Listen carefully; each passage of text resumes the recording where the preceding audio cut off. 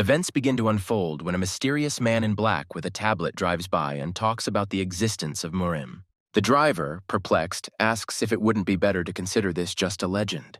The man assures that among us there are people with unusual strength, and this is reality. He adds that this makes them suffer, to which the driver remarks that he doesn't seem to like the promotion. The man explains that his predecessor died during a mission, and he wants a normal future, not this chaos. Then he changes the subject and asks about a high school student who became a MURIM. He notes with slight bewilderment that at such an age much is already clear, and wonders why he chose this path. The events unfold on the roof of a building where a schoolboy is shaking. There is hopelessness in his eyes, there are abrasions on his body, and he seems to be thinking about jumping down. His legs are wobbly. One leg is raised as if he's ready to jump at any moment. Suddenly a voice comes from behind asking if he is going to jump, and the boy flinches. He turns around to see a blond boy simply admiring the view from the rooftop. The guy, who is preparing to jump, gets scared and starts thinking about how long the blond guy has been watching him. However, he says that in the end it makes no difference because he has already written a will. The fair-haired man, turning to him, advises him not to do this now. The guy turns around and notices that the blond guy is there, literally in the blink of an eye. He sees that the blond guy's shirt has a second-year symbol on it. The blond man, looking apathetic, notes that before death, people usually remember their lives. The guy is surprised when the blond guy says that people remember many moments from their lives before they die. In response, the one about to jump starts shouting, claiming that the blond man doesn't understand anything. He exclaims that he was fighting for survival and did not want this ending at all. The boy shows his wound, claiming that he is bullied all the time, and it happened again today. He tells how he was forced to his knees, stripped, spat on, and forced to apologize for things that never happened. He then adds that the person making fun of him is a real jerk, but for some reason everyone thinks he is the idiot. He again emphasizes that even the class teacher refused to help him. With tears in his eyes, he exclaims that if the world is so terrible, it is better to just leave. The blond man, hearing this, replies that if he wants it, then let him, and pushes the guy off the roof. The guy about to jump is horrified and does not expect such a reaction from his interlocutor. He falls down with a frightening expression on his face, and the blond guy just watches. Then the blond man says that if that's the case, he should try the taste of death one day. The guy flies down with a shocked face and tears, screaming why he was pushed. At the moment of falling, he begins to see memories from his life, birthdays, holidays, and his mother. He continues to fall, remembering his parents, childhood friends, and happy moments. But then his memory also flashes back to the bullies from school who brought him to this state. Among them, a guy named Kim Yoon-ho. Exclaiming that he does not want such a death, he dreams of taking revenge and beating him until he bleeds. However, a moment later, our hero, who fell from the roof, wakes up in some building. It looks like a medical center, and the guy is shocked that he survived. He begins to think that perhaps it was all just a dream, or that the blond man was a ghost. But his thoughts are interrupted by a group of guys who come after him. The guy panics and realizes that among them is Kim Yoon-ho, the one who beat him. Immediately after the hero calls Yoon-ho's name, he receives a powerful blow and flies into a wall. The offender begins to beat him, but the guy begs him to wait while Yoon-ho's friends standing nearby discuss and eat. Kim Yoon-ho throws a journal that looks like a diary in his face, leaving him shocked. He adds that he saw the guy's will, where he indicated who he was leaving what to. The offender mockingly says that he almost cried while reading this, making fun of the hero. Kim Yoon-ho then states that he has seen everything the hero wrote about him and falls silent. Our hero goes into a shuddering shock as he realizes that this is not a dream, but he has no time to think. The offender delivers a powerful blow to the torso. Kim Yoon-ho begins to hit him harder and harder, ordering him not to pass out. He then shocks the hero by asking if he skipped class to commit suicide. Kim Yoon-ho adds that he doesn't understand how our hero ended up in the medical center if he was going to die. However, the hero continues to spin in his thoughts, wondering what happened on the roof if this is not a dream. In his head, he replays the situation on the roof, remembering all the details of what happened. Gradually, our hero understands that it doesn't matter whether those sensations were real, only their existence is important. Kim Yoon-ho scoffs, claiming that our hero is not even capable of dying because he is insignificant. Then the guy remembers that when he fell, he regretted his death, and now he needs to act radically. He decides to do something but only gets hit. His body does not obey. The offender again beats our hero, who in despair screams that he will not die and swings his fist. He declares that even if he dies, he will do so without regret, and punches his offender in the face. However, Kim Yoon-ho easily dodges and laughs with his friends, Noting that our hero decided to fight back for the first time, the offender kicks the guy, sending him flying into the wall, and screams that this jerk doesn't have a chance to respond. He asks in surprise how our hero dares to behave like this and try to fight back. Our hero rises to his feet and declares that he will not allow himself to be humiliated any longer and will fight to the end. These words only fuel Kim's desire to beat him even harder, demanding that the boy attack him faster. The hero decides that he is doing the right thing. If he is destined to die, it is better to die in battle than without a fight. Suddenly he hears a familiar voice, which says that he thought our hero was much weaker morally. This shocks him. He realizes that this is the same ghost that was with them on the roof. The blonde guy sitting on the fence says that it looks like our hero has nothing to worry about. However, our hero, in shock and with sweat on his forehead, realizes that it was not a dream. The offender's friends, standing nearby, are discussing, when suddenly a second-year student appears and starts telling something. Kim turns to the blonde man, telling him to go away and not interfere with the younger ones having fun. He then adds that perhaps it would be better to call Jin Ho-hyun, who is now the leader among the repeaters, and decide everything. The blonde guy jumps off the fence and says that since he is here, it is good. Then he adds that he will help our hero and looks at him. He approaches the guy, puts him in a fighting stance, and advises him to clench his fist. However, all this causes bewilderment and hostility in the offender Kim. A minute later, the fair-haired second year says that it will be better this way and suggests that our hero try to hit. The events cause Kim's company and himself to laugh and go wild with excitement at what is happening. The blonde assistant reassures our hero, claiming that one blow should be enough to deal with such guys. However, Kim is not going to just sit and watch. He attacks the hero with his fist and starts hitting him. The blonde guy reaches out and touches our hero's elbow, as if transferring strength to him. At this moment, small lightning bolts appear and the blow becomes much stronger. The offender receives a crushing blow to the face. A crushing blow to the face knocks Kim out cold, seemingly shattering him into pieces. Kim's friends, who were laughing earlier, suddenly change their expressions when they see their friend flying towards them from the impact. However, our hero is not happy. He is shocked by what happened and does not understand how this could happen. The offender's friends begin to get angry and threaten the hero, promising to avenge their friend, although they are scared. At this moment, the blonde guy from behind touches the hero's back with his fingers several times. After his touch, our hero's hands seem to move towards Kim's friends and begin to beat them. Our hero is in shock, with snot and sweat on his face, not understanding what is happening. With great surprise, he looks at his opponents, Kim's friends, who are lying unconscious. The blonde guy walks around them, saying that our hero turned out to be quite strong, since he dealt with them like that. He adds that with such skills, one should not be a target for attacks. With a cold face, the blonde man asks who our hero is with such powers. However, the guy is furious and shouts that it was the blonde guy who did all this and that he was the one who pushed him off the roof. But the blonde man only replies that our hero dealt with them himself, which only increases our hero's shock. Our hero starts yelling at the blonde guy, calling him an idiot for his antics. But with one movement of his hand, the blonde man puts the hero on the floor, stopping his actions. However, our hero continues, shouting questions about who this guy is, whether he is an alien or someone else. Looking at the nearest building, the blonde man replies that it doesn't matter. The main thing is that he helped our hero. To this, our hero only exclaims that now they will beat him even harder and there will be no help for him. He says that for these blows he will be beaten 10 times more. But the blonde man is not impressed. The fair-haired guy says that our hero, since he ran at him with his fists, was afraid of ordinary punks. He lets go of our hero's hand and remarks that now he doesn't have to apologize to those idiots. Our hero kneels down, lowers his hands, and begins to thank the blonde man for his help. Suddenly, he pays up, declaring that he doesn't care who the guy is, a ghost, a genius, or an esper. He swears that he will never forget the kindness of this man, and is glad that at least someone came to his aid, while the blonde man simply watches. The blonde guy notes that our hero seems to have some kind of bipolar disorder, since he says one thing and then another. On his knees, our hero begins to beg him to teach him how to become as strong. However, the blonde man replies that the hero doesn't even know him, and asks what kind of statements he's making to the stranger. But he soon remembers that his badge has a name on it, and he realizes that our hero already knows that he is a repeater. With tears in his eyes and screams, our hero begs the fair-haired man to teach him everything and make him strong. Meanwhile, the man and his driver finally arrive at the place they need. They are going to meet Lee Xun, who has recently become an important figure in MURIM. Events take us back to Lee Xun and our hero.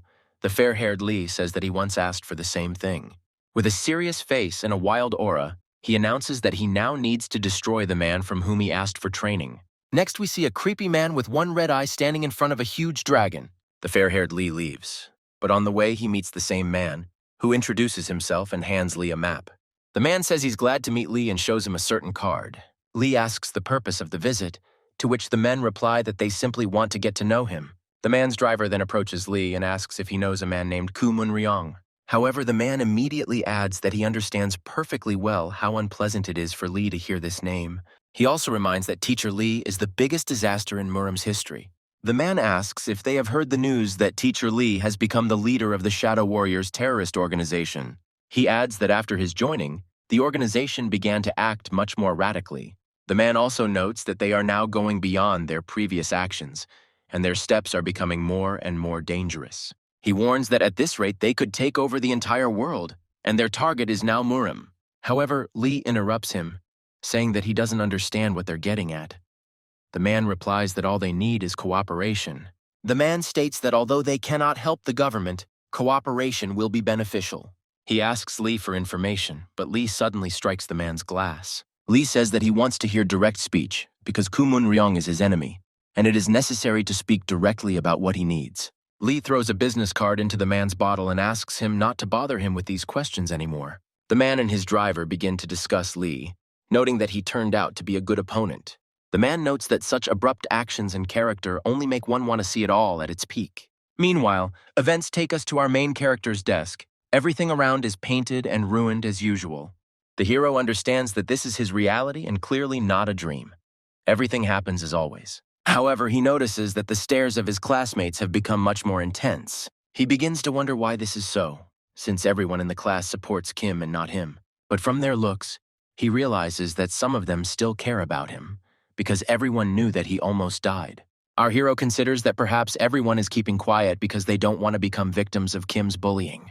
At this moment, Kim himself bursts into the classroom, shouting the name of our main character, Kang Ha-jae.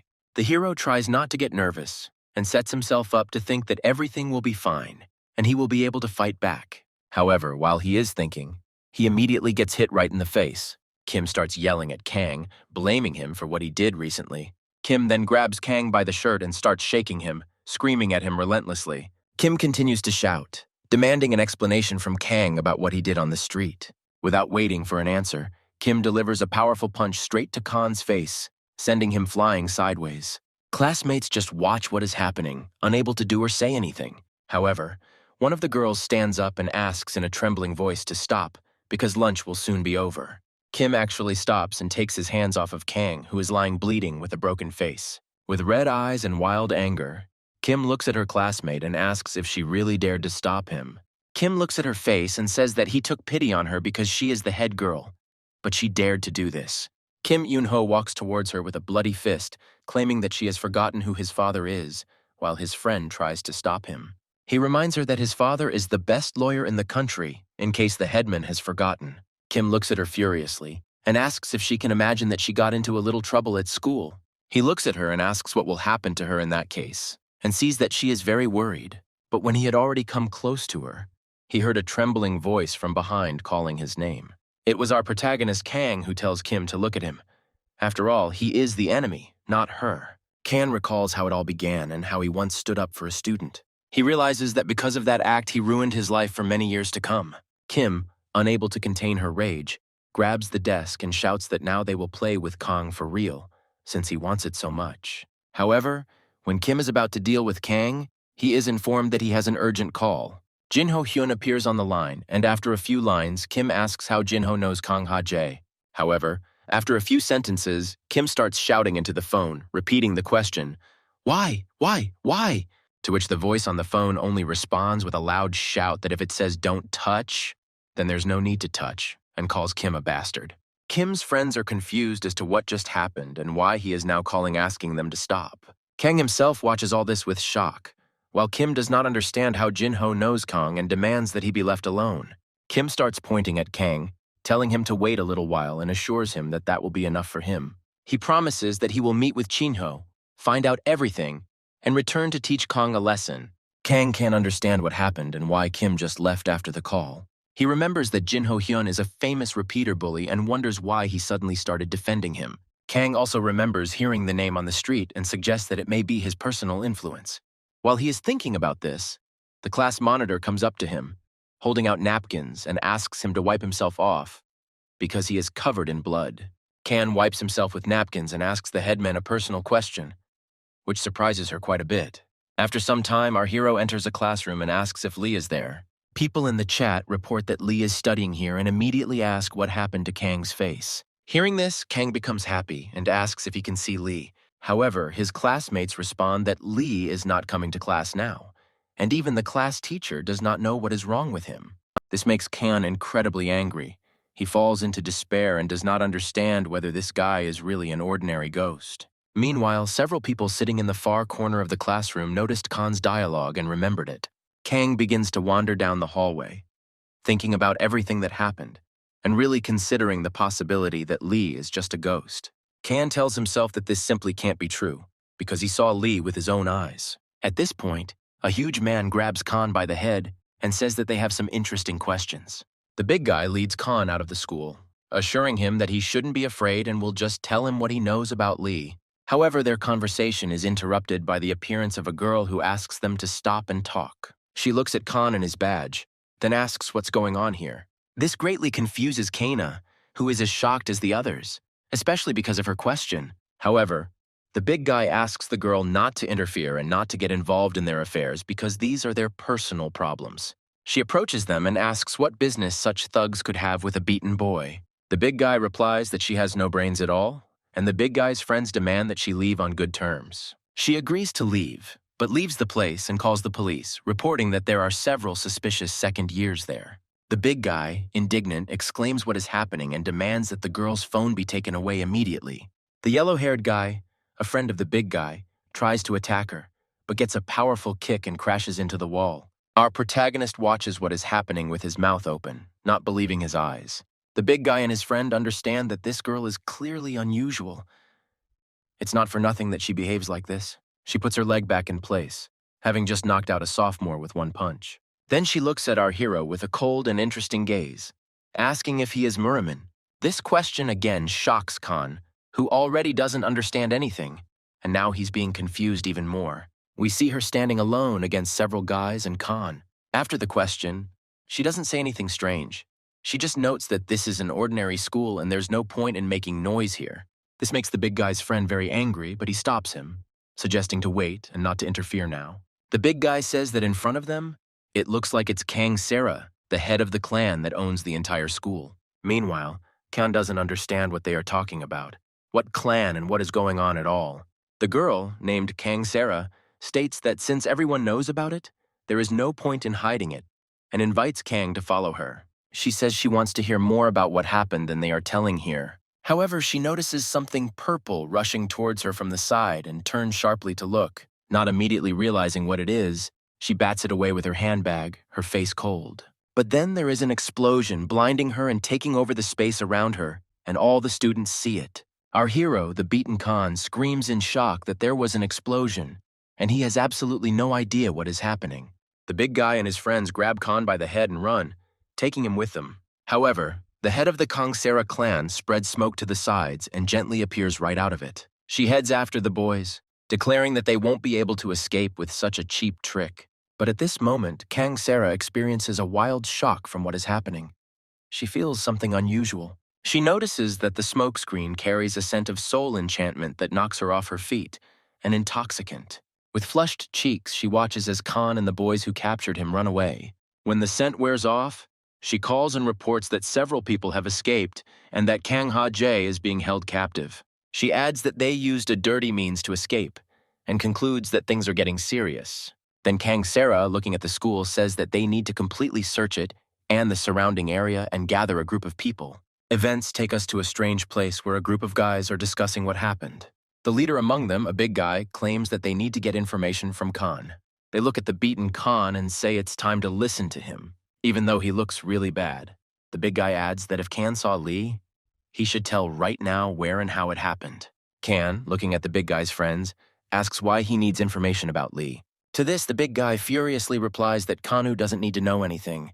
He just needs to be told. However, our hero decides to stand his ground and says that if that is the case, He will not say anything. With a strange expression on his face, Kan adds that guys are only interested in what benefits them. He offers to exchange information, but the big guy replies that he thought Kan didn't have the guts. After this phrase, a huge fist flies past Kan's face and crashes into the wall, breaking it and creating an explosive aura. With a very angry, beast-like face, the big guy states that he feels like Kanu wants to go to the other world. Kan replies that they will not hear anything from him and does not intend to die so easily. One of the big guy's friends asks him how long he will stand, because time is running out. The guy approaches Kang and asks what exactly he wants to know about Lee. Looking at them, Kang replies that he would like to know why they are pursuing Lee in the first place. The guy replies that the Sunu clan was sealed, but now the clan leader has taken action and they are looking for Lee. On Kan's face, one can read only bewilderment and rejection of what he just heard. He starts asking what kind of clan Sunu is and so on, to which the third guy points out that he is just an ordinary citizen and that he is talking about Kane. The guy then explains that Lee is a very important figure in MURIM, so they are looking for him. Although Kan begins to understand more, he still asks what MURIM is. The big guy angrily replies that they are not in class and that Kan has had enough of his questions. The boy explains that MURIM is a society with different values, but Kan does not understand what these values are. This finally pisses the big guy off. He asks his friend to move over and goes straight to Kan. He grabs Kan by the shoulder and says that it is his turn now and demands that he tell him all the information he knows. With a very angry face and a gloomy aura, the big guy asks Kang where Lee Xiun is now. However, our hero begins to get very worried and tries to mumble something. But right at that moment, Lee himself appears behind the big guy and asks why they are looking for him. Such a sudden appearance confuses absolutely everyone, including the big guy who is in shock from what is happening. The big guy and all his friends quickly retreat back, and Kang is shocked at how Lee got there. Lee looks at the guys with a cold face and asks who they are and what they want. At this moment, Kan finally realizes that he did not dream anything. Lee really exists, and Lee himself goes to the guys. Lee then creates a powerful aura around himself and declares that he will not let anyone escape from here. The boys shout the word jump in unison and actually fly into the air, shocking Kan with their actions. Kang turns to Lee and asks if he saw those guys jump, but all that remains in Lee's place is a trail of air. The next second, as Lee jumps after them, they all fall down unconscious from the sky. Meanwhile, Lee descends with pathos, landing smoothly on the ground with his head down and his arms folded. Kang notices that the guys who fell are barely breathing, screaming and sweating, and Lee just watches this. All this leaves Kan in shock. He cannot understand what is happening around him and how they do all this. Kang looks at Lee again and again begins to think that Lee is just a ghost of this world. Two guys from the big guy's team start screaming about what Lee is doing. They get the feeling that he decided to kill them here. One of them says that they threw weapons at the clan leader, attacked the schoolboy, and thoughtlessly began to talk about MURIM. Lee asks if they need any more arguments, since they clearly understand that they have made a big mistake. He states that they can talk about the pursuit later, but now he calls Kan to come with him. However, Kang asks Lee what will happen to these guys who are just lying on the floor. However, the answer was not long in coming. The police arrived and began arresting them one by one and taking them into the car. Lee just silently leaves, turns around and tells Kan that he asked him to follow him, reminding him of this. Kan follows him. Kang follows Lee in an unknown direction, not understanding what is happening, who this Lee is, and why he is doing this. However, here Lee turns to Kan and asks if he has seen what happens when people decide to talk about him and discuss something. Then, with rudeness and cold-bloodedness, Lee says that Kan should not even dare to contact him again, or mention him, or look for him. However, at this moment Kan is only surprised and not shocked, but pleasantly surprised and silent. After which he says that he realized that Lee did this to protect Kan. Now Kan is absolutely sure that Lee is a good person. Then Kang asks Lee if he was the one who arranged for Kim to be stopped at school when he was beating up Kang. Kan continues to question Lee about everything, saying that he is probably MURIM too. However, Lee asks Kan to stop. Lee looks the other way and says that his warning is not a joke, and if Kan does not follow them, he will simply die. However, Kan only says that he doesn't care what surprises Lee, who even asks, "What, he didn't expect that from Kan." Kang, with a smile on his face and a battered face, says that he survived thanks to Lee and that he is no longer afraid of anything. Then Kan begins to talk about how he was an unhappy person. Everything around him was not working out and everything was bad. Kan thought that everyone in this world, all people, hated him, But when he woke up in the medical center, he realized everything.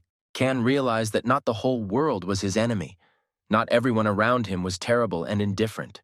There were also kind and pleasant people. He even talks about how today the class leader went against Keen and stood up for him. Kang thanks Lee for changing his views of the world, and now he sees everything differently, much to Lee's surprise. Kan says that if he had simply died without ever knowing the whole truth about this world, it would simply not have been fair. Surprised, Lee listens to all this and then says that the lesson has probably already started, and it's high time for Kan to go to school. Following this, Kan begins to bow, thank for everything, and say with a smile that he then went once already. About 15 seconds pass, but Lee notices that Kang still hasn't left and asks him why he's still there. However, Kan answers with a trembling voice, holding the phone in his hands, asking if Lee could dictate his phone number to him. However, Lee's evil, shining gaze makes it clear to Kan that he apparently isn't going to give out any numbers, and Kan goes back. Kan starts running back to school and shouts that he will forget everything that happened today. He watched a lot of movies and is good at pretending. However, as soon as Kan leaves, the same girl who was introduced as the head of the clan appears behind Lee. She approaches Lee. He calls her Sarah Nuna and asks how she is. She says that everything is fine, just a little paralyzed for a while. Lee says that the invaders were carrying out orders from the MURIM Special Forces Department, in his opinion.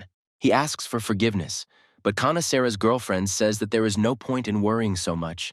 Everything is fine. It is her mistake. However, she also adds that Lee shouldn't have gotten involved in all this and gotten involved here. Everything could have happened without him. Lee understands what he's talking about and asks if it bothers her that he helped that guy escape those bastards today. However, Kana Sarah's girlfriend only says that she understands perfectly well the feelings that Lee is experiencing and does not blame him for anything. Meanwhile, the events of the story take us to the school gates. Some brutal black car arrived at the school. We are shown some old man looking up and getting out of a car, saying that today is the day to meet the elder. The elder asks someone how the head of the Sunu clan is doing, and if everything is okay with her now.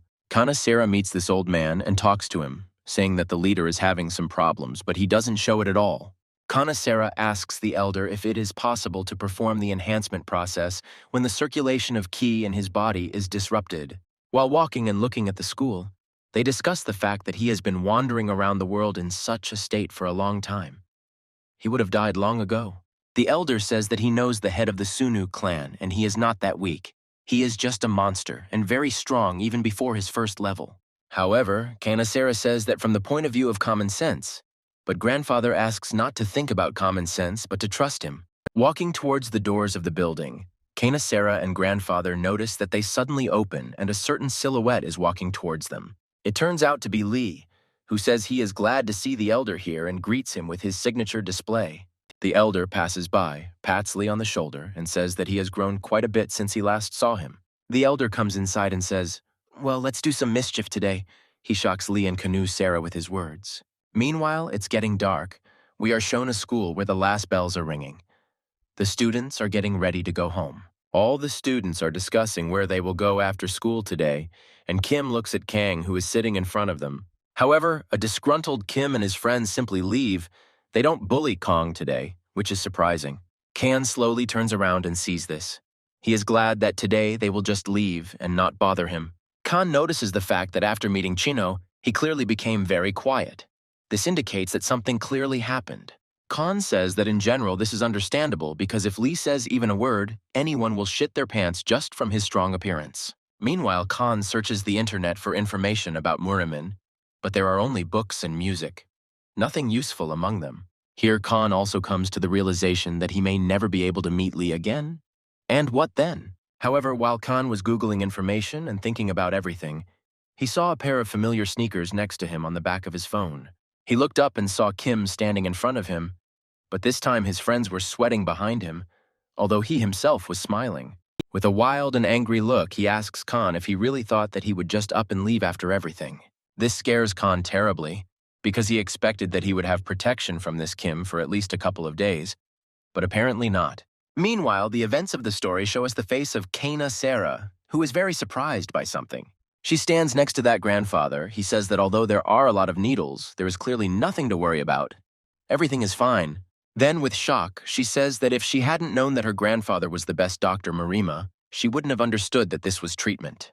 Grandfather, in turn, only washes his hands and later wipes them and laughs, saying that in general, she is even right. Grandfather looks at someone who is shining brightly, along with Kanasera, and says that if anyone finds out about this, they'll obviously think this is a strange treatment.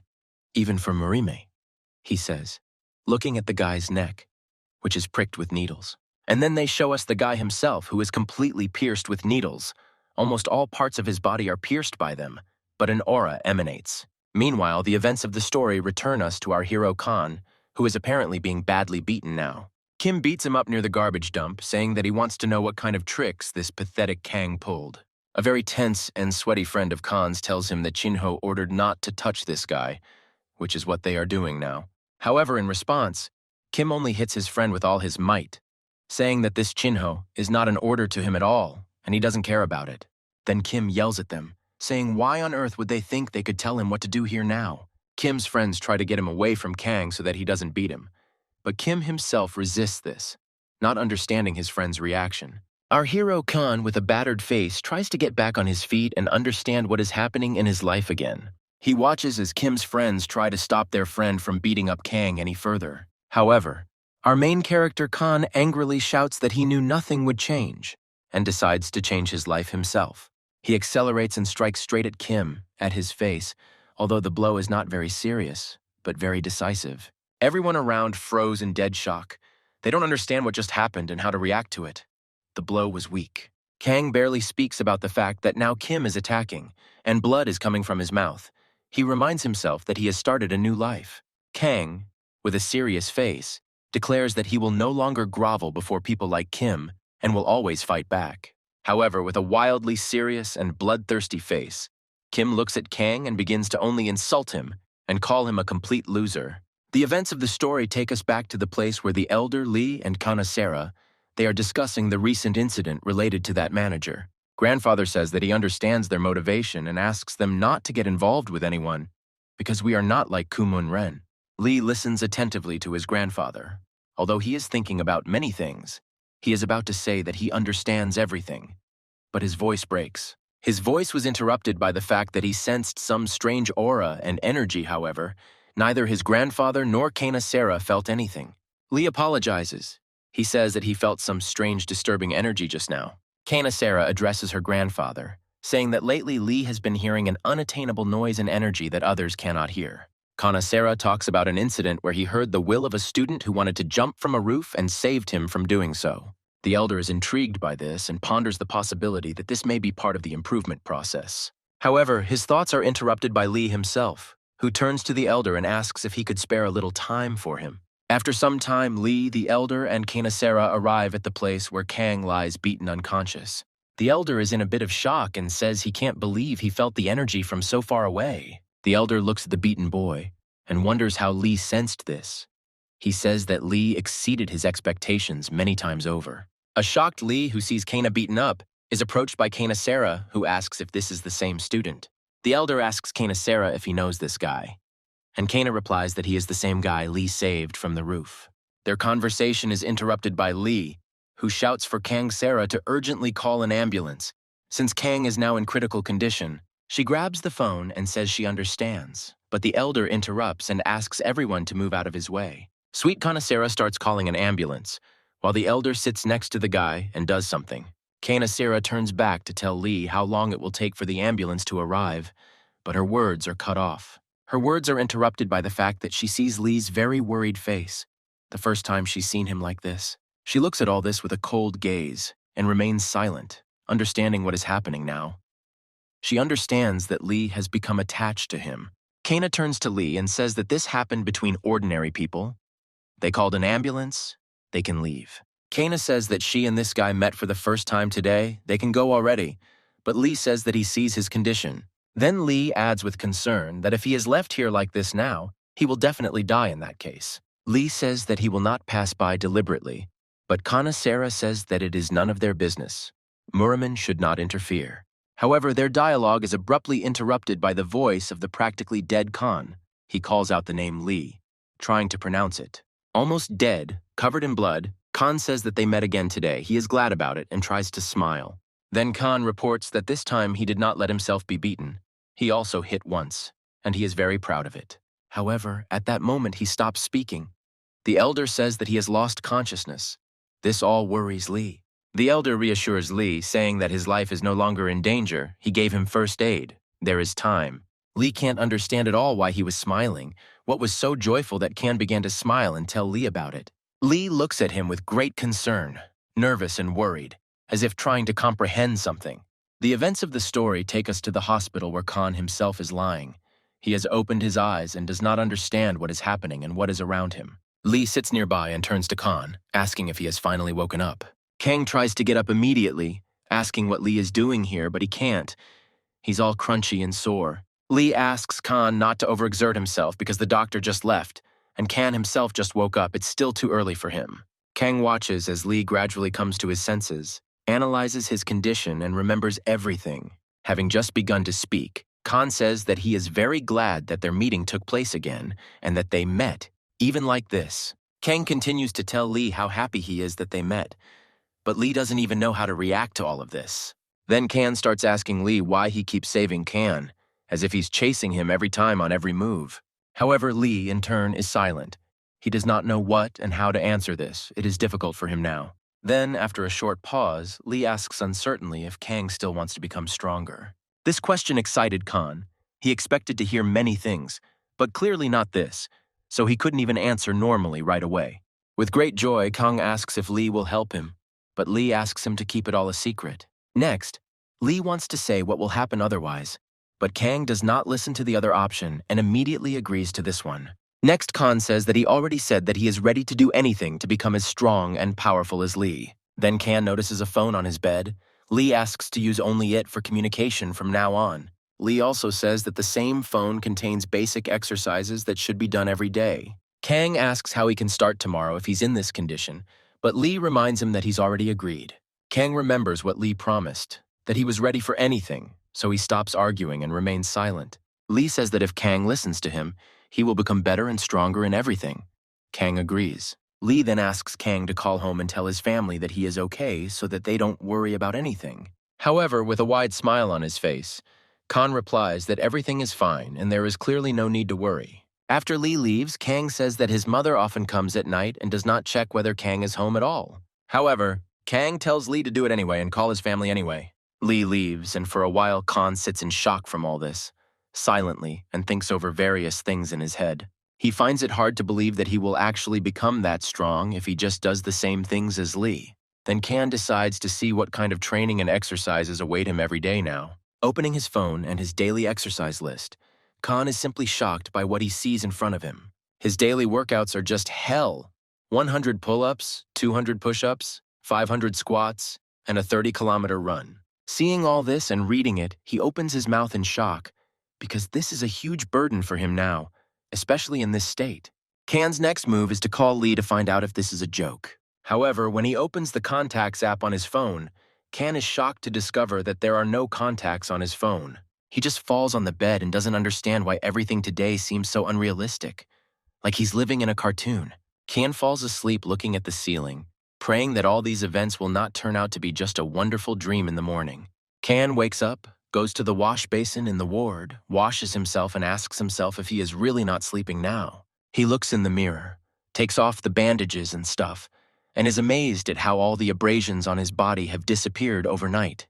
He walks around his room and looks around, not understanding where he is, and wonders how big the bill will be for all of this. From behind him, he hears a female voice, saying that Kanu shouldn't worry about all this at all. Turning around in front of him, he sees Kana Sarah, who is looking at him.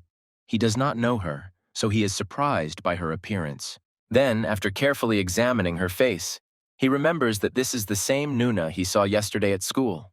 Kana Sarah in turn tied Kana by the chin and lifted it up, which began to surprise Kana very much. She looks at his face and says that the elder's skill is immediately visible even to the naked eye. Kan asks her again what she's talking about, but she says it is not important and suggests discussing some details. She says she heard about him being bullied at school and promises to resolve it right here and now. She says that they will appoint a special teacher who will monitor everything, and Kan will receive a scholarship and asks how he likes the conditions. He tells her that he doesn't need all this, which causes her rejection and even a little shock at his words. He says that in exchange, she will ask Khan not to cross paths with Lee again in that case. She was surprised at how quick-witted and understanding Lee was. He immediately figured out what was going on, and he made her remain silent. Then Kang says that he doesn't know what the reason is, but Kang Sarah clearly wants them to not see Lee anymore. Then she says that he is quite smart, puts down her bag and takes a strange stance. This causes Khan to be confused and shocked. Her hands move sharply and very quickly towards him. Within a second, Khan was in midair. She grabbed him and simply flipped him over in the air above her. She then threw him onto the bed and pinned him down with one foot in the chest and neck area. Then, with a large and cold-blooded look, she asks Khan how he likes this action on her part. She sits on him and chokes him a little, which clearly does not inspire confidence or a desire to cooperate. However, at some point, she begins to hear from Khan only laughter and attempts to laugh again, which drives her crazy. He says that given the method she uses, he is even less willing to agree to all of this. She then hits him and chokes him even harder, saying that Khan is mistaken if he perceives all this as a joke. She then starts yelling at him, saying that in 35 seconds, Khan will die right here. Squeezing the last of his strength out of himself, he says that she can do whatever she wants. Then he adds with a shout, saying that if it weren't for Lee, he would have been dead a long time ago. So death clearly doesn't frighten him. Finally, he shouts that he will never live under pressure from other people in this life again. This causes misunderstanding in Khan Sarah and sweat on her face. She releases him from her hands and allows him to breathe normally. She sits down on the other side of the bed and says that everything is clear to her, and Khan himself tries to catch his breath after everything. She says that she now understands Lee's experiences and feelings, but this shocks Kang. She takes out some beautiful box from her bag and holds it out to Kanu with her hands, and he asks what is in it. Khan Sarah says that there are food supplements for Kana, as well as a pass to the nearest fitness center in his house. He thanks her for what she gave him, but he has a question about how she knows where he lives and that she found a fitness center. She says that Lee Kang understands that Lee is a very important person in their world, very, very important, which shocks Kang. He asks her if by our world she means MURIM, or if she means something completely different. Then, without answering the question, she adds that if Lee gets into danger because of Khan, he won't get off with simple threats. This whole dialogue only scares Khan. He leaves the hospital realizing that although she is very beautiful, she is a rather creepy person. Then Khan decides not to focus his attention on her and this whole situation, but to get down to business and picks up the phone. Our hero Khan begins to look at the list of exercises he needs to do soon. He's afraid to imagine how hard it will be, but his thoughts are interrupted by Lee's call on this phone. Lee immediately comes in with a question, asking if Kang has already left the hospital. He says that he has just been discharged. Next, Lee tells him to walk, do the exercises, and write down how many he managed to do. Kang says he can only do one pull-up, but here he can do 100, but Lee simply asks him to repeat his one pull-up 100 times. Lee is in some library and continues to explain to Khan on the phone what exercises he should do and how. Kang walks around the city. They discuss food deliveries. Lee asks him to use them every time after finishing training. Lee tells Khan that he has 2 weeks to learn how to do it all in one day, but Khan asks what happens if he can't. Lee says that then this will be the end of Kang and Lee's acquaintance, which simply shocks Kang to the point of horror. They talked, and a shocked Khan walked through the city, wondering how he could do all this in one day. Khan decides to try the fitness center first, which Sarah gave Khan access to, but something shocks him quite a bit. In front of him was an old, cramped gym with bad windows in the middle of some building, which surprised Khan quite a bit. Khan goes up into the hall, and in front of him, there are many different bodybuilders who are clearly experienced and have been training here for more than one day. The atmosphere in the hall greatly surprises Khan, because he expected a modern gym, but here it is a basement for experienced bodybuilders. Khan is quite shy. He decides to find a secret, secluded place where he will train alone, away from everyone, so as not to disturb anyone. However, he is not very successful in this, because he immediately attracts the attention of all the local men who look at him. Some time passes. Our hero Khan trains and already does 70 push-ups from the floor, and many are watching him. Not having finished the 70th time, Khan falls to the floor and says that he simply can't do it anymore, being covered in sweat. A large, muscular man comes up to Khan and says that Khan has been doing push-ups for over an hour now. Is this really his first time here? Khan is back on track with the desire to continue what he started, because today he has to do 200 push-ups. The muscular man looks at him in surprise and tells Khan not to overdo it, because his muscles will hurt tomorrow. Khan thanks him for the advice, but adds that his teacher ordered him to do it 200 times today. The jock is shocked by how weird Khan's trainer is, but another guy in the gym asks him to stop pestering the guy. Another guy in the audience says that there is no point in pestering the kid. Tomorrow he will understand his mistake. And that's all. Some time passes, Khan returns home and, tired, simply falls onto his bed, abandoning everything else. Khan looks at his phone and says that he tried very hard but didn't even do half of it. This will disappoint him. Khan continues to look at his phone and his list of tasks, and understands that it's better to give up. It's unrealistic in half a month. However, right at the moment of these thoughts, Khan receives a message on his phone, most likely from Lee, which surprises Khan greatly. Lee asks how Kang's training was. Kang remembers that he promised Lee to write when he finished and is about to answer. Khan explains everything to Lee, and he understands that for the first day this is even very good, and then remembers about the nutritional supplements from Khan Sarah. He looks at the things in the box that Kana gave him. They look a little impressive even. Kana hasn't seen such things before. He decides to sniff it and smells some Chinese medicine, and wonders if everything will be okay with him after this. However, Khan remembers that Lee himself told him to take them, which means there is nothing scary in them, so he decides to eat them. Khan swallows one of these pills and is immediately captivated by an unusual feeling and an aura of some new power. He immediately feels that as soon as he takes the pill, it immediately melts in his mouth, which is very unusual for pills. Khan remembers that it is already late, and it would be good to go wash up before going to bed and then go to bed. However, at the moment when he tries to get up, he seems to be stopped and burdened by some feeling unknown to him. Khan begins to experience a strange sensation, as if he's falling backwards, losing consciousness. His brain seems to be switching off every second. A moment after this, Khan simply falls onto the bed, not understanding what just happened to him, and passes out.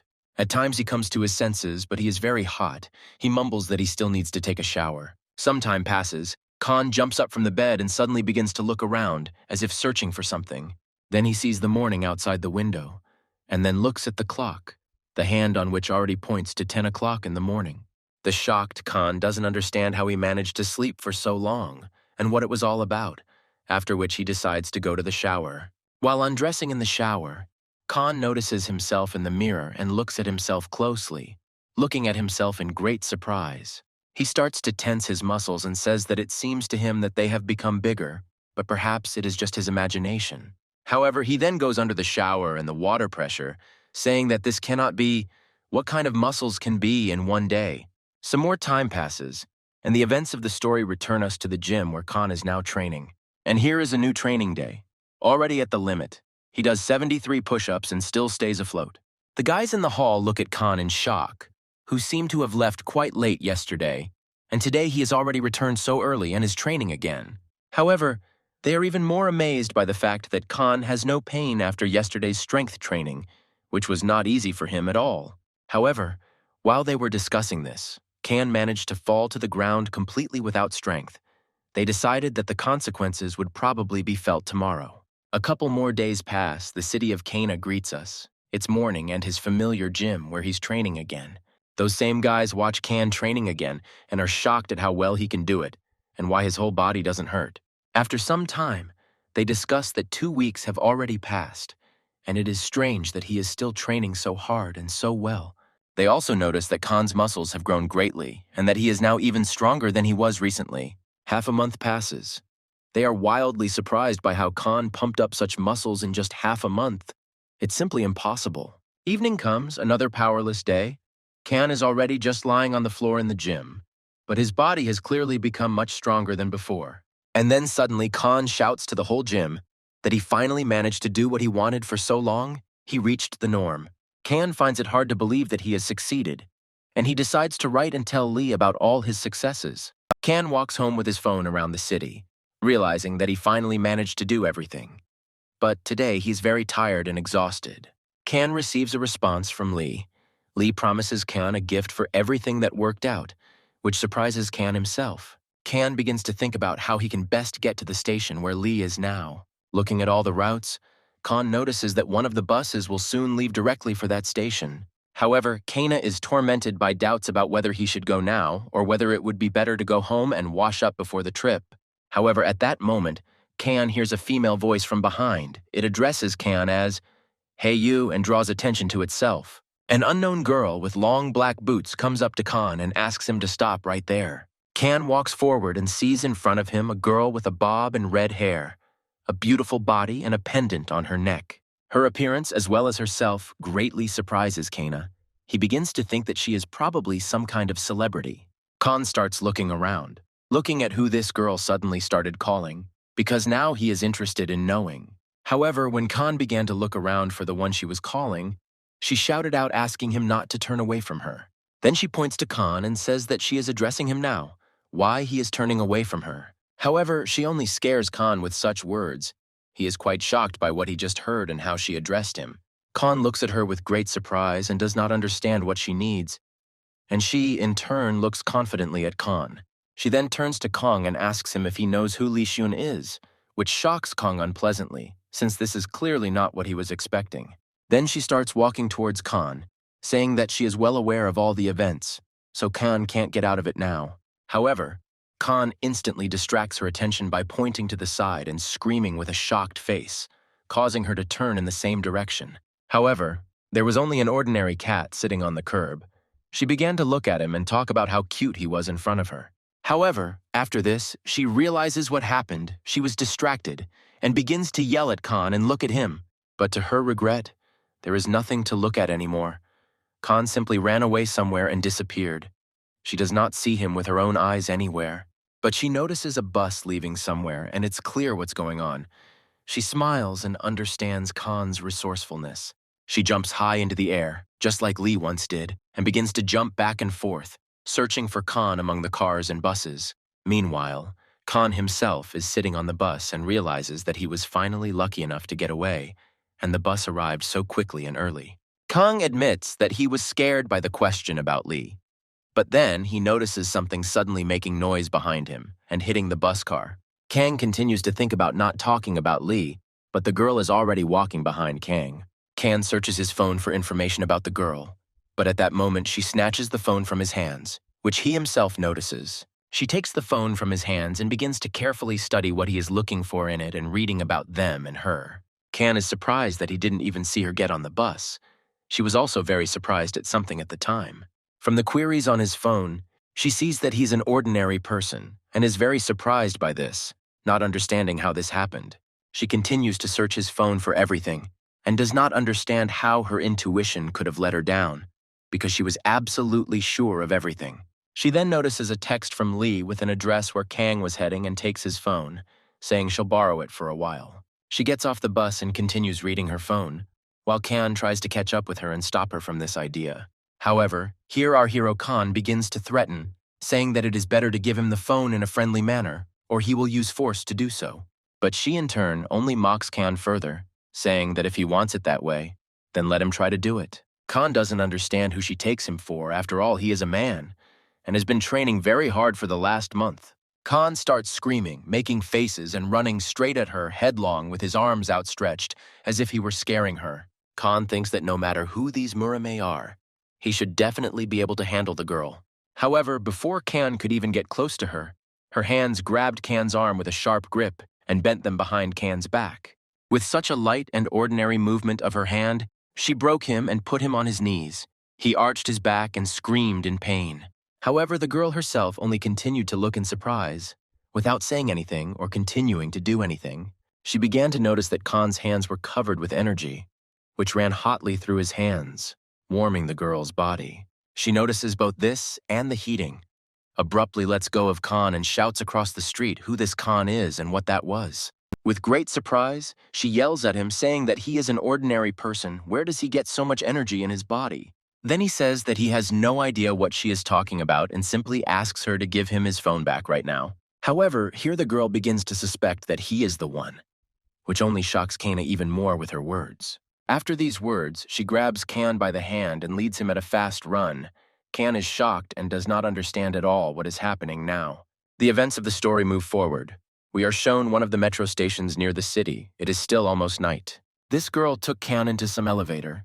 He started asking her where they were going and why, what was going on. She says, of course, to Lee, but Kang says Lee is dangerous, and she in turn says that it's cool and is looking forward to it. The elevator stops. The doors open, and right in front of Khan and the girl's face appears that same Lee. This makes Kana extremely happy. He is very happy to see Lee, because finally all this will be resolved and this girl will leave, giving the phone. However, something goes wrong. She only hits Khan in the stomach once again and jumps somewhere to the side towards Lee. She then kicks Lee straight into his body, but he manages to block such a powerful attack. The girl, seeing Lee, seemed to go crazy. She began to jump from side to side and dealt Lee blow after blow.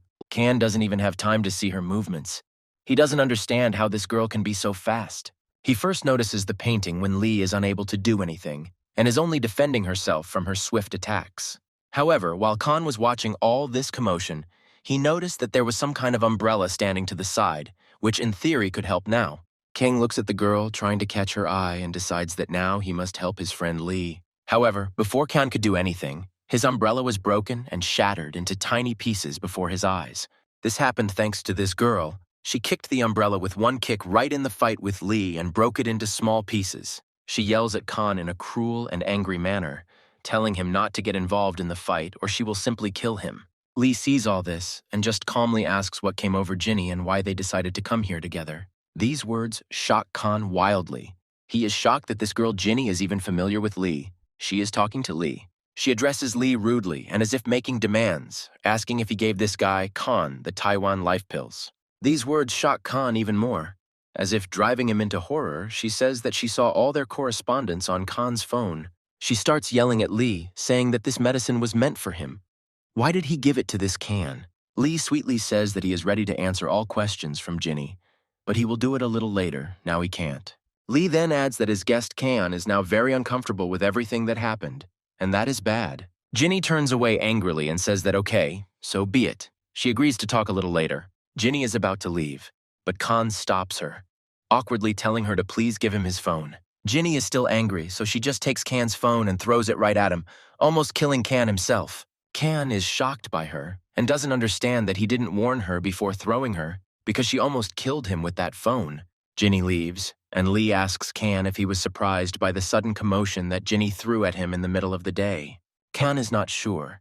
He says that everything is fine and Lee's friend was uncomfortable, so nothing terrible happened. Lee asks Kang to come into the room from the elevator and asks if there is anything Kang would like, and he asks for some water to drink in turn. Kang looks at the room, and Lee says that since their last meeting, Kang has gotten more or less pumped up. Kang says that he was just doing Lee's assignments. Kan sits down in a chair and is about to pour himself some water, however. Something seems to be bothering him, but it is difficult for him to say it. Kang raises his head and abruptly asks Lee who the MURIM are, a question that shocks Lee. Kang begins to say that he realized that these are unusual people, and says that both Lee and Kang Sera seem to be like that. However, Lee only looks at Kan with a depressed look, and says that ordinary people are forbidden from revealing information about MURIM. However, Kan immediately begins to contradict Lee's words, saying that if there is such a ban, then why does Lee help Kan?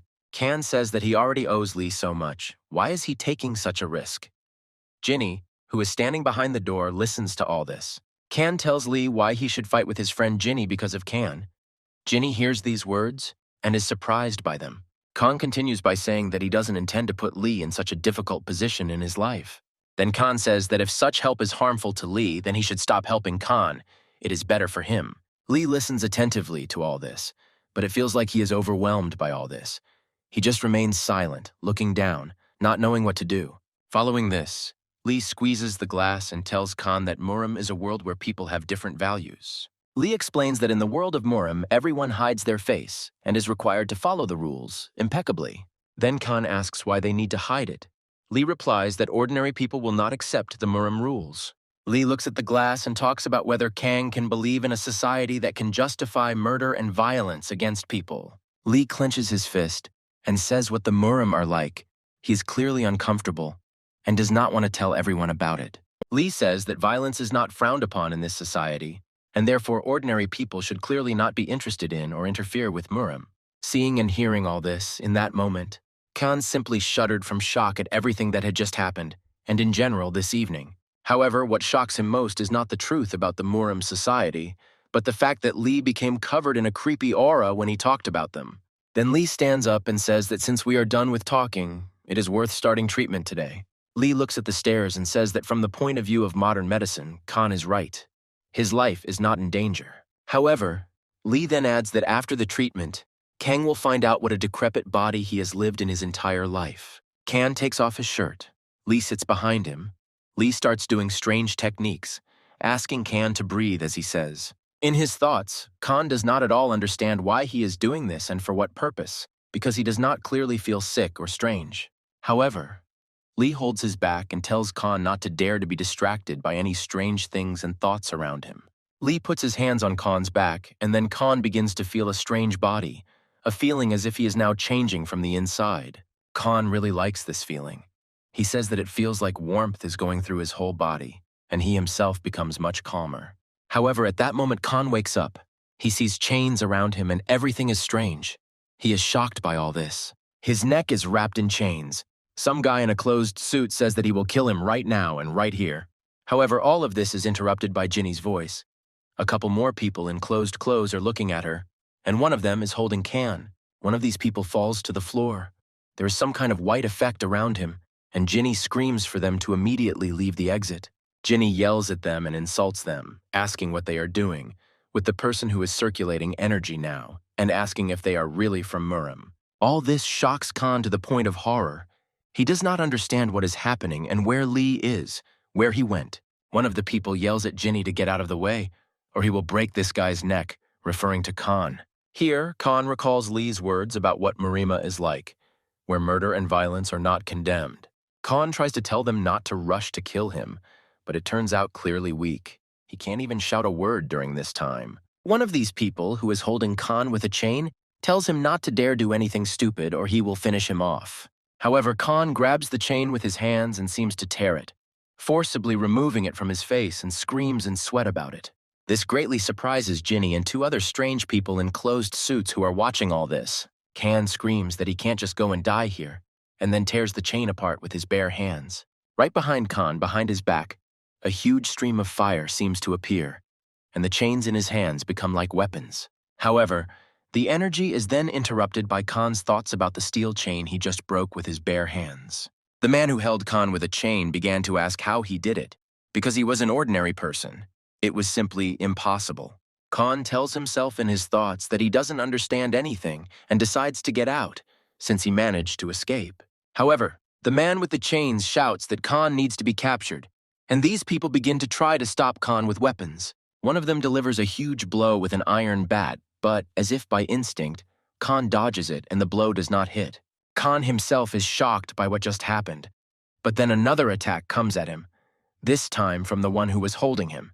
Khan seems to sense with his body what is about to happen, and breaks away from the spot, running forward, thereby overtaking their possible attack with his speed. Khan doesn't understand what's happening and how he predicts the strikes, but he already sees another kick coming straight at him. This blow is very close to the cannon. He understands that he will most likely not be able to dodge it like he did with the previous ones. However, here Ginny flies into the battle, deftly using her legs to block the attack that was heading straight for Khan. Khan is in complete shock from what happened and from the fact that Ginny just saved him, which is very strange. Then, blow after blow, she began to scatter these people in suits in different directions, not allowing them to get closer and strike. She jumps on one of them and with a knee strike simply smashes his face into pieces, smashing everything that was there. A few more of these blows and the group of masked men was completely eliminated by Ginny alone. Khan was shocked by what he just saw. He says that before he could even blink, Ginny had already taken out 3 guys at once. He looks at her and notices that she moved even faster this time than she did in the fight against Lee. She walks up to one of them, puts her foot on his face, and asks if they know where they are and who they even are. However, her discussion with this man is interrupted by Khan, who asks her to wait, but clearly does so very hesitantly. Khan starts talking about how if she worked on them all, then shouldn't they call the police, who will then decide everything. However, Ginny yells at Khan, saying that he doesn't even know the basics of the MURIM world, and that they and ordinary people don't interfere in each other's affairs. One of them, who can still speak, turns to Ginny, saying that their clan is in such bad shape that the police are being talked about. These words make Ginny realize that these people didn't just break in and clearly have strange, evil intentions. They say that they just wanted to make sure that the clan leader wasn't here, But they didn't think that there would be anyone else here. This whole dialogue shocks Kang. In his head, he suspects that they may have Lee Soo-yin as the head of the clan. Ginny asks one last time who they are, but the guy only answers that the head of the Sunu clan will soon die, and this will be inevitable. These words shocked both Ginny and Kana. They don't even know how to react to this in this situation now. She puts her leg on him and says that he is talking like that. Couldn't he have come up with something smarter back then? However, Khan's thoughts were shocked. He only thought about these words. He couldn't believe that Lee could die. It made him angry. However, Khan's thoughts are interrupted by a sound in his head. He hears as if someone is very quickly climbing up the stairs of the building. Shocked by this, Khan shouts to Ginny about this, saying that someone is coming from below here very quickly. She starts asking him what he means, but he says that he himself doesn't understand and doesn't know who it is. He just feels it. Ginny points out that Khan has a pretty good skill for recognizing what's going on, just like Lee. The guy from the group says that everything is correct. Reinforcements of a couple dozen people are coming here after them. He then also addresses Ginny and Khan, saying that if they don't want to get hurt, then they better surrender right now. However, Ginny does not dare to listen to this nonsense and his stories any longer. She simply smashes his head with a kick and sends him into the wall. Then Ginny takes her phone. She says that there is no point in staying here and decides to check something. She notices that there is no connection on her phone at all. Khan checks his, and his is the same. Also no connection. This scares them both to death. Ginny yells at Khan to pack his things and get dressed. They need to get out of here as quickly as possible. Ginny gives Khan the helmet and tells him to go down, but Khan asks if it won't be by elevator. Ginny says that there is definitely someone there already, and meanwhile, the door of one of the rooms is knocked down by someone's sharp foot. A whole crowd of different people comes up to the floor. All of them are immediately obvious to be rare freaks, and they all hide in one way or another. The main man among them asks his people to examine the bodies here in the room and find out what happened here. He then gives orders to his men that if their enemy is the Sunu clan, they cannot just let them up and leave. The men in this man's squad report finding an open emergency exit with a ladder leading down. Meanwhile, Ginny and Khan are running down the stairs. She asks him if the phone has a signal, but Khan says no. Ginny realizes that most likely all the repeaters were broken, and a shocked Khan asks her what is going on. Running down the building's stairs, Khan asks Ginny what happened, but she says she was just waiting for Khan to wake up, per Lee's orders. Later, she hands the phone to Khan, showing the number, saying that it is a clan member's number in case Khan manages to call before her. She says that she went to fill up her bike, and Khan needs to follow her down to the second floor of the parking lot as quickly as possible. She jumps down, and Khan doesn't understand why and what's happening if they can just go down together. Like a hare, she jumped wildly down the stairs floor by floor, shocking Kana, who thought that everyone in MURIM was like that. Khan walks and realizes that something has changed since he woke up, because it wasn't just like that he was able to break the chain with his hands. Then he looks down at the stairs and wonders if he can do the same as she did. However, he only hears a scream from Ginny below. She asks what he is doing there. It is time for them to leave already. Khan shouts back to her that he is already running and goes down further at the usual pace like a human. Some time passes. Khan successfully goes down the stairs, however. Even after going down normally, he gets very tired. Khan opens the door to the parking lot, comes out and says with a smile that he apologizes for being late. But there is a problem. Opening the door, Khan watches the scene of Ginny beating everyone around her with just her strength. A crowd of guys trying to grab her. Khan sees that Ginny is surrounded. He is shocked by this and does not know what to do now. Sweat is running down his face. However, he tries to convince himself that everything is still more or less normal because Ginny is able to fight back. After a couple of minutes, she beats off the first part of the group of these guys and just stands there, as if she had just drunk coffee. Another group runs straight towards her, but she just looks at them and says that maybe that's enough. It's useless. She screams at them, asking if they really want to just die now since they are afraid of Ginny. Ginny is about to launch a counterattack on them, however. Something suddenly stops her. She looks scared. A huge knife suddenly appears right next to Ginny's neck, and she is shocked because she didn't notice how it was planted. A scary, ugly guy with a chain in his nose appears in front of her and asks her to repeat what she just said. He is many times bigger than Ginny and stands right above her, holding a knife to her neck, which has paralyzed her, mentally for sure. All this scares Khan to the point of horror. He doesn't know what he should do now, and all he sees is the death flag of his enemies. Khan begins to think about what actions he should take. He realizes that MURIM is against him, and it will be very difficult. Khan thinks that perhaps he should try to escape from here, but he hears that people are already running down the stairs. Khan is confused. He does not understand what he should do in such a difficult situation, but he sees a hydrant near him. The same group of people who searched the room are heading down to Kanu, but at that moment, their attention is distracted by a sharp ringing sound. This group is scared. They don't understand where the ringing is coming from, but the ringing itself is similar to a fire alarm. It scares them. The same man who is holding Ginny with a huge knife orders his men to go and find out what is going on.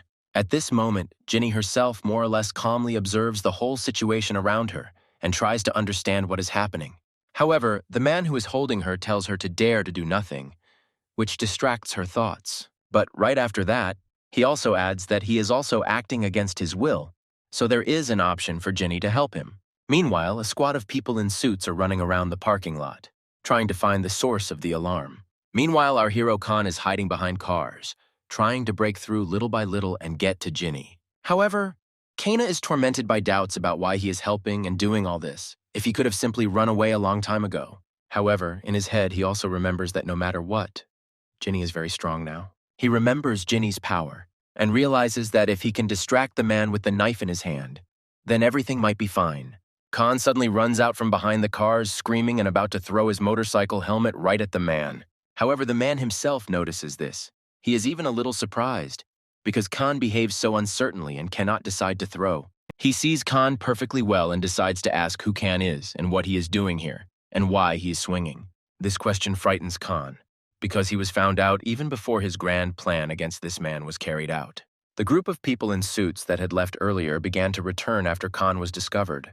However, Khan decides to do something wild and says that whatever happens, he will take the risk because he has changed his life. Khan throws the helmet with all his might right into the face of the guy with the knife holding Ginny. He laughs, saying that he can easily dodge something like that. However, this does not happen, and the helmet flies at great speed straight into his face, breaking his face and knocking out the guy himself. Everyone around is in wild shock from what is happening. They could not have expected such an outcome of events, and that Khan would knock out that guy. And Khan himself didn't expect anything like this, but now he watches as this guy is sent flying by one of his throws. Seeing all this, Khan is scared. He cannot understand what will happen now, because after this, clearly no one here will forgive him. At that moment, the guy who was hit by the helmet finally stops. He manages to stay on his feet before falling, but he is badly injured. This guy starts looking at Khan and insulting him, and later says something about his internal energy, although it is not clear what.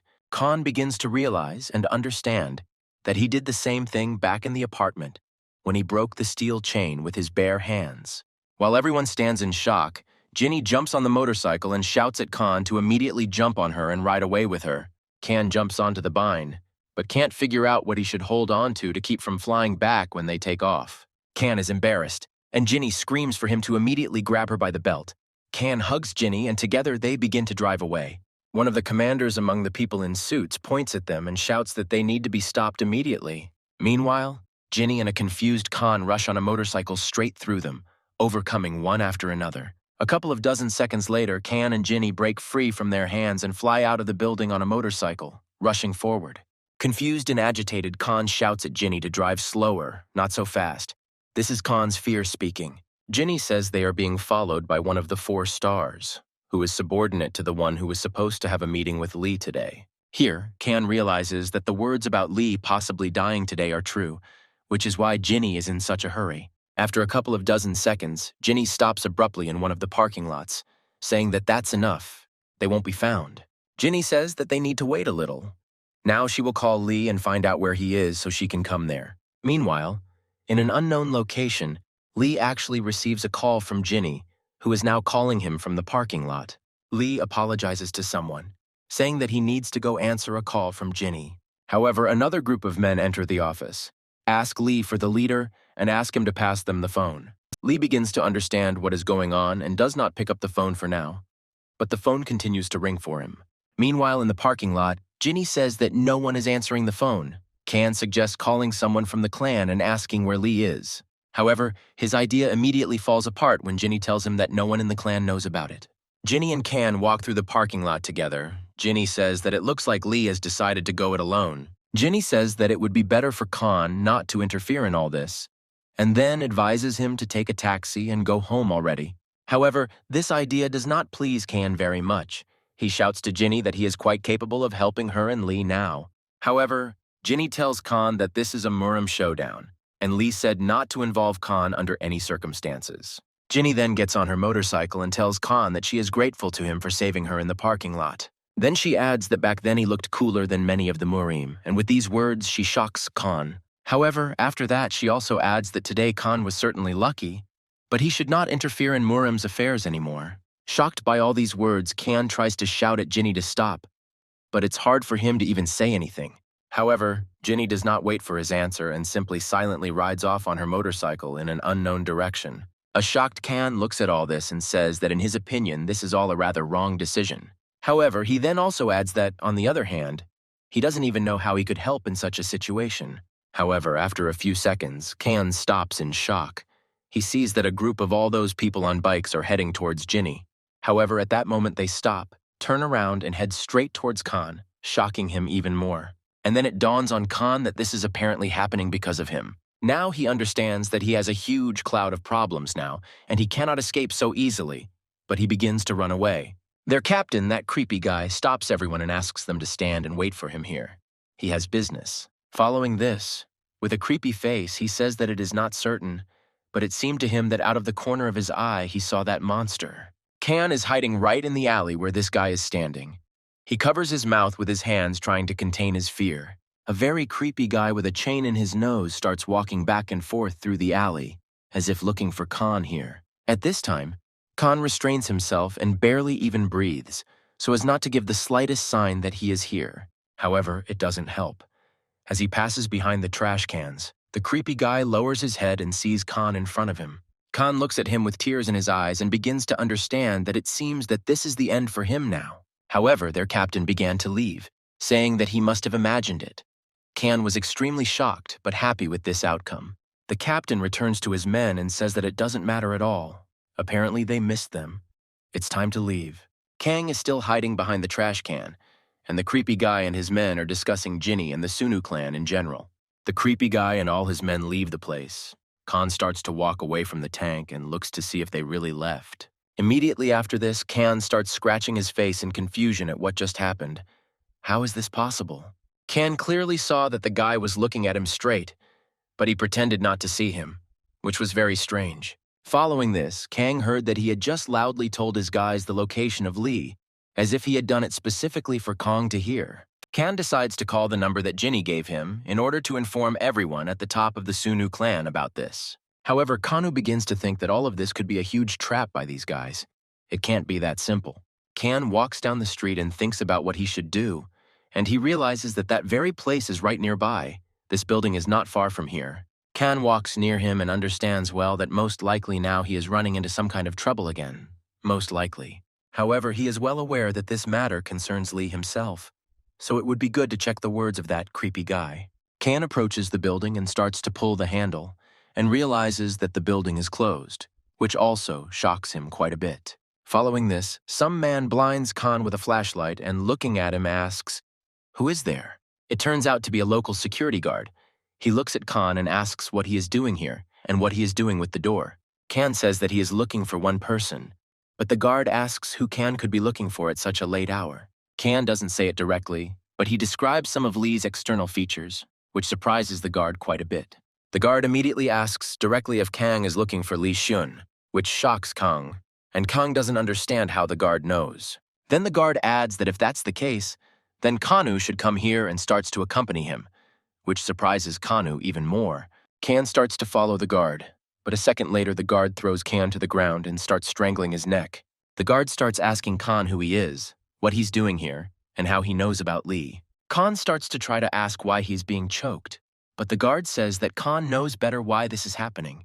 The guard pins Kan against the wall and asks him over and over again how Kan knew about this place. Kan can no longer breathe at all because he is being strangled so hard and decides to grab the guard by the hand that is strangling him. As soon as Kan slightly squeezed the guard's hand with his hands, the guard's hand broke into pieces. The guard began to scream wildly in pain because Kan had broken his arm bone several times, and Kan himself was wildly shocked by this. Kan starts asking the guard if he is okay, but he clearly doesn't help the guard with such questions. The guard starts yelling at Kan, insulting him, and saying that he is a bastard and not an ordinary person at all. This question surprises Kan very much. He understands that it turns out that this guard is also MURIM and not an ordinary person. After this, Kan starts running away from the guard, surprising him, who is still sitting with a broken arm. Now Kan is absolutely sure that Lee is somewhere here because there are so many guards and that information, everything is starting to come together. Following this, Kang grabs his phone and decides that he needs to report to the entire Sunu clan immediately. It's important. However, the next moment, Kan's phone seems to explode. Something flies into it, and the phone splits into two. Kan is shocked and holds the phone in his hands, not understanding what is happening now, but he understands that he has lost his means of communication. Kan turns around and sees a man with metal objects, who says that the next one could be Kan's head. Shocked by all this, Kan does not know how to react and only asks the man who he is. However, the very next moment, the man appears behind Kan and asks who Kan is. After another moment, Kan's body seems to flip over and he finds himself upside down in the air. Kan falls face first into the concrete, causing part of his face to bleed, which is very painful, and he also gets hit in the legs. However, this man is surprised by this and asks Kan if he really doesn't even know how to fall properly. The two men discuss the fact that he may be a normal person, but remember how he broke the guard's arm. The man then adds that an ordinary person would have passed out long ago after such a blow, but Kan did not. Kan, with his face covered in blood, starts screaming, asking why they are doing this and who they are here anyway. However, in response, one of them simply presses his foot on Kan's face and begins to push, creating strong pressure. Then he begins to address Kan and say that if he wants to pretend to be an ordinary person, then he should at least hide his energy. Kan, covered in blood, begins to ask them what energy they are talking about and what they want from him. They start asking Kan again how he found this place, but he asks if Lee is here. Following this, with a pitiful face, Kang asks them if Lee is here. Then is everything okay with him and is he healthy? However, as expected, instead of an answer, Lee began to receive only blows to his face over and over again, harder and harder. One of the men continued to beat him, saying that he was asked to answer questions and not ask them here. They then grab Kan by the face and start slamming his face into the floor, breaking his face more and more. Kan no longer has the strength to endure all this. He shouts insults at them and is terribly angry about what is happening. However, someone quietly approaches these men from behind and sharply asks them to stop and stand still. This man turns out to be Lee himself. He comes up to him with an empty face as always and reports that Kang is with him. This turn of events surprises both Kan and the guards who smashed his face into the asphalt. Lee looks at Kang coolly and asks if he is okay and can move normally. However, Kang only sits with a broken face and looks at Lee, not answering, either from shock or surprise. Two men in black address Lee as Chief Sunwoo and ask why he is here when he should be at a meeting now. However, in response, Lee points to Kan and says that he would first like to know why his friend is in such a state. One of the men in black says that they were told that only the elder would be there. There was no word about this guy. However, Lee's response was to just get wildly angry, saying that they thought it was his fault that they just beat up his friend. Then Lee adds that, well, since he made a mistake, then no negotiations will take place. He then turns to Kan, who is sitting on the floor covered in blood, telling him to get up and suggests that he go from here. However, they are stopped by a guy in black. He says that this cannot be, because Lee himself made an appointment with the elder. He also adds in a shout that Lee himself called the elder here, and now he is going to just up and leave. However, in response to all his words, Lee only says that they are not afraid of the consequences for what they just did to his comrade. However, these guys in turn only say that Chief Sunwoo is very funny, holding back a smile. Next, one of the men says that he heard about Lee's toughness. However, at that moment, Kang hears a lot of footsteps getting closer and closer. Dozens of men in black appear from all sides, and he asks if Lee really considers himself equal to the elder. A terribly shocked Kan begins to question a terribly calm Lee about what is happening around them now. However, in turn, Lee, with a cold look, only says that nothing is impossible in this life. These guys start turning to Lee again and saying that enough is enough, asking him to return to the negotiating site right now. They threaten him that everything could end badly, but Lee says that he came here to negotiate and not to listen to threats addressed to him. Next, quite seriously and loudly, Lee says that if they run into a conflict, he will not shirk. Just as the fight was about to start, the elder of these guys appears from behind and walks towards them. An old, short, and bearded man, together with a tall and beautiful girl in glasses, are heading towards them. All these guys are shocked by what is happening. They start to cross their arms in a special sign and bow. And then everyone began to shout in one voice that they were greeting the elder and his majesty. Lee looks at all this, and the surprised Khan is covered in blood. He sees such a picture for the first time in his life. He then looks closely at the elder's face and realizes that this is the very man who was supposed to meet with Lee. In a rough voice, the elder addresses all these guys and asks them what all this means around them now. All the men in black began to talk as one, saying that the head of the Sunu clan, represented by Lee, began to talk about leaving the meeting. Khan is surprised by all this, because in appearance he is just an old, short uncle. What could be so dangerous about him? The elder then looks straight at Khan and asks his men who the guy next to Lee is. They say that Khan is his friend. However, the elder says that it is strange because Khan is emitting MURIM's energy, but it seems that he is a simple boy. Then the elder says that it is strange that the power of MURIM, which should be strictly guarded, has leaked to ordinary people. How did this happen? Lee is looking at all this and observing this. Khan is looking at Lee, but he doesn't understand at all what this old man is talking about.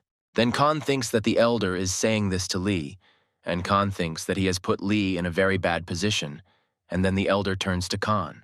One of the elder's men in black approaches Kanu and tells him to follow them. They need to check something. However, a moment after this phrase, a huge blow is heard directly into the body of this man. The elder and his assistant notice this. The elder's face changes. He is very surprised by this blow. This blow was dealt by Lee, and then he dealt another blow, finishing off the man in black, causing a huge shock to everyone around. Khan and the entire crowd of men in black who were here were shocked to the point of horror by such actions on the part of Lee. Kang doesn't understand what Lee is doing, and the elder turns to Lee, asking what kind of tricks this is. The elder rudely yells at Lee, reminding him that he must remember who he is in front of now. The elder stops all his people, and he himself becomes extremely angry and asks Lee if he wanted to die by accident. Khan notices that he can't move from the spot, as if something is strongly constraining him from the inside now. All this silence and blows are interrupted by Lee himself. He turns sharply to the elder, which calms him down. Looking straight into the elder's eyes, Lee says that he came here at his request as a guest. Following this, Lee points to the man and asks if that is the case. Why did the elder's men beat up his friend? The elder says that this is strange and ridiculous nitpicking on Lee's part now. However, Lee adds that at the request of the elder, he came alone without his clan. But for some reason, the elder brought so many people here. Then Lee rudely and angrily asks if it was really the elder's plan to kidnap Lee here now. The elder's men began to shout in one voice that such words were outrageous and incorrect on Lee's part. However, the elder himself only remained silent, and Lee said that he saw that the elder had nothing to say to him this time. Lee begins to leave, saying that it looks like this time his expectations were not met at all, unfortunately. Lee passes by Khan and tells him very quietly that as soon as the fight starts, Khan needs to run away immediately. Lee tells Khan that he will try to get their attention, and Khan should run away and hide from them at that moment. Kang looks absent-mindedly into Lee's empty eyes, and in his mind he realizes that it seems like it's his fault for what's happening now. Kang turns around and sees a ton of people. Kang can't understand at all how Lee is going to face them all alone. All this is interrupted by the voice of the elder behind Lee. He laughs and says that, apparently, Lee has no small guts at all. The elder then turns to Lee, saying that there was a misunderstanding between them, and he offers forgiveness for it. The elder says that later he will ask his people about what happened, but now he leaves. His people are all shocked by such statements. His men try to stop him, but he in turn only shouts louder for everyone to leave here right now. As he was leaving, the elder told Lee to follow him. It was time for a frank conversation between them.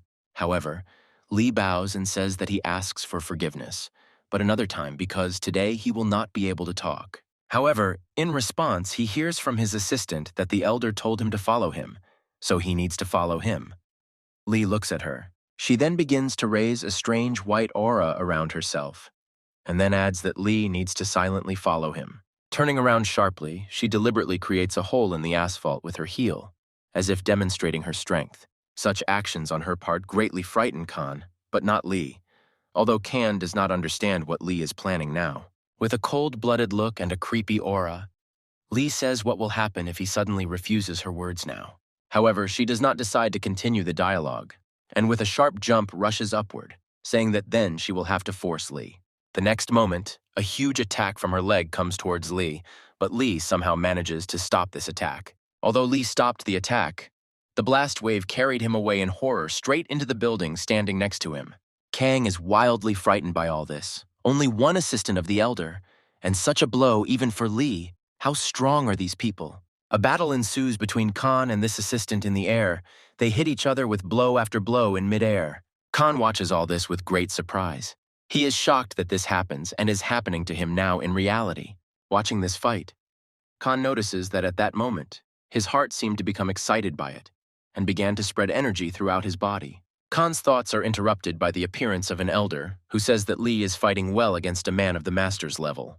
The Elder talks about some injuries of Lee, but then Kang remembers that he was asked to leave immediately in such a situation. However, as soon as Khan wanted to leave, he was stopped by an Elder who began to force Khan to extend his palm to him. The Elder begins to ask Khan to extend his palm to him, but Khan does not understand at all why this is necessary. Khan does so. The Elder says that something is bothering him and asks Khan what clan he is from. However, a surprised Khan replies that he doesn't have any clan. He doesn't understand at all what we're talking about now. The Elder, with a smile on his face, says that he knew it. His predictions were correct. He saw everything earlier. He stabs Khan in the stomach and says that if he does, he will have to destroy the energy inside Khan. As he punched harder and harder, Khan's body seemed to be on fire, all of his veins bulging and his temperature rising. Lee, who was fighting with the Elder's assistant at that moment, notices this, and it scares him terribly. Lee breaks away from the fight with the girl and heads towards the Elder, scaring him. Lee lands a rare and very vicious punch straight at Kanu, knocking him away from the old man. A very angry and excited Lee looks at the Elder and asks him what he suddenly decided to do with Khan. However, the girl appears from above and says that she wants to say the same words here and is going to hit Lee. Apparently, Lee notices this, and in that moment he is overcome by a wild power and anger that covers everything around him. Lee begins spinning wildly and launching cosmic strikes at everything he sees, as if destroying everything around him out of anger. The Elder is shocked to the point of horror by what he now sees in front of him. He watches Lee as if he were a monster who destroys everything. Just a moment later, Khan and the Elder watch as the Elder's assistant flies to the side from the blow at great speed. With a wild white aura and monster eyes, Lee tells the Elder to immediately take his hands off of Khan, just like everyone else here. However, the Elder only smiles and shouts that he seemed to know this, and asks Lee how he hid such power. Khan, shocked to the point of horror and not understanding anything, watches all this and their dialogues and loses contact with consciousness. The Elder points to Khan, saying that this child has powers that he should not have had from birth.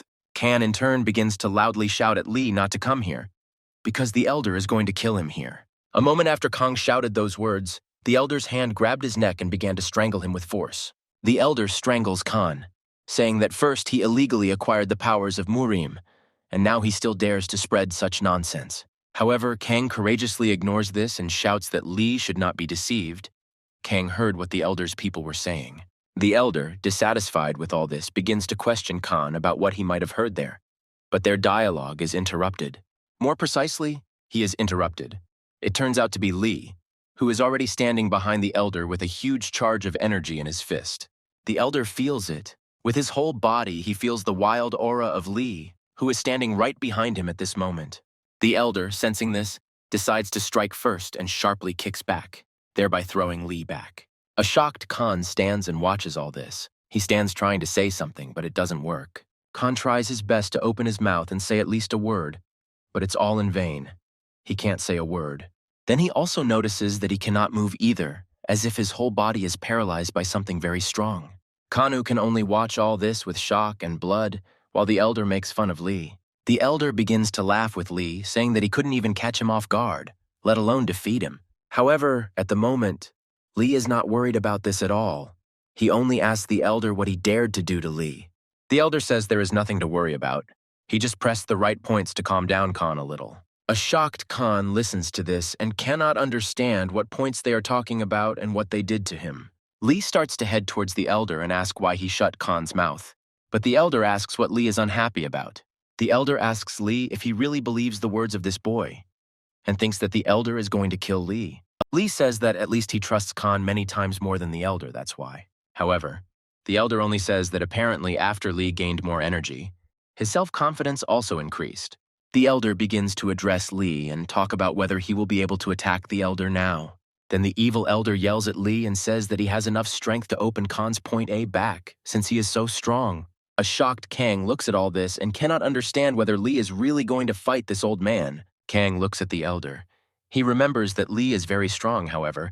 Could it be that the old man is stronger than Lee? Lee starts walking towards the old man, but some strange feeling of anxiety stops him at that moment and prevents him from going. Following Lee, even Khan, not just Lee, also experiences a strange feeling and some kind of speed.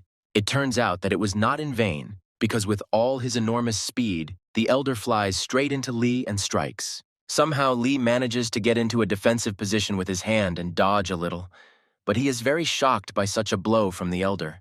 The elder stops after striking and says that Lee has a good kigum, a sense of energy.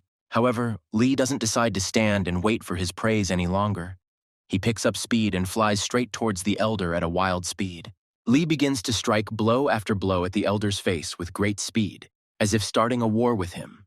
However, at that moment, the elder simply stops and says that this is really the same rainstorm that hits the wall of the Sunu clan? The moment after his phrase, the elder creates a stream of energy that sends Lee flying in the other direction. Somehow, but Lee even manages to stay on his feet after such a powerful energy attack from the elder himself. With a pompous and cool look, the elder looks at Lee and says that he really thinks that such tactics will work. However, Lee's attitude clearly makes it clear that he does not intend to stand and talk about all this.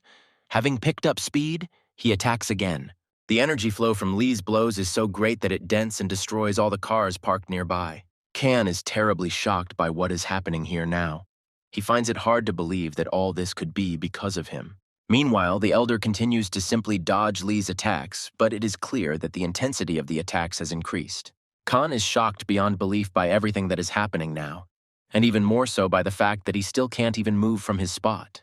The flow of energy and blows from Lee and the elder is so high that due to the aura of the blows, Kan can no longer even see what is happening. While Kong tries to understand what is going on, Lee continues his fight with the elder, landing blow after blow straight to his body. However, some strange feeling gives Khan the idea that his friend Lee attacks very well and directly. But this same feeling makes him feel how carefree the elder is in this battle and is not even straining himself yet. Kan gets the feeling that for the elder this is not a fight, but just some kind of joke now. Lee flies up. This Lee field was created by the elder's huge blow directly to Lee's body, causing him to fly into the air. Somehow Lee manages to land on his feet and stay standing after what just happened. But something surprises him, but there is no time to think about it, because another attack immediately flies into Lee, but this time from the assistant. Lee is very shocked by everything, because now he is facing two enemies at once, and they are both very strong. It is very difficult even for him. The old man's assistant asks Lee if he really wants to die, but he remains silent and only creates a white aura again. Lee begins to notice that the old man's assistant is very tense because Lee broke her glasses. Khan analyzes the situation and easily understands that the old man is already a strong opponent. But with her, it is even worse. However, the elder turns to his assistant and tells her that she should stop and stop attacking. The elder points at Lee and says that he still has a lot to learn. There is no need to kill him here so easily. The elder says to teach Lee everything gradually. However, Lee himself does not understand what he is talking about. Then the old man very arrogantly turns to Lee and asks him why he suddenly stopped. Won't he attack now? The old man begins to walk towards Lee little by little and create a strange aura under his feet, saying that this is really all. Lee feels a powerful aura from the old man and some kind of strong speed. It really scares him. Then the old man's assistant feels the same thing, and then the elder himself seems to jump up from his place in an instant. The very next second after this, the elder's huge and powerful fist was near Lee's face. However, the elder doesn't carry the blow. He stops right in front of Lee's face, as if trying to teach him a lesson in this way. The whole scene is still being watched by a shocked Khan, who still can't even move. With a wild and furious face and a rough voice, the old man turns to Lee and asks if he's really afraid now. And already shocked, Khan is even more surprised. He finds it hard to believe that the old man moved from place to place. Only the old man's assistant understands everything that is happening. She clearly sees that this is the technique of the ghost's steps. The assistant says that if someone sees such an elder's technique for the first time, they might think it is magic. The elder's fist was still right next to Lee's face, But he wasn't that surprised by all of this anymore. The elder looks into Lee's face and eyes, noticing that he is still indifferent to all of this. Then the old man laughs a little, turns to Lee and asks if he realized that his power is simply a mirage. The old man then turns to Lee again, saying that judging by his fight, he only uses Sunu clan techniques. Then the old man says that the techniques are really fast and incredible, thanks to Quan Jong-yu after his arrival. However, the old man then adds that the problem is that Lee's energy is created by the technique of black heaven and earth, and calmness is important there. The old man holds out his palm and says that such techniques look soft and slow, but inside there is none. Then the old man, pointing his palm to the side, creates a huge explosion of energy, which could demolish a building. The old man adds that such a powerful force is hidden inside such slow and soft attacks at first glance. The elder explains that the whole point of martial arts is that you need to accumulate energy and then release it. The elder continues to explain, saying that success is achieved by harmonizing many elements of the body in one attack. Looking at Lee, he explains that most clans study the synchronization of all elements, not just techniques. The paralyzed Khan sees and listens to all this, and is shocked by how strange, complicated, and incomprehensible it all is. Kang is surprised because the elder was going to kill Lee today. Why is he training him? The elder then turns to Lee, saying that if he is interested in all the techniques and true art, then he would be better off becoming the elder's disciple. This phrase completely infuriates Khan. He could never have imagined that such a turn of events would occur. Kang, shocked to the point of horror, looks at all this and does not understand what kind of student, how Lee can learn from this old man. Looking at the beautiful city, Lee says that he knows that his techniques are not at all compatible with the Sunu clan. With this statement, he surprises the elder, who asks if Lee knows everything. Then why does he continue to study them further? And then, Lee gives the old man some very shocking information, saying that he is the head of the Sunu clan, so that's why he does it. Looking at Elder Lee with a cold-blooded expression, he says that he cannot betray the techniques of his clan because he is his leader. However, the old man only closes his eyes and says that Lee is still a fool, to whom there is no point in explaining anything. Lee suddenly begins to lift his leg and talk about how he must thank the old man for his advice today. Such a sharp and enormous speed of Lee frightens and surprises the elder. He does not quite understand what Lee has planned. The elder's assistant, as well as he himself, noticed that in an instant, Lee simply disappeared from the place where he had just stood.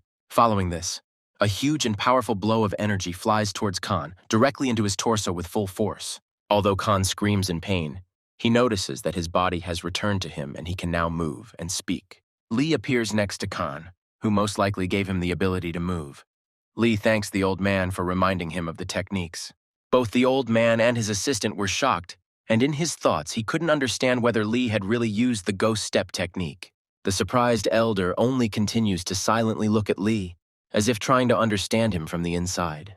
Kang tries to ask Lee how he did it, but Lee interrupts Kang, asking if he is okay. Lee tells Kang that if he is okay, then let him tell Lee what he wanted to tell him at the very beginning. Kang begins to speak loudly about how while Lee was away, the elder's subordinates broke into Lee's house and tried to kill Kang. Lee asks Khan how he knew that those people were subordinates of this elder. Khan says that Jinny said so. Then Khan asks if Lee knows a man named Mamungi, and he puts a machete to Jinny's throat. Lee listens carefully to everything that Khan told him and begins to demand an explanation from the elder for all of this. Lee asks the elder rudely but confidently if his friend is telling him the truth now, but the old man only remains intelligently silent. However, the elder only smiles, saying that it is funny, first a child with the power of MURIM, and now such accusations from him. However, Kane starts shouting that the old man is talking nonsense, and the fact that he is an ordinary person does not matter. The old man looks rudely at Khan and says that one of the MURIM rules is not to reveal your identity. What then? The old man turns to Kanu again, saying that he probably knows that breaking such a rule can result in losing one's life. The elder says that it is strange that an ordinary child scolds him for all this, and communicates with the elder in this way. Khan begins to look at Lee and realize that Lee has gone for something serious, but he didn't think it was that serious. Continuing to look at Lee, Kang wonders if it was for nothing that he got involved in all this. In front of a shocked Khan, the old man turns to Lee, telling him that he must answer how Khan even had energy. Lee just remains silent with a cold-blooded look, and this infuriates the old man. He asks why Lee is just silent now. The old man turns to Lee, saying that if it turns out that this is his doing, then not only he will suffer, but the entire Sunu clan. Kang realizes that Lee is in huge trouble and something needs to be done.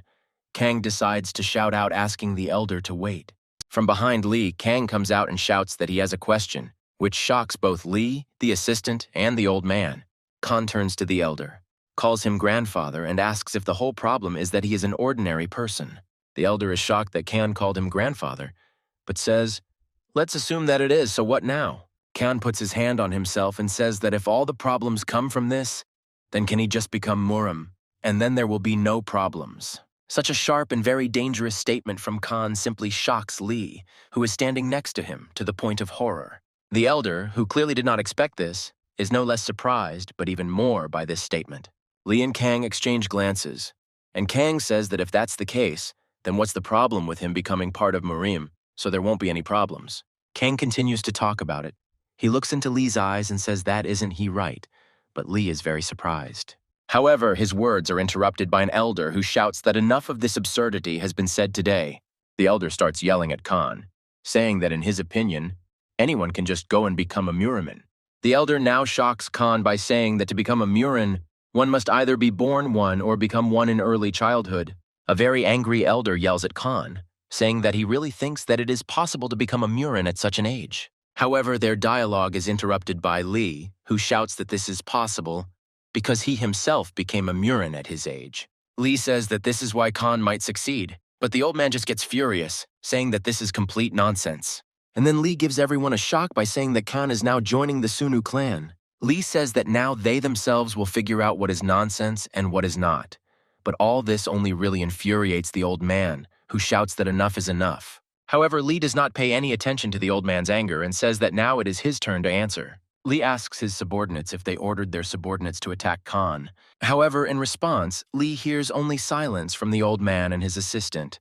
He continues to look them in the eyes. However, the old man only lowered his head uncertainly and said that Lee himself knew that he would never give such orders. However, Lee stops the old man's words, saying that he personally saw his friend being beaten near this building.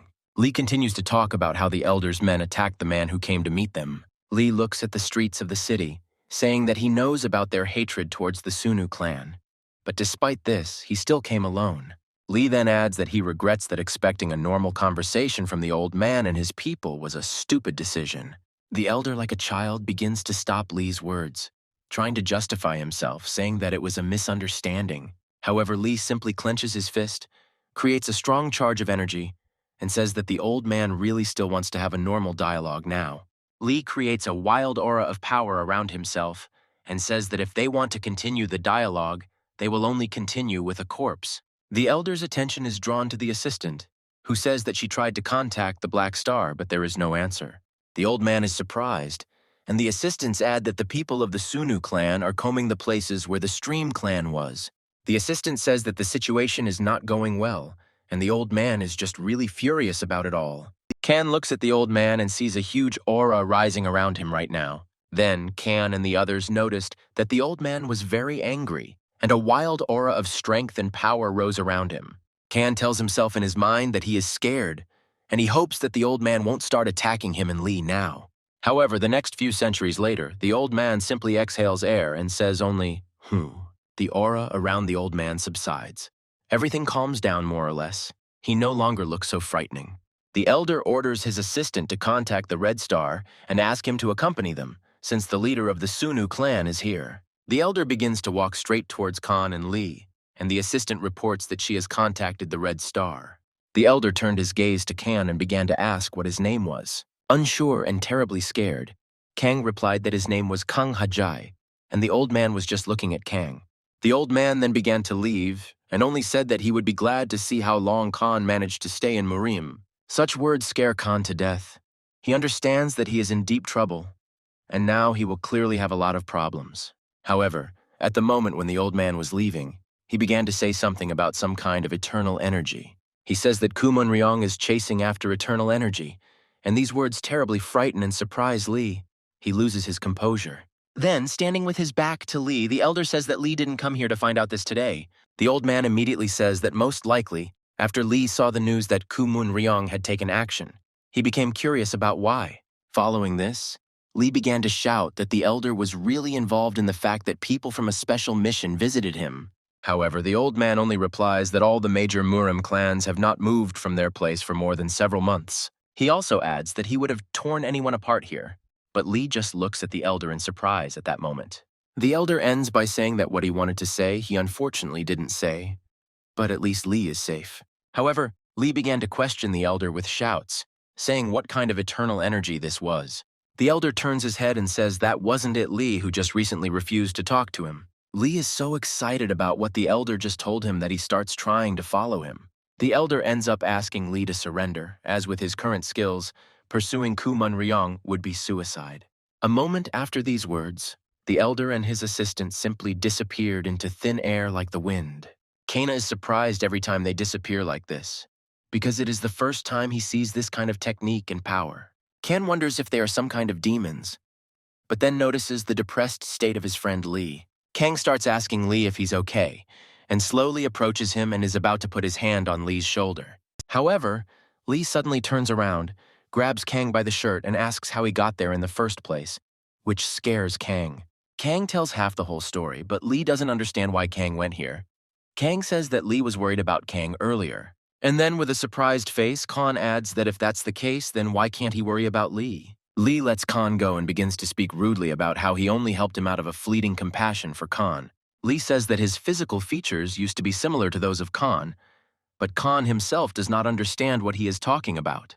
Lee says that with such features you are weak from birth, and no modern medicine can help here, except for Marima's medicine. However, Lee says he was stupid because he didn't know he would have so much energy after the treatment in Kana.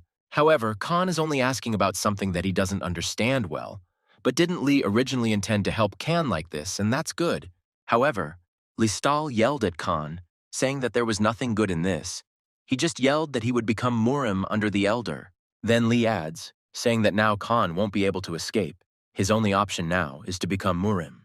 Lee blames himself, saying that he only wanted to correct Khan's physical properties, but not that Khan would now be connected to the world of MURIM. However, Kang simply looks at Lee in surprise and says that if that's the only problem, then it doesn't matter what Lee is surprised about. Kang tells Lee that even if something happens to him, he himself will bear responsibility for it. Lee does not need to worry. Lee begins to explain to Khan how terrible the world of MURIM is, but Khan assures him that he doesn't care, because he only survived thanks to Lee. Khan says that he stayed alive thanks to Lee, and he doesn't care if it's the Murins, the Shmurins, or anyone else. He wants to be in the same world as Lee. Following this, Lee's eyes became very thoughtful, and he himself began to experience strange feelings after Khan's words. Then Kan pointed his finger at Lee, saying that he called the world of Murin shitty, but that was just his opinion. Kan throws up his hands, saying that if this world really was shit, it would have fallen apart long ago. Looking at the city, Kan says that if the world of Murin has not fallen apart, but is only blooming, then it means that many people like it. These words and conclusions finally finish off Lee. He is in shock, as if in a trance after what he heard from Khan. Lee recalls a scene from his childhood, standing on the edge of a building, and a grown man telling him that he loves the world of Murin. He smiles, winks, and looks at little Lee, saying that he wishes that Lee would one day accept the world of Murin as his home. Lee's head lowers. He says that if you think about it, then those who like the world of Murin really did exist. Kang is surprised by what Lee says because it is obvious, and Kang also does not understand why Lee is so depressed. However, at that moment, Kang and Lee notice that there is a man sitting on the roof of a nearby building and looking at them. The man with the tattoo on his face sweats a little and says that thank God Lee is still alive, looking down at him. Khan notices this man, looks at him, and shouts at him with the phrase, "Ah, who is this here?" Lee says that it is a bit early and addresses this person, which scares Kang, who does not understand what is happening. Then this guy jumps down from the roof. He has several piercings, tattoos, and a long braid. He surprises Khan. This guy immediately shows himself as a very strong person, because with one jump he breaks the asphalt beneath him. As he descends, he immediately looks into Lee's eyes, as if trying to find out something from him. But Lee himself stands with an empty look. The guy turns to Lee with a strange question. How is it? It is not clear what it is about, but Lee replies that nothing. Shocked by all this, Kang decides to ask Lee if this guy is from the Sunu clan or where he is from anyway.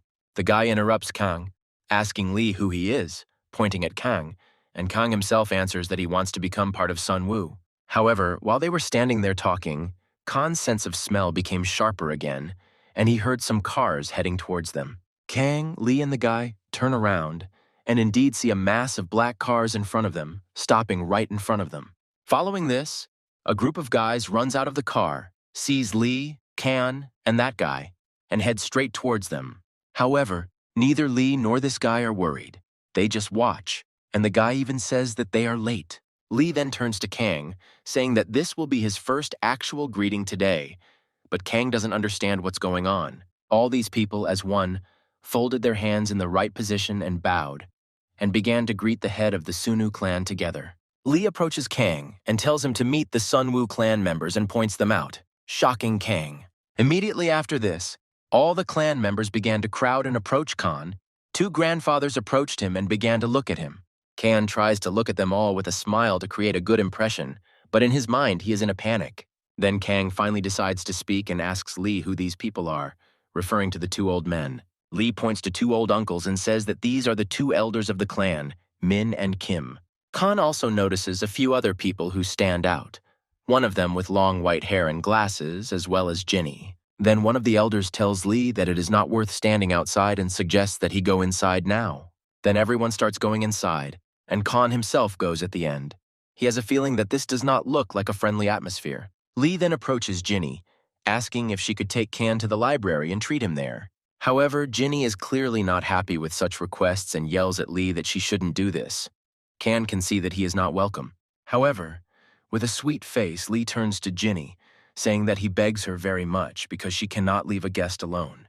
This makes Jinny very embarrassed. She even blushes, but she agrees, and this cheers Kana up a little. She turns around, yells rudely at Khan, and asks him to come with her now, telling him not to fall behind. The events of the story take us to that very library. Jinny applies some ointment to Kanu's face. It hurts. Jinny scolds Khan, saying that the wound has nothing to do with it, and that he should stop making faces and act normally. After Jinny finished smearing, Khan turned to her, asking if she also lived here with everyone. Then, without waiting for an answer from her, he asks what family Lee is from, because the house looks very rich and cool. However, in response, she only hits him, saying that he shouldn't pretend that they know each other well here. Jinny says that she doesn't understand what Lee is thinking at all. He is using the life pills he gave Kan unwisely. Khan asks Jinny if these pills were really that valuable. Jinny replies that Kan is listening to her with his backside, because she already said that. Then she comes closer to Khan and says that since she has healed him, she should tell him.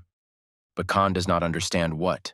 She comes very close to him and asks him rather rudely how Khan managed to end up here with Lee now. Then Khan was very scared by Jinny's evil appearance, but decided to tell her and told her the whole story. Meanwhile, while Kan is talking to Jinny, Lee apologizes to the rest of the clan's tops for using the pills like that. Following this, Kan also tells them everything else, as well as about meeting with the ghostly elder doctor today. Then, in response, he receives criticism that he acted very frivolously, but in response, Lee only looks at them. One of the clan members stands up and starts talking about how Lee should have consulted them before such a meeting. However, without listening to the end, Lee asks if they would give the go-ahead in such a case, and with his words, he stops the flow of this man's speech. Lee says that while he was in the hospital bed, he repeatedly asked for a meeting, but was ignored. Then he says that while this was happening, rumors began to spread throughout MURIM that he was disabled, and with his words, he shocks the elders. Then, with a rather powerful aura, he says that, in their opinion, he should have stayed away and just watched all this. The same guy with the tattoo is also watching this whole dialogue. He notices that Lee has changed and become more serious. They then begin to discuss the fact that Kumun Ryan has reappeared among the Murime, which could lead to internal conflicts within the clan. Then, Lee tells the elders, with a very creepy aura, whether they still doubt about visiting Kang to Kumun Ryong or not. However, Elder Ming began to fill Lee in that he did not doubt it at all. He simply decided to describe the current situation. However, here Lee's outburst of hatred is interrupted by another elder, who says that Lee gave the precious medicine to the schoolboy. Then he asked this schoolboy to accept him into the clan, and now he talks about Kumun Ren, although he does not have the strength to defeat him. Lee says that it was simply his personal desire to help a friend. He understands perfectly well the responsibility for his Sunu clan. Then Lee says that he therefore wants to know everyone's opinion.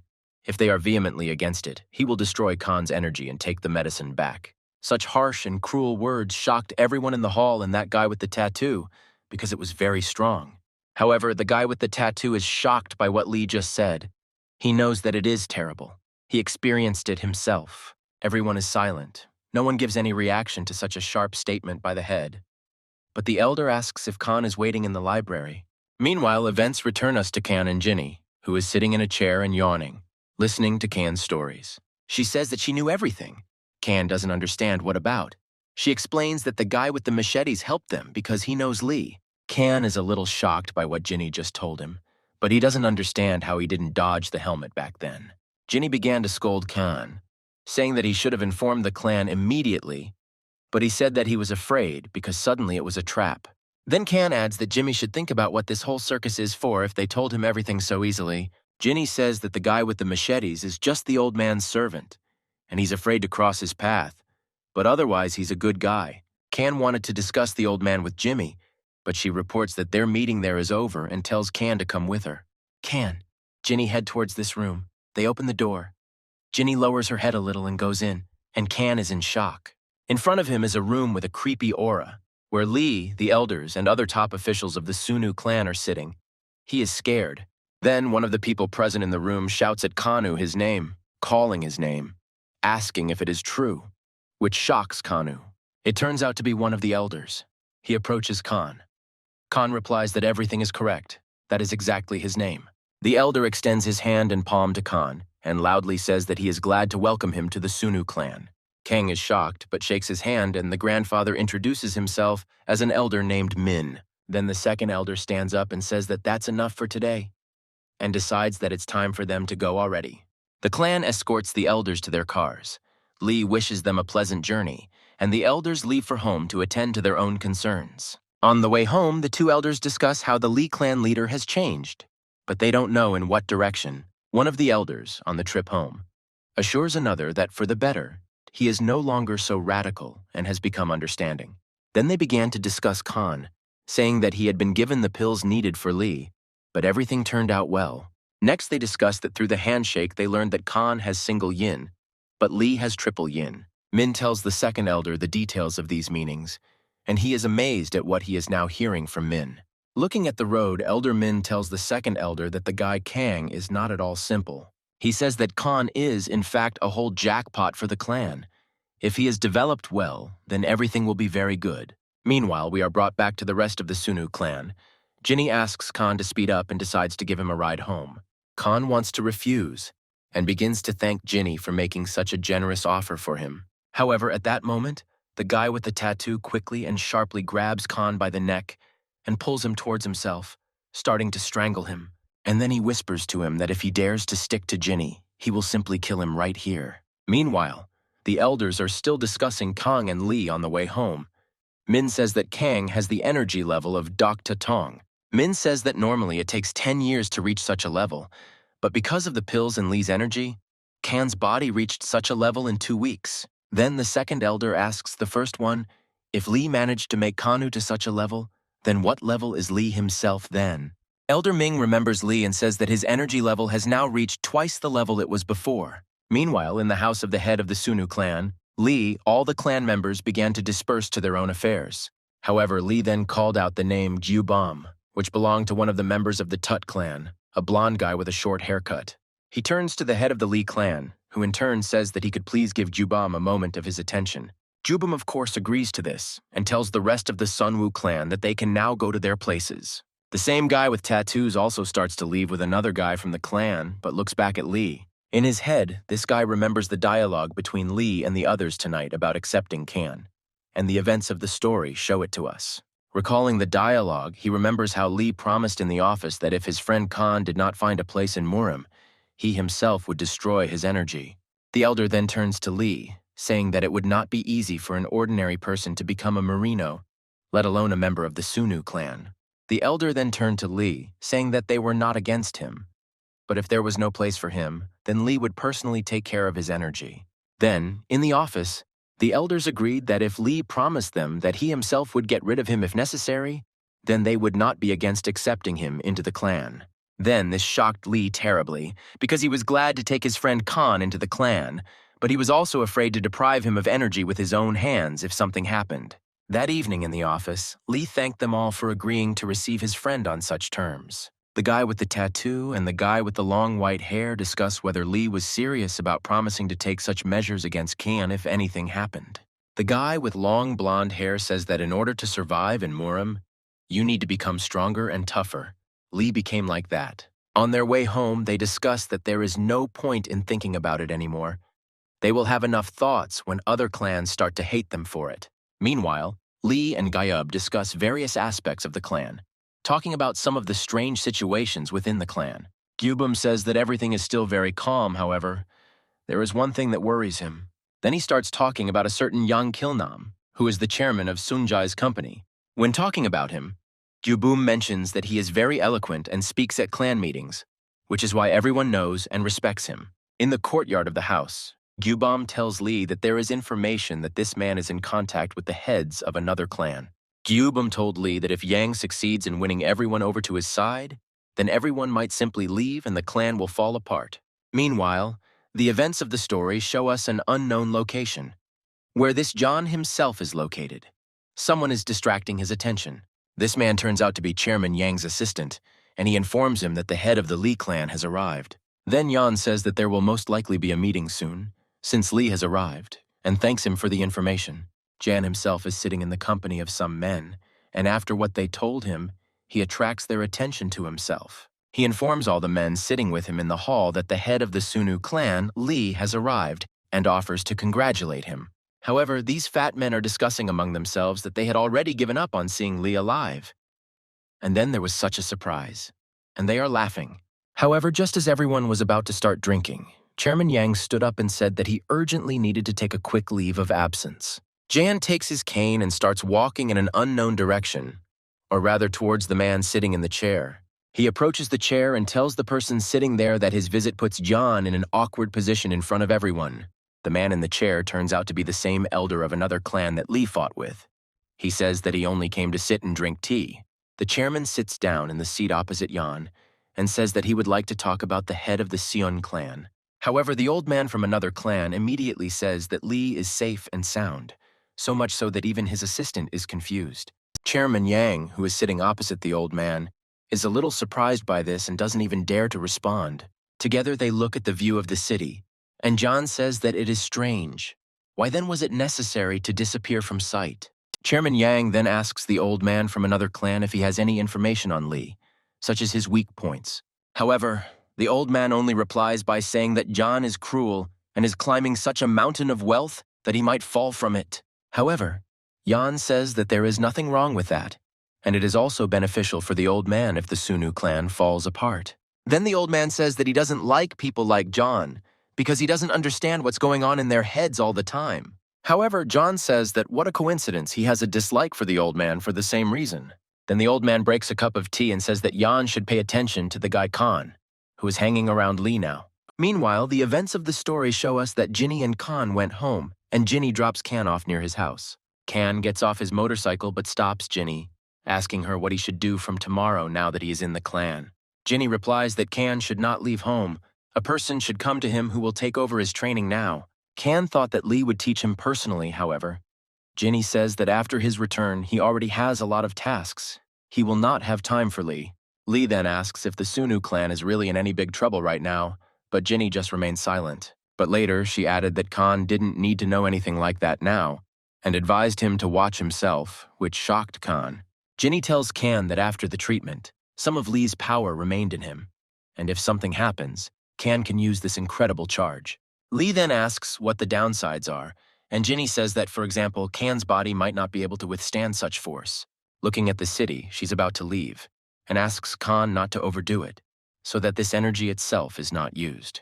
Khan comes home and jumps on his bed. He is tired and says that today was just a killer day. He begins to remember everything that happened to him today, and to talk about how in the morning he literally did not know about the existence of another world. Kan also has different moments in his head. He remembers how cool Lee fought, and Kan seemed to feel him at that moment. Kan almost falls asleep, and wonders if he too could become that strong if he learned the Sunu clan's techniques. The sun is shining through Kan's window. He wakes up and immediately says that he slept very well today. Walking through the kitchen, he stretches and immediately realizes that his body feels lighter and all the pain has already gone away. However, here Khan falls into shock and confusion because he remembers that he doesn't have a phone now. It was blown up back then. Khan's bell rings, he opens it. There are two people in black suits in front of him. These are people from the Sunu clan. Khan understands what is happening. Khan runs back to the apartment and asks these guys to wait a couple of minutes because now he will change his clothes and go with them. While riding in the car, Khan looks out the window and smiles, and the men who took him away cannot understand why he is so happy. Then they arrive at the place. It is a certain Angra. Khan asks them if they will really study here now. One of the men turns to Khan and rudely asks what Khan has decided to learn. But Khan says that he himself does not know what yet. Khan looks around the hangar thinking about future training, but one of the men says that he is here for interrogation, no training. Khan is wildly surprised by their words and asks these men if they really just kidnapped him.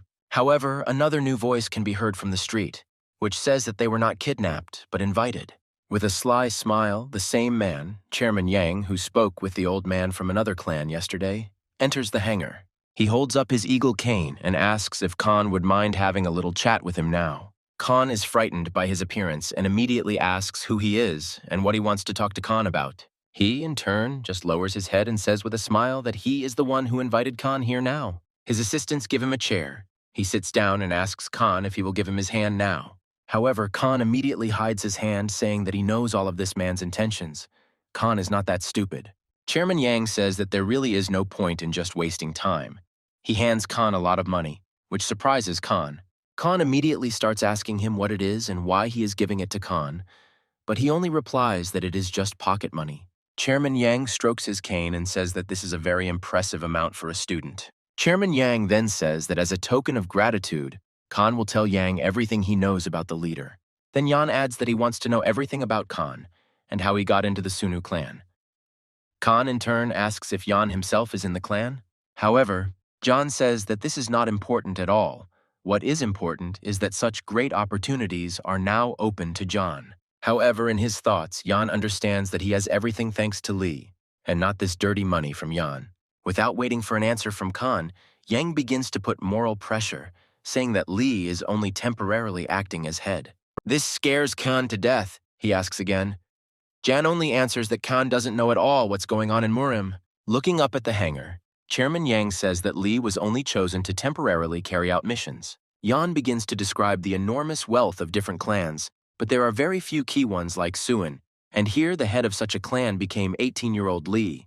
Jan continues to put moral pressure on them, saying that such people will not be able to die a normal death. Then, with a creepy aura, this Yan puts moral pressure on Khan, talking about whether it is right to follow the false head of the clan. At this point, Khan lowered his head, put his hand on his neck and began to scratch it, saying that he now understood why Lee was so worried. However, Khan then turns around and with a sweet smile says that he is not very smart and does not really understand what they are talking about. Then Yan hands the money back to Yan and tells them to take it and just let Khan go back. However, at this moment, Chairman Yang only begins to smile and say that if that's the case, then that's good. He snaps his finger and says that since it is already like this, he will pose the question in a completely different way than he does now. Chairman Yan's man opens a huge case behind him with a lot of money. There are millions in it. Khan looks at this money and becomes embarrassed, and Yan puts moral pressure on him, saying that Khan's mother will probably be happy with it. Jan says that he knows that Khan's mother works very hard, drives a truck and tries to raise him alone. He continues to press John, saying that this way his mother will be able to get a better job instead of driving an old truck. However, at the moment, Khan apologizes and says that Li Yan was once on the threshold of life and death, which surprises Yan. Then Khan continues, saying that it was thanks to Li that he was able to remain on the threshold of this life and not death. He throws the money back into Jan's suitcase and says that he won't be able to repay such a debt with any amount of money. Then Khan starts to leave and rudely says that they should give up the idea of enticing him to their side. However, some dangerous feeling suddenly stops Khan, and Yan says that then they need to change the method of conversation again. Literally a second after this phrase, a huge aura flashes by, knocking Khan off his feet and sending him flying up. Then Khan falls to the ground, and Yang brings the cane to his neck and begins to threaten and laugh. However, Khan grabs and holds the cane that Yang was using to press on his neck and asks if this is the custom in MURIM to speak like that. Odanko John just looks at John with an arrogant look and says that he is surprisingly very brave. Then Jan starts to press on the cane and say that it is necessary to check how brave Khan really is. However, how surprised Jan is when Khan has enough strength to throw the cane away from his neck. Khan falls to his side with a red face and begins to choke, trying to start taking in air normally again. Jan looks down at Khan's horrible expression and says that Khan has good internal energy. Then Jan says that if that's the case, then he will use his too, and the cane becomes covered in a yellow aura, which scares Khan. Khan notices that Jan has suddenly become somehow different, very strong, tense, and terribly angry. Khan notices that Jan hasn't even put his cane under him yet, but Khan is already having trouble breathing, as if he's suffocating. Then, with a simple face, John says that he is asking for the last time whether John will accept his proposal or not. However, Jan stands his ground. He starts shouting and saying that no, and he will stand his ground until the end. Chairman Yang calmly closes his eyes and says that it's okay. He will let Khan go as he himself asks. Khan doesn't even come close to believing it. He remains just as tense and lies on the floor in shock, preparing for the blow. Immediately after this, Khan rises up and looks back and forth in shock because Yanu's employees agreed. Khan starts to get up and immediately yells at Yang to wait. He doesn't understand what this all means, but Yang only offers Khan advice. Chairman Yang turns to Khan and says that his advice to Khan is to not get close to the leader if Khan wants to die a normal death. After some time, the two men bring Khan back home. But before leaving, they say that if the rumors spread, they will kill Khan themselves. Then, before leaving, they throw a wad of money to Khan and say that it is for Khan's pocket money from Chairman Yan. They start to drive away, but Khan runs after them in an attempt to stop the car and them from driving away. Khan takes this money and throws it down on the floor, saying that he didn't ask to give it to him for expenses. However, at the last moment, he does not dare to throw the money on the floor, under the pretext that they are not guilty of anything. Now alone, Khan can finally think things through, and he begins to wonder what problems Lee might have.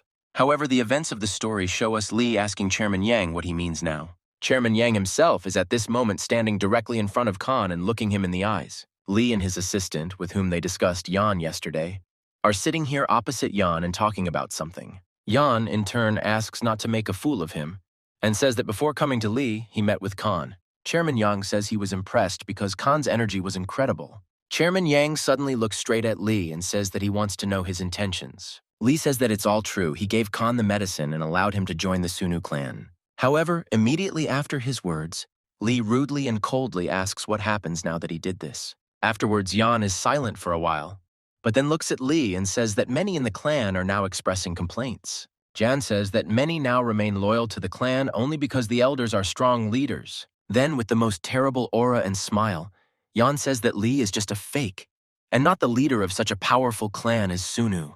Assistant Lee is sweating and trying to stop Chairman Yang from thinking and saying such things, but he is interrupted by Lee himself, who says that Chairman Yang said everything correctly. Lee says that he will not stay in this place for long. Lee adds that he used to think that way, but then he learned that the previous elders thought much more highly of him, so he decided to stay. He remembers their faces in his head and says that it is for them that he remained in this position and will continue to do so. Then quite rudely, clearly, and coldly, he says that no matter what Yang's words, Lee's will is unshakable. Lee rudely says that he will not give up his responsibility for anything, even if he dies fighting for it. Chairman Lee creates his own creepy and wild aura around himself and asks Lee if he has the ability to speak his mind. However, Lee in turn also raises his powerful aura and says that they can check it out. However, the events of the story move us to Kanu, who is walking along some streets, but he walks as if he is looking for something. However, even walking along ordinary streets, Khan complains that he feels somehow uneasy here. Around one of the street turns, he notices a familiar car and realizes that this is really the same car. Then he notices people coming out of it. Khan knew it was Chairman Yang's people in their car. Khan doesn't have time to hide, but he manages to see Ginny, who is racing next to him on a motorcycle. Khan starts screaming her name for help.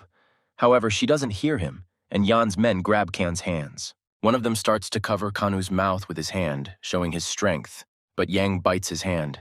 And then she doesn't just bite, but grabs his hand with her hands, presses a little, and thereby breaks the man's hand. Kanu starts to run away, and the man stands near the car with his now broken wrist. Kanu begins running after Ginny's motorcycle, shouting her name over and over again, hoping she will hear him. Kanu is extremely lucky. Ginny heard him and stopped, and even paid attention to him running towards her. She starts scolding him, saying that he was asked not to wander anywhere, but Khan starts pointing his hand back and asking Ginny to look there. She looks there and shouts at Kan that there is nothing there. Kan himself turns around in bewilderment, seeing that there really is nothing there.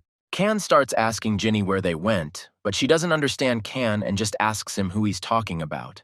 Kan starts to say that he was kidnapped and asks if Lee is okay, but Ginny only asks why Kan is so nervous. However, their dialogue is interrupted by a huge sound of some kind of aura, followed by the sound of a broken window.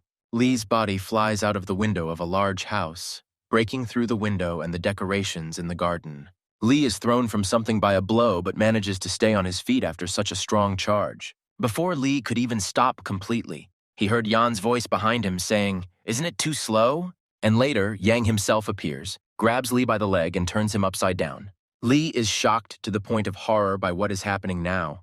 It has been a long time since he was played with like a toy. However, he does not decide to give up and cry. He manages to grab the ground under his head with his hands and stop his body.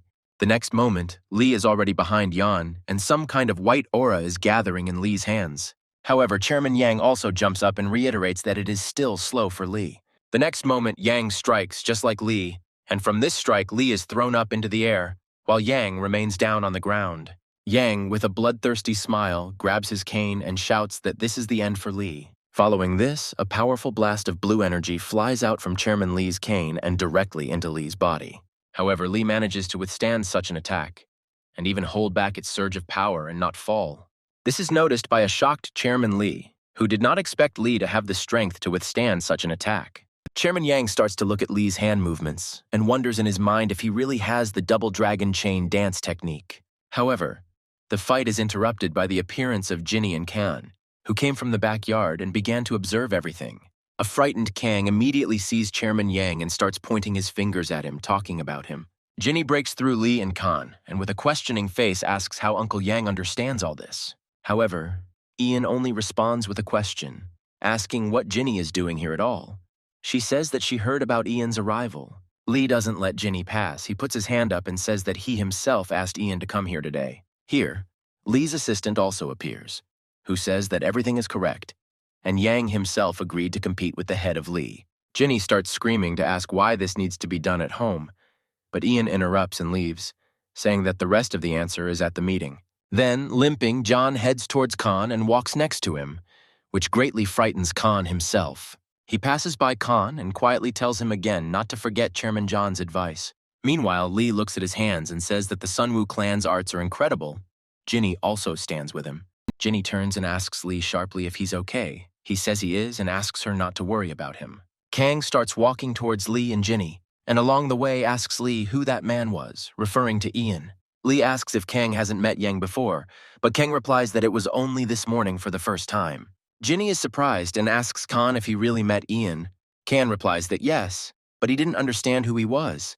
Ginny tells Kan that Chairman Yang is responsible for a very important job in the clan, which surprises Khan. She then adds that it is strange that such a secret for Khan was revealed in just one day. Khan realizes that Yang is a big shot, and Ginny asks Lee why he came at all, but Lee replies that it was nothing. However, in the end, Lee adds that he simply asked to be given the position of head of the Sunwoo clan, which shocks Ginny and Khan. Meanwhile, somewhere in the car, Chairman Yang himself is talking to someone and saying the same thing. Men who communicate with him via video link say that this step is very abrupt and fast for John. However, Chairman Yang only smiles when he says that he would not have met with the head if he had not been sure. While driving in his car, he continues to talk on the video link, adding that Lee is still a teenager who cannot control his emotions. Chairman Yan continues to talk about this with a grin, adding that as soon as Yan's pride is hurt, he immediately attacks. After all this, Ginny tries to call Uncle Ian, but he, in turn, only ignores the calls. Khan is surprised by Ginny's persistent attempts to contact him. Khan asks if they know each other. Ginny says that he was also raised by his grandfather. However, the conversation is interrupted by Lee, who says that it's time for him to go to training and asks Ginny to take care of Khan, which doesn't make her very happy. However, Lee again makes a very beautiful and sweet face, asking Ginny to please do it for him. Ginny blushes deeply from this and remains silent. Can looks at all this. He also feels uneasy, but everyone remains silent. Ginny breaks down, says that it will be so, but this is the last time Lee thanks her. Can asks Ginny if she's serious about not being able to refuse Lee, but Ginny only gets mad at Can. Can says no, nothing like that, and Lee himself watches all this with a sweet face, standing nearby. Lee's assistant intervenes in the conversation. He asks if it is worth reporting everything to the elders. He confuses Lee. Lee says that he thinks it is not worth it, and with this answer he surprises his assistant. Looking at the chandelier, Lee says that Yang is only interested in him and not everyone else. There is no point in this. As he was leaving, Lee asked not to worry and said that he would think about his decision some more. Lee leaves, and his assistant stands there sweating and wondering if everything will really be as good as Lee thinks. Lee goes into a lonely, dark, and empty room, sits in the lotus position and crosses his arms. Lee begins to meditate, closing his eyes and lowering his head as if thinking about something very important. After a couple of dozen seconds of such practice, a white aura began to emerge from Lee, right from his back. After a few moments, Lee himself was formed from this aura, Lee standing on his feet from the aura, next to the living Lee himself. The real Lee himself smiles and says in his thoughts that it is time to start the real fight. A couple of meters away from the sitting Lee and Lee, someone's leg appears from the aura. It also consists of white aura. Next to Lee is Chairman Yang, who is also made entirely of white aura, just like Lee. Meanwhile, the events of the story take us to Ginny. She says that Lee has locked himself in his room for several days. Behind her, Khan is actively training, and she says that Uncle Yang hasn't responded to her for several days. She approaches Khan and starts yelling that it's time for him to go to school and that he should stop coming here every day. Khan says that everything is fine, but Ginny is jealous of him because she is nervous now and worried about Lee. However, Khan asks Ginny if things are really that bad, and she says that the housekeepers don't respect Lee. Next, Ginny says that after her grandfather's death, everyone in the house seems to be trying to get rid of Lee. However, here Khan asks a strange question. He asks why then did Lee decide to help him? Khan looks down, scratches his head, and says that if he were in that situation, he wouldn't be able to help anyone else. However, here Ginny says that this is not the reason at all, which surprises Kana. Ginny hits the machine and says that the reason is not Kane at all. Lee always helps everyone except himself. Ginny then adds that it is because of this character trait that Lee has taken on so many problems. However, Khan happily asks if that is why Ginny likes Lee, much to her confusion. She turns around abruptly, starts pressing on Khan's head and asking who else likes whom here. Then Ginny says that if Khan is going to train, he needs to do it properly, and not the same thing over and over again. Ginny tells Khan that he should focus not on exercising, but on controlling his energy, which surprises Khan. She says that martial arts are energy, and if Khan can't control it, everything will be useless. Khan begins to explain the process of circulation and impact to Ginny, asking if it is correct, but he greatly surprises her. Ginny looks at him, and Khan says that he learned this from the old man Lee fought back then. Khan says that the old man was cool. He stretched out his hand, and something exploded. Then Khan does the same, showing how the old man did. Ginny squeezes Khan's head again, saying that that grandfather is our enemy. Khan agrees, but says that he is still strong. Then Ginny starts talking about how they also had a master who was among the top 10 strongest. She then looks at Khan and asks him if she should show him the abilities he had. Immediately after that, Ginny clenches her fist and gathers energy in it, putting her hand in a strong punching pose. She asks Khan to watch carefully, but he is already crazy about the sight. Sparks coming from Ginny's hand. Ginny then jumps and hits the training board straight on, breaking it into pieces. Khan is in complete shock. He is crazy about what Ginny just did. He finds it hard to believe in such power.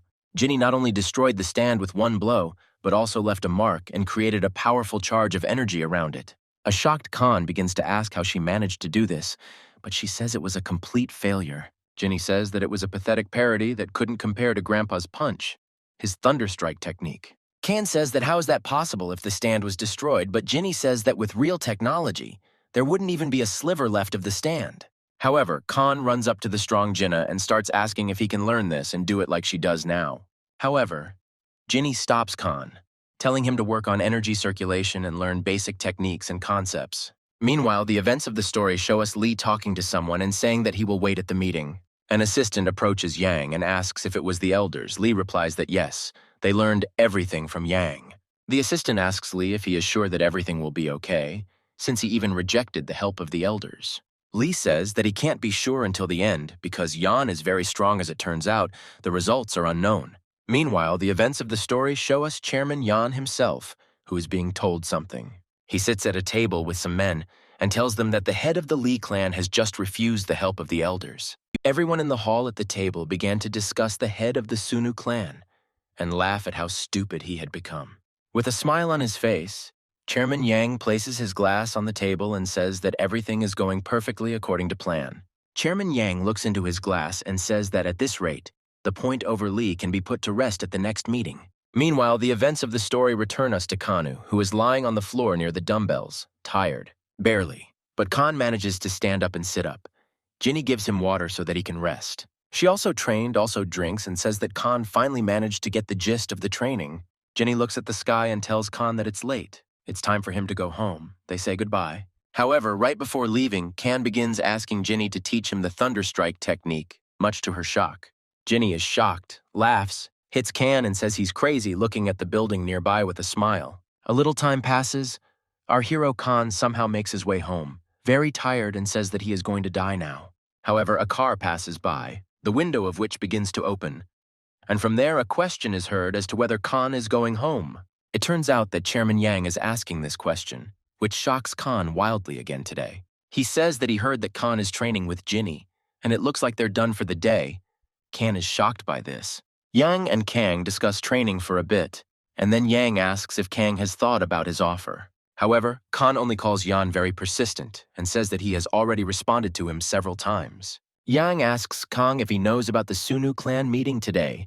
Kang says he heard it out of the corner of his ear. Then Jan shows Khan to the seat and asks him to sit down, under the pretext of giving him a lift to the meeting. Meanwhile, the events of the story show us some apartments where many people are drinking. They are informed that the leader has arrived, and Lee and several members of the Sunu clan emerge from the elevator.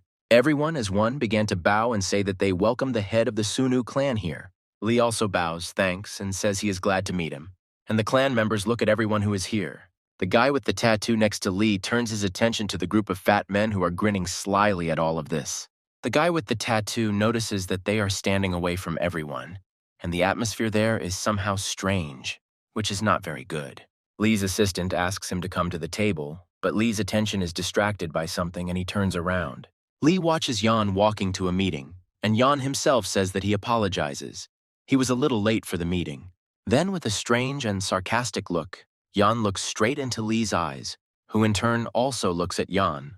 However, Ginny's attentiveness allows her to see a familiar face among Ian's people in the crowd. It turns out to be Khan, who clearly stands out with his clothes, and Ginny is shocked to see him among Ian's men.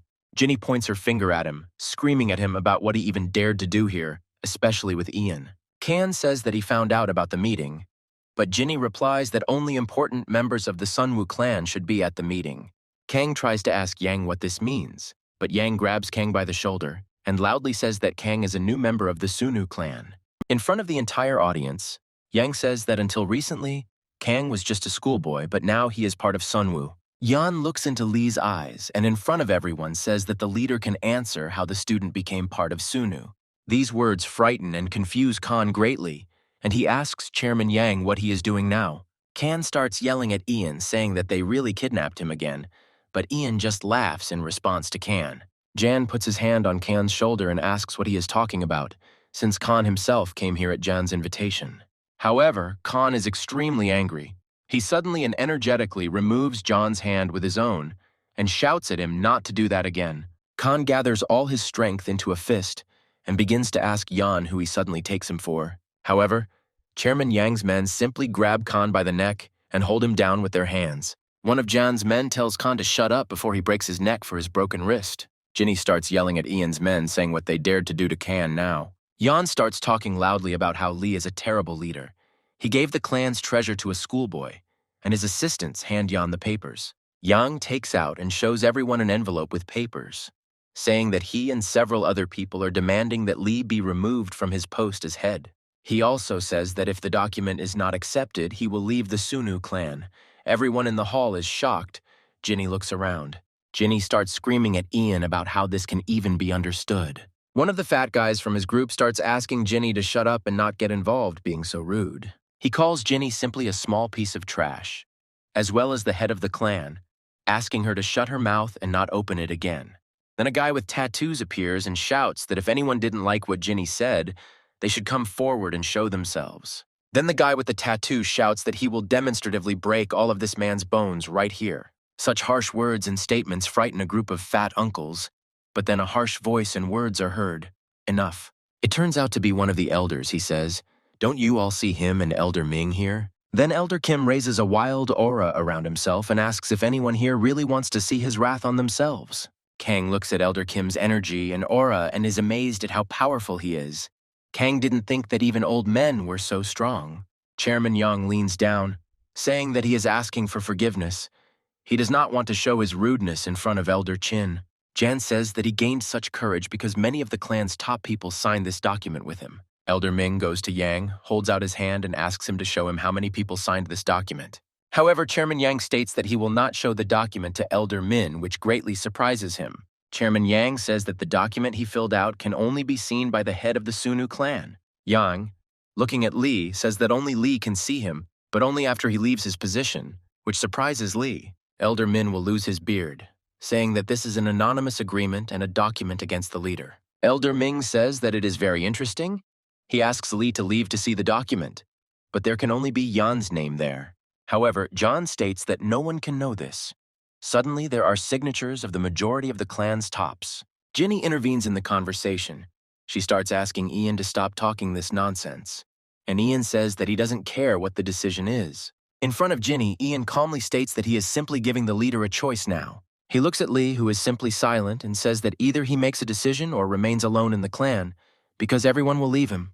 Chairman Yang stood and simply watched what was happening, watching everyone in the room whispering. After some time, Lee takes the floor and asks Chairman Yang if he has finished speaking yet. After Lee didn't hear an answer, he says that it's time to get to the point and goes to Yan. Chairman Yang looks at Lee with a smirk and asks him what he means by getting to the point. Lee continues to walk towards him, creating a huge aura behind her, and with just that aura, she turns the table next to her upside down. Ginny, Lee's assistant, Kang, Yang, and his men, Lee's men are all surprised by what is starting to happen. Yan silently begins to walk further towards Chairman Yan, demolishing everything in his path with his eerie aura. Kan watches this as Yang gets closer and closer to him. He is shocked by his friend's actions.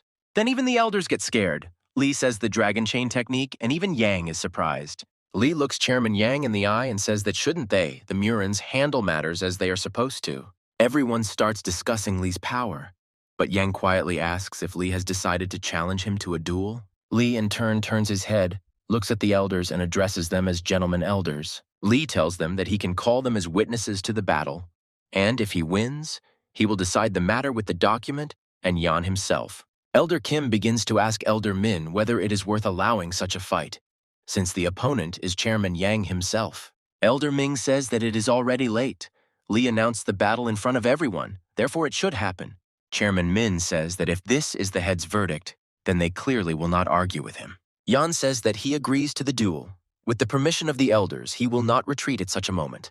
Then Yan hands the document over to his assistant and heads off to meet with Lee. Yan promises that everyone will regret this, but Khan is even a little happy, seeing that he will see such a powerful fight from Lee again.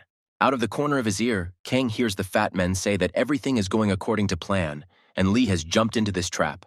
This all shocks Khan because these uncles speak as if everything has already happened. Lee lost to Yang.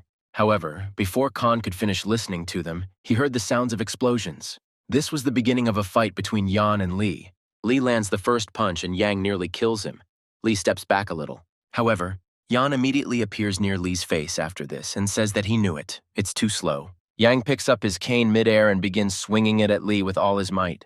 However, by the time he was supposed to strike, there was no one left to hit, as Lee easily dodged the attack. And then, when Yan turned around, he already saw Lee attacking him in front of him, and somehow he managed to hold back Lee's attack. Chairman Yang looks at his cane and begins to notice that it is even a little broken.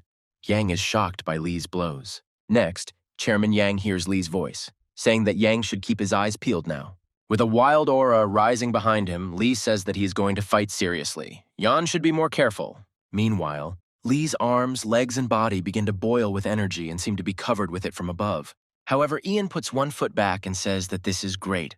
A blue aura comes from his eyes. This whole process is a wild shock to Khan, who is still being held by the throat by Yan's men. Then Chairman Yang squeezes his cane as if covering it with an aura, and says that then, in some century, he too will warm up for himself. After Li and Chairman Yang raised their powerful forces, everyone became very tense again and looked at them. Even the fat uncles, who had recently been confident of John's victory, became tense. Li begins to notice something, but he continues to silently look into Ian's eyes, as if thinking about something. Some strange feeling also came over Khan. He began to watch how Yan seemed to change inside. Then Khan looks at Li and thinks that a serious fight will probably begin between them now. All this is also observed by Li's assistant, who remembers that as a child, everyone thought that Yang would surpass everyone in the clan in strength. The assistant recalls how he recently told Li about Yang's techniques and how he lost his leg a long time ago, but was very strong. Then, a couple of days ago, during training, Li and his assistants were discussing Yan's strength, remembering that he has a prosthetic leg, which is very fast. The events of the story take us back to the battle. Chairman Yang moves at a wild speed around the hall. Li recalls the words of his assistant. Yang begins to strike Li with his cane, and Li also remembers his assistant's words about the danger of this cane in combat. The fight is on. Jan moves around the room at a wild speed. His prosthesis is very controllable, and his cane is very powerful. Next, Yang strikes with his technique, which he made for his cane, and Li can only dodge constantly. Blow after blow, Li simply dodges. As soon as he wants to attack, Chairman Li's cane immediately stops him. While Li was still pondering his actions, fighting Yan became much more difficult than before. Next, Li recalls the words of his assistant, who revealed to Li all the features and strength of Yang's cane and leg. Li remembers very well everything his assistant said, and is now thinking about how he can do this in battle. However, for Khan, who doesn't know or understand anything yet, this is all very surprising, because just recently John was limping. Then Khan also notices that those same fat uncles are still laughing and discussing Yan's imminent victory in this battle. Khan understands that all these fat men are starting to irritate him. He doesn't understand why they are so confident in Yan's victory. Meanwhile, while Khan was looking at them, Li delivered a crushing blow to Yang, who could barely stop him. This makes Khan very happy. He watches as Li flies up and heads straight towards Yang. Li doesn't decide to wait long and give Yang a chance to attack, and immediately delivers several more salvo attacks directly at him. Then in his thoughts, Li realizes that he managed to find a combination of attacks in order to strike directly at Yang. Then Yang notices that Li's foot, charged with energy, is already near his face. He understands that Li wants to finish the fight with one attack. Yan says that Li has good tricks for his age, but it's still not enough and stops his attack with a cane. With his cane, Yang throws Li straight up and says that Li is not as simple an opponent as he seems. Li does not dare to retreat. He runs towards Yan again along the walls of the room, however. At that moment, something distracts his attention. It turns out to be Chairman Yang's cane, which is already near Li's face. Chairman Yang himself is also already right in front of Li's face.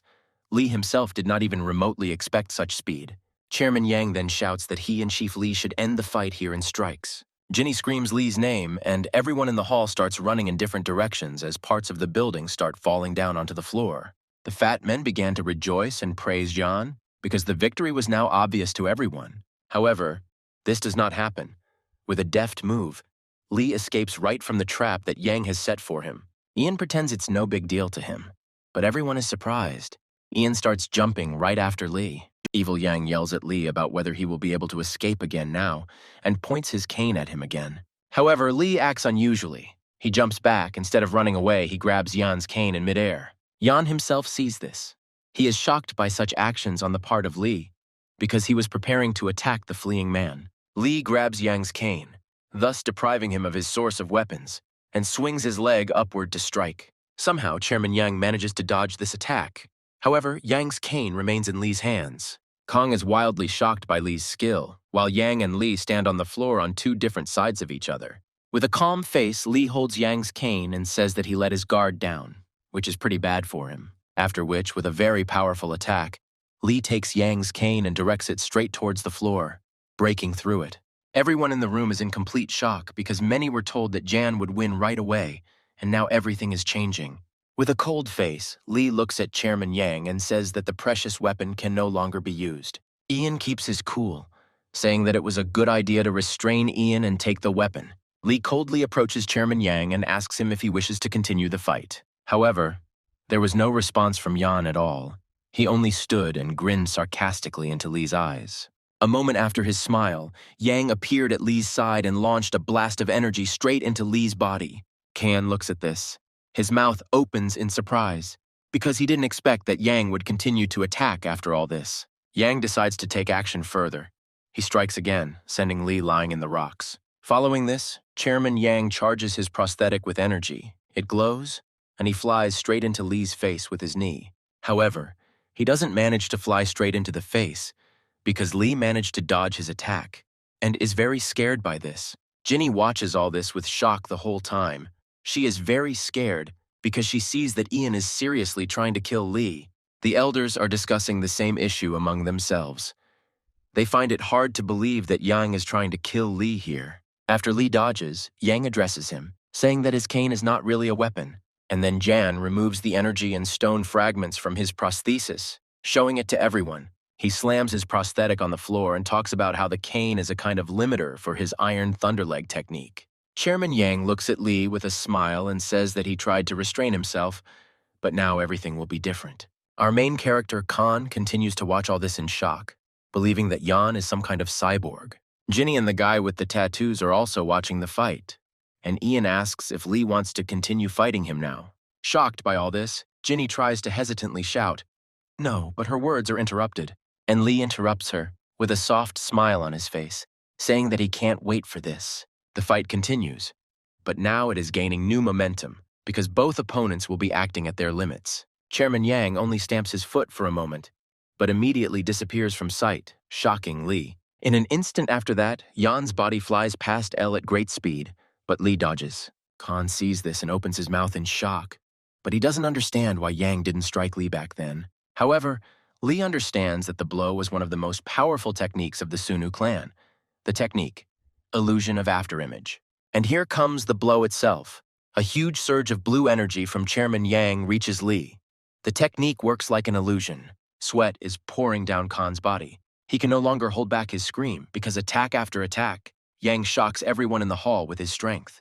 Kan sees that some huge energy is pressing on Lee over and over again, but it is difficult for him to even see what is happening.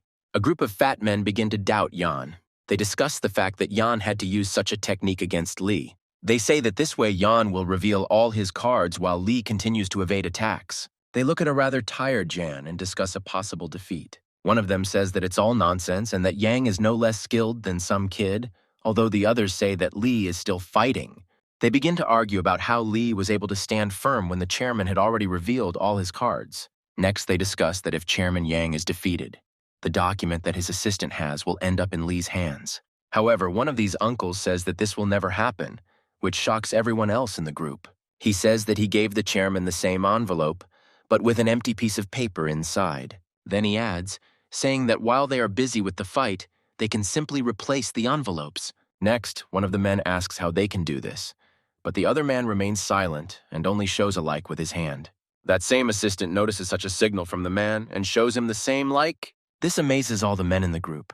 They are delighted with how thoughtful and savvy their partner is. However, everything is not as simple and easy as it seems at first. Kan notices that something is wrong in the group of these men. And then Kan watches as one of them approaches him and does something behind his back, as if something was happening to me. Kan takes a closer look and sees that the man is hiding one of the envelopes that Yang showed him at the beginning in his bag. Then Kan notices that after changing the envelopes, this guy with the bag simply started leaving. Kan starts shouting for everyone to wait and saying that something happened there while looking at him. Kan starts shouting that they just switched the envelope, but the guard tries to shut Kan up. Here, Ginny and the guy with the tattoo were distracted from the fight by Kan, and Ginny began to shout with requests to let Kan go quickly. However, they responded to Ginny by telling her that if she came, they would break Kan's arms, but at that moment, Kan decided to run away. Yan's guards notice this and restrain Kan, pressing him with their bodies. However, Kan does not decide to tolerate this. He breaks away from them with a charge of energy and screams to be let go. Ginny and the guy with the tattoo are shocked by how radical Kan is acting, but also shocked that he was being held down this whole time. Kan goes to that fat bastard and asks him to urgently look at Kan, which attracts attention to himself. Meanwhile, Jan's men come to their senses and realize that they have let their guard down again with this guy. However, at the moment when they realize this, the same guy with the tattoo appeared behind them. He squeezes their necks and says that the head of the clan is currently in a fight. Why the hell did they dare to clownish around here? Khan starts walking towards that same fat man and tries to shout, "Show me your briefcase!" However, in response, he only gets his hand slapped with great force by the largest of them, asking how Khan dares to touch their things. However, Khan does not give up. He loudly shouts to everyone that he and Yan are on the same page. He was watching them. Then Khan gets into a fighting stance, raising his fists. He asks them to step aside, otherwise he will not be responsible for himself.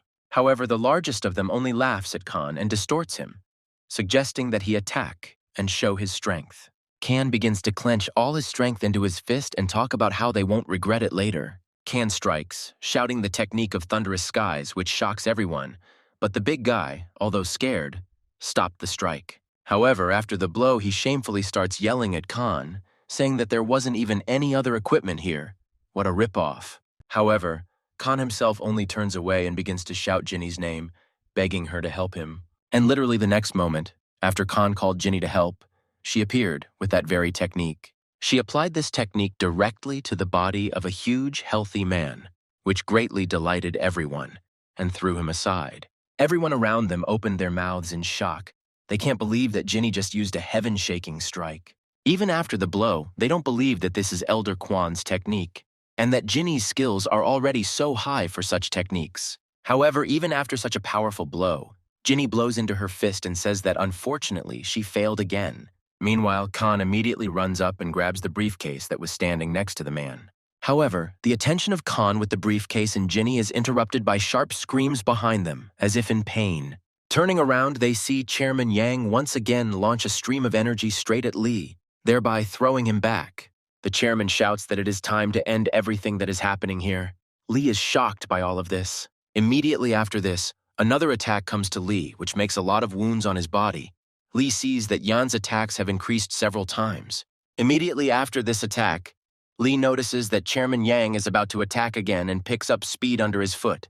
The next moment after this, the chairman's foot lands right in front of Lee's face, who looks on in shock. Lee is in such a wild shock for the first time. He understands that it is simply almost impossible to contain the chairman's attacks. After this attack, the chairman returns to his seat, and Lee's body is thrown far into the air by a huge wave. Everyone is in complete shock from this, both the people from the clan and Khan and Ginny, who are very worried about Lee. The elders also look and understand that this could be the end already because the attack was very strong. Chairman Yang turns his head and looks up with a sly smile, saying that he warned that it would be very dangerous. However, here Lee appears. He is standing on the wall of the building. There is fire under his feet, and there are traces of blood in many places on his body. Chairman Yang looks at all this with surprise and even fear, having never imagined that such a thing would happen. Behind the monster's eyes, as if in berserker mode, Lee looks at Chairman Yang in a wild rage and prepares to attack. Lee shouts that he will now be feared, and with great speed, he breaks away from the spot, heading to Chairman Yang's place. Chairman Yang stands alone like a cornered dog and sees Lee flying towards him from above with wild energy. At the moment, it is not even close to known how this will end, because Lee, in a wild rage, continues to fight for his clan. Yan starts shaking just from the aura. He understands that it is too late for him to dodge, and he cannot back down. Following this, the chairman also begins to cover his body with aura, realizing that he only has time to take the blow. With wild speed in the air, Lee and Yan's fists collided in a blow, two strong energies against each other. The outcome would be powerful. Everyone around was shocked by the wild aura they had spread around. Because this aura had created a whole powerful dome, everyone around began to be amazed by the effects of their collision, so much so that people could not see anything except their hands next to them. Everyone is shocked by this. They look around trying to understand what happened, but the attack is over. Both sides retreat to their positions. A pleased Ian shouts that this is a mistake for the leader. He puts his hand behind him in a punching stance, and then he takes off from the spot at great speed, carrying himself and his blow towards the head of Lee. Surprised, Lee looks at Yan, however.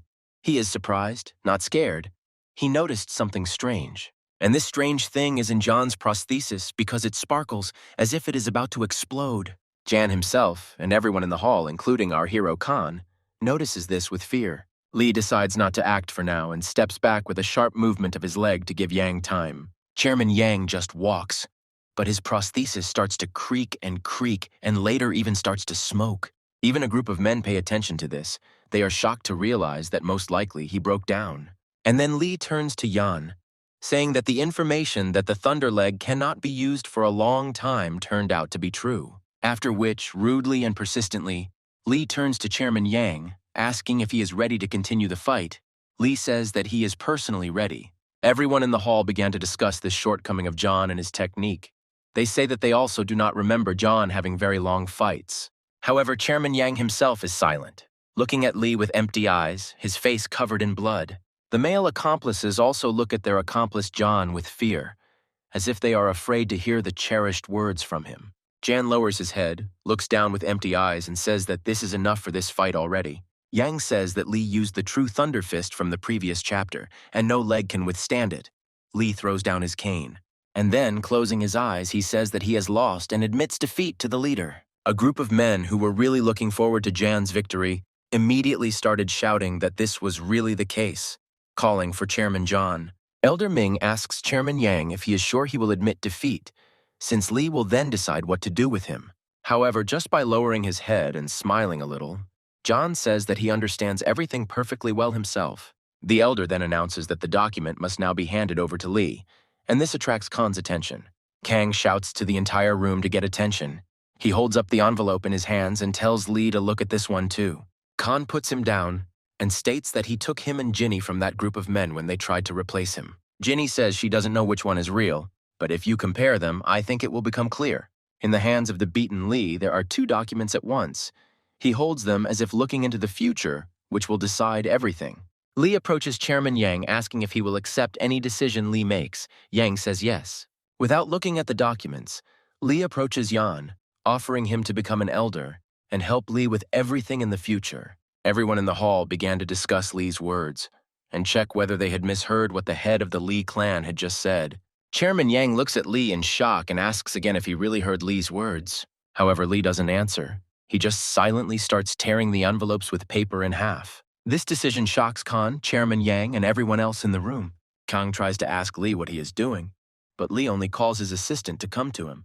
Then, the bloody Lee hands these papers into the hands of his assistant and asks him to go and burn them right now. Lee addresses everyone and says that he promised that he would sort out the documents and everything as he decides necessary in case of victory. Lee then asks if anyone has any questions about his decision. Everyone starts talking, and a shocked Kang and Yang just look at Lee. Ginny starts yelling at Lee, telling him what he's doing, because he's burning the list of traitors to the Sunu clan. However, Lee tells Ginny that there are no traitors in the Sunwoo clan, which shocks her to the point that she simply falls silent. Lee speaks loudly and to the entire room about how conflicts happen everywhere, but everyone here is family. Lee continues speaking and says that Ian is right. Lee is only temporarily taking over as the clan leader, which shocks Ginny even more. Next, Lee says that he knows that many people are unhappy with him and his decisions, and that this is just his mistake. He says that he lacks experience, his age is still young. Yan is shocked and looks at Lee. He says that, however, he still holds this post precisely because the members of the Sunu clan believe in him. Then he says that it is quite possible that he will disappoint the members of the Sunu clan more than once, however. At this point, Lee bows and asks Elder Yang to guide him and help him to prevent this from happening, surprising Yang. And not only Yana, but almost everyone in this room was surprised by Lee's wise and powerful word. Only Ginny intervenes in the dialogue again. She tries to say that he doesn't want much from the traitor Ian.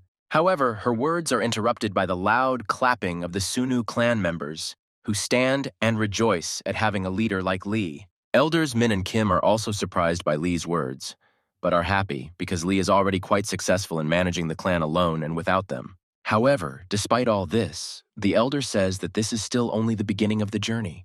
However, the events of the story show us some strange man in the crowd. He takes out a strange device from his jacket.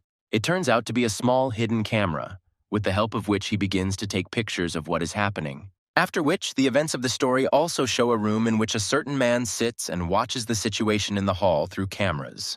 Afterwards, they show the man again sitting in a chair. He smiles bloodthirstily and laughs. He looks at Lee through the camera, raises his glass and says he's glad to see the Dragon Slayers return. And then, while sipping whiskey, he says that soon the news about the return of the head of the Sunu clan will spread throughout all of MURIM. The events of the story take us back, showing one of the group of men who supported Ian. He says that it is a fiasco, adding that not only did John's plan fail at the last moment, but they were also caught when they were about to leave. They discuss among themselves everything that happened, trying to find the culprit among each other. One of them says that no matter what, he doesn't understand Master Jan's loss because he is so strong. They discuss the possibility that John lost on purpose, since his fortune is 3 times greater than theirs combined. They discuss what Chairman Yang can do to them now. One of them asks to shut up, because he is already all on edge. One of them began to offer to meet with the head of the clan in a quiet environment in order to find a way to save them. A little time passes, Lee goes somewhere, and later says, "Did Elder Yang really want to see him?" And so it happens. Elder Yang stands in front of him, who says that he has become curious about what is on Lee's mind now. Yang asks what the sudden decision was to appoint him as an elder, but Lee says it wasn't sudden. He had been choosing for months. Lee shocks Yang by saying that Elders Min and Kim recommended him. Yang wants to say something against it. However, Lee interrupts him and asks if everything is okay with his Iron Thunder leg. Chairman Yang replies that everything is generally fine and wants to switch to another topic of conversation. But Lee interrupts him. Lee lands a sharp and sudden powerful punch straight at Lee, saying that he thought so. Jan doesn't understand anything, because just now they were peacefully discussing the clan's affairs, and then there was such a sharp blow to him. Elder Yang turns to Lee and tries to ask him how he should now understand all of this. Lee stops and says that Chairman Yang lied to him that his leg was broken during the fight. Meanwhile, the events of the story show us our hero Khan, who is turning his head back and forth in confusion. Lee asks Ginny where Lee went from here. She replies that he went to meet with the new Elder Yang. Then Khan starts asking Ginny what the meeting is for. However, she herself does not know. Lee said that it was a personal conversation.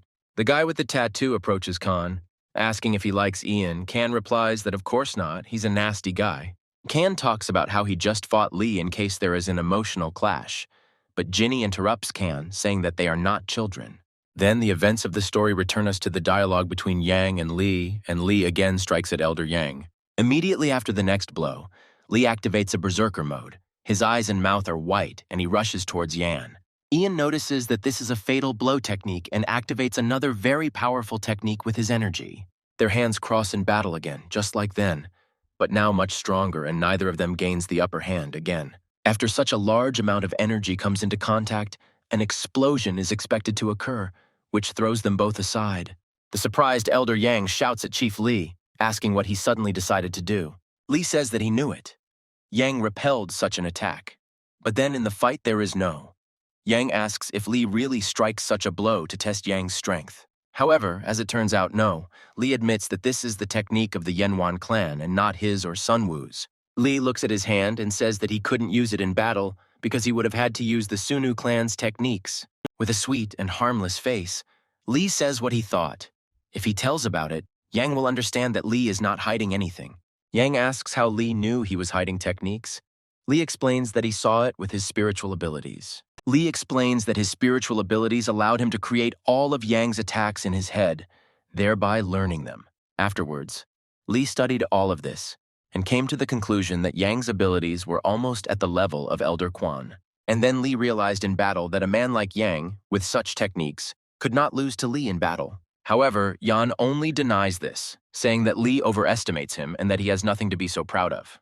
Then Lee tells Yan that he really had nothing to be proud of in that duel, where he could have lost everything at once. Lee then goes to Yang, saying that in his opinion, Yang was just trying to figure out the traitors of the Sunu clan. Lee also adds that Yan's ultimate idea was to publicly announce their names at the meeting. However, Yang only smiles, saying that the world is not as romantic as Lee sees it for himself. Yan talks about how there is a lot of money in the Sunu clan's house, and why shouldn't he reach out for it like many others?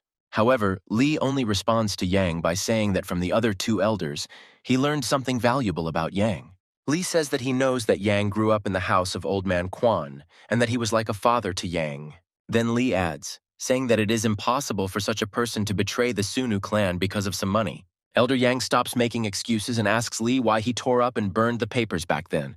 Lee says that it is not reasonable to announce such things. It is impossible to get by with simply replacing people in such a large clan. Lee says that it is also worth considering the time and effort spent on all this, which also costs a lot. Lee said that making quick decisions would show Sunu as a weak clan.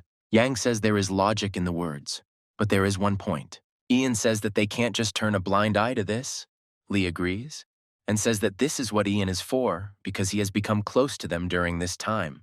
With a sweet face and sincere hope, Lee says that he trusts these people to Yan and asks for help in solving the clan's problems. Such words, speculations, and decisions were even able to touch Elder Yan, because he did not expect that it would turn out like this. After all this, Yan asks Lee if he really came up with all this himself, or if someone is helping him with this. Lee admits honestly that he has an advisor, but then Yang tenses up and says that everything is clear. Yan says that it is obvious that the advisor is Kana Sera from the Milyan clan, who Lee has been communicating with. Yan starts yelling at Lee, saying that what already exists cannot be changed, but talking about this with another clan is wrong. However, Lee sweetly replies to Elder Yan in the wind that Yan should not forget that Lee himself is an outsider in the clan. Elder Yang grabs Lee and starts yelling at him not to say that again. The master trusted him with his life. Then, very tensely, Elder Yang says that no one would consider a person like Lee a stranger. Lee is surprised at first, but then crosses his sweet smile and thanks Yan for all of this. Lee then adds, complimenting Ian, that he has very dexterous hands, which surprises Ian. Lee says that if Yang had attacked, Lee wouldn't have been able to dodge, but Yang apologizes. Immediately after this, Yang crosses his arms and asks to introduce himself to Lee as Elder Yang. Lee also bows and says that he relies on Elder Yang with all his heart. However, their conversation is interrupted by the appearance of Jinny and Khan, who ask if they really fought here again. The clan leader Lee, as well as Elder Yang, are surprised by their appearance. Lee asks what they are doing here. Jinny starts yelling at Lee and Ian, asking what's wrong with both of them, if they decided to play kindergarten here. Lee responds by saying that they were just having a conversation. Ian adds that Jinny has no reason to worry about it. The events of the story take us to Elder Yan's car, his people asking if he is okay. However, Elder Yang replies that he is fine. Although he is mistaken, he is even very happy now. Then he adds that he wanted to check the person, but in the end they checked him, which surprises his people. Looking out the window, Elder Yang says that he now understands for sure what the leader saw in Lee. The driver turns to Elder Yang and asks what he means, and he replies that they just need to wait. Elder Yang says that as long as they are alive, the Sunu clan may undergo the greatest change in its history. However, their dialogue is interrupted by the opening of the door. Kan gets into their car and closes the door behind him. He starts talking about how since they kidnapped him this morning, they should take him home now. One of Chairman Yang's men turns around and is rude to Kan, asking him to leave, but Elder Yang asks him to stop. John stops them, saying that they, like Kan, can consider this just a night trip around the city. That's exactly what's happening. Elder Yan's car is now driving away right through the city. Meanwhile, a tense Kang sits in the car and stares eternally at Elder Yan. Yan notices that Kan is very tense and asks him if he has anything he wants to tell Yan. Yang hears these words and loudly asks Elder Yang what he and Lee talked about today. Next, Yang turns to Kan and asks if he really wants to know what Chief Lee is interested in. Such a sharp and direct question surprises Kan. He asks what it is. John answers that everyone knows it. The events of the story show us an unknown location where explosions are taking place and many dead soldiers are lying around. Among all these soldiers, there is a man in a black jacket, covered in blood and with a sword, who most likely killed them. This man turns out to be the same Kumun Ryong, whom Lee has been chasing for a long time. The events of the story show us the elder of another clan, the ghost of the grandfather. He has shown footage of Kumun Ren. Next, the old man's assistant says that Kumun Ren has a lot of clients all over the world. He moves around without stopping. Next, the old man asks his men if Kumun Ren left any clues, and his assistants say that there is nothing. However, they say that the Shadow Warriors group he is in already has a significant international force. The old man's assistants say that he already has international agreements, and it is difficult to investigate something like that. The old man looks up and doesn't even know how to react, because it's very difficult to fight against someone like that. The assistants say that the MURIMs must intervene, or the barrier between them and the ordinary world will be destroyed. However, the old man puts down his tea and says that there is no need to worry, because there is a union for that. Now the old man is talking to that same manager. He asks if the old man is by any chance connected to the Sunu clan. The manager says that the Sunu clan has been very aggressive lately and may not form an alliance with everyone. However, the old man says that there is no need to worry. He knows Chief Lee well and Elder Yan even more so. Meanwhile, the events of the story return us to Elder Yan, who talks about the clan's profit for the year. Lee asks in front of all the elders why the Heijun Company's profit is so low, even compared to last year.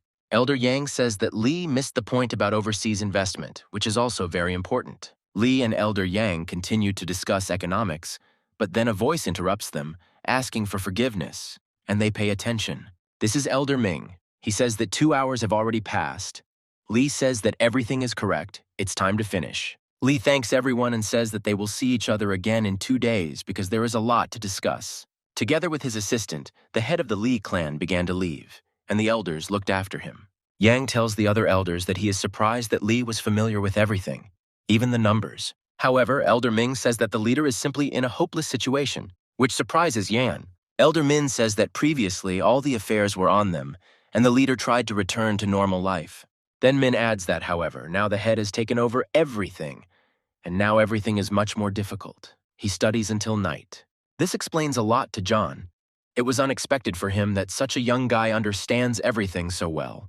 Next, Min says that after studying, Chief Lee devotes himself to practicing martial arts and endurance until night. Afterwards, a very surprised Yan asks when he already sleeps. But Min replies that according to his assistant, he hardly sleeps. Elder Ming says that he spoke with Chief Lee and his assistant, but he doesn't want to listen at all. Elder Ming adds that he thinks the leader is working very hard, which gives Yan a lot to think about. Meanwhile, our main character Kang lies tired on the floor, saying that he wishes he were Kumun Ren. Ginny says that Kan has completely lost his mind. It's a shame that she felt sorry for him today during training. She shouldn't have done that. Kang says that he meant that he just wanted to see Lee, but he is only interested in this Kumun Ren. However, Ginny only hits Kan and tells him not to do that, because Kumun Ren is the enemy of Lee and the entire Sunu clan. Kan says that they haven't seen Lee for a long time. Since Ginny isn't interested in what's wrong with him, she says no. However, their dialogue is interrupted by a rough male voice, which says that he is now interested in this.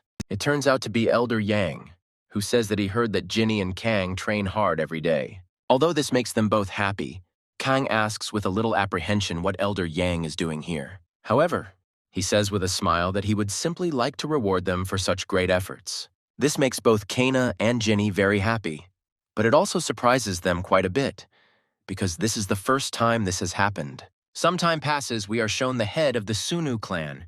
Lee, he is distracted by his assistant. The assistant distracts Lee by saying that he has guests, and that it is Elder Yang who has come. Lee is surprised. The door opens, and Elder Yang stands there, along with Kan and Ginny, who are very pleased to see Lee. Lee is quite surprised to see Yan and such guests, and even together, and asks what is going on. Jan reports that he received a call informing him that the reconstruction of a certain villa had been completed. Yan tells Lee that they can relax there for a couple of days, along with Kan and Ginny, who are very happy about it. Lee looks at Ian and the satisfied Kan and Ginny with a devastated look, but simply remains silent. Kan looks with very childish eyes.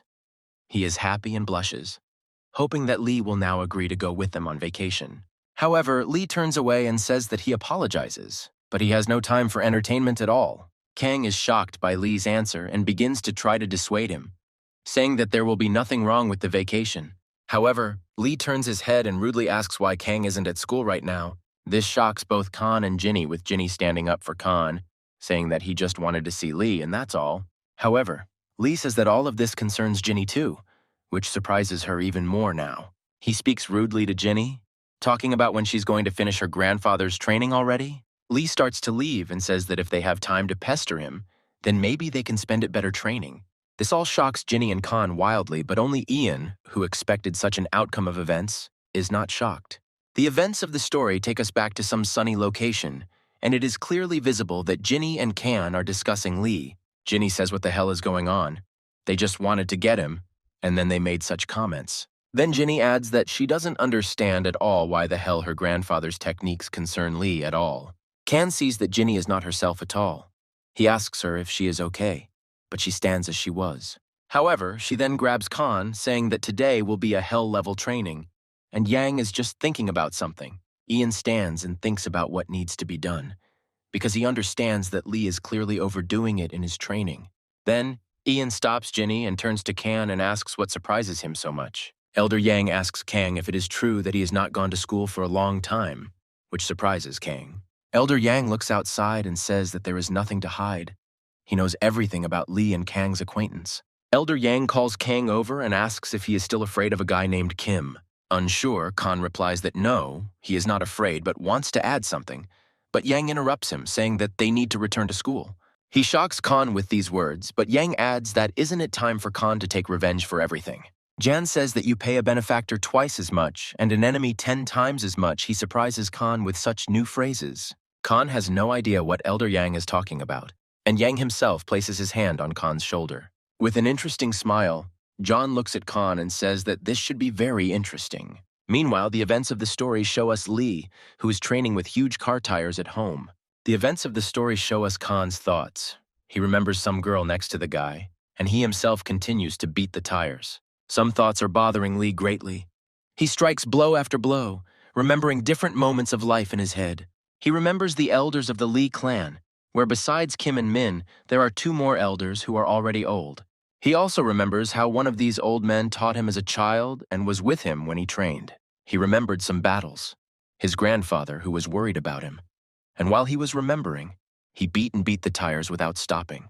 He also remembers a certain man with an aura coming from his mouth. His silhouette is very similar to Kumun Ren. He also remembers his grandfather protecting him from someone while covered in blood and hugging Lee. This brings Lee to the end in reality, his pupils narrowing as he delivers blow after blow. He remembers how this grandfather, who hugged him, fought with someone, was covered in blood, but stood his ground until the end. He remembers a man with a cigarette who approached him and asked him not to get sick in his shirt. This man approached Lee, saying that he should worry because Lee was his student. This man resembled Kumun Ren.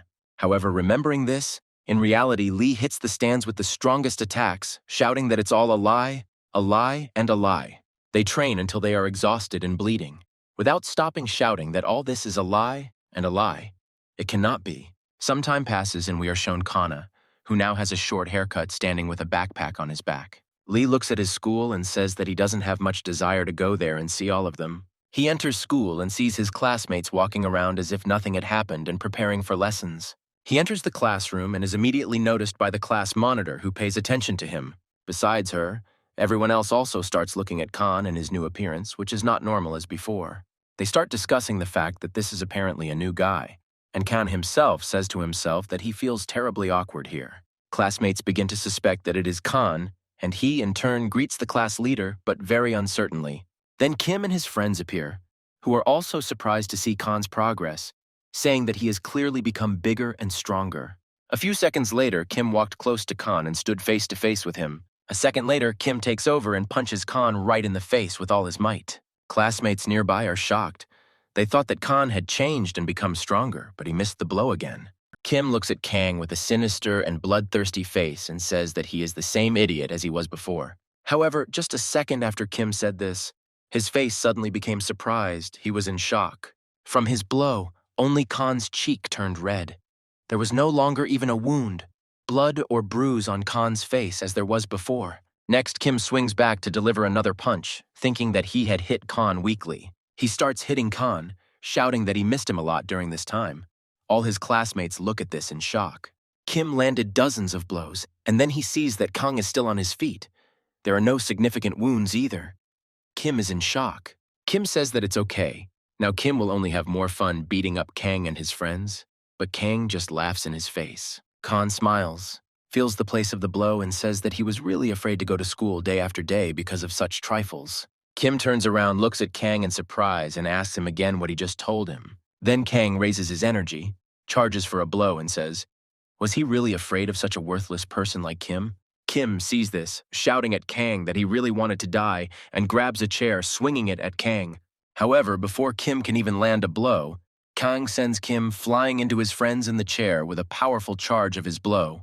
The impact was so strong that Kim's fall turned the chairs and desk into splinters from how strong he was. Kim's friends are shocked by what is happening. They see for the first time that their friend was treated like this, and Kang did the same. Everyone around looks at this in shock, but Kang only yells at Kim, calling her a scumbag and asking her to stand up right now. Kang charges up more energy and shouts that now Kim will receive tens of times more than Kang did then. A little time passes. We are shown some girl. She screams that Kang is just a monster. She points at Kang and yells at the school principal that her son Kim now has 4 weeks to recover because of him. Kang sits and looks at everything sadly, knowing that this is how it will be, however. He is glad that he was able to teach Kim a lesson after everything Kim did to him. However, Khan remembers in his thoughts how he was sitting in Yan's car, and Yan offered him to go fight. Then in the car, Khan said that MURIM shouldn't hit ordinary people. Yan said that everything was right. One wrong blow, and that's it, it's all over. However, back in the car, Elder Yang told Khan that this ban only applied to masters. Yan then said that if Khan did all this, then it would be okay. No one would understand or notice anything. Now Khan sits at school and understands that, of course, trusting John was not a very good decision once again. Here, Kang hears that Kim's mother is asking the principal to expel Kang or transfer him to another school immediately. Here, Kang intervened in the dialogue, saying that he had not even been heard yet. But Kim's mother said that she was not obliged to listen to Kang. The director is afraid and asks Kim's mother to calm down, but she threatens to pass everything on to the media and make it public for everyone. The director asks Kim's mother to calm down.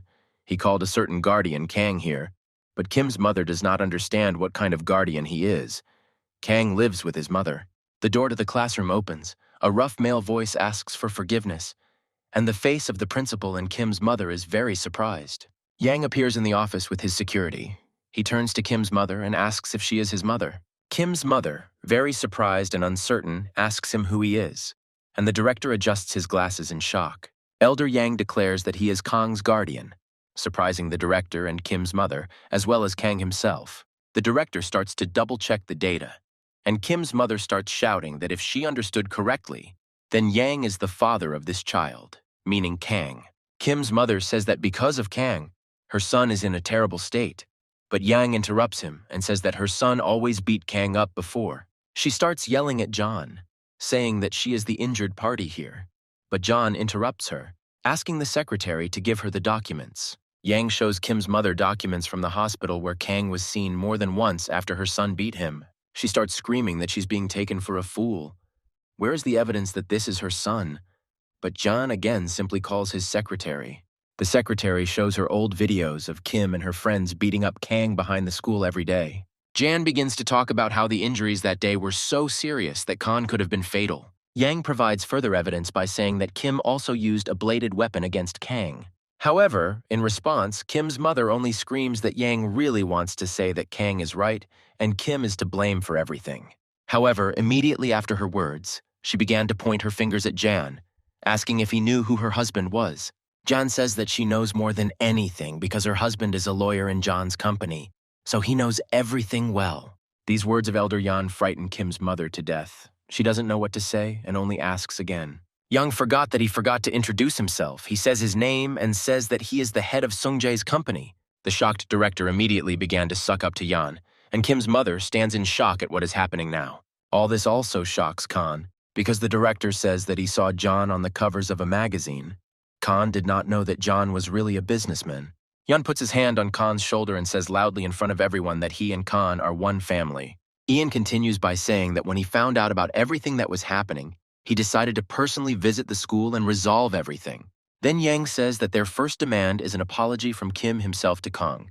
Such words of Yang shock Kang. Then Yan says that their second demand is to transfer Kim to another school, because Khan might not be happy to be in the same class with him.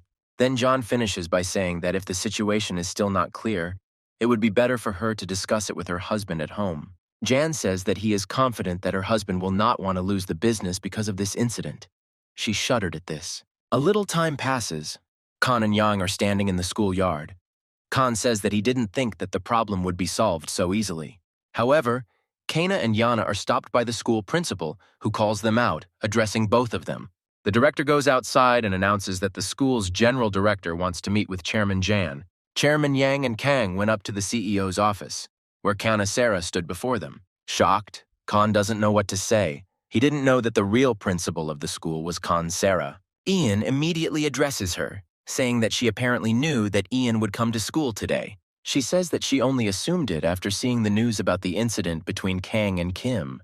John says that it was a good idea for her to discuss the affairs in MURIM here, so as not to attract the attention of other clans. Here, Khan realizes that John was using him again, even though he actually helped him. Kanasera addresses Yang, saying that it is obvious to her that Yang is here because of the head of the Sunu clan, Lee. Yan says that you can't bring the head to the grave. That's right.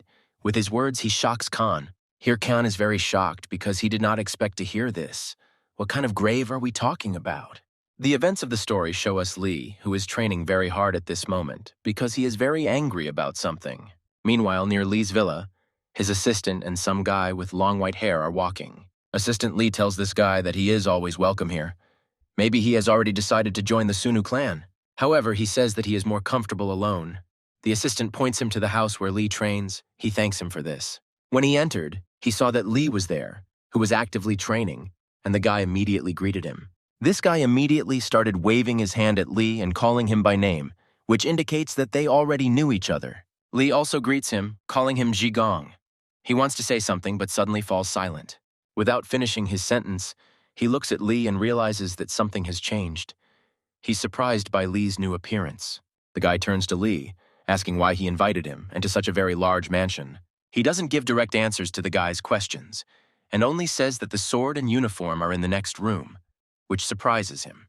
The guy yells at Lee, saying that he was only hoping to hang out with Lee and that red-haired girl, meaning Ginny. Lee smiles and asks him to be his friend and help Lee as he is currently practicing a new technique. This surprises this guy very much. He did not expect that Lee would have such requests for him. He turns to Lee, saying that so be it, he will help, but he will not spare, and immediately warns Lee about this. Meanwhile, we are taken back to Khan and the situation at school. Khan is still in shock from what Yang just said. With his shock, he interrupted Yan, who made a remark, saying that now he was talking with Kanasera, and Kana was interrupting them.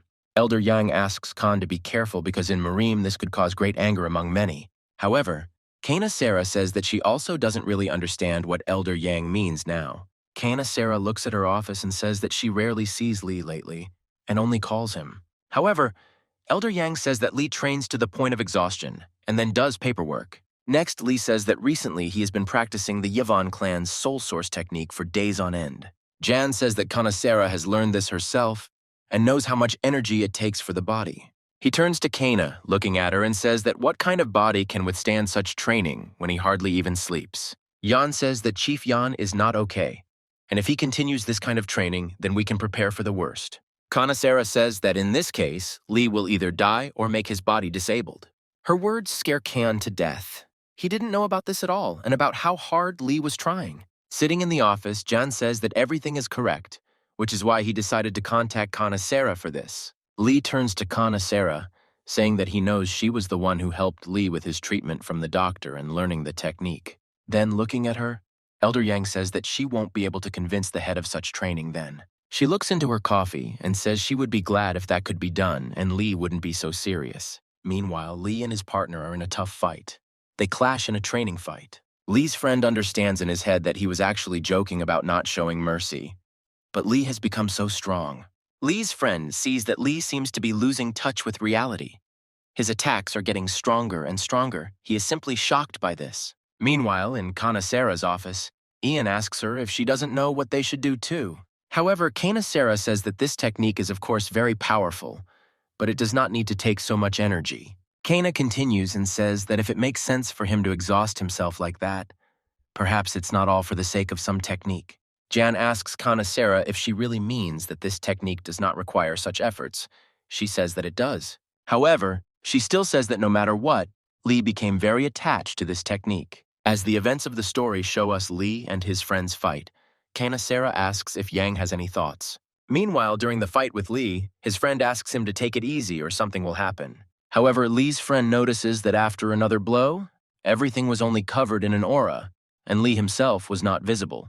The next take of the story shows us the eyes of Lee's friend, who is very surprised. Meanwhile, we are shown Kanasera, who says that perhaps Lee is not interested in technology at all. Meanwhile, Lee himself is also shown, almost completely covered in a dark aura. However, Elder Yang does not understand what exactly Kanasera means and asks her about it. She says that perhaps Lee is trying to become the strong one he knows and remembers very well. Ian is shocked to the point of horror by what Kanasera just said, because everything came together in his thoughts. Sweating profusely with a terrible face, Yan looks at Kanasera and says that apparently Chief Lee has made up his mind. As they speak, the fight between Lee and his friend continues, with Lee throwing his friend back blow after blow. His friend no longer knows what to do, because Lee attacks and attacks him with great speed. Then, remembering the wild Lee, Yan asks if he really decided to become Kumun Ren. Then Lee's friend notices that Lee's eyes began to change, and blood began to flow from his eyes, and Lee himself began to sweat profusely. Lee's friend began to try to stop him, saying that he needed to stop, that this was just training, not a fight. Lee's friend asks if Lee has decided to kill him, and with his words, he brings Lee back to reality, because he is very strong. Meanwhile, the dialogue between Kanasera and Ian continues. She says that Lee is still trying to pull everything off by himself.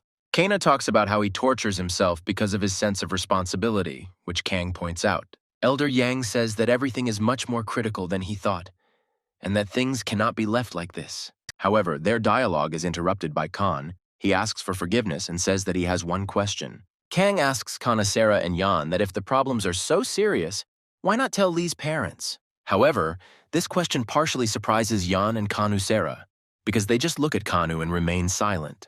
Khan notices that their reaction is somehow very strange and incomprehensible. He asks, "What's wrong?"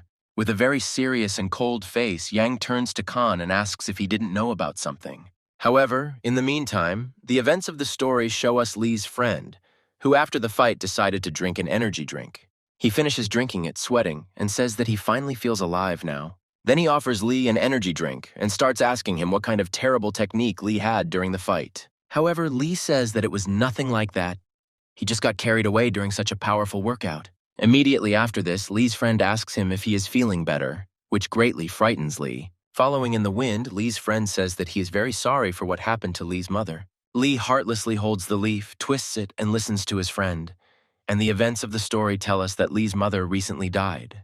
Meanwhile, Kanu is told about this in Kanusera's office, which leaves him in shock. Next, Kanasera says that Kang hardly knows that she died because of Kumun Ren. Kanasera reveals that his men attacked Lee's mother in order to provoke Lee himself. Kanasera says that she died in the hospital. Kang yells at John because he told him something completely different. Kang started yelling at Yan, saying that he had lied to him because he had said that Kumun Ren was Lee's teacher. Chairman Yang says that he did not lie to Khan at the time. However, he left out one point. Yan says that Kumun Ren is the enemy of everyone in the clan, and in general the person who can create the collapse of MURIM. Yang also says that in addition to Lee's mother, he killed Jinny's grandfather, Old Man Quan, which completely shocks Kang and horrifies him. And then Kang remembers Jinny's angry reaction when he said that he wanted to be Kumun Ren. Yan addresses Khan, saying that he follows the leader so well, but didn't even know about his worst enemies. Yan says that Khan knows about Lee only from a few words from other people. These words infuriate Khan, but he understands everything. And then Khan realizes that he really never thought about Lee's feelings, but simply wanted to be there as a sign of gratitude. Then Yan says that by standing like this, Khan is interfering with the conversation between Kanasera and Yan and can think everything over in the corridor. This, of course, really irritates Khan. He tries to answer, but doesn't dare to do so. Yang turns to him again, asking if Khan really wants to tell them anything else. However, Khan only stated that no, he understood everything and would not say anything. Kang leaves. Yang watches this, but he is distracted by Kanasera, who says that it is clear that Yang is very worried about the head. Elder Yang says that he has very high hopes for Chief Lee, which is why he is so worried. Next, Yan explains that Khan was the first person Lee attracted to the clan. Therefore, Yan cares about him too. Khan walks down the hallway and realizes that now that he knows everything, he feels very ashamed in front of Jinny for his words. Looking out the window, he thinks that this is of course not so important. What is much more important is how Lee is doing now. Meanwhile, Lee and his friend are discussing on a bench about some work abroad, where Lee's close childhood friend is now. Lee's friend notices that Lee himself is depressed and asks him if he is worried that something will happen to her there. Lee's friend asks him how she is now, but Lee says he doesn't know. She has other contacts that he doesn't know. He then asks Lee if he doesn't plan to meet her, but Lee says that he does someday. Lee then states that he will meet with her only after he destroys Kumun Ren. Next, Lee states that they have passed this topic and asks his friend if he found out what Lee asked for. Meanwhile, we are shown a dialogue between John and Kanasera. John says that he realized what state the leader is in now, drinking tea, However, he still had one final question. Why did Sarah start helping them all, including Lee? He turns to Sarah, looking into her eyes, and asks what her motivation is. Has she really fallen in love with Lee? Jan looks at her and understands that she is smart and calculating, while she just looks at Jan. Looking at Ian, she says that his jokes are strange and then declares that she and Lee have the same aspirations. Yang asks if she means revenge on Kumun Ren, but she says that their common goal is to protect this world, shocking Yang. She looks silently at Jan, who is very perplexed by what he just heard, and looks silently at her. Ian starts to smile, look at Kana, and say that he is very surprised by such an answer from her. Sarah replies that after Kumun Ren's last attack, his number of allies has certainly increased several times. She says that in unions there is also talk about finances, influences, and connections. John asks her how true this information is. It tells about a certain group of MURIM masters who are constantly communicating with each other on various news topics. Then Jan says that if the information is accurate, then shouldn't it be reported to the Federation? Sarah says that it has already been reported. She then adds that after the leader of the Federation found out about this, he resigned and then went missing. She tells a tense Jan that the new head didn't even listen, but simply asked him not to spread crazy rumors. Ian says that he has a feeling that the new leader is connected to this shadow group. Then Sarah says that she herself does not know the truth. But if the shadows are already taking control over MURIM, the border between them and people will soon disappear. Then, looking at the city, she says that if this happens, tragedies like Lee's mother's will become commonplace for everyone. She tells Ian that she and Lee are going to work together to maintain peace in MURIM. Then John says that if you find out everything from the previous leader of the Federation, everything will become known.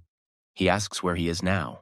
The events of the story take us back to Lee, and his friend Lee speaks of a kind of hell of continuous torment. Then Lee's friend says that everything is correct. One person saw Kumun Ren there. Lee asks his friend where this hell is then, but Lee's friend says that he himself would like to know.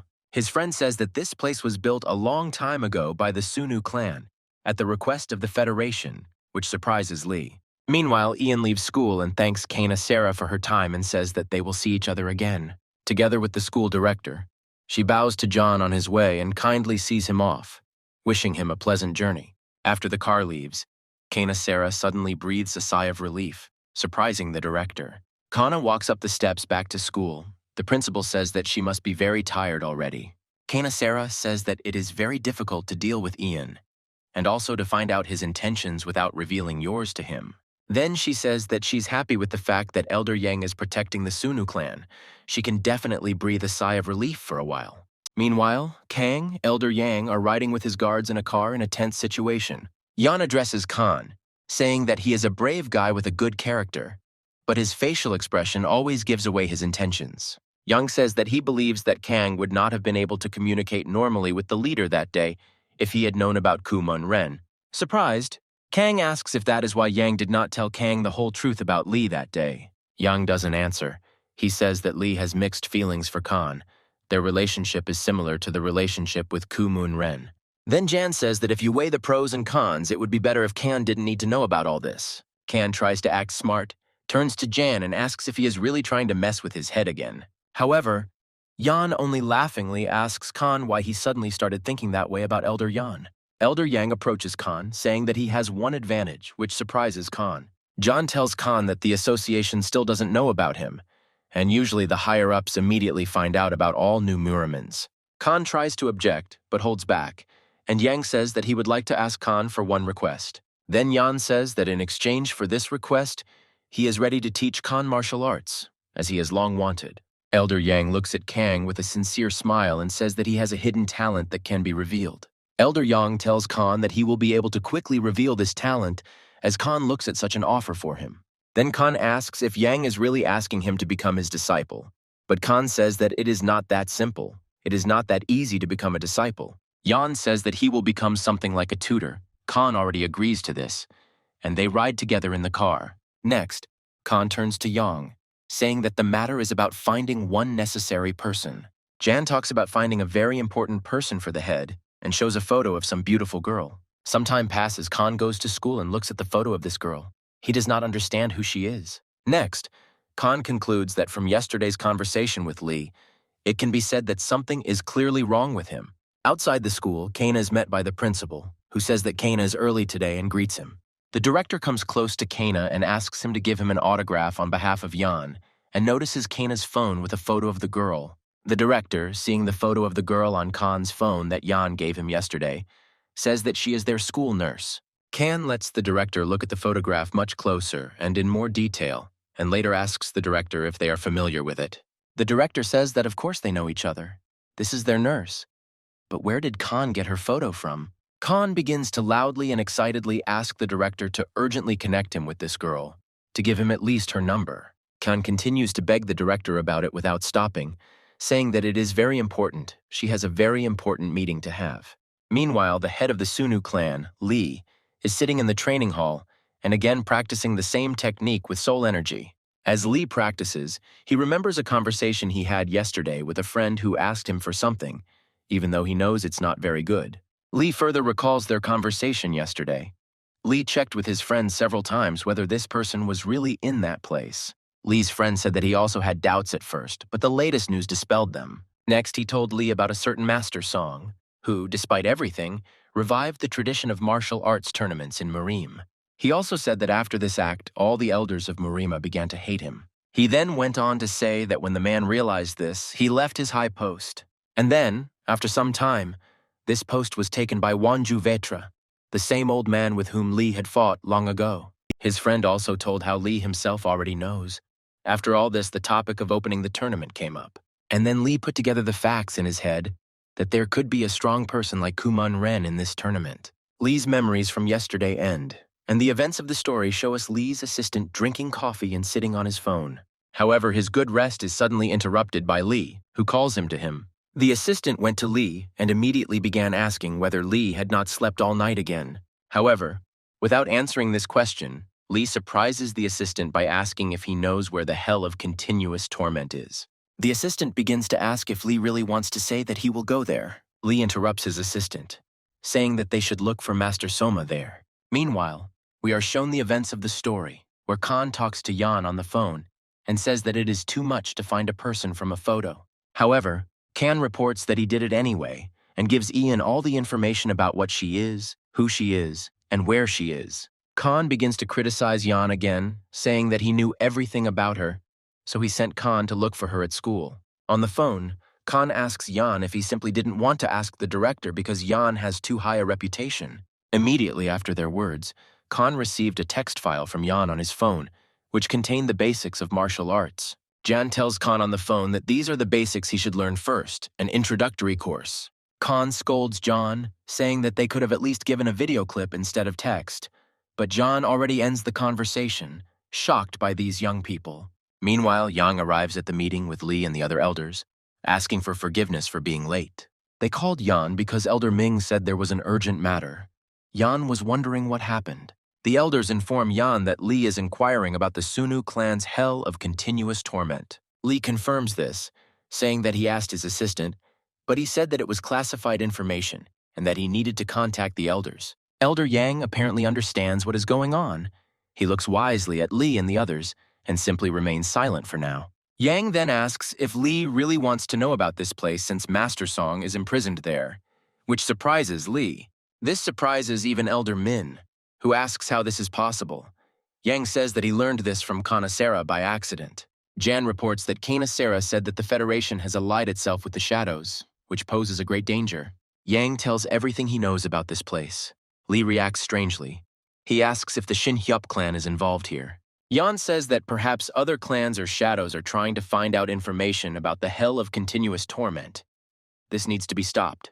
Elder Yang says that this place is teeming with monsters and criminals who can break chains with their bare hands. John tells the story of a man who nearly lost his life there, fighting the local monsters to the death. After all the stories, Lee gets upset, because such a dangerous place is not the best choice for him now. Then Lee says why they should all do this. Why not just ask the Sunu clan for strength directly? Elder Ming turns to Lee, saying that he really wants the Sunu clan to go to hell. Lee says that this is possible for the survival of the MURIM world, for the sake of Master Song, but Lee's words are interrupted. Elder Kim says that hell now belongs to the Federation. You can't just break into it, it will be a war. The elders begin to say that they don't even know for sure whether Master Song is there. Lee tries to contradict him. Elder Yang is watching all of this. He just remains silent and analyzes the situation around him. However then, shocking everyone, Yan says that it's not that the Sunu clan has no chance at all. He sits down on a chair and says that if the leader decides to go there, he is ready to help. The two elders, especially Kim, did not understand why Yang made such a decision because it was very dangerous and risky. However, Yan ignores them and only adds that Lee must leave his post as the head of the clan and all responsibilities. Yan turns to Lee, who is looking at him, and says that this should only be his personal ambition and not that of the entire clan. Yang presents a scheme where Lee is replaced and Lee himself is declared missing. Yang asks Lee what he thinks about it. Yan says that if Lee makes such a decision, then Yan will agree to help and find a way to get to hell. The elders go home, the meeting is over. They discuss the fact that the leader has made a decision and Jan's idea. Elder Kim notes the fact that this way Lee will at least get away from the stress of being the head of the clan and rest. However, their sweet conversations are interrupted by Ian himself, who says that this should not be taken so lightly. He looks out the window and says that lately Lee's soul and body seem strange to him. Elder Young says that Lee will continue to train, and at this rate, he will bring himself to the grave. Elders Min and Kim ask Yang what he came up with, and Yang says that it is their common promise. Elder Ming asks if Yang really decided to send him there. Yang says that he is always serious. Jan says that the leader is now at the top and in euphoria, and in order to talk to him soberly, he needs to be brought back to full reality. Yang suggests bringing back one personality that will help, and then Min says that now he likes Yang's idea. Meanwhile, the events of the story show us Ian's friend, who talks to him on the phone and asks if Lee is in his right mind. Lee invites his friend to go with him to that hell, but his friend says that Lee has completely gone off the rails. Lee looks at the ceiling and says that he doesn't have much information yet, but can he think about his friend? Lee finished the conversation with his friend. His friend is still in shock. He finds it hard to believe what Lee offered him. Meanwhile, Lee himself is lying on the couch and thinking about whether he did the right thing by doing this. Lee continues to lie there, doubts plaguing him, and the feeling of anxiety just can't leave his body. Lee rests, thinks, and looks at the ceiling and the setting sky, and then a strange feeling comes over him. Lee falls asleep. He says that when there are no things to do or tasks to do, he is visited by a strange feeling that he has not had for a long time. He is calm. However, as soon as he tries to fall asleep, an ominous image appears in his head, releasing a white aura from its mouth. The moment after Lee saw him, his eyes opened and a shudder ran through his entire body. A shocked Lee wakes up in a sweat and doesn't understand what just happened to him. Lee immediately starts to gnaw at himself, saying that time is passing, and he is just resting. He should do something. Lee immediately runs to train, however. He is distracted by someone's voice calling him. It turned out to be Lee's assistant. He came up from behind and informed Lee that guests had come to see him.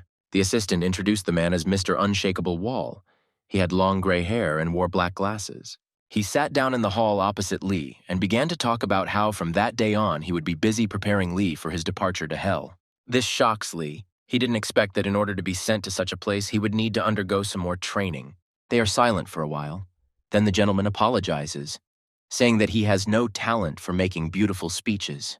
He starts to leave, saying that their conversation would obviously go better in practice. Already at sunset, this gentleman together with Lee come to the training hall.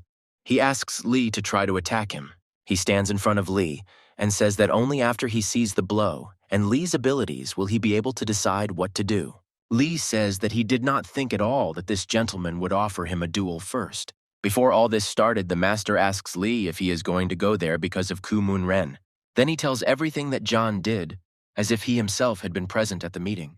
Then the gentleman adds that Lee really thinks that in this way, he will get information about Kumun Ren. Lee wants to start talking, but the gentleman interrupts him, saying that he doesn't care what goal Lee is pursuing.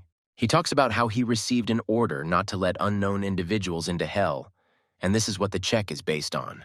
Looking at the gym, he says that if Lee can defeat him here and now, then he will go to hell without any problems. And then he adds that otherwise Lee will face a boring educational process. Lee is silent at first, and then says that it is good that he understood the words of this gentleman. A second after that, Lee releases an aura and takes off. He attacks the master, but he overtakes him. Lee sees that he managed to repel all of Lee's attacks at once, and he didn't even dodge them once. He looks at his back and thinks about whether this man is really as impenetrable as he looks. Lee says that since things are already like this, then he just needs to be stronger, and decides to strike. However, Lee's tactics do not last long. In just a few moments, this gentleman throws Lee into the air with a direct blow. Lee was terribly shocked by what just happened. He didn't expect such an outcome at all. Lee flips in the air and lands on his feet. At least he manages to do that without any problems. Lee looks at him and realizes that he was wrong, that because of his large frame, he would be slow, but no. Lee begins to understand very well that if he continues to fight like this, nothing will come of it. The master turns to Lee, saying that with such attacks he would not be able to defeat even the most ordinary prisoner, let alone Ku Moon Ren. Their gazes meet again, and Lee realizes that he needs to take action seriously. Lee raises a huge and powerful aura behind him and says that since this is the case, he will be more serious in battle. Meanwhile, someone tells Elder Yang about everything that is happening and about the fight between the master and Lee. It turns out to be Lee's assistant. He tells Yan that there is nothing funny about this. Yan says that it is a pity that he will not see this fight with his own eyes. The assistant stands on the street and informs Jan on the phone that the sounds of impacts have become more and more powerful. Elder Yang is going to some meeting, and at the same time he is communicating with his assistant, finding out the situation. Yang turns to Lee's assistant and tells him not to worry. Lee will not lose, just like Mr. Steele. Meanwhile, they are still fighting. Mr. Steele says that the stronger the attack, the more acute the despair from it. Lee is shocked during the entire fight. Not a single attack of his has yet passed through the Lord of Steel. It's just shock. Lee looks at him and says that he really is a real wall of steel that repels everything in its path. Next, Lee looks at his feet, realizing that during their entire fight, he hadn't even moved a foot. He was standing where he had been standing the whole time. Lee recalls his words. He said that Lee would not be able to defeat even the weakest prisoner with such strength. Lee decides to use his level much higher, because the previous one does not give him any result. Mr. Steele himself notices this. He sees that Lee is starting to do something unusual. At that moment, Lee begins to suck in air, sucking it in and pulling it out into himself, as if he were becoming stronger. Immediately after this, he takes his stance and begins to prepare to attack. Lee begins to move like a shadow, or even a spirit, and the Master of Steel uses his techniques again. However, Lee ends up behind the Lord of Steel, and in his thoughts he says that he will finish the fight with his most powerful technique. Here Mr. Steele tenses up for the first time. He says that it will be a little dangerous for him, and smiles slightly. Meanwhile, behind him, Lee appears normally, with a huge aura of white energy around him. And immediately after his appearance, he directs this aura of energy straight towards the Lord of Steel, thereby attacking him. He pronounces the name of the technique, Destructive Strike of the Raging Heavens, and then everything around is covered in a white aura. Lee rushes straight at the Steel Lord with this wild attack. He turns around and uses his defense technique again. However, at the moment of the attack, Lee notices that something is wrong, as if something began to pull him into his own attack more strongly. And so it happens. Some dark robe begins to absorb Lee's hand, which struck the Steel Lord. This scares Lee to the point of horror. Not only was his attack stopped, but his hand was also being absorbed. However, at that moment, someone's hands appear from this dark aura and restrain Lee's technique. This shocks Lee even more as he looks at the face of his opponent, the Lord of Steel. The aura effects disappear, and Lee then realizes that it was the hands of the Lord of Steel who stopped an attack of that level from Lee. When Lee realizes that it's final, his attack has been blocked without the slightest damage. He goes into wild shock. However, Lee then begins to notice that many places in the training hall have begun to explode on the sides of him. Here Mr. Steele exhales, he lets go of Lee's hands and says that he has a very good and strong fist. However, Mr. Steele then adds that this fist still doesn't come close to meeting his standards. He turns away from Lee and says that it would be better for him to forget for a while about the hell of continuous torment. Mr. Steele starts to leave, but Lee stops him and asks what technique he just used. Mr. Steele says that this is just a modified technique of the Sunu clan and nothing more. Lee is shocked. He doesn't believe it. But Mr. Steele says that the Sunu clan's specialty is speed and lightness. Mr. Steele explains to Lee the technique and what exactly he changed in it to make it what it is now. Next, he turns to Lee, saying that if he wants, he can teach him this technique. Mr. Steele assures that there is nothing special about it, but Lee says that such techniques are prized in MURIM, as he knows. Mr. Steele says that all the techniques of the Sunu clan belong to its leader, and then Lee says that he wants to learn right now. However, the Steel gentleman shocks Lee because he says that the first thing he needs to do is go wash up and sleep. Looking at the dumbbells in the gym, Lee says how he can go to sleep when they are training now. However, Mr. Steele says that he is tired and anxious, and that training cannot be carried out in such a state. Then the Steele gentleman says that the first step for Lee will be a regular shower and sleep. Meanwhile, we are shown our main character, Kana, reading about the energy points of the body on a bench. However, suddenly Kana Sarah appears here, passing by and asking what Kang is doing at such a late hour. Kana Sarah tells Kang to just head home. It's already late. We can talk tomorrow. However, Kang turns to her and tells her that she needs to look at the person who is close to Lee. Khan tells Kana Sarah that he himself knows little about her and shows a photo of the girl, which shocks Kana Sarah. She remains silent at first, and then tells Kan that it was obviously Yang who gave him information about her, which surprised Kan. She turns to Khan and tells him that she congratulates him on his position as the Sunu clan elder's puppet. Then Khan turns to her and says that they have an exchange with Yan, and he will teach him in exchange for this. Here Khan shouts that he just really wants to help Lee. To do this, he needs to become stronger, and Yang can help here. Then he says that he doesn't want to make excuses and will just leave when he finds out more than he brings to Kana Sarah's attention. She just looks at him, turns around and exhales, saying that Khan hasn't figured it all out yet. She turns to Kan, saying that this task is for her and not Kan, shocking him. Looking at the building nearby, she says that Yan is thus giving hints to her through Khan. After a while, she turns to Khan, saying that if he received an answer to his question, then he can go. However, he runs to her and says that there is one more thing and a question for her. She speaks rudely to Khan, saying that they are not close enough to exchange information. He shows her the text of the technique and says that he doesn't understand anything about it, and Kana froze in shock when she saw it. A shocked Kana Sarah addresses Kana, saying that this is the Sunwoo clan's book, and if she reads it, she will become an enemy of the clan. Kan says that he will then ask the most interesting question, and tells Kanya about the technique, which surprises her. She again looks at Khan silently and strangely, and he asks if he really said something wrong again. She asks if Khan knows about special points on the body. He says no. She asks him to follow her. They arrive at the building, and Kana Sarah gives Kana a bunch of books about MURIM and a basic base on energy. Then she says that she gives Kanu a week to study, and then he needs to come to her. She will check his knowledge. Kan says he wanted to know a couple of things, but she says it's the basis for everyone. He needs to know it. However, here she asks Khan if he wants to help Lee, which greatly surprises him. She then looks into Khan's eyes and tells him that if he wants to help Lee, he must prove it sincerely. Kan stops arguing, but still asks if there is an audio format, but this irritates Kan Sarah. On his way home, Khan is upset because he just wanted to ask for advice, but received a wastepaper base.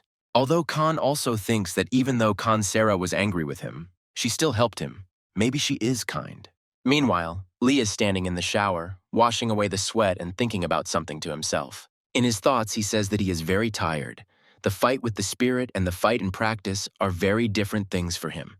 Lee realizes that the technique that Mr. Steele used is simply incredible and very powerful. Lee still can't understand how he managed to reflect his Black Heaven Strike technique because it is one of Lee's strongest. While pouring water on himself, Lee wonders if he will be able to use this technique in the battle with Kuman Ren. However, here Lee again breaks down. He begins to get out of the shower, saying that he urgently needs to do meditation. Meanwhile, Ian is talking to someone on the phone and thanks them for being able to dissuade Lee from his strange ideas. However, Mr. Steele turns to Yan and says that he failed a little. The leader went to meditate again. However, Elder Yang says that this is already good, because it will definitely not be possible to change completely at once. Then Elder Yang tells Mr. Steele to keep trying, and he says that he understands everything. Lee's assistant looks at the house and says that he remembers how after Yang's last visit, Lee immediately learned his technique and was able to repeat it. Assistant Lee says that perhaps he is worrying in vain, but if this happens again, and with the master's equipment, it will become a disaster. Then the assistant adds, looking at Mr. Steele, that if Lee copies his technique, then even Steele won't be able to stop him. Mr. Steele looks at his hand and says that it is possible that Assistant Lee is right. He looks at his wounded palm and says that today he was already at his limit. Meanwhile, Lee is talking about something with an old man from another clan and his assistant. Among themselves, Elder Yang and that ghost old man discuss the rumors about Master Song being imprisoned in hell. The old man says that it would never have occurred to him to go and save Master Sun, as everyone else is saying. But Yan simply remains silent.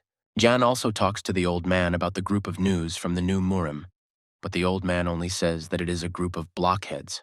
Putting down his tea, the old man says that there are many problems in the Union, and the shadows have become active, Murima is terribly unstable. Elder Yang tells the old man that he can't ignore any rumors now, as these teenagers are the future of Murima. Looking at the old man, John suggests sending several young Murim to this hell, which shocks the old man to the point of horror. Jan says that this way they themselves will understand that their theories about Sun's whereabouts there may be a lie. The old man loudly hits the chair with his hand, saying that hell is like some kind of museum for John, because they can destroy his power. However, Jan tells the old man that their clan, like no one else, knows the importance of this place because they built it. Looking at the old man, Yang says that the current hell is built on the sacrifices of the Sunu clan, as if hinting to the old man about their strength. However, the old man only looks at John, saying that he must have had to quarrel since he is stirring up the past so much. Ian stands up and starts to leave, saying that he generally understood the position of the old man and his clan. Leaning on his cane, Jan leaves, thanking the old man for spending so much time with him. As soon as Jan leaves, the old man's assistant asks him if Jan was able to guess something. The old man does not answer, but only stands up, asking if there was any more news from the hell of continuous torment. The old man's assistant assures him that there has been no news or strange movements from hell lately. The old man stands by the window, looking at the city. He scratches his beard and seems to be thinking about something very important for the clan. The assistant suggests sending a few more people to hell to suffer if the old man is so worried. But he says that is not the issue. Looking at the city, the old man says that if someone suspects something, then they will clearly be able to start acting. The assistant says that there are already rumors, but the old man says that she shouldn't worry so much about it. The old man remembers in his head some guy tied up in chains and says that he can't get out of there. Jan drives somewhere and talks to someone on the phone, saying that he didn't find out much, but that checking was clearly not unnecessary. Jan talks to Elder Ming, who says that the old man is quite a sly one and that he shouldn't forget about it. Driving through the city, Yang and Min decide that it is better not to let the leader into that hell for now, because it is very dangerous for him. With a smile on his face, Yang tells Elder Ming that he doesn't have to worry about this at all. Yan says that Mr. Steele is now with the head, and they in turn are training. Although it is not easy to call it training, because Lee created his spirit with the help of energy and fought with it. Lee looks out the window and realizes that there is no need to rush, because from today on, Mr. Steele will train him. Lee goes downstairs and meets an assistant who shouts at him that nothing will work. Lee tells him how this won't work. The assistant replies that it's because Lee again ignored the advice and didn't sleep all night. The assistant reports that Mr. Steele said to rest for a few more days, but Lee shouts that he is perfectly fine. However, as Lee was saying this, he noticed that his nose was starting to bleed, which scared him. Lee goes to the mirror. He doesn't understand what happened to him. He's a little tired, of course. But this has never happened before. Lee's assistant comes into the bathroom and asks Lee if he is okay now. Lee says everything is fine, but the assistant argues, saying that a master like Lee should not have health problems. Lee tells his assistant that he cannot sleep, because he immediately remembers Ku Mun Ren and wakes up. In addition to this, Lee realizes that there has been a lot of news about him lately, and he himself has become much stronger. Lee remembers some fragment in his head and says that he wants to become stronger so that it doesn't happen again. And he remembers his fight with Ku Mun Ren when Lee easily lost to him, and Ku Mun Ren dropped him headfirst to the floor. Lee says that this should never happen again, that he needs to become stronger, and the assistant listens to him attentively. Looking at the dawn from the window, the assistant says that he understands everything, but Lee is in too much of a hurry. This can't be done. He turns to Lee, looking at him and saying that his desire to learn could cost him his sanity. The assistant yells at Lee, telling him that he needs to give himself a chance to rest immediately. Lee goes to his room, lies down on his bed, and tells himself that he understands everything perfectly well and knows the risks of such training. His thoughts are distracted by a message on his phone. He pays attention to it and starts reading. It was Khan. He was telling Lee everything, saying what he was doing now and sending Lee photos.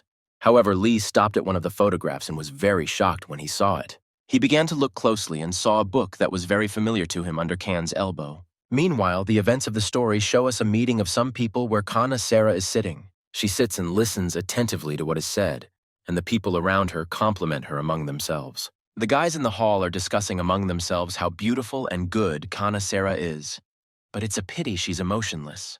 They discuss how she is eerily calm as a stone, but a sharp sound catches her attention. It turns out to be a telephone, and she looks at it with great surprise, like a child at a toy. Seeing the screen of her phone, She blushes a little, as if something very important had happened to her. She gets up from the table, telling everyone that they need to take a short break.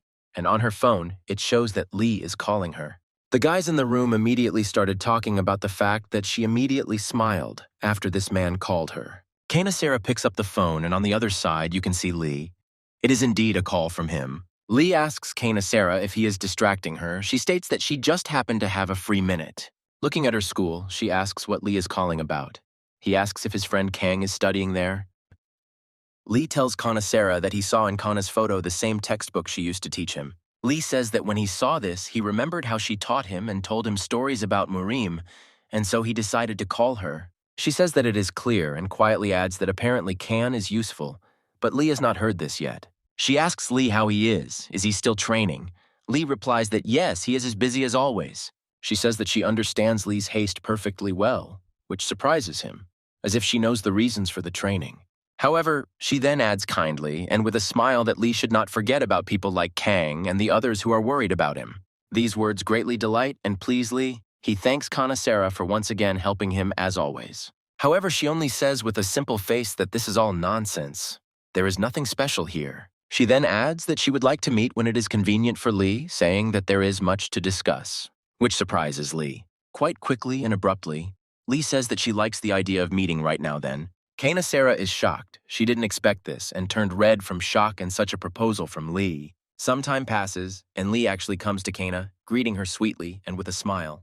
Kana goes to meet him, saying that he really came here as he promised. He says everything is fine, and then asks if he interrupted Kanasara from her work, surprising her to the point of blushing. She turns away a little and says hesitantly that no, she just got free. Kana's assistant says that she has a meeting soon. He annoys her with this. Realizing this, he offers to reschedule. Lee says that Kana's assistant is a very capable man, but she says that he has no intelligence at all. Some time passes. Lee sits with Kana. Lee says that she wanted to tell him something then. Kana says that in truth, she has received information about the infinite energy that Kumun Ren is looking for. A shocked Lee turns to Kana, asking why she didn't contact him right away. Kanasara says that this is not the kind of information that should be conveyed so urgently to Lee. Kanasara tells Lee about the story of the villainous mortal demon lord who was very popular in MURIM, describing him. She tells us that at that time, the inhabitants of all of MURIMA tried to catch him together with all their might. However, despite their efforts and a lot of strong people, all their attempts were very unsuccessful. Kana explains that he was called the immortal demon due to his immense regeneration and great strength. Lee says that he remembered well who we were talking about after Kanasara's words. Lee asks how this is related to energy. Kana says that he immediately remembered his story when he heard about it. She has studied all the information about him and shows Kanu an excerpt from some of his books. Lee reads this with horror and sees that it speaks of infinite power and energy in the records of this demon. Kanasara says that, judging by the records, he never got tired of battles, and all his fatal wounds healed immediately. Lee asks if the energy Kumun Ren is looking for belongs to this demon. Kana says she is not exactly sure. Looking at the interior of the cafe, Kana says that initially such energy was just legends that reflected people's dreams. She says that the Murims were no exception, and their dream has always been the endless energy that is being discussed. A very surprised Lee began to ask Kanasara what had happened to this demon, whether he was still alive. Lee's attention is sharply drawn to Kana, who says that the book described the last moments of their lives. Kanasara said that the followers escaped, and he, covering them, died in a trap from other Murim. Lee asks if there are any more books left of him. Kanasara says that all books related to him or other demons were destroyed in MURIM. She talks about how the materials she managed to obtain were miraculously preserved by someone. Lee is surprised, he asks, but why was it necessary to destroy all the valuable materials then?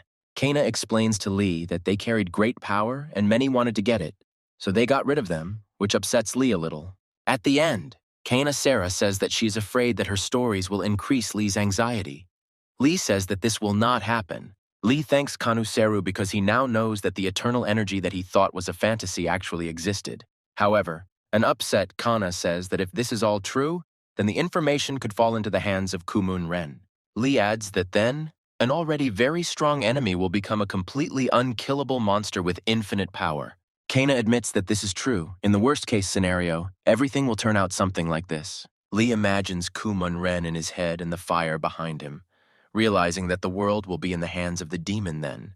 The events of the story show us Kumun-ren himself. He turns to someone and asks if he knows him. A fat old man comes out, shouting that he is glad that Kumun-ren has arrived, and stands with a weapon looking at him. Kumun-ren turns to the old man and asks that everything is true. But why did this fat cook drag him here? This fat old man began to smile and talk about what was, of course, in order to kill here. The old man simply looks at Kumun-ren, and he looks at him with a rather empty look, not really understanding everything. Then the fat old man began to jump from wall to wall along the burning building, going behind Kumun-ren. Finally, after about 10 seconds of jumping, the fat old man lands powerfully next to Kumun-ren. The fat old man points a weapon at Kumun-ren and shouts that he has nowhere to run from here. However, he does not frighten or surprise Kumun-ren at all, who stands with a cigarette and looks soullessly at the fat old man. The fat old man starts yelling wildly at Kumun-ren, telling him to attack or go to hell right now. However, the old man is distracted by something, namely a voice that calls him grandfather and talks about eternal energy. The old man looks at some guy, and he in turn tells the surprised old man something about killing the boss. The guy starts asking the old man to put down those huge knives, but before he can finish, they are aimed at him. The old man deals a huge blow with his weapon, knocking down everything in his path and screaming, turning everything into ruins. However, the guy just calmly jumped up and turned over, calling the fat old man very strange. The fat old man starts yelling at him, calling him a brat and saying that he is still trying to fool the old man. Then the old man shouts at Kumun-ren, saying that he really thought that the old man would not find out about their intrigues. The old man says that Kumun-ren knows very well that they have been looking for the eternal energy of the cult leader for a long time, but for some reason, he decided to intervene. The old man says that this is why they asked the shadows for help and money, but they only decided to remove them in the end. Isn't he right? However, in response to all the old man's words, Kumun-ren only remains silent, and the old man says that he knew it and begins to threaten him with death.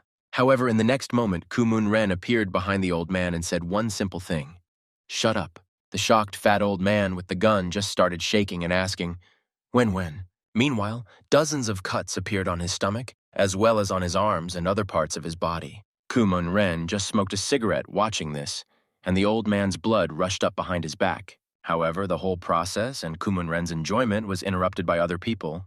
They began to call him boss. It was a guy and some girl. They both asked Kumun-ren why he killed that old man right away. The girl began to scream, saying that 60 years had passed. There were almost no followers of the demon left, and Kumun-ren was killing them like this. The girl's name was Sophia. Meanwhile, the events of the story show us a cute girl who is sitting at home in the city and doing something on her laptop. She transmits information to Kumun-ren via earpiece about where there are other followers. There are 3 of them in Korea. Kumun-ren asks to organize a vacation for them all for the next week. Sophia asks if they are really going to Korea again. Kumun-ren answers that yes. Evil Kumun-ren says that there are 3 people there. 1 or 2 can be finished off. Meanwhile, we are shown Lee and his assistant. His assistant says that dating is good for Lee, but Lee says it's just a meeting. The assistant then asks Lee what interesting thing they talked about for so long, which surprises Lee. At first, Lee simply remains silent. But in his thoughts, he remembers Kanu Sarah and their entire dialogue today. Without waiting for anything, Lee asks his assistant where he thinks the demon's followers might have gone. This question terribly surprises the assistant, because he does not understand what kind of demon is being discussed. Lee tells the assistant about the demon, but the assistant says that it is difficult to even imagine. Such people have a different way of thinking. The assistant's words greatly surprise Lee, and in his head, he plays the word criminals, because that's what his assistant called them. He recalls the words of the Master of Steel that all the main criminals of MURIM are gathered in that hell. The story moves forward, and we are shown Lee telling his friend that he is indeed going to hell. Lee's friend asks him what he expects to find there, but their conversation is interrupted by a man. It turns out to be some girl with something in her hands and glasses. She looks at Lee with a smile and red cheeks. Lee's friend approaches her and thanks her for the coffee with a smile, which takes her attention away from Lee. And then, winking at her, he says that she could leave him and Lee alone here to talk. She confuses Lee and his friend, and says that she has completely lost her mind. And of course, she will hurry to go and leave them to communicate. Lee's friend tells him that people like her are rarely lucky enough to see people like Lee, so she is shocked. Lee's friend looks around the room and says that he should have given notice before he came, and Lee apologizes for not doing so. Then Lee's friend suggests returning to the conversation and says that Lee said that he was going to find something in hell. Lee says that he is going to find information about the demon, and Lee's friend even choked on his coffee from shock when he heard this. Lee's friend says that he had a stroke from what Lee had just told him, and he didn't even try to hide it. Everyone around started looking at Lee in shock. Lee's friend said that some topics in MURIM should be raised very carefully. Lee tells everything he knows about hell and the demon, and Lee's friend even clutches his head in surprise at such information. Friend Lee says that ordinary MURIM are taught from childhood that it is forbidden to even ask about this demon. Lee's friend explains that everyone in Murimia has experienced dozens of deaths in their families because of this demon. It has become a taboo subject. Lee's friend says that Lee brought up this topic so easily now and surprised everyone with it. And then Lee realized what the problem was. Then, Lee asks in surprise if his friend's relatives know anything about the demon. He says no. Behind Lee's friend, the girl appears again, saying that there are people in the world who feel fascinated by forbidden topics. Lee's friend is shocked by what his girlfriend is saying and starts asking her what she is talking about. She forwards some file to Lee's friend's phone and asks him to forward the file to Lee himself so that he can take a look. She says that there is all the information she has about this demon lord, which surprises Lee and his friend. The events of the story show us the building where this happens, and this girl says that the truth is that there is little special in the information, just rumors. Lee's friend reads the information, and there is even information about his moles. He says that it is not very useful, but the girl says that it is sexy. Lee asks how they managed to get so much information. She says it's just healthy fanaticism, nothing more. She then goes on to say that there are a lot of people in MURIM who drool over information like this. Then she says that Kumun-ren even has his own fan club. Lee's friend tries to stop her, and this information interests Lee. This girl notices that this topic about Kumun-ren is too upsetting for Lee, and she says that she didn't think about it at all. However, Lee says that everything is fine, but he's interested in some lines in this large text file. Lee asks about some technique that is mentioned there. Lee's friend says that it is probably the general circulation technique and laughs. This girl with glasses also says that you shouldn't take all the information seriously because it's just a collection of rumors. All this information only upsets Lee because either it is all untrue or the owner of infinite energy is very, very strong. Some time passes, Lee and his friend say goodbye. Lee thanks him for the information, and his friend apologizes for that girl. Lee's friend asks him a question that surprises him greatly, asking if the Sunu clan will really help Lee with hell. Lee is surprised. They walk up the stairs, and Lee's friend asks him if the Sunu clan is really ready to face the Federation one-on-one. Lee tells his friend not to worry, even though the Sunu clan promised to help. But first Lee will undergo training with the Lord of Steel. Hearing the name of the Master of Steel, Lee's friend is shocked and opens his mouth, asking the name again. Lee asks if he knows him. Lee's friend sweated heavily, did not answer the question, and told Lee that he probably needed to abandon the idea of going to this hell. Lee is also very shocked by this. He thinks that his friend really knows something and asks him what he is talking about. Friend Lee says that he is the strongest of the young men in Sunu. Although all the glory is around the Red Star, he is also strong. Lee's friend says that passing his test is the same as saying that Lee will never go to hell. The events of the story then show us Elder Yun asking someone on the phone why they are talking like that. This is Lee scolding the elder because of his steel master and test, Lee can't go to hell now. However, Elder Yang does not give a clear answer, saying that it would be better for Lee to talk to the steel itself. But Lee does not listen to the end and hangs up. One of Jan's men in the car turns to him and asks what happened.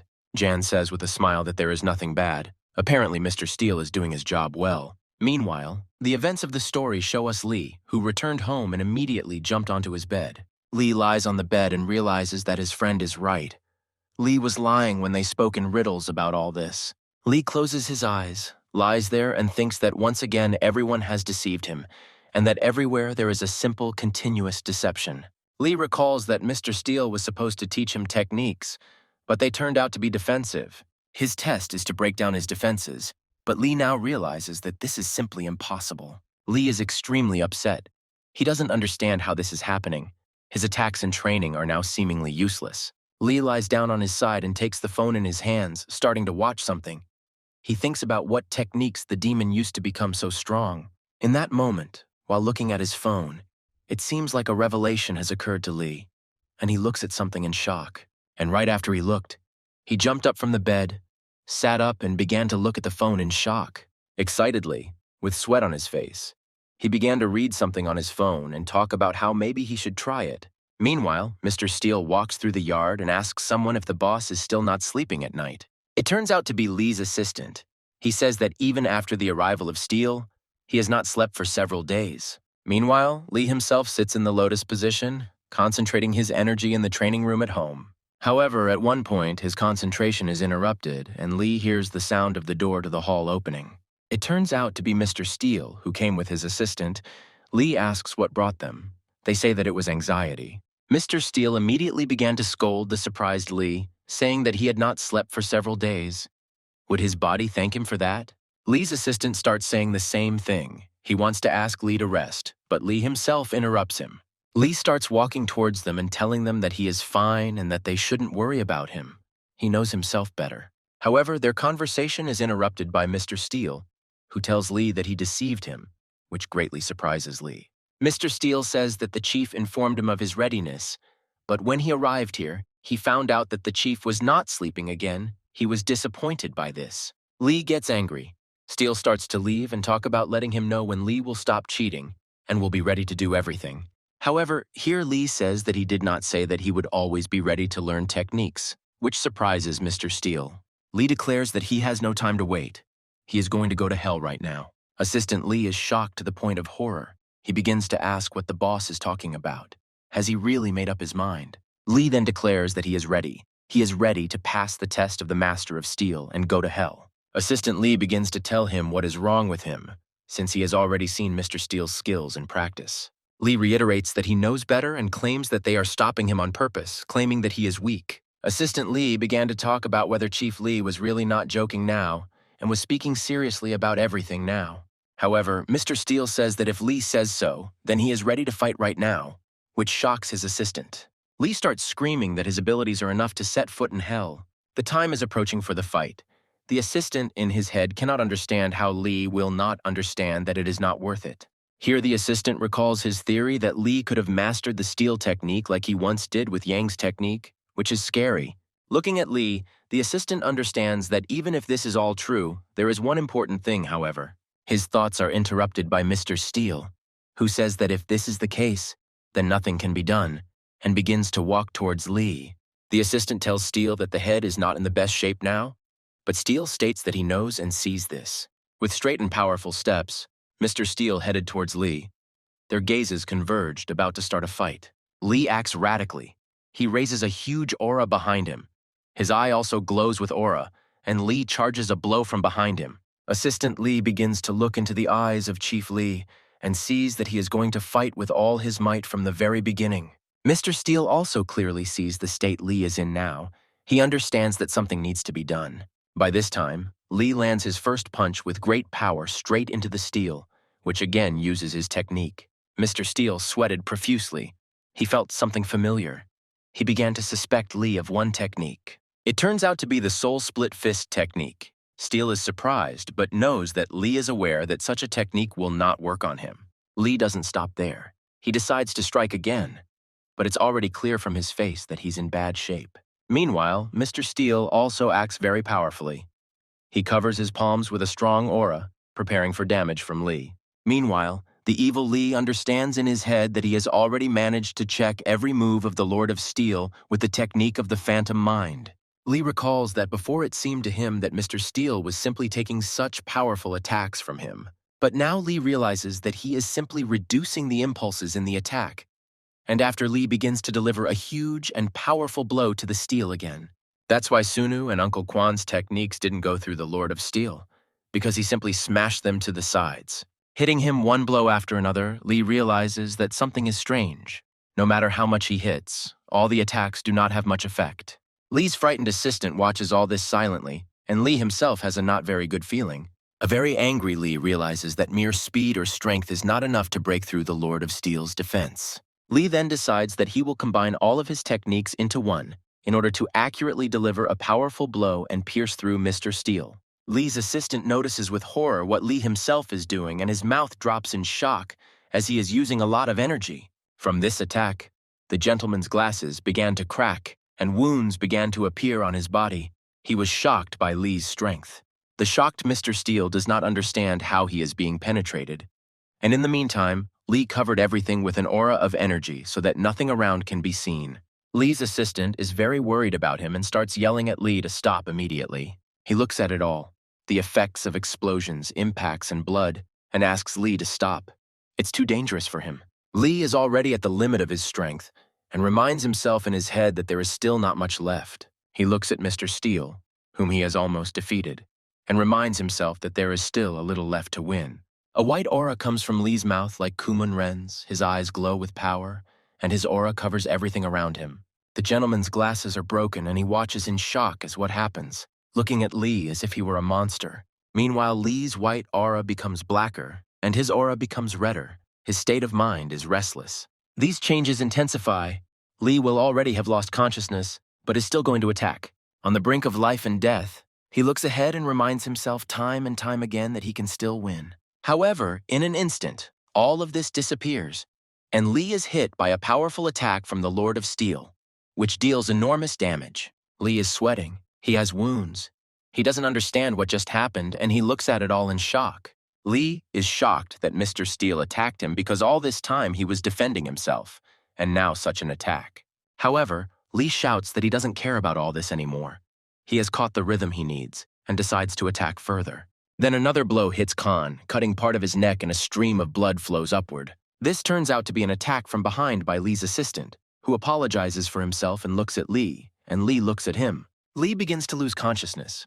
He does not understand why his assistant did this to him, and closes his eyes. Some time passes. Lee wakes up in an unknown place. He does not understand what happened to him. He wakes up and sees Jimmy sleeping next to the bed, who is apparently sitting next to him. Ginny suddenly jumps up from her seat and starts shouting about who is here. Have the enemies really arrived already? However, she then only notices Lee next to her, who looks straight at her in surprise. She immediately rushes at Lee, screaming that he has finally come to his senses.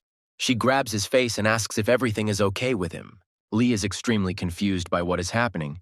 He says that everything is fine and asks Ginny what and how is it. Ginny doesn't answer. She just shouts that Lee has come to his senses. Everyone comes here urgently and calls everyone. However, Lee turns to her and says that why shout like that? He did not rise from the dead, but simply woke up. Next, Ginny points her finger directly at Lee, telling him that he was out for 3 days, which shocks him.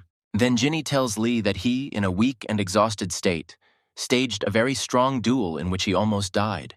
Next, Ginny says that she also learned of Lee's decision to go to hell, and says that she hopes Lee is joking. However, Lee says that he still wants to, because there may be clues to find Kumun-ren, which shocks Ginny.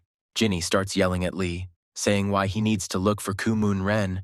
Lee tells Ginny that he is already fine. She can go. She grabs Lee by the jacket and starts yelling at him that he doesn't need to go anywhere and doesn't need to fight with anyone. He could die. Ginny screams that if Lee meets Kumun-ren now, he will simply kill Lee. But Lee states that he knows better, shocking Ginny. Lee turns away from Ginny and says that he imagines himself fighting him several times a day. And every time this fight, in Lee's mind, ends with him losing, which infuriates him even more than the fight itself. Evil Lee says that he understands perfectly well the whole essence of his actions, and understands even more how weak he is now. Hearing this, Ginny yells at him even more, saying that if he knows everything so well, why does he continue to act like a stubborn ram? However, there was no response to Ginny's words. Lee only lowered his gaze and directed it downwards. He had nothing to say. Ginny is sad. With sadness and redness on her cheeks, she looks at Lee, realizing that everything is very bad for him. However, Ginny then covers her face and eyes with Lee's t-shirt and begins to talk about how she is afraid that Lee will die like her grandfather. Ginny is simply crying. She says that there is no need to rush. You can't just wait and become stronger. She is very sad. Lee sees all this. He is also very sad, but he restrains himself and remains silent, just looking at all this happening.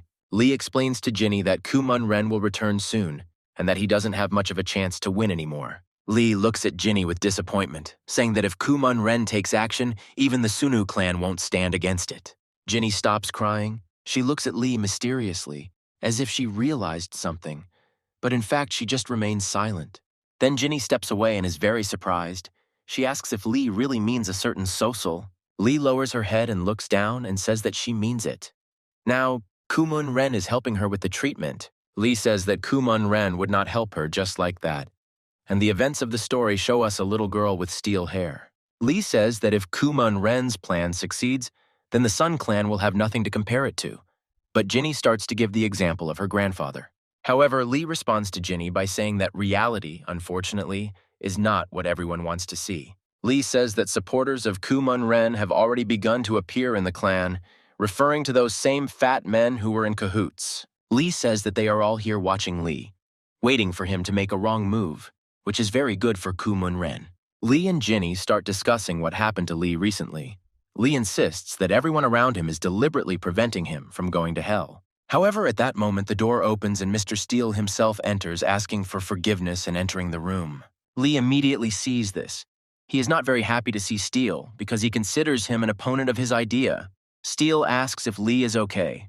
Lee lowers his head and tells him that he is okay, while Ginny just stands there in silence. Ginny wants to ask something, but Mr. Steele interrupts, saying that he accidentally overheard their conversation while standing outside the door. Mr. Steele tells Lee that he has it all wrong and begins to explain why his assistant got involved in their fight. Steele begins to explain to Lee that he mixed the techniques of the Sunu and Quan clans in battle. And this is impossible. Steele's words frightened Ginny. Ginny started yelling at Lee, asking if this was true and saying that it was wrong and simply impossible. Lee starts to say that everything is fine and he did it. But Steele says that it was during meditation, which surprises Lee. Steele says that reality and meditation are completely different, and this can happen in meditation, but not in battle. Steele then tells Lee that merging the two techniques is impossible, which is why Lee's assistant stopped him during the fight.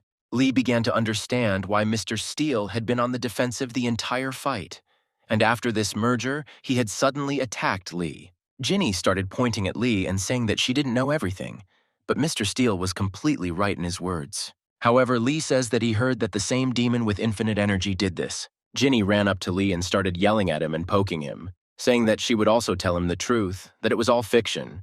Then Mr. Steele says that since everything is okay with them all, then he will probably leave here. However, before leaving, Steele says that when Lee comes to his senses, let him tell about the plan to go to hell, which surprises Ginny and Lee himself. Lee, terribly surprised, began shouting after Mr. Steele about what he should do with the dough he gave him. As he leaves, Mr. Steele says that Lee passed the test, because to pass it, he had to make Steele go on the offensive. Lee is shocked by this, and Steele adds that despite the whole incident, he still struck Lee, which means the test is passed. Steele leaves the office and closes the door, but it is clear that Mr. Steele still doubts his decision. Assistant Lee sees this and asks the Lord of Steel if he is sure that the leader is now ready to go to hell. However, Mr. Steele asks Assistant Lee if Lady Susul orders to help Kumon-ren for the sake of Chief Lee. What will he do? The assistant is shocked. Mr. Steele starts to leave, and the assistant says that he is talking nonsense because why should Mrs. Susul do this at all? Mr. Steele interrupts him and says that apparently the assistant did not even consider such an outcome of events. Mr. Steele says that he doesn't think about what will happen next. Now it's important for him to help the leader, and then we'll find out what will happen. Mr. Steele says that this will be a sign of respect for Elder Quan, since it was he who recognized Chief Lee at the time. Some time passes. The events of the story show us Elder Ming, who clarifies whether the Steele agreed to take Lee to hell. Elder Kim confirms this. Yang says that he is also not surprised at all by such a decision on the part of the Master of Steel.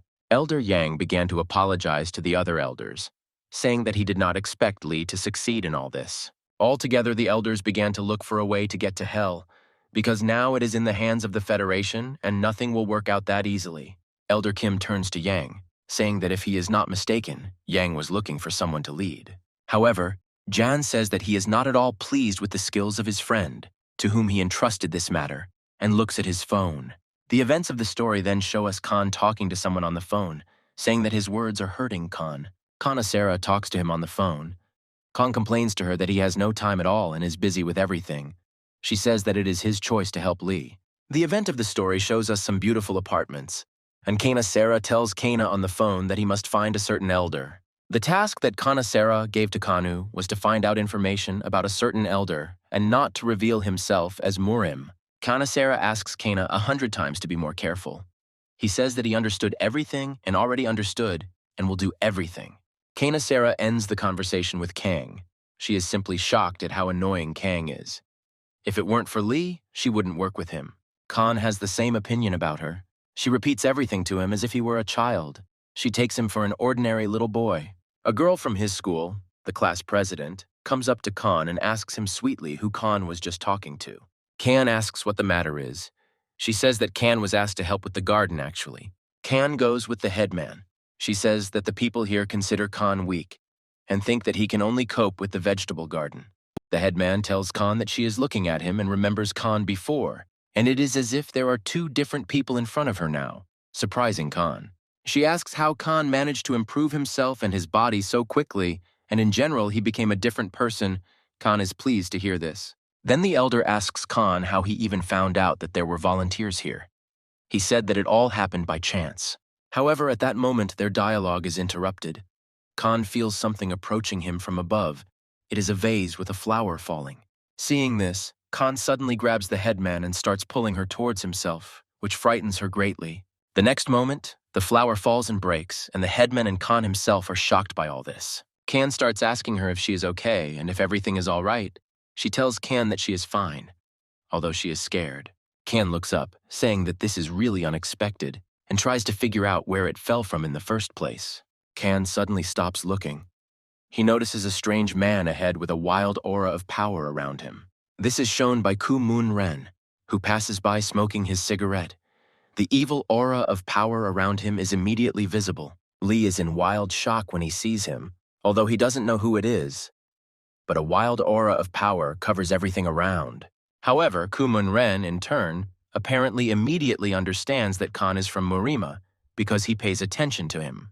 The headman doesn't understand at all what's happening, but Khan can't even move from his place due to surprise and strength. A calm Ku Moon Ren with a cigarette in his mouth passes by and continues walking, thinking about something in his head, and Kang says that he can't breathe. At that moment, Ku Moon Ren stops next to Khan and looks straight at him, which scares Khan to the point of horror. Shocked, Khan doesn't know what to do or how to react. He even has trouble breathing. He's all sweaty. Ku Moon Ren's gaze fell on Khan's clothes, and he noticed a school badge that reads, Ku Ren. Ku Moon Ren starts to speak, causing Khan to flinch in shock. He asks Khan, Ku Ren's school? However, without waiting for any reaction or response from Khan and Strosta, Ku Moon Ren simply goes further along his path. Khan looks after him. The feeling of shock and fear does not leave him. It is difficult for him to understand who it was at all. Khan continues to watch him closely and think about what this strange feeling was, because it was not only fear that visited Khan. The headman began to ask Khan if he knew this man, but Khan said no. Everything was fine. On the way, Khan discusses the garden with the headman. Khan remembers that he cannot reveal the fact that he belongs to MURIM. Time passes. The events of the story show us a tired Khan, who is digging a vegetable garden in some old man's yard. Khan asks his grandfather why they are digging this hole at all, and his grandfather replies that it's simple, for fertilizer. While Khan was digging, he discovered something inside the hole, and his grandfather asked him to take it out and check what was there. While Khan was getting it out, his grandfather asked him where he was from. Khan replied that he was from the Ku Ren school. Then the grandfather asks if this is really the school that the clan runs. Without thinking, Khan answers that it seems to be as he was told. Immediately, Khan notices that some hand is flying towards him. It is the hand of this grandfather. It is approaching at high speed. Grandfather became much stronger and bigger, and with a huge, powerful blow sent Khan's head into the ground, pinning him with the earth. Khan started screaming about what was going on and trying to cough up his throat after taking such a strong blow to his body. However, when he opened his eyes, he saw how this grandfather's large cane was already approaching his face at great speed. Grandfather began to tell Khan that he was already convinced that he was MURIM and asked what Khan was doing here in such a remote place. Khan immediately asks his grandfather if he really did throw that pot on his head when he was standing with the headman. Grandfather smiles and says that Khan is very smart. This irritates Khan to the point of dread. He is very angry about all this. Khan starts screaming that it is very dangerous, because the pot could have fallen right on their heads and killed them. However, Khan's dialogue is interrupted by the fact that he sees an old broken skull in the ground to the side of him, which frightens him greatly. Khan tearfully screams that, oh no, there are human remains here, and starts jerking back and forth non-stop. However, in response, the grandfather only hits Khan on the head with his cane and asks him to shut up immediately, calling him a bastard. Grandfather presses down on Khan with a shovel and says that it is enough to build a Najinka and asks him to urgently tell who he is. Grandfather says that he knows that those guys from Milyan followed Khan, and they are not from Milyan at all. There are no such professionals there. Khan is surprised. Khan doesn't really understand what his grandfather is talking about, but he thinks he means that strange man with a cigarette. Khan starts yelling at his grandfather that he shouldn't be killed and starts telling him why, but here Khan realizes that he shouldn't tell this grandfather everything, because this is clearly not the first time he's done this. Khan looks at the skull next to him and understands that even if he told the truth, there is no guarantee that this grandfather will not finish him off here. Looking at the cane above his head, Khan understands perfectly well that he will now have to get out of this on his own. Khan begins to ask himself to think faster with his brain and think things through, since Jinny taught him many forms of combat. While Khan was thinking, his grandfather decided to ask him himself, saying, "You are from the Shadow Warrior clan," which shocked Khan to the point of horror. Without waiting for an answer from Khan, the grandfather says that he knew it. That is why Khan did not want to reveal himself, the grandfather says. Grandfather talks about how his comrades stopped communicating when they contacted the shadows. He assumed that they would come for him too. Grandfather begins to lean towards Kanu and talk about how he will find with the shadows what they came for, because it is in the demon's grave. Our hero Khan does not understand at all what is being discussed. What kind of grave of the immortal Lord of Demons is this? He also does not understand. Grandfather points the shovel at Khan, saying that since he has learned such valuable information, the price for it will be Khan's life. Khan notices that the shovel is heading straight for Khan's neck at high speed, and something needs to be done immediately or he will die. However, some sharp sound interrupts this whole process on the field, and the old man stops upon hearing it. He turns around and sees a girl in front of him. It's Sophia, one of Kumun-Ren's people. He looks at her and she looks at him. Sophia looks at the old man and compares him to the photo on her phone, saying that all Asian old men look the same. However, the old man does not dare to wait. He immediately strikes Sophia with a shovel, but she easily dodges it. She continues to compare him to the photo on her phone, and the old man continues to try to attack her, jumping over and over again. Another attack, this time with a cane, and again this attack misses Sophia. She easily dodges it and kicks it away. She picks up the phone, calls someone, and says in English that she finally caught him, with a smile on her face. However, in an instant, the grandfather turns his cane into a sword, removing the second part from it, and his eye is covered in an aura. He delivers a sharp and serious blow to Sophia, which surprises her greatly, but she again dodges it. Following this blow, they begin to fight.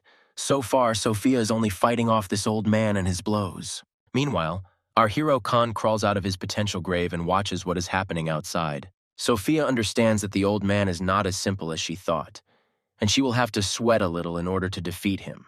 The old man powerfully takes off from the ground and jumps into the air, collecting a charge of enormous energy within himself. Meanwhile, Sophia begins to run, gaining speed and momentum in order to also counterattack the old man. At that moment, Sophia notices that the old man's attack is becoming very powerful. It could simply kill her. The old man's aura destroys everything around him. Sophia understands that there is practically no chance of winning her back. She is too close. She then notices that several people have attacked her grandfather and blocked all of his attacks and even launched new ones. The grandfather is shocked. He understands that the attack not only failed, but he was attacked. He jumps to the side. Here comes the guy who fought the fat old man with Kumun-Ren back then. He tells Sophia that it looks like she's in trouble. Sophia is quite angry at this guy, but grateful. She starts to justify herself and says that she was just distracted. Sophia, this guy, and a few more days surrounded the old man in a circle and began to say that they also did not want to kill. The old man's attention shifted to Khan, who at that moment began to climb out of the pit and leave. A shocked Khan starts to run, because he realized that he was distracted by the fight again, and here are the problems. However, the grandfather sees everything. He jumps towards Kanu, grabs him and puts the sword to his face, saying that he will kill Kanu. He begins to threaten to kill Sophia and the guys next to her, but they do not understand what the threats actually are. Meanwhile, Khan is very worried. Besides this old man, he is now surrounded by other MURIM. It's just a shock. In his thoughts, Khan remembers Jinny, who taught him different techniques for different situations and ways to escape. Meanwhile, the grandfather shouts to everyone, asking if they have gone deaf, and Khan prepares to make a surprise attack on the grandfather. And it's not in vain that he prepares, because the very next moment the grandfather gets punched in the face, and then Kan throws him over his shoulder.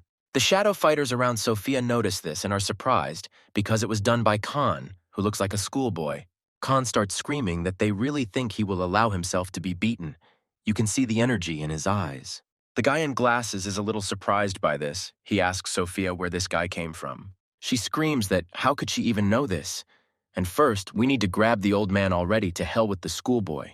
Sophia, along with the others, heads towards her grandfather, and he says something about some kind of hide and seek, that he should stop hiding. An old man with blood on his face and strange eyes says that they saw what they are going to find here. However, Sophia and the others do not understand what he is saying at all, because they communicate in English, and the grandfather in Korean. Then the grandfather shouts that now he will show everything so that they can see it before they set off on their final journey. A powerful energy began to flow from the grandfather.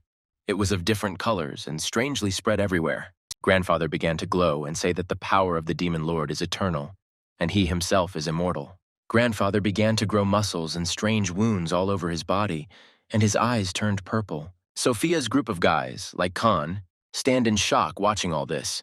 They cannot understand what is happening to their grandfather. One of them shouts that standing still is clearly not an option and jumps on the old man, saying that he urgently needs to be tied up. By this point, the old man seemed to have turned into a strong zombie, and with one swing of his bare hand, he throws the guy away.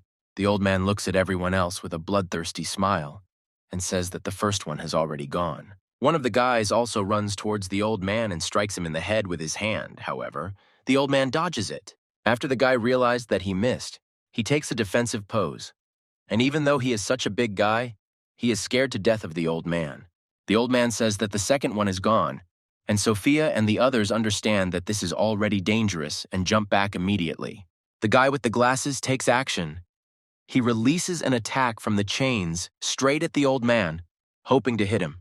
Here the old man simply grabs with his hands all the chains that the guy threw at him, and simply breaks these chains with his hands at once. Sophia immediately realizes that things are very bad because this guy is the strongest among them here, and his attacks did not work at all. The old man then delivers a blow with his hand that knocks down a tree, and several more guys right behind him in one fell swoop. Sophia immediately understands that she needs to act. She dodges and begins to run forward from the old man. However, the old man is faster. He grabs Sophia by the leg and holds it in his hand. Sophia understands that everything is very bad. She is in shock and does not understand what is the best thing for her to do now. Grandfather says that finally a bitch has appeared among them all, and meanwhile Kan is watching all this, not knowing what to do better. Kan looks at this and does not understand how the old man created so much power with just words. Is this really a spell, and is he some kind of magician? Here, Kan notices that some person is talking about how there is some kind of chaos here. Kan is immediately surprised by this. Here Kan notices that this is the same man, and we know that this is our Kumun Ren, who is walking straight here. This is noticed by the old man, who turns his head and sees Kumun Ren standing behind him and looking at him.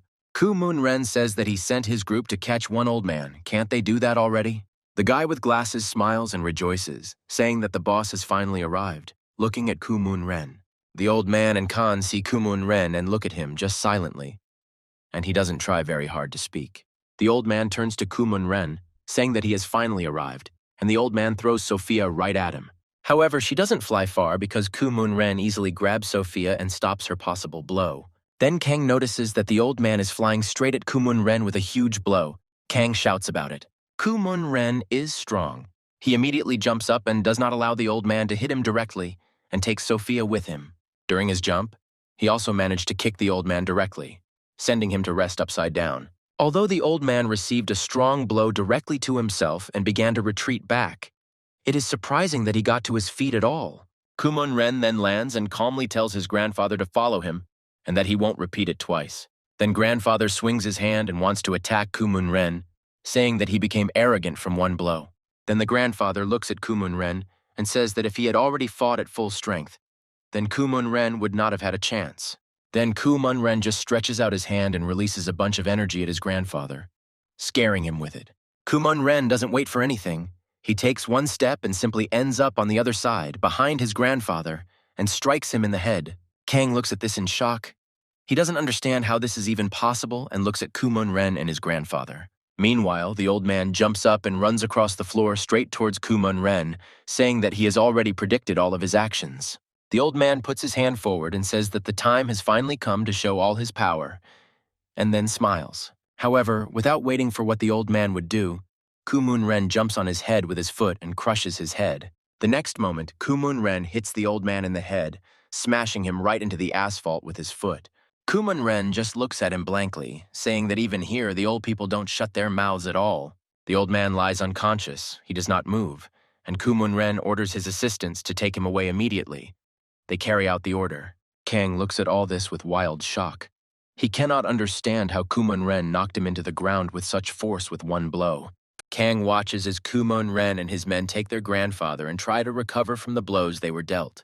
Khan still can't get over the shock. He thought that after seeing Lee's fights, he saw the full potential of MURIM. But this Kumun-ren surprised him. Kang watches this with shock, playing it all over in his head.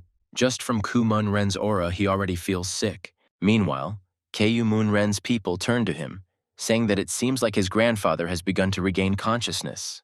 The grandfather began to talk about how he remembered the times when he fought with the demon, and the whole world was under his feet. However, everything that grandfather says now does not surprise Kumun-ren, but it definitely touches his attention.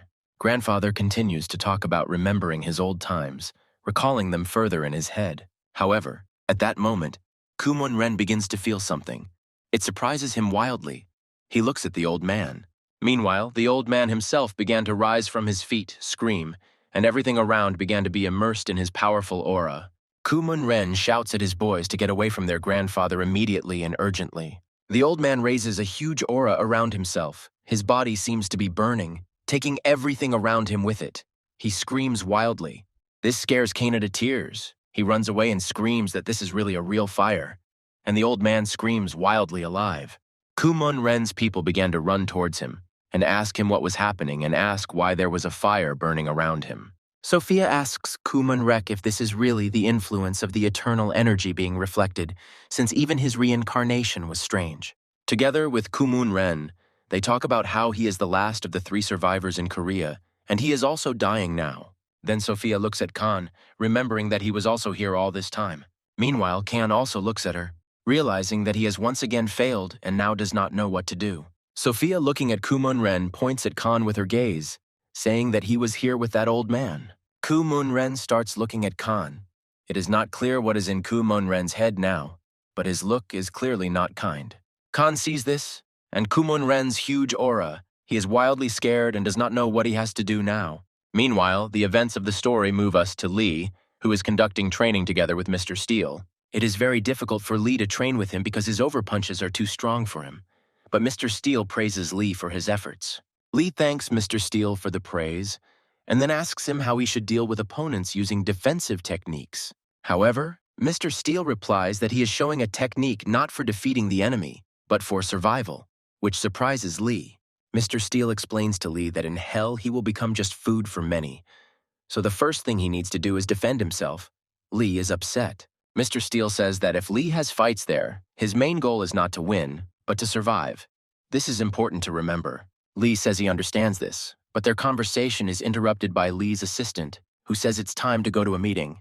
Arriving at the conference hall, Lee communicates via video link with 3 elders, who say they have wonderful news. They proudly inform Lee that in the near future he will be able to enter the hell of continuous torment. They shock Lee by saying that they have visited over 20 Federation clans and have managed to change their positions.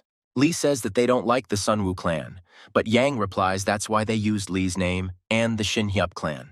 Yang says that through the Federation's good treatment of the Shinhyup clan, they were able to change their minds. Lee says, won't they find out about it? Driving somewhere in the forest, Jan says that he tried to resolve all such misunderstandings on their part. Jan says that although the head of the Federation is stubborn, one of the advisors says that the issue can be considered resolved already. Jan's dialogue with Lee and other elders is interrupted by his assistant, who says that Jan is receiving a call. Jan informs Lee that the MURIM Special Forces just contacted them and offered to meet anonymously. Although Lee is very surprised by this, Jan says that Lee should not worry because it is unlikely that there will be anything serious there. After some time, the events of the story show us Jan and the people from this squad, who criticize Lee's decisions to go to hell, because things are not calm as they are. John tells them that he didn't expect to hear the teachings of MURIM from people who came out of the government, which surprises one of them. John turns to him, saying that they have forgotten that MURIM and the government do not touch each other. The second member of this squad says that this is obviously true, but the hell of continuous torment is a completely different matter. Looking at the interior of the bar where they met, he says that if all the criminals get out of there, wild chaos will begin in the world. While stirring his cocktail, he adds that the Sunu clan is currently reaching for a huge bomb, and they don't approve of it. However, at one point someone interrupts him, saying that it is they who should stop in this situation, which surprises them both. It turns out that it was Lee who came here. He says that they only listened to the Federation's side, so they accepted it, and there is also the Sunu clan. The people from the squad are shocked by Lee's appearance. Yan is also surprised, but bows and greets the head of the Sunu clan, Lee. One of the squad says that Jan likes to make noise. They offered to meet together, and he called the leader. However, Lee replies that he came here because he had to, which surprises the man from the squad. Lee pushes back his chair, begins to sit down, and says that all of Yang's activities lately have been connected with his orders. Lee is quite aggressive in stating that if they have anything to say about the hell of torture, then let them say it to Lee. However, such a scene does not surprise the second of the squad at all. He simply remains silent and looks at Lee with disappointment. However, then he smiles and says that Chief Lee has changed a lot over all this time. However, events move forward, and we are shown an old man who hits the table with his hand hard and shouts about how this is possible. This is the same old ghost from another clan. He is shouting to someone on the phone about how this is even possible. It turns out that these are the same people from the detachment who are going home somewhere. They say that they decided that this would be the right thing to do. He tells the old man that he has learned a lot of new things, and that his clan always neglects many things, which surprises the old man. This man tells the old man that much of it was thought out by Lee and Yan themselves, and it is hard to fight against them. The old man tries to convince the man from the squad that all of John's words are nonsense, but he only replies that how can they know what is nonsense and what is not. The old man is very angry, and the man from the squad says that they have no desire to interfere in the conflict between the people in MURIM. Yan and Lee also discuss their successes, saying that the head of the Federation has already used everything he could use. Lee and Yang discuss whether the head of the Federation could do anything else to hinder them. Ian assures him that everything will be fine and asks Lee to just go and rest, which he basically does, leaving the place. Here comes Assistant John, who says whether they have finished visiting the clans yet. Jan tells his assistant that he should wait. Doesn't he understand that this is just the beginning now? As he leaves, John says that they are dealing with the Federation, and no matter how prepared they are, they can be attacked. Jan's assistant approaches him, saying that in his opinion, Jan has been overexerting himself lately. Jan just smiles, laughs, and says that he is fine, as is the annoying young man. However, here John remembers that there has been no news from him for several days, and begins to check his messages on his phone. Meanwhile, Kana Sarah and some man are walking around the place where Kumun Ren fought against that grandfather. This man tells Kana Sarah that Kan disappeared from this place a couple of days ago. Kana Sarah is shocked by this. She examines the various traces at the site, saying that they were clearly not left by Khan, but by someone with masterful abilities. Kana Sarah continues to survey the area, and anxiously wonders if he has gotten into a fight with someone. Then, standing in the wind, she says that she knew he could create problems for her, but not on such a scale. Kana Sarah immediately calls Jan. She reports that Kana has disappeared without a trace, which frightens and surprises Jan. She continues to talk to Ian, telling him that his mother filed a missing persons report a couple of days ago. Jan asks why it's so late. Didn't he call anyone?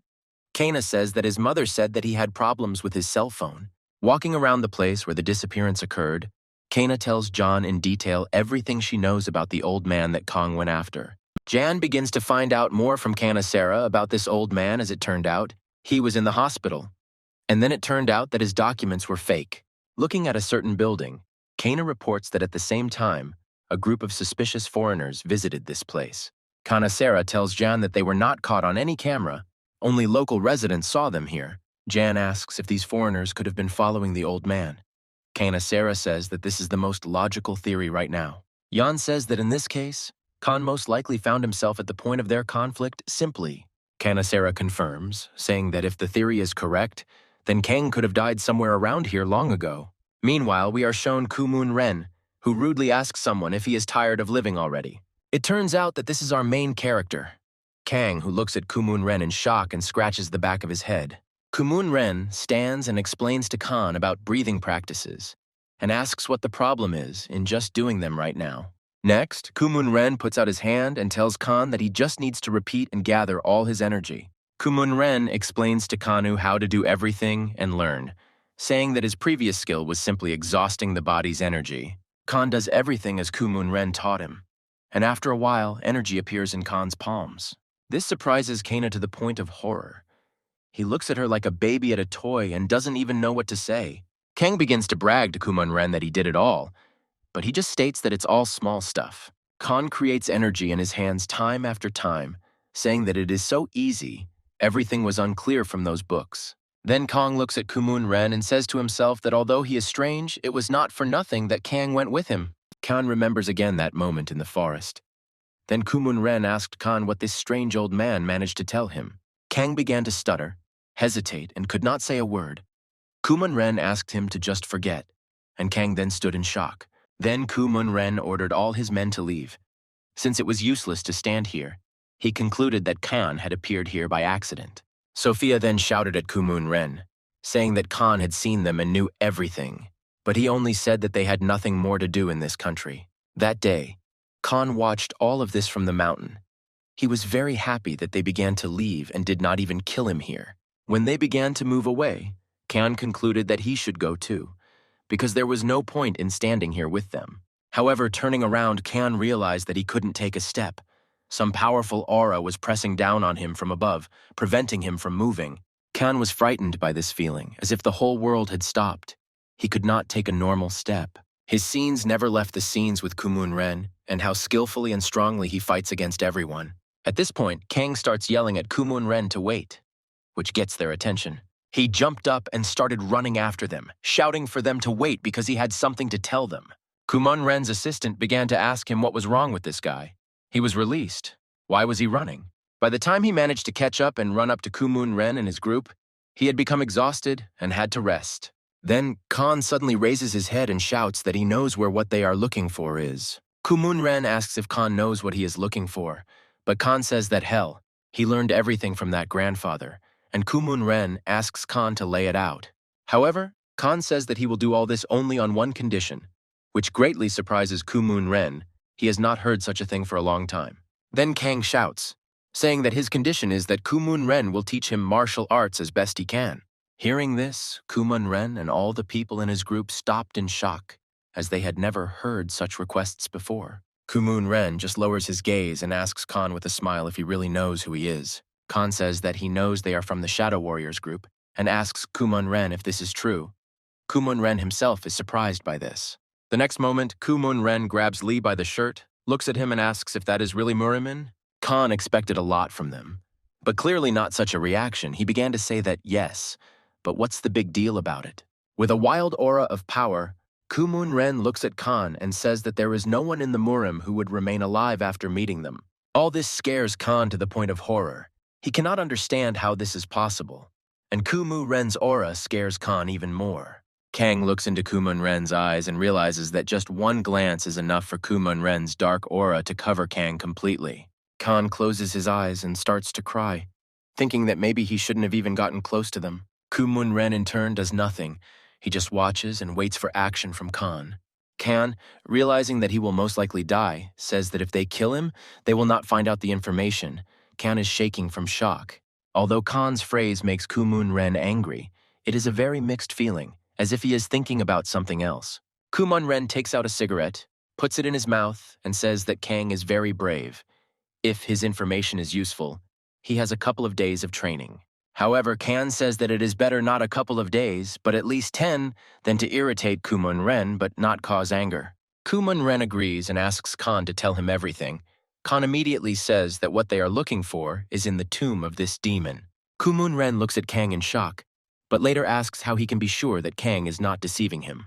Kang says that the grandfather told him about this and then was going to kill him, which Kumun Ren's people look at in shock. Kumun Ren himself analyzes the situation and does not give a direct answer, but understands that this may be true. At that time, Koo-mun Ren agreed to take Kian away until they found out if this information was accurate, and also told him to give him the phone. Then Khan asked Koo-mun Ren how to address him. Because teacher doesn't sound very good, this question surprised Koo-mun Ren. Koo-mun Ren leaves and tells Khan that if he wants, he can just call him boss. Then Kong said that the boss sounded funny, and the events of the story brought us back to the present day and Kong's training with Koo-mun Ren.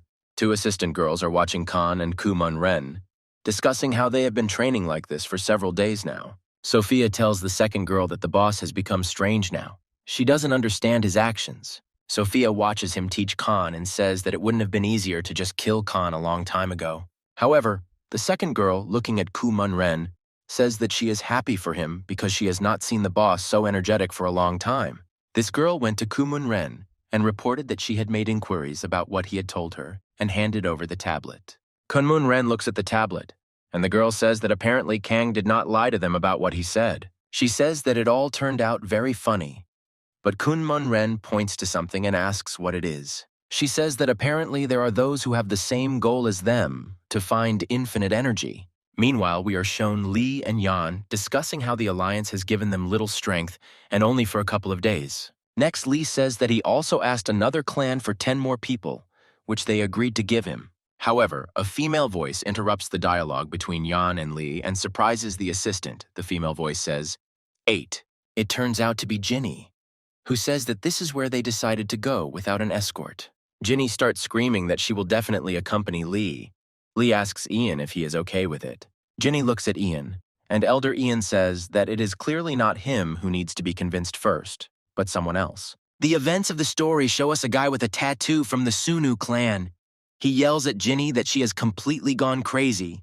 This guy likes Ginny. He doesn't want to let her go to such a dangerous place and asks Ian to support him.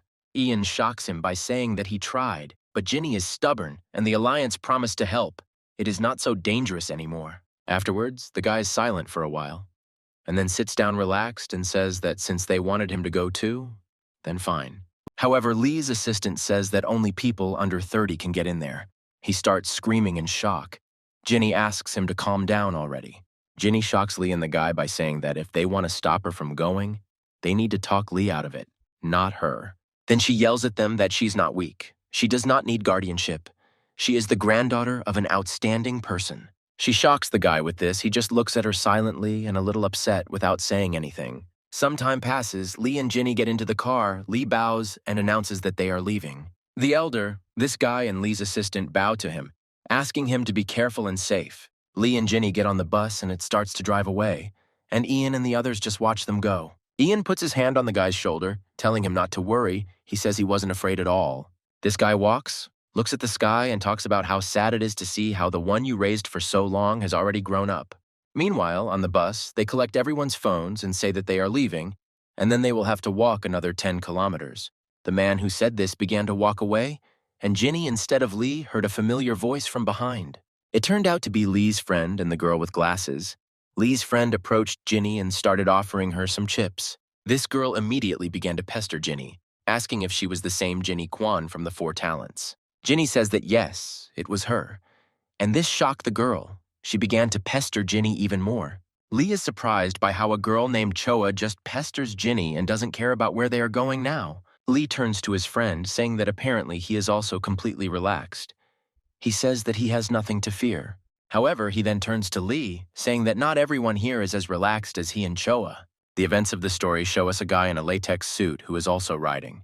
His name is Seo Jian Woo from the Chungha clan. Next, we are also shown Lee Junyoung of the Yeonam clan, who is meditating for a bit. Next, they also show a girl with blonde hair sitting and sewing. Her name is Kim Byunggi from Jonghwa Garden. And also a guy named Shin Ujik from the Halim clan, who is big and wearing a hat and looks out the window. They also show a guy named Ha Dong-chul from the Samho clan, with long white hair and huge mice. And also watching all this is a guy with long brown hair named Kim Jae-ho from Shimsu High School. Lee notices that this Kim Jae-ho is looking at him strangely. Lee memorizes his face while looking at him. A guy with a hat looks out of the window. She thoughtfully sees something and tries to understand what. It turns out to be some kind of huge drone that flies behind the bus and monitors something. Meanwhile, the events of the story show us the old ghost and his assistant, who informs us that they have already left. They are in their clan's building, apparently, saying that there is apparently no need to worry. Grandfather begins to tell his assistants that first the rumors about Master Sonia, then what happened to the young man, it's strange. Looking out from his building onto the river, the old man says that after many years in MURIM, you begin to doubt everything. The old man scratches his beard, saying that he really wants to believe that no discord will occur and that everything will be fine. Meanwhile, a police car drives past the bus, overtakes it, and stops it. Everyone in the salon is in shock at what is happening, because why should the police catch them near the exit already?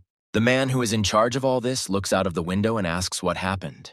The police walk towards him, their heads down, and ask him if he could get out of the car now. He looks at the police in surprise and asks them to show him their documents and the reason for the stop. However, the very next second, a policeman's gun is placed to the head of the male organizer. The policeman looks at him with wild eyes and says that it's enough chatter and asks him to get out quickly. Everyone started to approach the exit of the bus to understand what was happening. Lee's friend asks to be quiet. The organizers all raised their hands and began to gradually get out of the car. The policeman continued to threaten. Lee starts to angrily ask if anyone else has ever seen such angry police officers. The guy with long brown hair started asking why Lee was using the informal form of address with him. The guy in the hat sees that another car has arrived from behind and reports this, saying that they are apparently not alone. Dozens of masked men with weapons ran out of the car and began approaching the bus.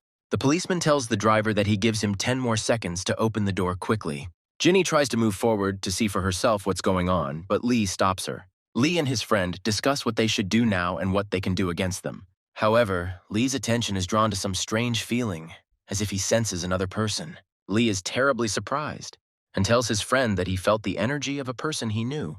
Meanwhile, on the road to all this, someone is rushing with great speed and a wild aura, saying, 7. This unknown person approaches the car and the bus, and when they are already close to them, he says, 8. The next moment, he found himself behind a group of masked men and said, 9. And just 1 second later, he kicks the policeman's face, saying simply, 10. Some guy with black hair and a white suit knocks the police off their feet and seems to fly over everyone. It turns out to be a young boy named Hyuk Seo-chan. He is the heir of the Jungdo clan. The other guys in the car also recognize him and are very surprised, asking what he is even doing there. Lee, seeing all this, confirms his doubts, saying that he knew it, because it was his energy that he felt. The police officer started yelling at the guy, pointing at the driver and threatening to kill him if the guy moved. Lee turns to Ginny as if he wants to give an order, but she says that she already understands everything. Meanwhile, this guy knocks down this policeman with a deft kick and throws him to the side away from himself. This all angers the group of people in masks. Seeing all this, they point guns at him and start insulting him. However, they don't have time to fire a shot, and this guy already overtakes them and knocks them completely off their feet. Then he stops, telling everyone that if they don't want to make the situation worse, then they should just close down. However, the group of masked men do not listen to him. They decide to go on the offensive against him altogether. However, with just one charge of energy downwards, he scatters them all in different directions. And then he instantly rushed forward, tearing them all off in his path in different directions. Meanwhile, all the guys on the bus just watched what was happening and watched his battles with bated breath. They are very surprised that this guy dealt with everyone in no time. It turns out the rumors about him were not lying. Meanwhile, Lee's friend's girlfriend looks at him with loving eyes, saying that he is simply beautiful. But Lee's friend coughs and asks her to wake up and come to her senses from what she just saw.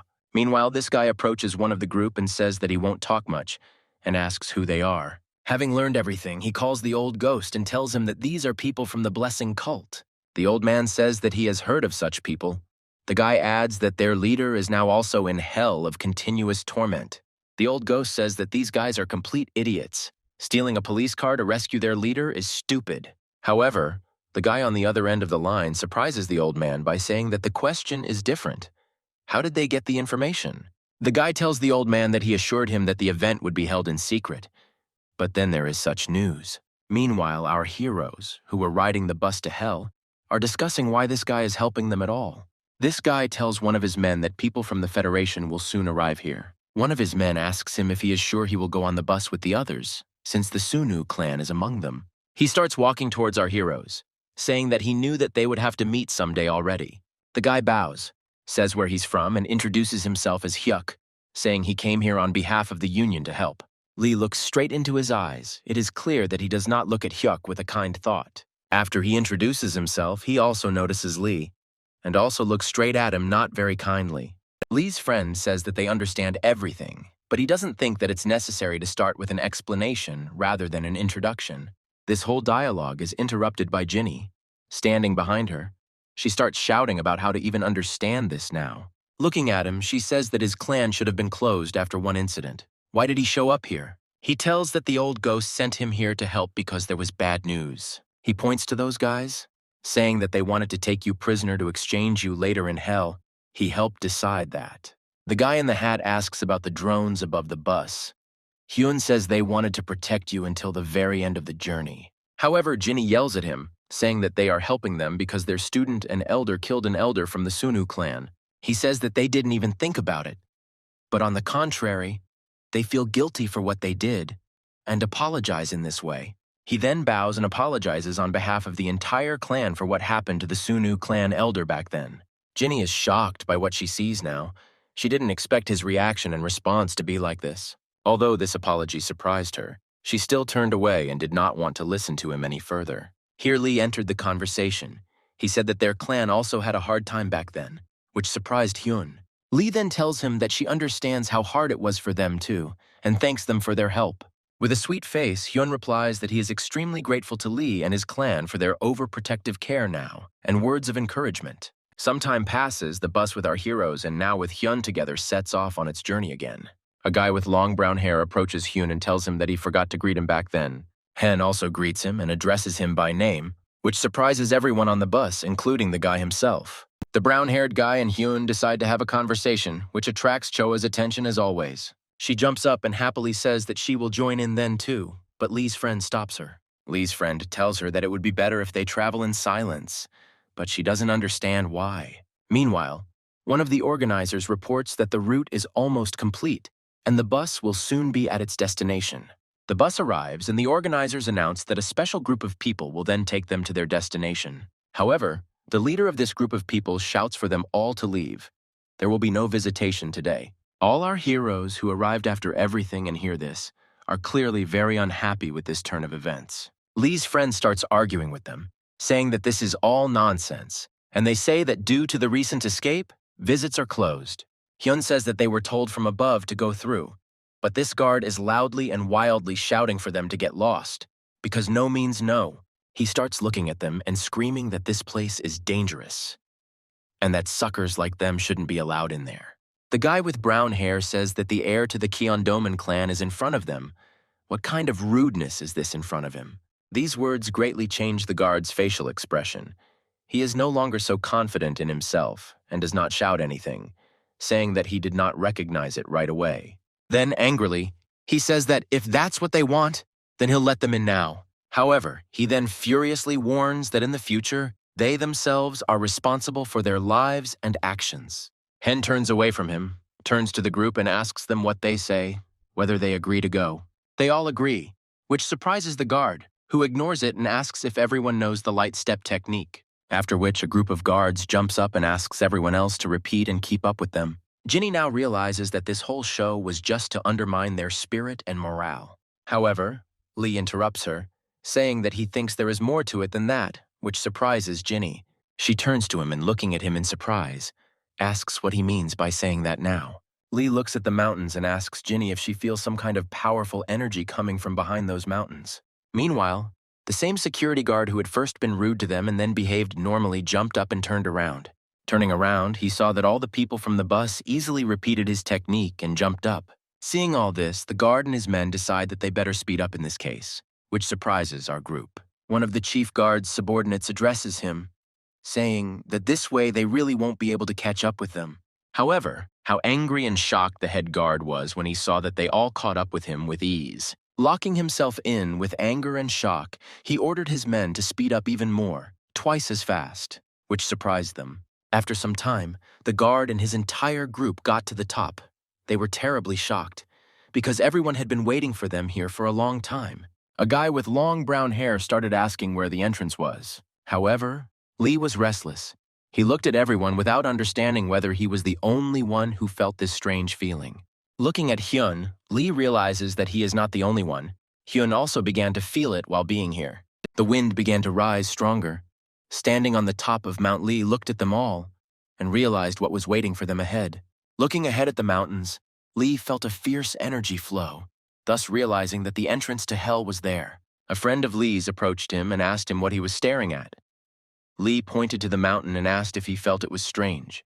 The friend clarified what exactly, and Lee, pointing to the mountains, spoke about the strong energy that emanated from there. As always, Choa joined the conversation and began to talk about how the mountain landscape looked like a dragon's lair. Jinny looks at Choa and asks again. Choa says that this is a place where the energy of heaven and earth gathers.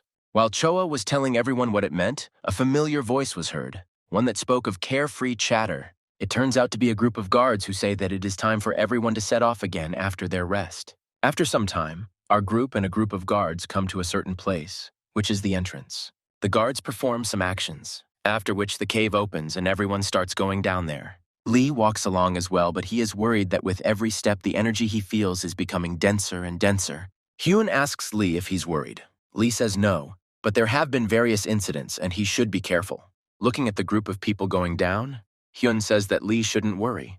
Everything should be safe. The brown-haired boy intervenes again, asking Hyun to go ahead and calling him to follow. This irritates Jinny because she doesn't understand why he's being so clingy, but Lee tells Jinny to calm down. Jinny asks how Lee hasn't killed him yet, but Lee says there's no point in creating conflict now. Looking at them all, Lee quietly tells Jinny that he is not the only one who has a negative attitude towards them here. Jinny looks at them all, and with a dissatisfied face says that it looks like Lee is right after all. Lee's friend intervenes in the conversation and says that Hyun is a star in MURIM, an idol of sorts, so to speak. Lee's friend also adds that everyone here is quite strong, and Lee, without his status as the leader, now means nothing to them. Meanwhile, while they were all talking, both the guards and our group approached some iron doors. The head guard says that everyone should be very careful. Now he will open the doors there. A second after he opened it, a large hand flies with energy right in front of his face. He manages to dodge. The shocked guard, Hyun and the others look on as a man comes out to meet them. The head guard immediately started shouting that they had a fugitive here and asking everyone to attack him and detain him urgently. However, in response, he only throws up his hands and shouts that they are really going to catch him now. A second after his words, he had two guards in his hands, and he grabbed them by the heads. The next moment, he began to crush their faces until they bled, saying that with such skills, they would not be able to do anything. The head guard took a club and went to help his people. Our guys also decided to help. This prisoner continued to crush their heads and draw blood, saying, "Does anyone want to join in?" Then this sick prisoner took the body of one of the guards and threw it into the hands of the head guard. The criminal then jumps on the main guard, but Hyun intervenes and strikes him from above. Our group from the bus is watching this whole situation, shocked at how suddenly it all started. The sick prisoner begins to praise Hyun for such powerful energy, saying that if he had hit him, he would have killed him already. The sick man then throws the head guard's body at Hyun, shouting that this is his reward. The sick criminal then began to raise his hand and begin to create a charge of energy, declaring Hyun as his target. However, Lee intervenes in all this. A second later, he appears next to him and begins to strike him directly in the arm. His arm breaks completely. He starts screaming in pain and blaming Lee for it all, which is generally true. This sick criminal looks straight at Lee and says, "Who the hell is this?" Lee follows up with another punch and flips him upside down, sending him flying straight into the floor with the attack. Then the body of this sick criminal bounces off the floor and flies off in the other direction. Hyun and the head guard watch all this. The head guard is shocked by what he sees. The whole group is shocked by all this, especially the guy with long brown hair. Meanwhile, this sick criminal lies unconscious near the entrance gate and does not move. Lee looks at him and the gate, as if wondering if this is all worth it and his future efforts. Lee, with shock, feels something and begins to direct his gaze towards the gate. He is shocked and surprised by this. Everyone hears the sound of someone's feet and sees the silhouette of a man in a suit coming out of the darkness. An elderly gray-haired man in a suit comes out and says that they will apparently reduce his troubles today. Everyone shouts, "Mr. Kansen!" The whole group looks at all this in shock and says that this really is that same Mr. Kansen. The head guard immediately folds his hands into the correct position and bows, greeting Mr. Kansen. Everyone else in our group began to do the same, bowing and greeting this man. Immediately after this, Mr. Kansen also began to greet them and say that he was glad to see everyone and thanked them for the journey they had made. He says that he learned about his arrival from a letter from Tanju. These words quite surprise his friend Lee. Lee's friend intervenes in the conversation, saying that they were told that Kansong was in custody, but he says that is not true at all. Mr. Kansen says that this is all a very long story, but the dialogue is interrupted by the sounds of some system that everyone can hear. Mr. Kansen says that unfortunately they are a little late. Lee asks him what those strange sounds are. The guard grabs his cap and says that the last circle of the protective prison has been activated. The guard says that this is all a warning system and puts his cap on his head while saying this. A girl from our group interrupts him, saying that how can this be if the criminal was just killed? The guard says that he is not alone. The head guard says that the number of escapees is unknown, and Mr. Kansen sits down and tries to bring the criminal to his senses. Mr. Kansen takes the sick criminal on his back, saying that fortunately everyone is alive now. The head guard asks everyone to leave because the protection has been activated, and Lee, meanwhile, monitors the actions of Mr. Kansen. Lee then hears Hyun's words, saying that he is grateful to Lee for his help.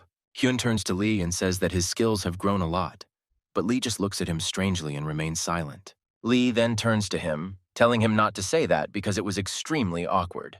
However, Hyun only responds by saying that no matter what, the situation is now taking a strange turn.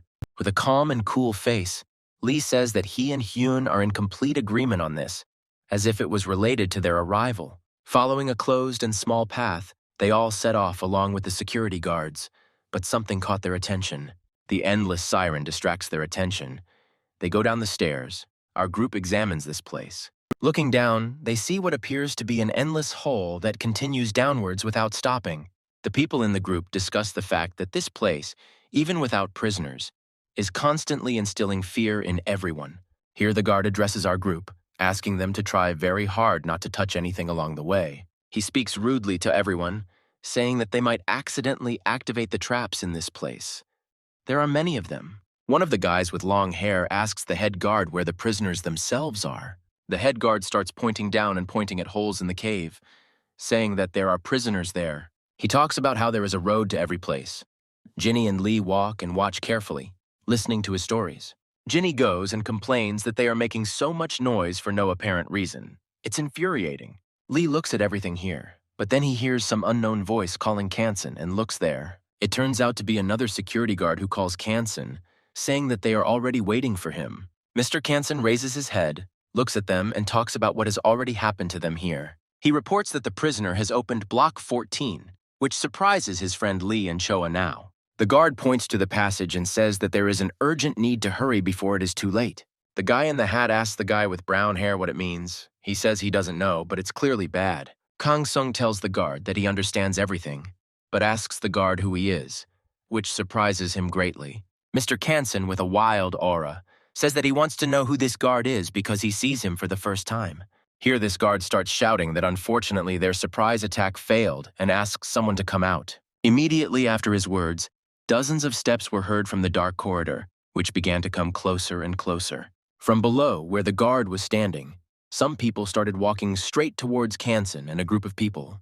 The same thing happens on the other side, where Lee and Ginny are standing at the end, and people with reinforcement bars in their hands are also walking towards them on the stairs. Our group of people are scared out of their wits about what is happening. They clearly did not expect such an outcome of events today. That same guard began to take off his uniform and say that he was glad to see Kumun Kansen and his skill. Then, looking into his face, the guard says that he became very interested in how he would behave in such a situation. Then this guard stretches out his hand and shouts to everyone, "Attack!" And after that, they all rushed from their place towards our group. Lee's friend is the first to take the hit, raising his hand up as if preparing to strike, after which, before he can do this, Kansen scatters several enemies with one blow. This scares the crap out of this lying guard, who didn't expect everything to be so easy for Kansen. This also terribly surprises our group, who are shocked by how easily Kansen does all this. Kansen began to scatter all these criminals with blows, which shocked the guard who was standing and watching. Then Kansen glares at him, raises a huge aura, and says that he can console his interest in Kansen's power. The fake guard started smiling and saying that no matter how well Kansen fought, he couldn't defeat them all. Hyun also intervened in the fight, attacking the second group of people from the other side, and began to help Kansen with them. Meanwhile, Ginny and Lee still don't dare to do anything, or they think that it's simply not necessary and stand watching. The escaped prisoners who followed the fake guard began to wonder why everything turned out like this. Hyun blocks their path, telling them that they shouldn't go any further, and that anyone who disobeys him could lose their lives. However, several of them still decide to attack Hyun, saying that they are not afraid of the threats of some brat. They call him a little girl with a girlish face. He in turn just watches and waits for the moment to start acting. One of the guys from our group decides to intervene in the fight, telling the escapees how they dared to attack the heir of the clan. Meanwhile, the fake security guard stands there sweating from the fact that his men can't even handle the veneer anymore. Meanwhile, Kansen approaches the fake guard and asks him to be more serious if he wants to fight him. The fake security guard suddenly pulls out some strange weapon and says that he actually didn't intend to take part. He then attacks Kansen, saying that since that's the case, he'll try a little harder today. Meanwhile, several more people from our group began to attack the escaped prisoners and furiously attack them. One of the guys in our group says that they've completely lost their minds, and the guy in the hat says that they're making their dreams come true. Ginny and Lee are still standing there just watching this. Ginny says that she doesn't understand why they are so happy about everything. Lee focuses his gaze intently on something, and Ginny adds that they are behaving like they are on a playground. Lee's facial expression changes dramatically. He is very surprised. Some familiar energy can be felt in his head. Hyun feels the same way while one of the escapees complains about how they've been given too many problems by these brats. The same guy addresses a group of his men in a tunnel, but sees them all covered in blood, and a huge man walking towards them. This man, or monster, has huge red eyes and speaks rudely from the cave about arriving at the right address, mentioning Kansen. One of the escapees starts asking what he wants, but he just grabs him by the head and presses it with force. The guy with long steel hair also began to feel someone's energy, just like Lee and Hyun. A loud voice began to be heard from the tunnel shouting, "Where are you, Kansen?"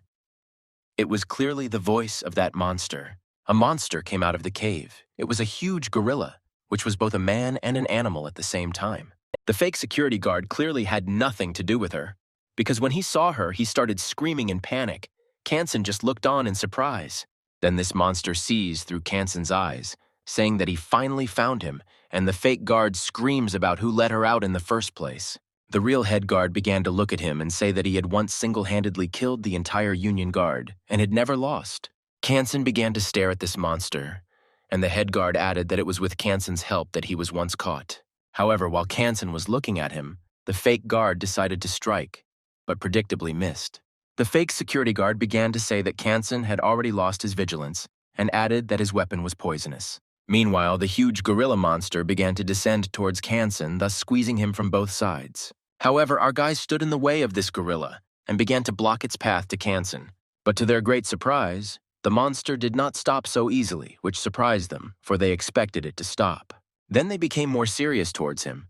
Taking out their weapons, our guys began to block his move even more. However, the monster is not at all frightened by this. He simply delivers a sharp blow with his large hand right into them. Hyun comes to the rescue, sharply lowering his heads and telling them not to be so brave. Although the monster is strong, it is not that fast. Hyun manages to move the guys aside, which surprises the monster. Hyun then jumps up and delivers a huge blast of energy straight into the monster's face, sending it flying. Our guys began to rejoice and be surprised at how well Hyun did, which was expected from the heir of the clan. However, Lee was not happy. He tells Ginny that Hyun's attack did not work. The monster has not been defeated yet. Lee turns out to be right, because just a moment later, the monster's charged hand began to head straight for Hyun.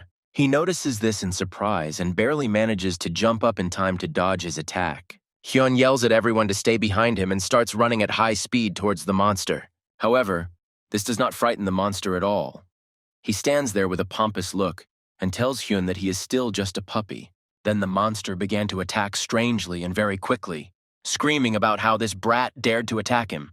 At this point, Hyun has little choice in what he can do and simply dodges every attack from the beast. After a dozen dodges and movements, Hyun manages to get close to him and deliver an elbow strike straight into the monster's body. However, to Hyun's great surprise, the attack barely works, and the monster begins to turn on Hyun.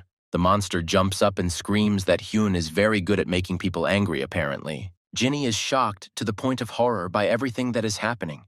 She says that it is very strange that none of Hyun's techniques work on him. Meanwhile, Hyun dodges each new attack of the monster because its attacks do not want to pass through his defense at all. Looking at his opponent, Hyun understands that in such a place, and with such an opponent, energy defense alone will not be enough. Here, Hyun suddenly began to look at Lee, realizing that it was dangerous to think about anything other than the fight now. But he was interested in how Lee would act now.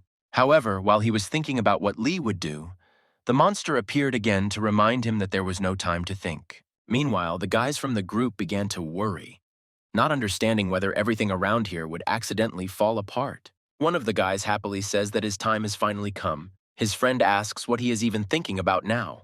Meanwhile, Hyun is still fighting with this monkey, realizing that his attacks are still so fast and he can't be given a head start. And suddenly, Hyun's attention is drawn to a guy from their group who jumped right above the monster with a spear. He joyfully jumps and realizes that while the air in the person of Hyun distracts the monster, he will be able to strike and help. Already near the monster's head, he almost strikes, rejoicing that he will destroy the monster with just one blow, as Hyun had planned. However, everything is not nearly so rosy. The monster simply throws this guy into the wall with one swing of his hand and pins him there. All the guys are standing in shock. They didn't expect that the outcome for this guy would be so disastrous. Hyun also looks at this with shock and begins to blame himself, saying that it was his mistake because he should have protected his comrade. The monster grabs this guy and starts saying that he has no brains at all, and that attacking with such skills is stupid. Hyun prepares to attack, knowing that at this rate they will lose. However, something catches his attention. It turns out to be Lee, who in just one moment found himself standing right on top of this monster with his feet. Shocked by such a sudden movement, Jinny began to scream Lee's name and ask him to come back. Here Lee began to rudely address Hyun, asking what kind of crap he had been carried away to. What was surprising him? And then he calmly and coolly asks Hyun if he was always so weak. Lee began to press the monkey's body with his foot, and it began to scream in pain and raise its hands in order to grab Lee right now. However, her pathetic attempts to grab Lee failed, as a huge charge of his energy began to press on her body from above. Hyun, like everyone else who was there at that moment, was very surprised, because they simply could not have expected such an outcome.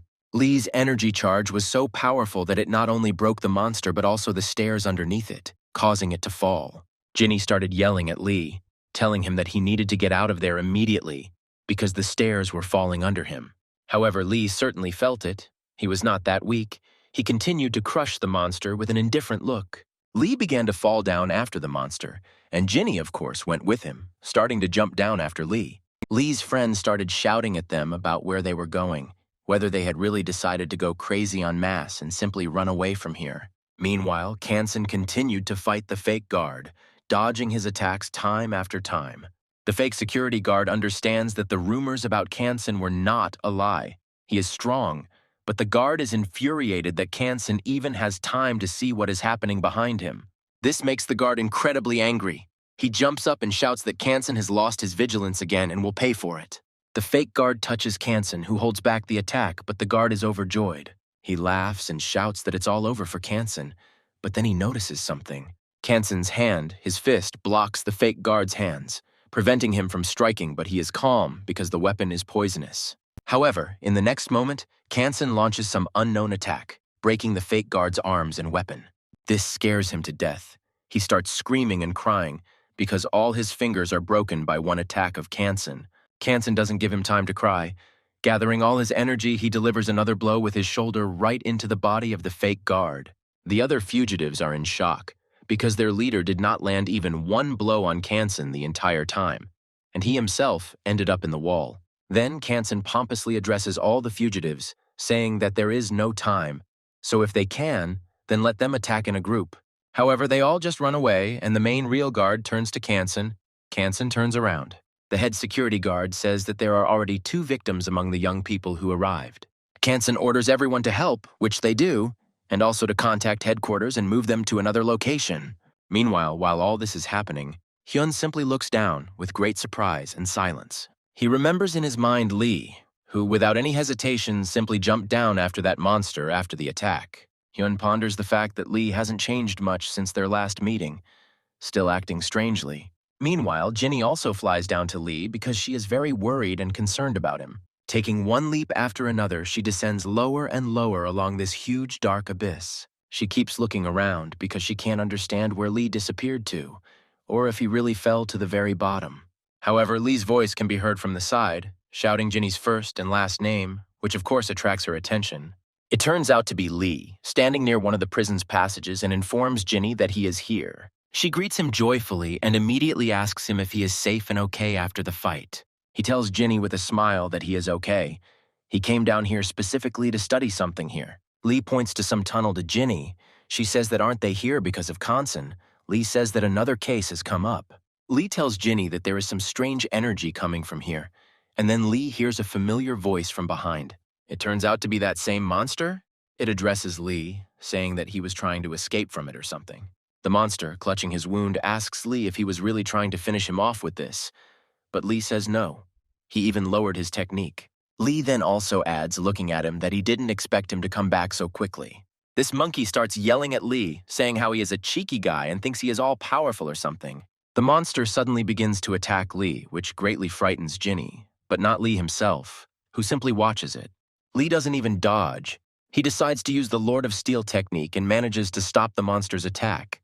The monster itself stops in shock, because it has already seen this technique before. It turns to Lee. Looking into the eyes of the defending Lee, he says that he is really a disciple of that very unshakable steel wall. Lee asks how the monster knows about Master Steel. The monster only replies that he now understands why Lee is so strong. The monster begins to say goodbye, saying that he does not intend to fight with the Master's disciples, and asks Lee to go about his business. This surprises Lee greatly. He did not expect such a reaction. The monster simply leaves because its target is not Lee, but Kansen. Lee begins to address this monster, saying that he does not want to fight but is looking for Kansen. Already leaving, looking straight down the tunnel, the monster replies that he has already fought with the Master of Steel 100 times, and he is tired of it. And then he adds that he fought with Kansen only once, and that was 10 years ago. And it's interesting what will happen now. Meanwhile, the events of the story show us Kansen himself. He is standing somewhere and saying that he simply has no words. Kansen says that they were only able to study the Rhea zone, which in fact is very little and weak. Kansen asks someone to make every effort to search. Our group watches all this with shock. Kansen sits down on a chair and says that it is difficult to find Lee, but it is unlikely that the head of Sunwoo with his skills has fallen to the very bottom. Here, Hyun interrupts Kansen's conversation with someone, saying that he could also join in the search for the head of the Sunwoo clan. Meanwhile, the events of the story show us Lee telling someone that he doesn't have to help. It is Lee who addresses this monster, and in response he only says that he doesn't care now. It's the same way, nothing like that. And he also adds that he is glad to help the student of the Master of Steel. Ginny says that apparently Uncle Style is very popular here. The monster then points to some kind of tunnel descent in the wall, saying that Lee should go down there further. However, the monster looks at Lee and says that he does not advise doing this. There is a real cave there. There is no light and no paths. However, Lee addresses the monster, saying that according to him, there is no one there. But Lee feels human energy in the cave. Lee then points to some boxes and wires, surprising the monkey herself, who was not expecting this. A man with an eye patch comes out of this cave and addresses the monster, asking what brought him here and who are the two young girls nearby. The monster turns to him and says that he has the same question. What is he doing here and what kind of a mess is he making up there? However, this man only replies that the monster should go about its business with Kansen and not interfere with him, which surprises him. The monster began to tense up its muscles and stand at attention, telling the man that he had decided to play some joke on him here. The monster looks this man in the face, asking him to answer nicely what he has in mind here, but he only laughs in response. Then he puts his hand to his eye and lowers the other, saying that it is as if he is communicating with a wall. At this moment, Lee is suddenly and strongly surprised, because he begins to feel a strange feeling after his words. The next moment after this, the light in the cave disappears, and the monster, Lee and Ginny, do not understand what is happening. The monster sees almost nothing and begins to ask why this idiot turned off the light now. The monster asks to turn the light back on, and in the meantime, this man appears behind him with a blade in his hands. Then this man makes a jump from the wall straight into our monster, saying that he knows about his defense technique. Then he starts to strike and shout that he also knows that to do this, he needs to see his opponent in the face. However, nothing happens. There is no blow, the light appears, and Lee stands with some kind of device in his hands. And right at Lee's feet lies that same man, who, having hit his head on the floor, lies unconscious. Lee tells Ginny and the monster that he noticed the man moving the bandage to attack us. Lee then adds that he has been in a similar situation once before, so he knows perfectly well how to act. The monster grabbed the man and began to crush his head, asking who he was trying to fool and what his plan was. This man screams that he is not guilty of anything. His job was only to serve Baek Seong-ho's orders. The monster asks the guy again if he's talking about Peng Seong-go, who is the leader of the blessing cult. Ginny turns to Lee, saying that these are the same guys who attacked the bus. Lee says that there is definitely something fishy here. Lee begins to examine the boxes and says that all these boxes contain nothing but bombs. The monster pushes the man's head down to the floor and tells him to deactivate the bombs, but he says he can't because Baek Seong-ho set them. Lee asks the monster to lift up the man's head and asks him where this Peng Seong-ho is. However, this man says that why would he turn in someone he is in the same boat with, and says that they can do whatever they want. Then the monster grabs the man, lifts him up and shouts that if that's the case, then let him die. But he starts shouting, "Stop!" He started shouting that, "Okay, he'll tell you everything, just don't kill him." However, at that moment, this person reaches out to something with his hand, uses something, and a bright light appears. Immediately after that, he broke free and started running away. The monster tells everyone that it was clearly a flash grenade. Lee shouts at Ginny that she should go and report everything to Mr. Kansen, and Lee himself runs after the man. Meanwhile, our group, together with the guards, goes around and cleans out escapees from prisons. The brown-haired boy addresses Hyun, saying that there are a lot of people bothering them. He says there are too many of them. Doesn't it seem that way to him? The guard says no, it doesn't seem that way to him. The guard looks at Hyun and says that there shouldn't be any prisoners here at all, and he has no idea why there are so many of them today. Hyun approaches one of the prisoners they have captured and asks him if he can explain what is going on here. Hyun asks why the prisoners were making such a noise, but he only replies that he has no idea.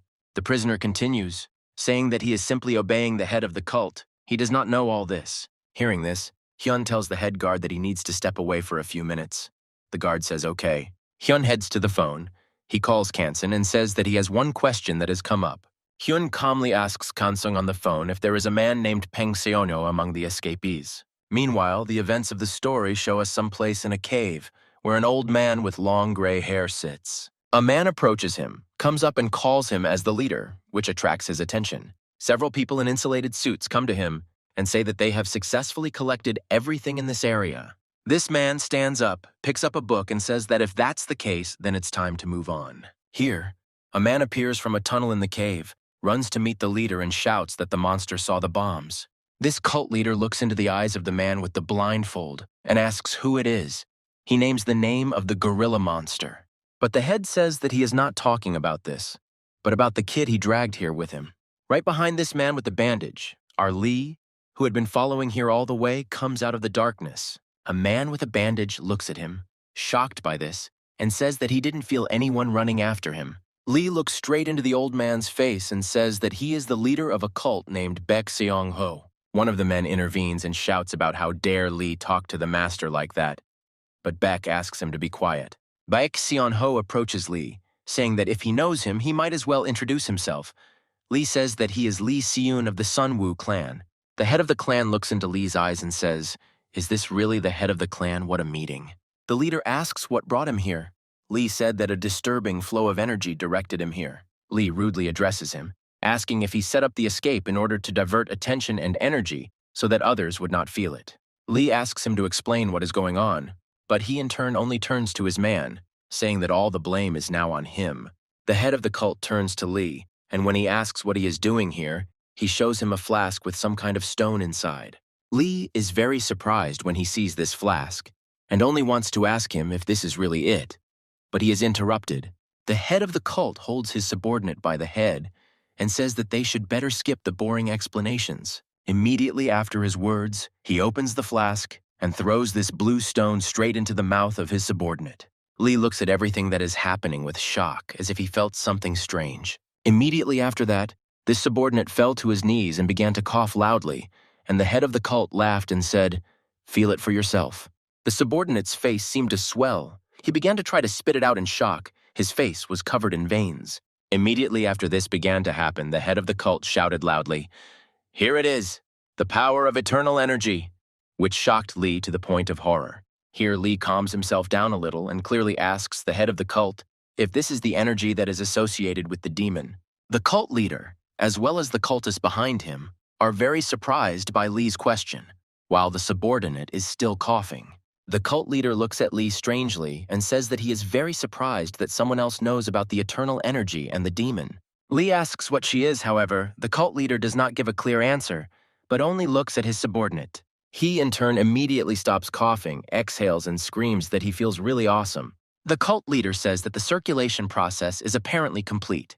He just orders his subordinate to kill Lee and go after him.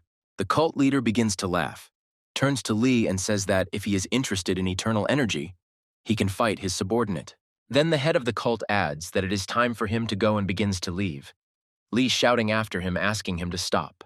However, his requests are abruptly interrupted by the appearance of the same subordinate who began to attack Lee. He starts to destroy everything around him, attack Lee, and talk about how the power is pouring out of him like a bucket. At the moment, Lee only dodges his attacks.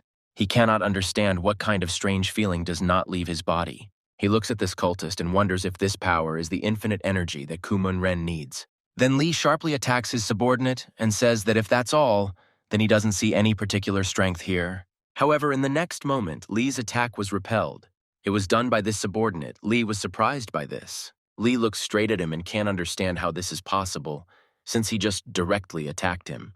Meanwhile, the cultist with a bloody nose looks at Lee and asks if he thinks that was a blow. Then he starts to attack Lee dozens of times, saying that this is how a blow should be and not like Lee's. Lee does not decide to stand and wait. Charging his leg with energy, he again powerfully attacks this cultist right in the body. Shocked by all this, the cultist is wildly angry at Lee. He shouts that he is a rat who only dodges all the time. This cultist breaks out and starts attacking Lee nonstop, shouting that now they will find out how strong Lee is. Meanwhile, the events of the story show us the monster and Ginny. Together with him, she is looking for a working phone in the cave. However, to her regret, none of these phones work. She complains about all of them. Ginny suggests that the monster go find Kansen and report to him about the bombs, and she in turn looks for Lee. The monster points to himself, saying what Ginny is thinking, what she is talking about, why the guards will believe him. The monster suggests doing it this way. He will go looking for Lee, and Ginny will run upstairs to look for Kansen. Ginny is surprised. Meanwhile, Lee is fighting with that cultist. He is destroying everything around him and asks Lee why he is not having fun too. He looks at Lee and shouts that he won't be able to fight him so easily anymore. Now he can beat anyone. However, this whole scene does not surprise Lee at all. He turns to him and says that enough is enough. The cultist, in turn, only smiles bloodthirstily with blood on his face, saying that Lee was afraid of him. Lee looks at him and tells him to look at his hands. Blood is oozing out of them. He looks at them in surprise. Lee looks at him calmly and adds that this happens when the energy vessel is overfilled. He starts looking at his hands in shock, and Lee adds that this happens when the energy is higher than the body's strength. The cultist looks at his hand and says that this is the only sad consequence in exchange for such power. Lee begins to advise him on what to do, however. He does not listen and only jumps on Lee with a fist to attack. Lee is disappointed. He didn't think that this cultist was that stupid. Lee just looks at him, after which Lee easily repels his attack with his hand and simply throws it into the floor. Lee looks him in the eye coldly and tells him that enough is enough, or he will just drive himself into the grave like this. The cultist begins to understand a little what is happening. He looks pitifully at Lee and just stands there. Meanwhile, this cult leader and his people are walking. The cult leader says that he doesn't care about that man. He was a puppet. Already at the exit from the tunnel, the head of the cult stops. He is visited by the feeling that there is someone else here. And so it happens. A guy with black hair and a black latex suit appears right in front of him. The head of the cult looks at him and says that this is amazing, because he gave the order to block everyone's paths down. This guy starts saying that he has questions for Peck and asks about the blessing cult attack. The head of the cult looks at him thoughtfully, saying that things are bad because he didn't really want to deal with this man. This man says that he knows that Baek Seon-ho is crazy. But is he crazy enough to steal the Shadow Warrior's item? Baek Seon-ho tells him that it turned out that he found a bigger client, which really surprises the guy. The guy says that there is no one who would offer better conditions than them, but Peck replies that there is, and a very influential one. Meanwhile, the events of the story show us an unknown location. Some strange red helicopter flies over the mountains. Kumun-ren appears from the helicopter with Sophia He asks if this place is his and the demon's grave. Meanwhile, the events of the story show us Lee. He says goodbye to that cultist and advises him to conduct energy circulation in order to survive. The cultist began to look at his hands again and realized that he could really be in much worse shape. However, neither these thoughts nor Lee's words apparently stopped him, because he shouts to Lee where he is going. And right after I shouted this, I jumped on Lee with an energy strike, which Lee dodged. Lee began to dodge again and shout at him that he was not lying to him and that he really could die soon. However, in response, Lee heard that he didn't care. He felt strong for the first time. He was ready to die. These words surprised Lee. He rushes towards Lee again, repeating that with such gigantic strength, he does not intend to stop. He adds that he would rather die in battle with MURIM than give up such gigantic power. These words surprise Lee, but he remains silent. Lee quietly says that what a difficult concept MURIM is. Hearing this, he suddenly stopped and did not attack Lee. Here Lee decided to attack him, saying that since it was already so, then so be it, and attacked with a charge of energy. Lee's energy charge was very strong. It blew away everything around and seemed to burn through the body of this cultist. The cultist, covered in blood, began to writhe in pain and scream, and Lee's energy seemed to illuminate the entire dark cave. After the attack, Lee just stood there and looked at him, thinking about what this cultist had said just now. Meanwhile, the events of history show us the very head of the cult, who says that this seems to have been decided. Then he looks at the guy in the black suit and says that he will have to shut him up, because he knows a lot now. He looks at him and says that he won't let him go so easily, and his men take out some canes. This guy ignores everything the cult leader says and only says that he is waiting for the necessary goods first. However, the words spoken by this guy surprised the head of the cult. He did not understand what kind of goods were being discussed. The next moment, one of the cultists began to kill Peck's people, who in turn managed to dodge. The killer was one of Peck's men, who was also standing in a suit behind Peck the whole time. Then this man pointed to the boxes with the cane and said that they had already received all the goods. The head of the cult began to shout at him, telling him at what point he managed to contact the Shadow Warriors. However, the guy in the black suit standing behind stated that he was originally in their row. The cult traitor began to talk about how Peck shouldn't have lied, no matter who his new big and influential customer was. Here, the head of the cult abruptly says that his buyer is Kumon Ren, which scares the guy in the suit, who says that Kumon Ren is part of the Shadow Warriors. The head of the cult began to talk about how it was impossible to kill the dragon in the pond, and to say that Kumon Ren's influence was already far above the Shadow Warriors. Then the events of the story show us Kumon Ren again, and the head of the cult says that he's already heading here for eternal energy. Then the head of the cult says that in his opinion, with renewed vigor, Kumon Ren will stroke the Shadow Warriors and ask this guy to join them. However, this guy only replies that the main cultist is a fanatic and is talking nonsense, and asks to finish him off. After these words, a skirmish began between the head of the cult and the guy in the suit. The head of the cult began to say that it was very difficult with them. Then, the head of the cult takes out some kind of ball and says that if they don't want it the good way, it will be the bad way. Immediately after these words, everything around began to be covered in strange smoke, including the hand of the cultist leader. The next moment, with that hand, he grabbed the very man who had gone against him. Immediately after he touched it, the man's hand began to be covered in blue energy and seemed to dissolve. The cult leader says he was forced to use force and continues to squeeze the man's hand. Immediately after that, the guy in the suit began to attack again and again. The head of the cult dodged several. The head of the cult also deals damage to him with this energy. However, in response, he receives a weapon to the face. The cult leader begins to try to examine the guy's face, realizing whether he launched an attack or not. However, at that moment, the head of the cult realizes that his enemy is not so simple and decides that the best solution now is to simply run away from this place. He runs away and his energy began to go away from them. They ask each other if they are okay. Both are okay. Then the same guy in the suit says that since this is the case, there is no point in hiding. He says that this bad disguise can be removed, after which a woman's breasts immediately appear. By removing many details, this guy turns into a girl, or rather he was one, and she simply hid behind the guy. The guy in the suit turns to her, saying that if he told the truth, then Kumon Ren might give chase to them in that case. She says that then, the situation could become more complicated, because it would not be so easy to hide from Kumon Ren. The guy in the suit places the goods and says that Lee Suyin, Kumon Ren's enemy, is in these caves. This guy in the suit goes on to say that if they fight, There will be extra time, and then he freezes in shock. He looks at the girl next to him and says with shock that just recently there was a guy in front of him. However, the events of the story move forward, and we are transported to Ginny, who is running through one of the caves. However, at one point she stops, because her attention was distracted by something, and she looks straight there. She sees in front of her a group of some men who look like prisoners. They are standing sadly near the telephone. Ginny stands quietly behind them, trying to figure out who they are and what they are doing here. They're standing by the phone, waiting for a call, and then Ginny notices that they're saying, "Meet the founder!" And she's all ears. Immediately after these words, she sees in front of them the gray-haired grandfather, the very head of the cult. They all bow to him. One of the prisoners asks the head of the cult where everyone else is. He says that they betrayed us and disappeared. Then the head of the cult asks if there has been another call from Kumun Ren. They say no, and this greatly surprises Ginny. Ginny hides behind the wall in shock and doesn't know what to do. The head of the cult says that 2 people should stay here. The rest should go upstairs. The head of the cult also says that there are only Qinzhao's minions below, so if anything happens, they can be attacked and taken prisoner. One of the prisoners assigns 2 people to watch here and tells them to wait carefully for a call from Kumun Ren. Everyone gradually leaves.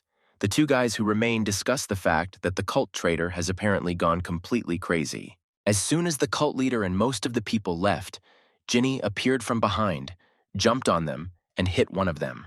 She practically knocked the first one's head off with one kick, and the second one stands there in shock and watches all this. After which Ginny jumps up again and delivers another blow, this time to the second guy, but he holds her blow. Although he manages to hold back the blow, he looks at it in shock and cannot understand who Ginny is. However, Ginny in turn does not dare to just stand. She grabs his neck with her thighs and squeezes it with her legs. She squeezes his neck tighter and tighter, telling him that now he will have to answer questions. Ginny squeezes him and asks what's going on, who the old man is, and why he's waiting for Kumun Ren. The guy in turn remains silent and begins to take a knife out of his pocket in order to attack Ginny. He suddenly takes out a knife, practically plunges it into Ginny's neck and asks her who she is. Ginny manages to dodge the attack. Immediately after that, silently, she simply takes his body and jumps with him, doing a somersault in the air. She makes sure his head lands right on the asphalt and shatters, holding him down. Although it's a pity that the guy didn't give an answer, Ginny goes to the phone and wants to dial Kanson's number in order to tell him everything. However, at the moment when she wants to pick up the phone, it starts ringing loudly. The moment she picks up the phone, the person on the other end starts shouting questions about why they haven't picked up for so long. She is told on the phone that Kumun Ren has already arrived. She is shocked and quickly hangs up in panic. Her hands are shaking wildly. She doesn't know what to do because Lee's strongest enemy is already here. She tries to come to her senses and think everything over, but the thought that it was Kumun Ren who killed her grandfather does not leave her head. Ginny thinks that this place is perfect for fighting him, and there are a lot of explosives here now, but she remembers something. Namely, that if Lee finds out about this now, he will immediately go into battle with him, and most likely lose and die. She decides that information about Kumun Ren's arrival should not reach Lee, so she will ask Kansong to decide everything. Meanwhile, Kumun Ren watches what is happening with an incomprehensible face, because they were supposed to receive an answer over the phone. The man at the door is shaking in fear and says that it looks like there is a problem, and the door will be opened soon. However, one of Kumun Ren's men suddenly jumps and simply silently breaks down the huge door. Then Kumun Ren turns to the guy on the phone and asks him to accompany them. He, of course, agrees. Sophia asks Kumun Ren, saying that everything is going very strangely. It could be a trap. Kumun Ren asks her to forget about it. Kumun Ren says that he is more concerned about the interesting energy in this place. They may see something interesting today. Meanwhile, the events of the story show us Lee, who is still messing around with that guy, trying to restore his energy. The guy is shocked that Lee is helping him and treating him, but Lee says that their fight is not important now. The main thing for him is to survive. That guy starts to lose consciousness again, and at the end he says that if Lee continues to be so kind, he won't live long in MURIM. However, Lee, in turn, with a smile on his face, says that he understands all this perfectly well and continues to treat the guy. Lee begins to tell the guy and give him recommendations for further treatment, but something suddenly attracts his attention. It turns out that this is the same girl who was a guy. She tells Lee that they haven't seen each other for a long time. Lee is shocked, as is the sick boy, but it feels like Lee already knows her well. Lee looks at her and says that it is not by chance that she is Chan Myungrar from a certain squad. She in turn looks sweetly at Lee and says that he is a clever boy because he was even able to remember her name. He interrupts her and immediately says that everything is as he thought. What happened in this place is connected with Kumun Ren. She laughingly tells Lee that he has great wits, and Lee in turn angrily asks her where Kumun Ren is now. She starts to smile slyly after the question and asks Lee if he really decided to meet him here. She turns away, but turning her head adds that he should give up this idea. His mood is weak for Kumun Ren. She starts to leave, and as she leaves, she says that next time she wants to see a stronger version of Lee. However, a sharp sense of danger stops her in her tracks. She feels a strong energy behind her. It turns out to be Lee. He charges up a lot of energy and delivers a sharp blow to her, but she dodges it. She was very surprised by what she just saw, because she didn't expect such a strong blow from Lee. She continues to look at Lee with great surprise, and he in turn says that he can show her the best version of himself. Then Lee also rudely says that she better answer where Kumun Ren is now. She speaks loudly to Lee in surprise, wondering if he finally has a cruel side. She happily takes out her weapon and says that she then wants to conduct one small test for Lee. Lee looks at all this with surprise because he doesn't understand what all this is for. She then makes a huge and sharp leap straight at Lee, but he manages to dodge it just on the edge. She then jumps on him again, kicks him, and nearly knocks Lee to the ground. Lee stops, holds out his hand, and begins to charge her with energy, saying that then he will have to show her the energy. She says that such an attack won't work, since Lee is already stuck with his feet in her trap, and laughs. Then she suddenly squeezes her canes and begins to pull Lee towards herself without stopping. After pulling him towards her with her canes, she lifts her leg and prepares to attack Lee's head. She almost succeeds, but Lee dodges, and her attack shatters the floor beneath her into tiny pieces. However, Lee is unable to retreat very far because her canes hold his legs tightly and pull him towards them. She pulls him towards her and screams about where he always runs off to and kicks him in the body again. After such a powerful blow, she again begins to pull him towards herself, not allowing him to move away and change position. Lee repels the attack. She turns to him saying that if he tried to lead her into a trap, he chose the wrong opponent for this plan. She continues to strike Lee with blow after blow, while the same guy Lee saved watches all of this. And also the guy who came here with this girl is watching all this. He remembers something in his head. He remembers her shedding her costume and discussing the plan to capture Kumun Ren with him. They then discuss the fact that even if many of the Shadow Warriors gathered, it would be difficult to capture Kumun Ren. He was very strong. Then this girl looked at the goods and spoke about some last will of a certain elder, and that in the wars of the Shadow, there are no traitors. Then she remembered Kumun Ren and told that guy that a person like him would not let them leave here just like that. Then she took the goods and said that if this guy wants to live, then he better follow her. That's how he ended up here. But now, looking at this fight, the guy began to think about the fact that she was already spending a lot of energy on one Lee. She remembers Lee and his anger one day, and thinks about how she can't let that day happen again to Lee. With red cheeks, licking her lips, she keeps waiting for Lee to lose his temper and show her all his anger, like then. However, at that moment, Lee stops. He does not allow her to pull his leg anymore and drives her hard into the floor. However, at that moment, she notices that the cane that she had thrown over Lee's leg began to come off by itself. Lee began to silently watch all this and simply observe her and her further actions. However, she in turn was clearly in no hurry to do anything. She simply looked at Lee in surprise, and he in turn stood in place, closing his eyes, as if he began to plunge into his consciousness, thinking about something. And so it happens. In his head, he began to remember Kumun Ren, who once taught him. Then he said that in battle, you don't always need intelligence. Kumun Ren then taught him to open his ki, throwing away strength and mind. This gave the body a new superpower, but then he advised not to get into it too much. Now, Lee decided that he would do this in order to raise his energy and began to let go of thoughts and control of the body. Meanwhile, this girl just stood there and watched in shock as Lee managed to control the entire fight so well. Out of anger and helplessness, she unleashes a volley of new attacks at Lee, which are already close to him while he is in some kind of trance. At this point, her belts that she always used to attack Lee had almost reached his head, but he was still calm. After all, in the next moment, he jumped straight at her and dodged everything in an instant. And then, with white eyes and a large charge of energy, Lee punched her with his fist. However, fortunately for her, she managed to dodge it, but she is clearly in wild surprise now. Raising her head back up, she sees Lee in front of her. his eyes now yellow, preparing a new attack on her. Now she decides to fight off this attack, and the belts block Lee's access to a possible attack directly into her. However, Lee himself is not embarrassed by this. He strikes, but at her belts, creating an explosion and throwing her away. She in turn manages to stop and not fly headfirst into the wall, and says that she has already leaned against this feeling. Lee returns to her base state, shocked to see that she blocked that attack of his with her own. She herself in turn simply giggles, and Lee begins to think that she is much stronger than he thinks. Lee looks at her and wonders if he should continue to raise his ki level or not right now. She in turn laughs, puts her hand on her chest and asks why Lee is standing, because he needs to know where Kumon Ren is, and smiles sweetly. In his head, Lee begins to remember the sinister images of Kumon Ren, immediately after which he becomes wildly angry at everything. Everyone around him, even the guy Lee healed after the fight, begins to feel the huge flow of energy around Lee and in his body.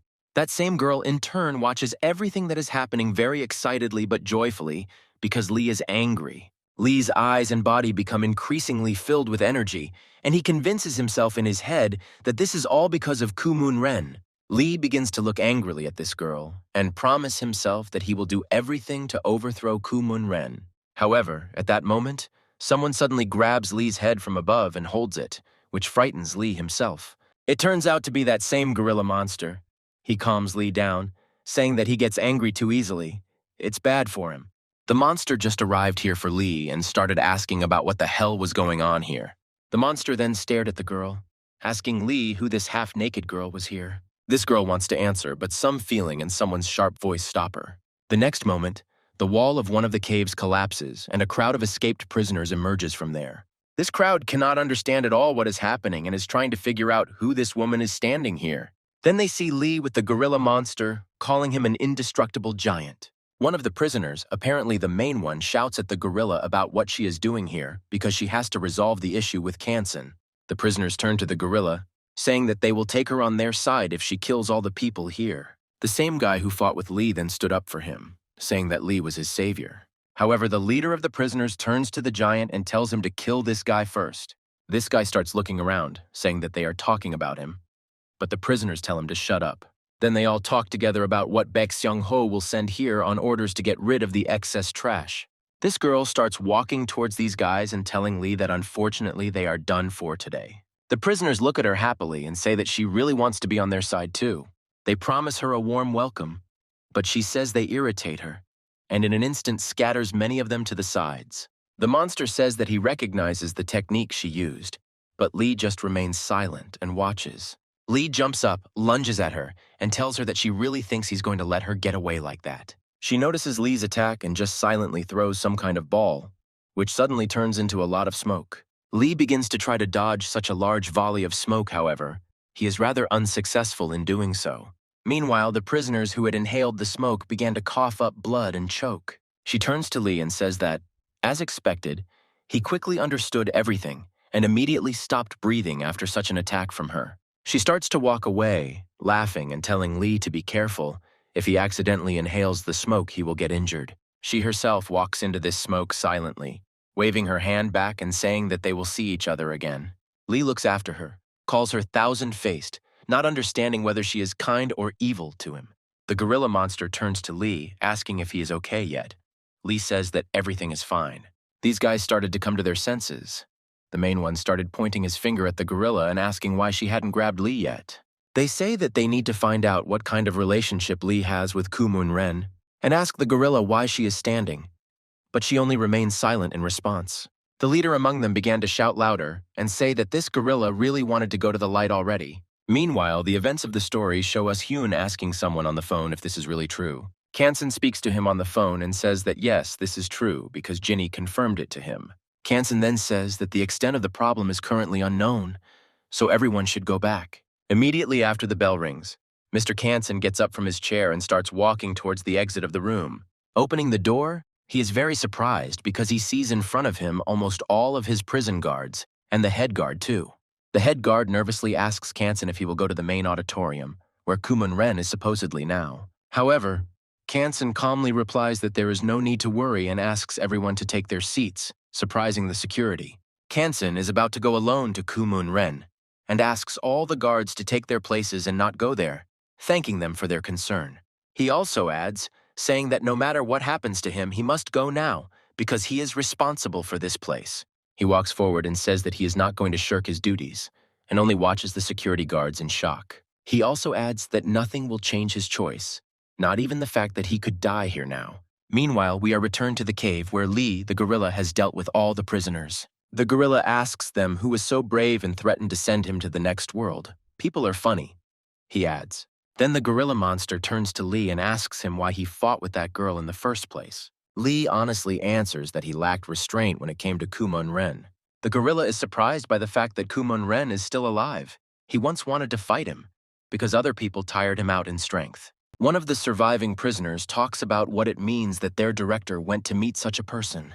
Then this prisoner begins to threaten that if the director meets this man, but before he can finish speaking, Lee interrupts him. Lee grabs this prisoner with wild speed and angrily asks simply, "Where?" A very angry, wild-eyed Lee raises his aura and asks the prisoner where the meeting with Kumon Ren is. Meanwhile, the events of the story show us the head of the cult, who says that he is glad to see the legendary Kumon Ren. Kumon Ren and his group turn around as the cult leader starts walking towards them with a bag. Kumon Ren, as always, takes out a cigarette. He looks into the eyes of the cult leader, clearly not with good intentions, and simply remains silent. The head of the cult approaches Kumon Ren, asking him what brought him here. Kumon Ren looks at the head of the cult and says that he didn't call him here to give him the necessary item. Here the cult leader addresses Kumon Ren, saying that it will not be easy to get rid of his past client. Then the head of the cult says that while he was getting here, he lost a significant amount of eternal energy. Afterwards, Kumon Ren silently looks at the cult leader and then asks if he really called him here to deal with them. The head of the cult was suddenly frightened by Kumon Ren's aura and looked at him trembling, saying that this was not at all the case. Then, the head of the cult says that he has already sent out his people, so there is no need to worry. Kumon Ren's people are surprised and silent. The head of the cult goes to Kumon Ren and says that he called him here to establish a relationship of trust with him. The cult leader points Kumon Ren down to the prison and tells him that the demon's grave is located on the site of the Alliance prison. Kumon Ren looks at him a little surprised, smokes a cigarette, and just remains silent, looking into his eyes. Meanwhile, the guy Lee fought. Lee himself and the gorilla run upstairs, discussing the demon's grave. The guy Lee was fighting started telling about how the best MURIM of that time were sent here to kill the demon. He then goes on to say that in this way they hid the demon here and destroyed all information about him in MURIM. Then the gorilla approaches the guy and says that Baek Sion-ho is looking for the remains of this demon here for some reason. This guy is saying that Baek Sion-ho was asked to find this eternal energy. That's why they got involved with it. Lee interrupts the guy and tells him to tell more about this energy. The guy talks about that very flask. Peng Siongo turned the energy here into the remains of this demon, thus making energy. Meanwhile, Baek Sion-ho shows Kumon Ryong this very flask and tells him about it and the possibilities of energy. The head of the cult is worried about all this. He asks about Kumon Ren, whether all this will upset the balance of the world. Kumon Ren turns to the head of the cult, gives him the flask, and says that it is simply insignificant. He called him in vain. The head of the cult is silent and looks into Kumon Ren's eyes and simply thinks about what could happen now. The cult leader approaches Kumon Ren, saying that if it is worthless, he can try it himself, which surprises him. The cult leader says that he would be very interested to know why Kumon Ren refuses the power of a first-class master. Kumon Ren just looks at him, unable to understand why the cult leader is asking him so hard to use the energy. However, at that moment, something catches Kumon Ren's attention. He gets distracted and looks at the door to the room. Sophia sees that Kumon Ren is distracted by something and asks him what is going on. Other people of Kumon Ren also notice that there are sharp steps outside the door. Following this, the door opens and a blue aura comes out of it, as if a powerful charge of some kind of energy is coming. Kumon Ren's men realize that someone very powerful may appear now, and they all grab their weapons. The cult leader and Kumon Ren look towards the door, and a voice is heard from there, saying that they have met again in this place. Then Kumon Ren starts to smile, saying that he really hasn't died yet and came out here again. Here Kang Song appears, coming out from behind the door and looking straight into Kumon Ren's eyes. Kumon Ren's people are very surprised to see Kang Song, and even scared in some way when they see him. Kansen goes to Kumon Ren, saying that their relationship is so strong, but it will have to be destroyed soon. Kumun Ren looks straight into Kansong's eyes and just remains silent, his gaze now more angry than at the beginning after Kansong's words. Kanson looks straight into Kumun Ren's face and begins to raise his aura, and senses Kumun Ren's aura is very powerful. Kumun Ren suddenly takes out his cigarette and loudly says that Kanson really wants to die here already. Kumun Ren hides the flask with energy in his jacket and says that if Kanson wants to die, then so be it. Kumun Ren raises a huge dark aura and says that so be it.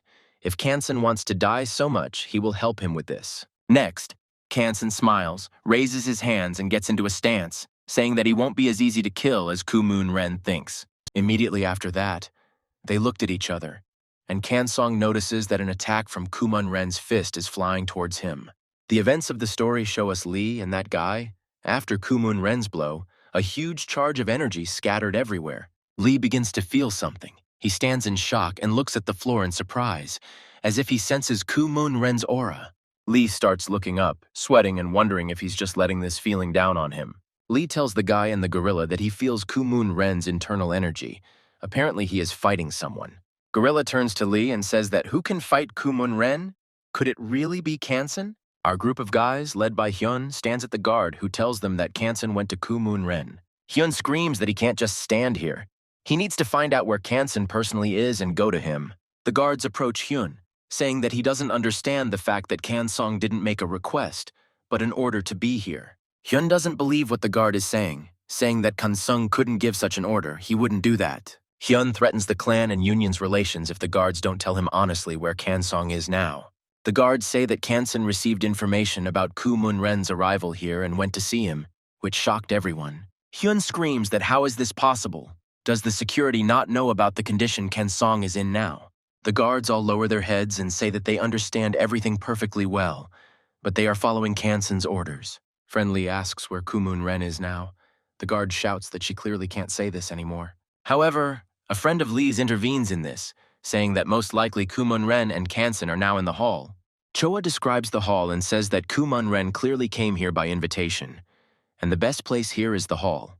Meanwhile, the events of the story show us Kumun Ren himself. He is still fighting with his opponent in the person of Kansong. Much to Kumun Ren's surprise, Kansong manages to grab his arm as he strikes and get behind him. Kumun Ren powerfully charges his hand with red energy and delivers a powerful blow straight into Kanson's body. Kanson takes the entire blow straight on himself and then delivers a counter knee strike straight at Kumun Ren. Kumun Ren is thrown to the side and stays on the ground, stopping with his foot on the floor. Kumun Ren is a little surprised by Kanson's strength. He stops and wants to say something, however, he is interrupted. Or to be more precise, he is interrupted by a very powerful charge of energy from Kanson, and a blow that already leaves his entire face covered in blood. However, Kumun Ren manages to dodge the attack, and is very surprised that Kansong is able to attack so successfully. Immediately after this happened, Kumun Ren flips over in midair and attacks Kanson with a very powerful kick to the head. Kanson manages to dodge a little, but part of the attack still hits him, creating more and more wounds on his face. The fight is watched by Kumun Ren's men, who are shocked to hear that Kanson is acting strangely. He only attacks but does not hide from the attacks.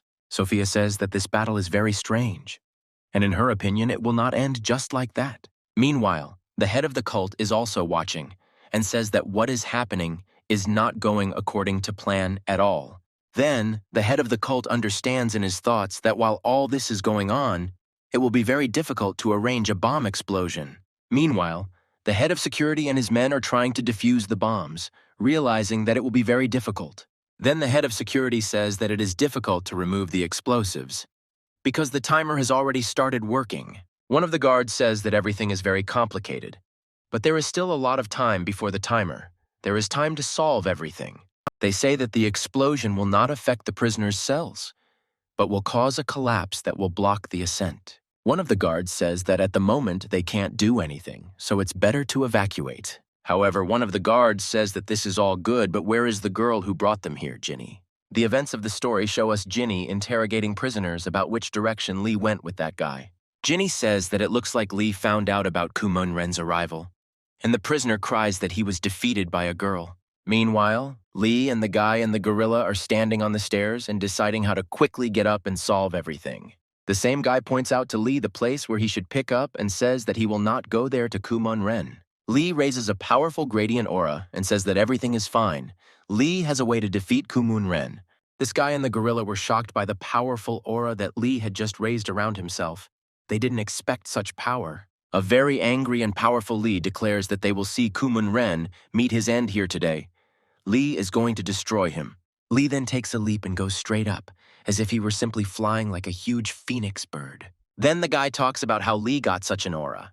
The gorilla says that it is so powerful that they don't even feel it. Lee is moving up very powerfully, however.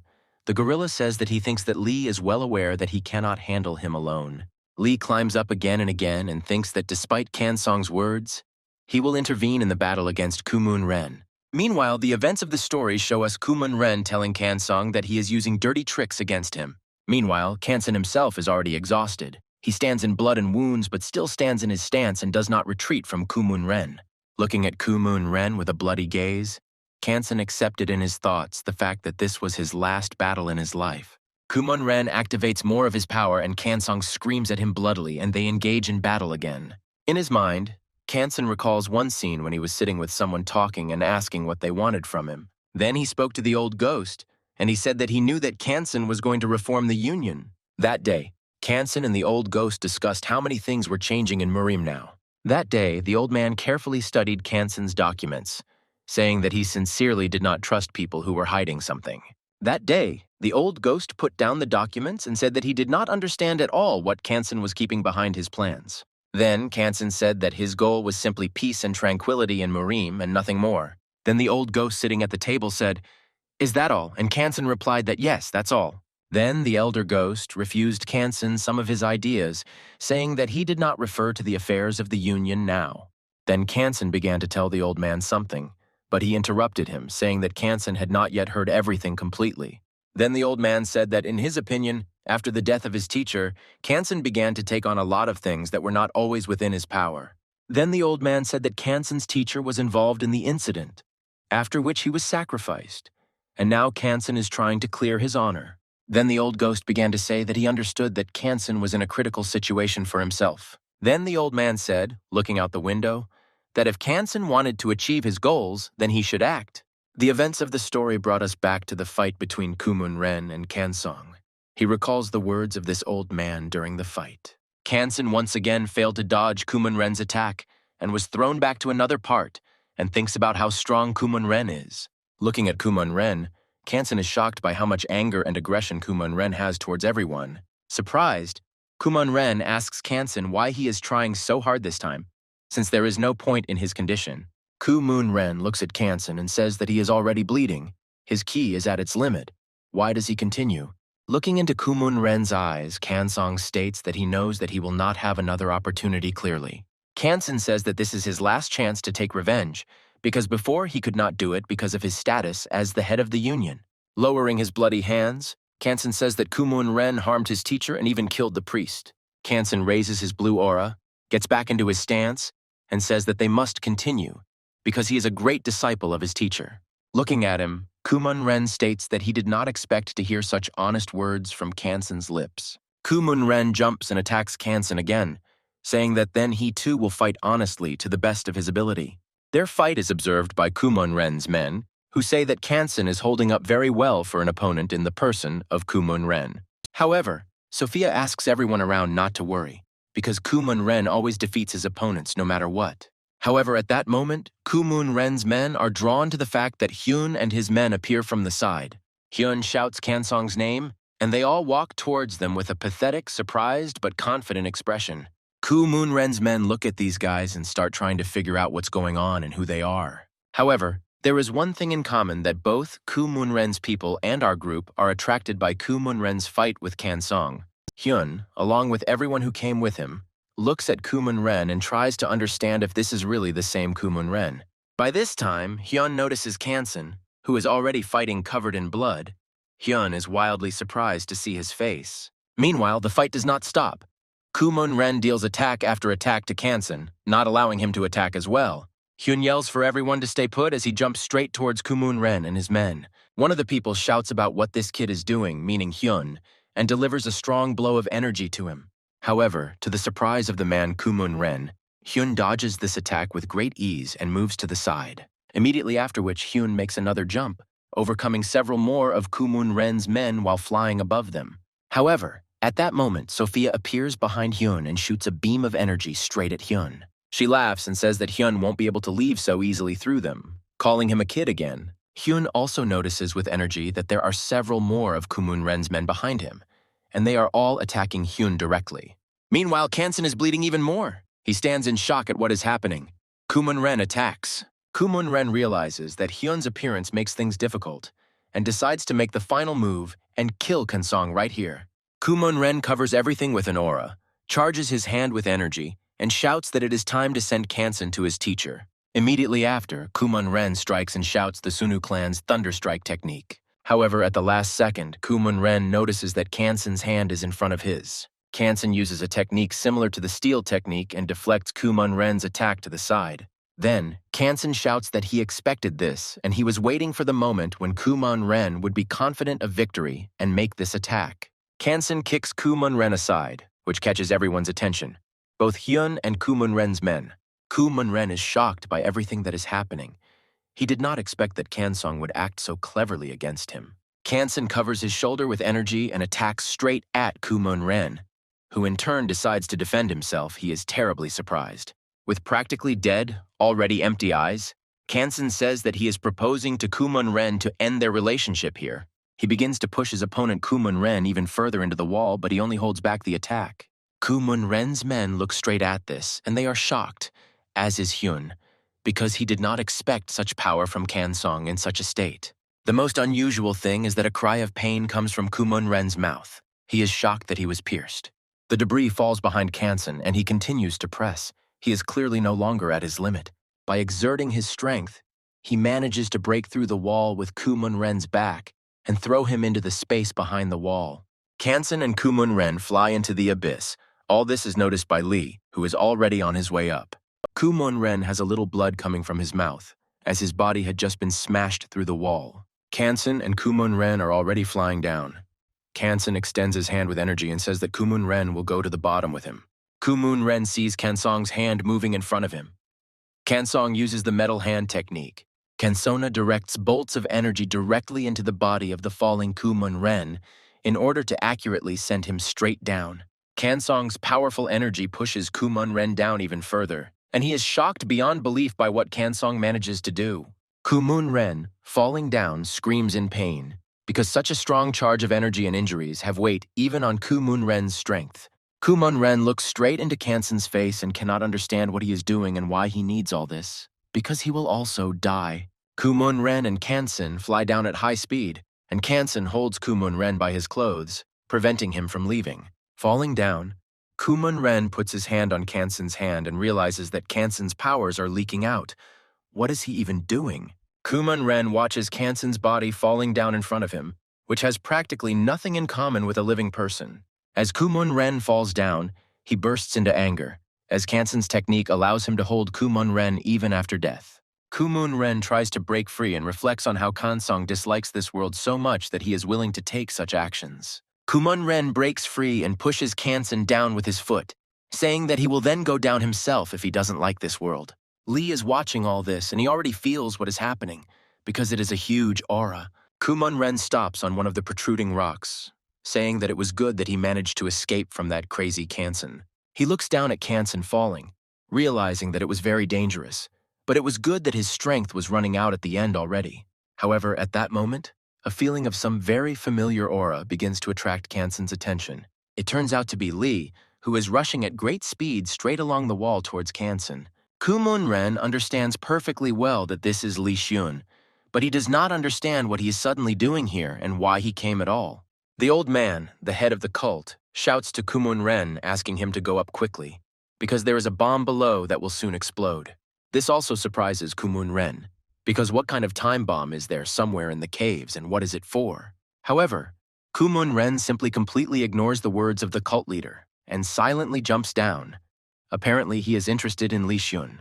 The head of the cult shouts after him.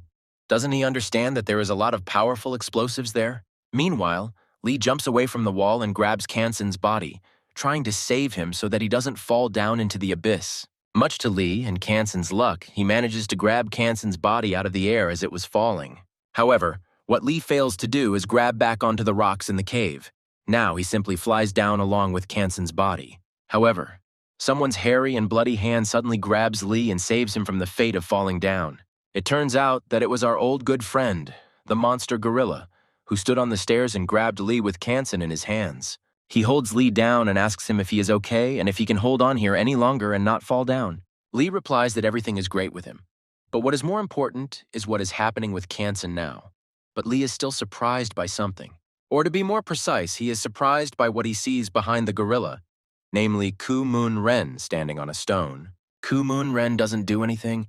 He just stands there and just looks at Lee, Kansen, and the monster. Lee looks up at Ku-moon-ren, and the monster asks Lee if this is the man he spoke of. Ku-moon-ren still stands there and silently watches this, feeling like he's just trying to find out someone in Lee. However, Lee in turn clearly does not intend to simply stand. He raises a huge aura of fire and power around himself. Ku-moon-ren, seeing this, smiles, saying that it means he was not mistaken, and this is really that same Lee. However, Lee does not give Ku-moon-ren time to stand and think, but immediately jumps on him and strikes. Ku-moon-ren dodges. Ku-moon-ren looks at Lee's face and says that he must have recovered from his injuries. But Lee just looks at him and gets angry. Ku-moon-ren continues to look at Lee and says that if Lee wants to live a long life, he shouldn't hang around in places like this. Ku-moon-ren begins to walk away, jumping up, telling Lee to try harder to stay out of his sight if he wants to live longer. He says that Lee irritates him. If he sees him again, he might kill him. But then Ku-moon-ren suddenly feels something. It turns out to be Lee, who is able to literally rise above Ku-moon-ren in an instant and charge his blow with energy. With great anger, but excitement, Lee shouts that Ku-moon-ren really thinks that he will be able to escape after everything. Lee delivers a very powerful blast of energy straight at him, which sends him flying backwards. However, Ku-moon-ren is also strong. Although he was thrown down, he managed to block the blow, thanks to which he survived. Not only does Ku-moon-ren manage to survive, he also steps on a rock, allowing him to take a break and catch his breath. However, this pause is interrupted by Lee, who flies straight at Ku-moon-ren with a huge attack and delivers another attack from above. However, such an attack does not frighten Ku-moon-ren. He puts his hand forward and says some technique. This is seen by a surprised Lee, whose attack apparently did not work on Ku-moon-ren, since he attacks him. The huge stream of energy that Ku-moon-ren launched straight at Lee knocks him off his feet and sends him flying downwards. Thanks to the energy, Lee somehow tries to stop himself on the rock so as not to fall even lower. Standing above, Ku-moon-ren addresses Lee, shouting that he has managed to improve his skills. Lee is wildly infuriated by his phrase. However, the bloody Ku-moon-ren then says that with such skills, Lee won't even be able to reach his ankle. Lee, in turn, simply shouts out Ku-moon-ren's name and jumps up again in order to attack him again. Ku-moon-ren scoffs, telling Lee that he is already here, as if he is just playing some kind of game with Lee, like tag. Ku-moon-ren yells at the boy to try and catch up with him and jumps up, running away from Lee. Meanwhile, our gorilla friend stands and does not understand what is happening. He says that why is this Ku-moon-ren simply playing with Lee? Next, the gorilla also turns his attention to Kansen, who simply lies unconscious, not understanding what to do with him now. The gorilla pokes him, asking if he is still unconscious and trying to find out how to revive him. The gorilla takes Kansen's hand and realizes that there is no energy left in his body, so it is not just a fainting spell. The gorilla notices the elixir with the same energy stone. Kansen tore it out along with part of Ku-moon-ren's clothes during the battle. The gorilla takes it out and begins to examine it, not understanding why Kansen carries it with him. Maybe it helps him. The gorilla tries to ask Kansen if it can be used on him, but Kansen himself, of course, cannot answer. The gorilla says that there is no choice anyway. Either Kansen will die, so he opens the test tube with the stone. Meanwhile, our group is standing above in the hall. They are discussing the question of whether everything is okay with Kansen. They conclude that Kansen is still fighting, while Ku-moon-ren's men surround Hyun. Hyun can't decide what he should do. Rush into the cave after Kansen, or protect the guys here from Ku-moon-ren's men. Meanwhile, Ku-moon-ren's men discuss the fact that their boss still hasn't gotten up, thinking that something might have happened. Sophia yells at the guy with glasses, telling him that instead of the boss, he should think about Hyuna in front of him. The same old man, the head of the cult, approaches Sophia and says that in any case it would be better to go down and visit Ku-moon-ren. The cult leader adds that there is a time bomb at the bottom of the cave. With these words, he greatly shocks Sophia. The head of the cult says that there are only minutes left before the explosion, and Sophia declares that a stupid explosion is clearly not a hindrance to Kumun Ren. However, she also says that it is not worth the risk, asks them all to stay here, and she herself goes to help Kumun Ren. Immediately after these words, she picks up speed and jumps down to find her boss, Kumun Ren. Although she is confident in Kumun Ren's strength, as she flies down, she realizes that he has never spent so much time fighting anyone before. Flying down, she sees Kumun Ren in front of her below, who lifts her up. However, right below Kumun Ren, she also notices Lee, who is rushing right behind Kumun Ren, which shocks her. Looking at Lee, she remembers his energy image, and remembers that he fought with Kumun Ren before at Namsan Tower.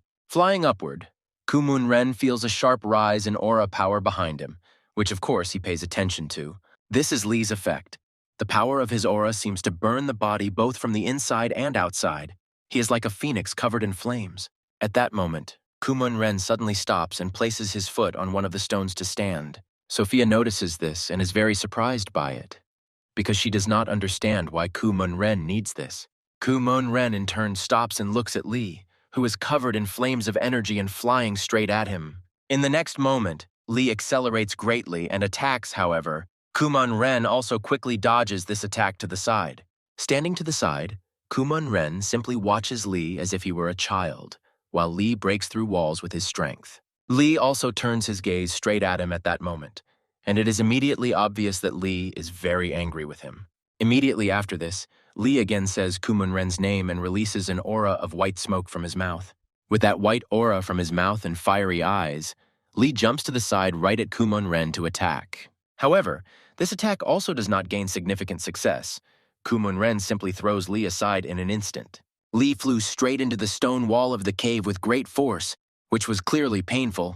His fire aura softened the blow for sure. This doesn't stop Lee, who, taking a jumping stance, is once again preparing to lunge forward and strike. Lee looks at Kumun Ren, who yells at Lee about him being just a little idiot, which surprises and hurts Lee. Kumun Ren says that Hyunwon is not a martial art that a child like Lee can touch. He might die. Lee listened to everything that Kumun Ren said, and only replied that he knew it well enough without Kumun Ren, which surprised him. Lee looks wildly and angrily into Kumun Ren's eyes and only says the phrase, "What the outcome will be, I know very well." In his head, Lee began to remember the old elder doctor who had talked to him about Kumun Ren on the roof a long time ago. That day, Lee stands with Kana Sera on the roof. Lee said that his old man said that there would come a day when he would be able to defeat Kumun Ren. That day, sitting in a wheelchair and with fractures, Lee said that he wanted to ask the elder the same thing now. The elder just watched silently. However, the elder said, looking at the broken Lee, that he wanted to ask himself first before giving an answer. Then on the rooftop, the elder asked why Lee's condition had gotten worse, and Kana Sera intervened and said that everything was not that simple. She began to talk about how inside Sunu there was a powerful battle going on between his mind, his condition, and his life. However, the old man then interrupted her, asking what this suddenly had to do with his physical condition. Then Lee admitted that he had deliberately harmed himself even more in order to see the elder doctor. And then, looking at the old man, he added that now it was important for him to know the elder's opinion on this matter. And then with an evil look, Lee asked if he recovered, he would be able to defeat Kumun Ren or not. Looking at Lee with displeasure, the old man replied that day that everything was becoming more than clear to him. Looking at Lee, he stated that, being in such a terrible state, he was thinking about revenge on Kumun Ren more than about treatment.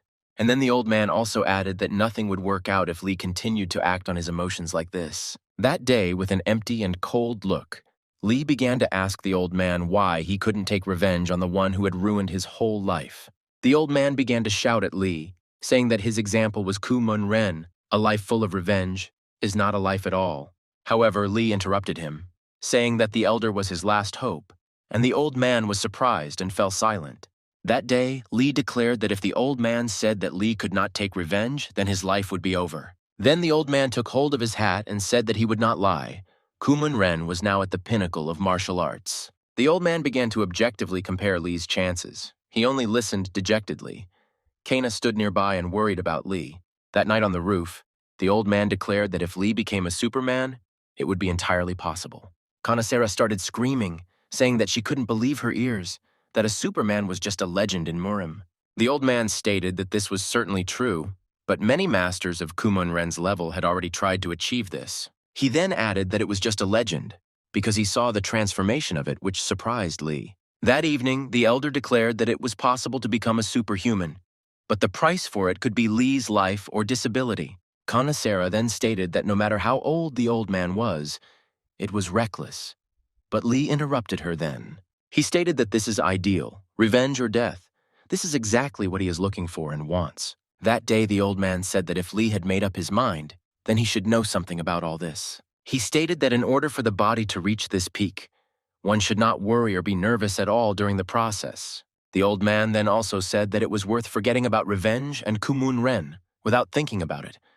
After a while, Lee would reach the peak. Returning to reality after the memories, Lee stated that unfortunately, he did not have the time and strength to do as the old man said then, after which Lee began to move quickly without thinking, accumulate strength and increase his aura over and over again. Kumon Ren began to notice all this. He was terribly surprised, because how is it possible for Lee to gain so much strength? Kumon Ren sees that Lee is gaining even more strength, and Lee thinks that he only wants Kumon Ren to die. After that, everything seemed to become dark as Lee used the Black Heaven Strike attack against Kumon Ren. Sophia sees all this. She starts shouting in the direction of their fight, calling Kumon Ren to her. Kumon Ren sees that Lee's very powerful attack is coming, and he uses a systematic upward step. Kumon Ren's leg and Lee's arm clash in battle, and energy begins to fill the area. The events of the story show us Ginny, who notices that some strange sounds are coming from the abyss. Running out of the cave, she notices that everything around is crumbling. Stones are simply flying down in a heap one after another. Meanwhile, Lee is all ablaze in battle. The veins on his body began to swell very strongly. They drive the flow of blood. Ginny sees all this, because apparently it was Lee's attack that led to the sudden collapse of the walls.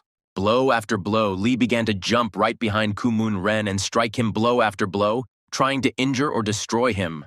Kumon Ren begins yelling at Lee, saying that he is wasting energy on such strange attacks against him. Kumon Ren wants to remind Lee of death, but by this point, Lee's face is already almost completely covered in blood.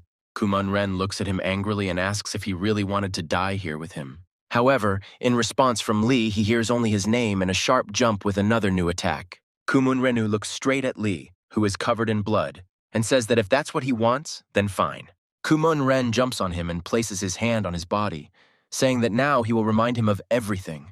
And right after that, with just one attack, Kumon Ren sends Lee into a wall, smashing that wall with his body. Shocked, Sophia hasn't seen Kumon Ren like this for a long time, and she's very worried about him. The same thing happens to Ginny. She opens her mouth in shock and only watches as Lee is beaten hard.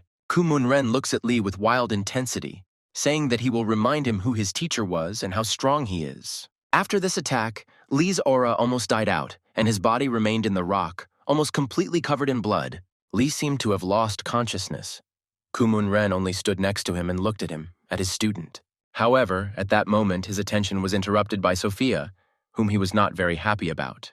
Judging by everything, she began to question Kumon Ren about who Lee was, and where Kansong had gone, and whether everything was okay with Kumon Ren. However, Kumon Ren only began to answer her angrily, asking if she really wanted to interrupt his fight and follow him here. She was stunned by such words, and immediately began to say that she only wanted to check and notify about the bomb downstairs. Kumon Ren only replied that he knew, and she began to say that it was better for them to go upstairs. It was time to go back already. However, at that moment, Sophia sees Kumon Ren placing his hand on Lee's body and asks what he is doing to him. Kumon Ren, with a sad look, began to say that this was still the head of Sunu. He should be taken away. He began to look at Lee's bloody face and talk about taking him as a possible ransom. However, Sophia began to dissuade Kumon Ren from such an idea, saying that it was hardly worth it. However, Kumon Ren ignored this. He only tried to bring Lee's energy back to his senses, asking if he was dead. Sophia looked at all this with disappointment, as if she felt that Kumon Ren had relaxed and fallen. Some time passes, Sophia and Julia are sitting at the bar, and Sophia tells her everything that happened. Julia says that the boss, referring to Kumon Ren, takes special devices to forget various things. She then added that after he met Lee, he stopped accepting them and accepted his past. Julia says that Lee is very important to the boss, and this is not very good. Emotions can play a cruel joke in battle. Sophia just watches all this, and in her head she begins to remember everything in detail that day in the cave. Then in the cave, at the moment when Kumun-ren activated Lee, he suddenly woke up, which surprised him and Sophia. And of course, right after he woke up, he launched a huge attack at Kumun-ren, which he dodged. Then Kumun-ren realized that the bastard, as he called him Lee, had been conscious all this time. Immediately after this blow, Lee returned to his stance and enveloped his body in that same fiery aura. At that moment, Kumun-ren grabbed Sophia and retreated back with her, realizing that she might not be able to withstand the attack. And so it happened, because at that moment Lee attacked again and began to make a volley of blows very strongly. Kumun-ren and Sophia made a volley of jumping attacks to dodge each of his new attacks. At that moment, Ginny felt better, because she saw Lee attack again, which meant he was alive and okay. Then Ginny ran up the cave, deciding that it would be better for her to be closer to Lee in this case. Watching and analyzing his attacks, Kumun-ren began to notice that Lee was using both defensive and offensive techniques at the same time. Then Sophia began to ask Kumun-ren about this guy's strange power, but there was no answer. Then Kumun-ren only pushed Sophia, and at the place where she stood, he attacked Lee with a beam of energy. Immediately after his attack, Lee, who was already covered in blood and without strength, also began to rise up towards Kumun-ren. One of his attacks went straight for Kumun-ren, causing a wound on his body and blood to spurt out. Kumun-ren clearly didn't expect Lee to succeed. He clutched his wound. Sophia was very worried about him. Looking at Lee's attacks, Kumun-ren began to say that he had been combining attacks and defenses from different properties for so long, it was terrible. Sophia began to tell Kumun-ren that the wound was deep and that they had to leave, but he only stated that Lee was no longer moving. Looking at Lee in the fire, Kumun-ren began to explain that he had not been able to keep his mind in good condition. Along with Sophia, Kumun-ren stood below and looked at Lee, holding back the flow of blood from his wound with his hand. Kumun-ren realized that he was already instinctively attacking. He was not conscious. His aggression and anger took over. Kumun-ren doesn't understand why Lee hasn't fallen yet, and then he starts to smile and remember what kind of soul Lee has. Immediately after this, Kumun-ren began to shout at Sophia, saying that she urgently needed to leave here. Lee also stood and was covered in blood and energy, saying only the name of Kumun-ren over and over again, and nothing more. Afterwards, he said the only phrase, "I will kill," and rushed at Kumun-ren with great speed. Kumun-ren began to understand why it was so. The soul always moves forward and never retreats. He always did not give up. Kumun-ren began to remember Lee as a child, saying that this was why he chose him as his student. Lee attacked Kumun-ren again, and he attacked again and dodged it. Lee fell into the rocks, and Kumun-ren stood nearby. Sophia watched all this from the side. Sophia looked at Kumun-ren in surprise, realizing that he had tried very hard for a man with an injury on his chest. However, at that moment, Kumun-ren began to cough up blood, which gave the understanding that he was not all-powerful here. Sophia is unhappy with this. Although she understood that this could be the case, she understands that Kumun-ren overdid it. However, her attention and Kumun-ren's attention goes up. One of his men, a guy with glasses, flies down. Kumun-ren decides to help. He runs up and jumps up towards him in a terrible state. Immediately after which, Kumun-ren grabs one of his guys and lands back on the stairs. Sophia also jumps there to Kumun-ren and asks him if he is okay now. Lee replies that he is fine. He just passed out for a while now. It will pass, and he will be fine. Sophia replies that she is not worried about him, but about Kumun-ren, who in turn looks up. At the top stands Hyun, the very same heir of the clan. Apparently, the guy in glasses from Kumun-ren's people fought with him. Kumun-ren looks at him and smiles, saying that he is also here, naming his clan a name. Kumun-ren turns to Sophia and asks her to bring that guy with glasses to his senses and bring the head of the Sunu clan, Lee, with her. Sophia asks Kumun-ren if he suddenly decided to fight Hyun, since his condition is clearly not the best right now. However, Kumun-ren only smiles, saying that if it weren't for his condition, this guy wouldn't even have attacked him. However, Hyun, who is standing above, only looks down and tries to find Kansong, whom he is worried about, among them all. However, at the moment Hyun shouts for everyone to immediately retreat back, there is some sudden influx of energy from below. Immediately after this, all the people in the group turned around to see what had happened. A bloody Kumun-ren appeared in the hall again, saying how good it was that everyone was here. Kumun-ren's people began to rejoice that he had finally arrived back, albeit in such a state. He begins to address everyone, saying that he has terrible information for them. Then he says that if someone wants to kill him, then it's time to be in this state. But if you attack, be prepared to die here. Sophia senses Ku Munren's aura and realizes that he is going overboard right now, which is not like him. She goes down to Lee, looks at him, and realizes that he is the boss's weak point. Sophia starts heading towards Lee, and then she sees something suddenly heading towards her from below. It turns out to be Ginny, who strikes and screams at her to leave Lee immediately. Ginny knocks Sophia aside and heads towards Lee to jump and help him. Arriving at Lee's, Ginny tries to pull him out of the cave to help him while Sophia falls down. With great effort, Ginny pulls with all her might on Lee to break him free from the stones. She succeeds. She gets Lee out of the rocks and throws him onto the stairs to help him. However, at that moment, she notices that someone's sword is piercing Lee's body and creating a hole in it. Ginny sees this with wild shock. It's hard for her to contain her emotions.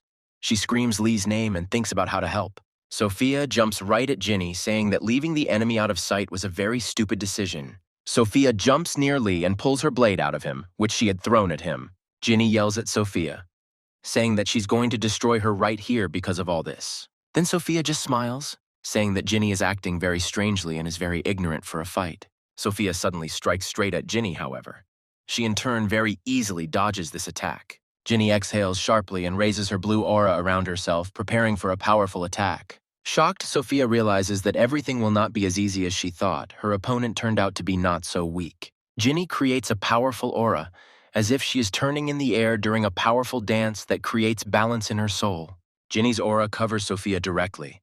She screams about why she got such a powerful opponent now. Ginny unleashes a volley of attacks and in an instant finds herself on the other side of Sophia. Ginny turns to Sophia and says how dare she do that in front of Ginny. Following her words, Ginny creates a powerful attack with her leg and lands it straight into Sophia's body. Ginny flips Sophia's body over and tackles her to the floor with her weapon, saying how could she hurt Lee? Sophia starts to fall down and scream, and Ginny just sits on top and just watches as Sophia falls down.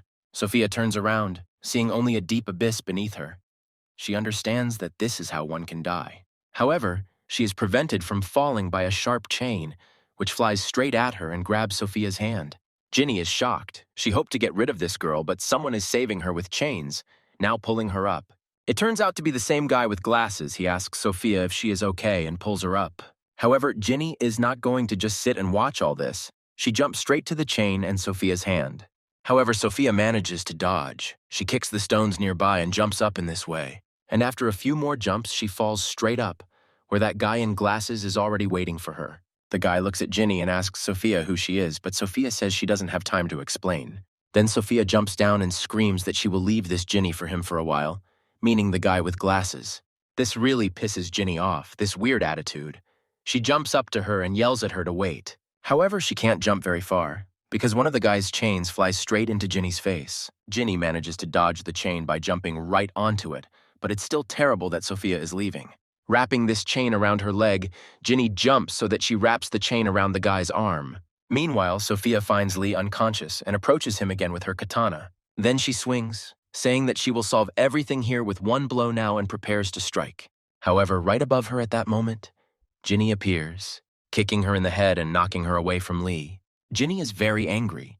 It is clearly felt in her blows, because blow after blow she throws Sophia away from Lee. Sophia is also irritated by all this.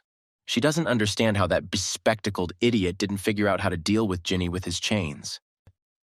Ginny decides not to give her much time to think, and immediately rushes in to deliver another knee strike. However, this time Ginny's luck failed her. She was grabbed by the back of her leg with chains just a moment before being hit in the face by Sophia. Ginny falls to the floor, screaming in pain as the guy's chains pull her towards him as fast as possible. Sophia angrily yells at him, saying that if she had been there a little longer, he could have suffered from her blows. The boy, meanwhile, apologized with a smile, saying that he didn't expect Ginny to be so fast. Sophia pulls the katana towards Ginny's face, saying that her skills are certainly very good, but today she met the wrong person.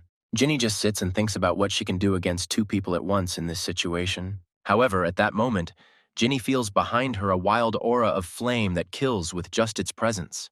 It turns out to be Lee, who has regained semi-consciousness and stood up, and has once again raised his powerful aura. Sophia and Ginny can only watch this, although Sophia will most likely have a hard time right now. He once again releases a white aura from his mouth, Still covered in blood with wild eyes, he only says Kumun-ren's name, saying that he will not let him go. Sophia trembles just at the sight of him, especially when he is covered in blood after so many wounds, and now stands in front of her. Meanwhile, up in the hall, an active battle is taking place between Kumun-ren and Hyun. Hyun analyzes and looks closely at every attack of Kumun-ren, saying that he has clearly lost his strength. Hyun realizes that even without his powers, Kumun-ren is a very strong opponent for him. So Hyun decides to activate the technique. Hyun says that he has been training since their last meeting. Kumun-ren is surprised, and Hyun delivers a powerful blow to him.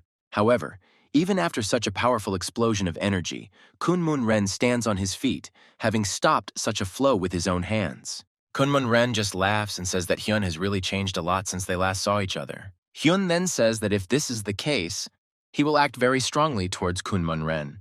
Meanwhile, Sophia and Ginny watch how powerful and strong Lee is now standing in front of them. Looking at his body, which is already in a terrible state, Sophia says that this idiot Lee is really immortal. However, she then discards all these thoughts and tries to convince herself that he can be killed.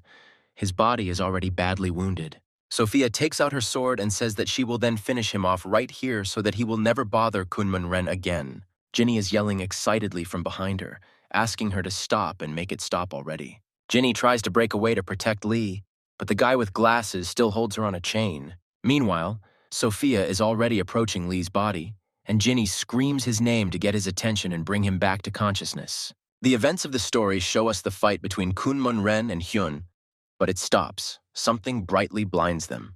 This light blinds everyone, even our group of guys, because it goes everywhere, covering everyone's eyes like a huge flash bomb. Then, from the lower part of the caves, huge explosions are heard, and inside everything is on fire and exploding. The explosion is followed by an earthquake. Everything begins to crumble, the stairs fall, the stones too, all the caves and buildings shake. We are shown the same guy who was in the cult and fought with Lee. He is lying among the stones and says that he almost died. He looks back and says that he doesn't understand how it happened, because the explosion was too strong for the bomb they planted here. The head of the cult silently watches everything, and Kumun-ren's people discuss the fact that this old man may be involved in the explosions, and their friends are down there. Kumun-ren interrupts his fight with Hyun, saying that he is very lucky because he has a case that deserves much more attention. He turns to Hyun once again, telling him that if he wants to stay alive, he can leave for today. Kumun-ren raises a powerful aura and says that we will see how they will wriggle here. Meanwhile, the events of the story show us Sophia. She is lying on the rocks and has just come to her senses, not understanding what happened. She looks at Lee, who stands in front of her. He is just a dark-faced man covered in blood, without an aura and with torn clothes, standing silently. His face is empty. There is no look, no aura or strength, just blood flowing and hair lying around. The stairs on which Lee stands and Sophia lies begin to fall down after a powerful explosion along with the stones. The guy who was holding Ginny with chains also lost consciousness. She began to break the chains and scream Lee's name. However, Lee, in the meantime, simply flies down like an object, along with the debris of bridges, stairs, and stones. Sophia calmly closes her eyes and says that it's finally all over. She's convinced that he's already dead. Our friend the gorilla monster appears from one of the caves, complaining that he almost died from the explosion of this.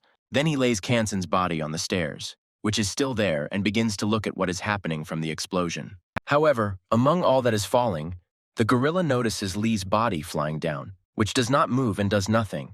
The gorilla looks down, screams his name, but realizes that she can't reach him. She doesn't know what to do in such a situation. However, here comes the brave Ginny. She raises her powerful aura and flies straight down after Lee's body. However, the gorilla monster jumps behind the rocks and grabs Ginny, who jumped to help Lee, and does not allow her to fly down further. She starts yelling at the gorilla, asking what he suddenly started doing and why he is stopping her. Even though the gorilla says that Ginny might die, she only yells in response that it doesn't matter. Right now, it's more important to save Lee.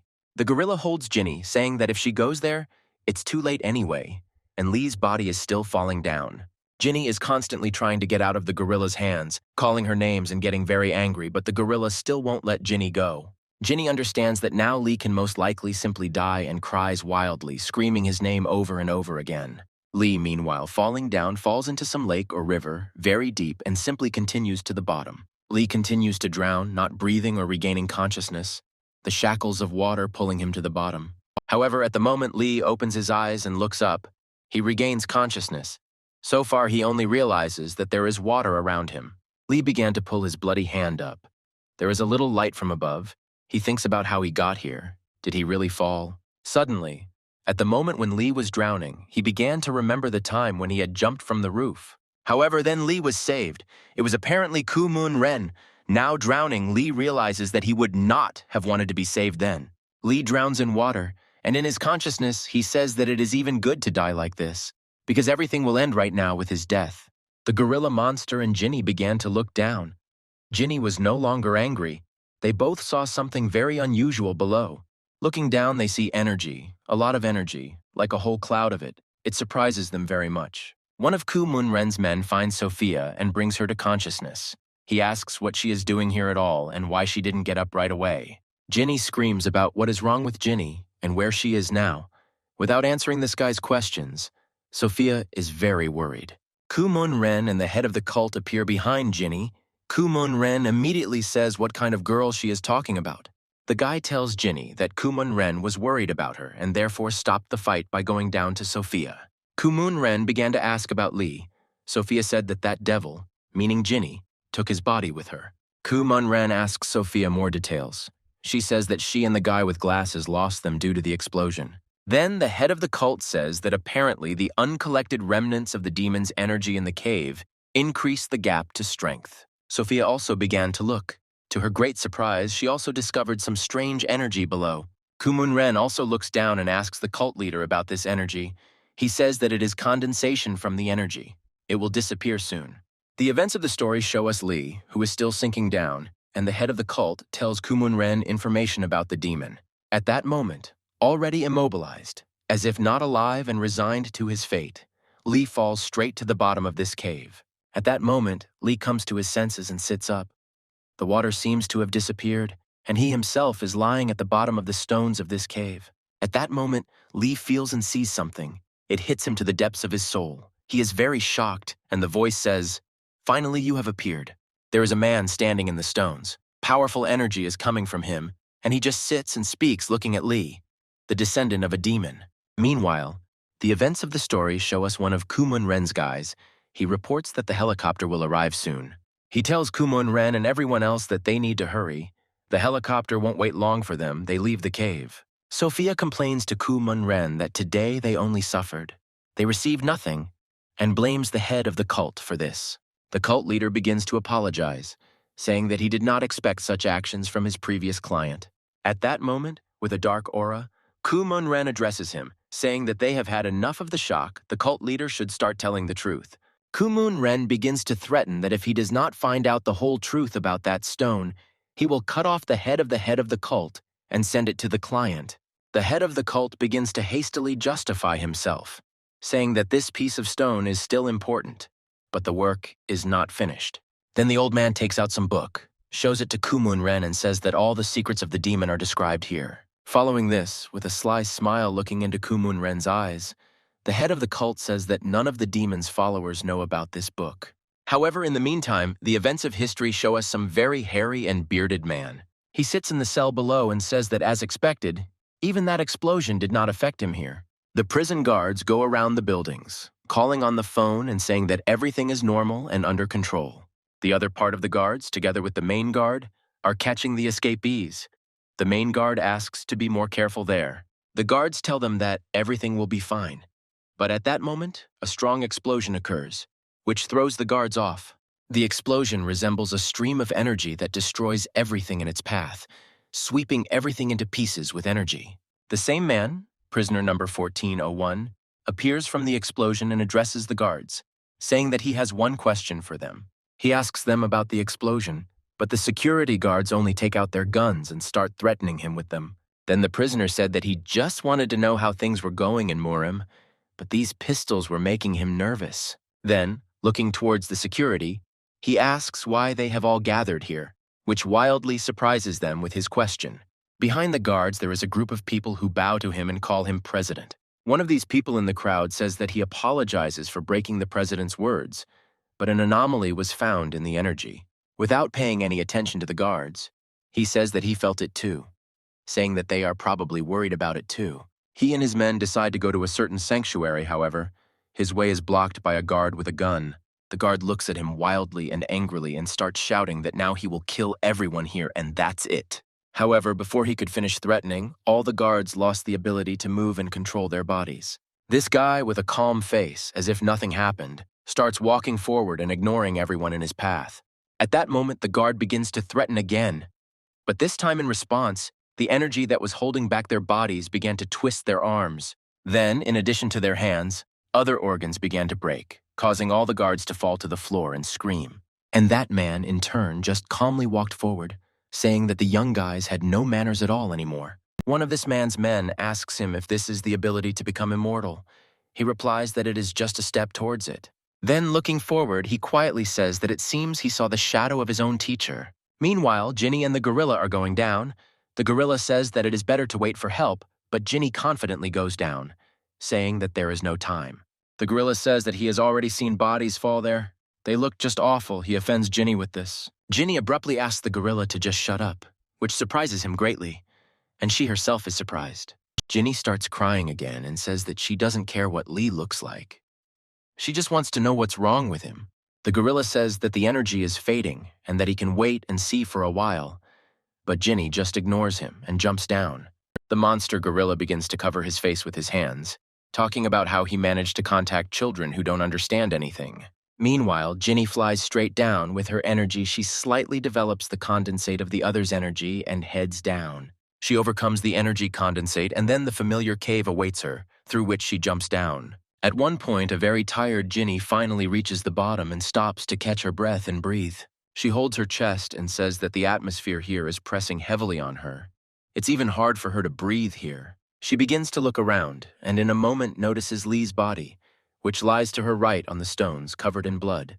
She looks at him, realizing that it is definitely Lee, and he is in terrible condition. She heads towards him.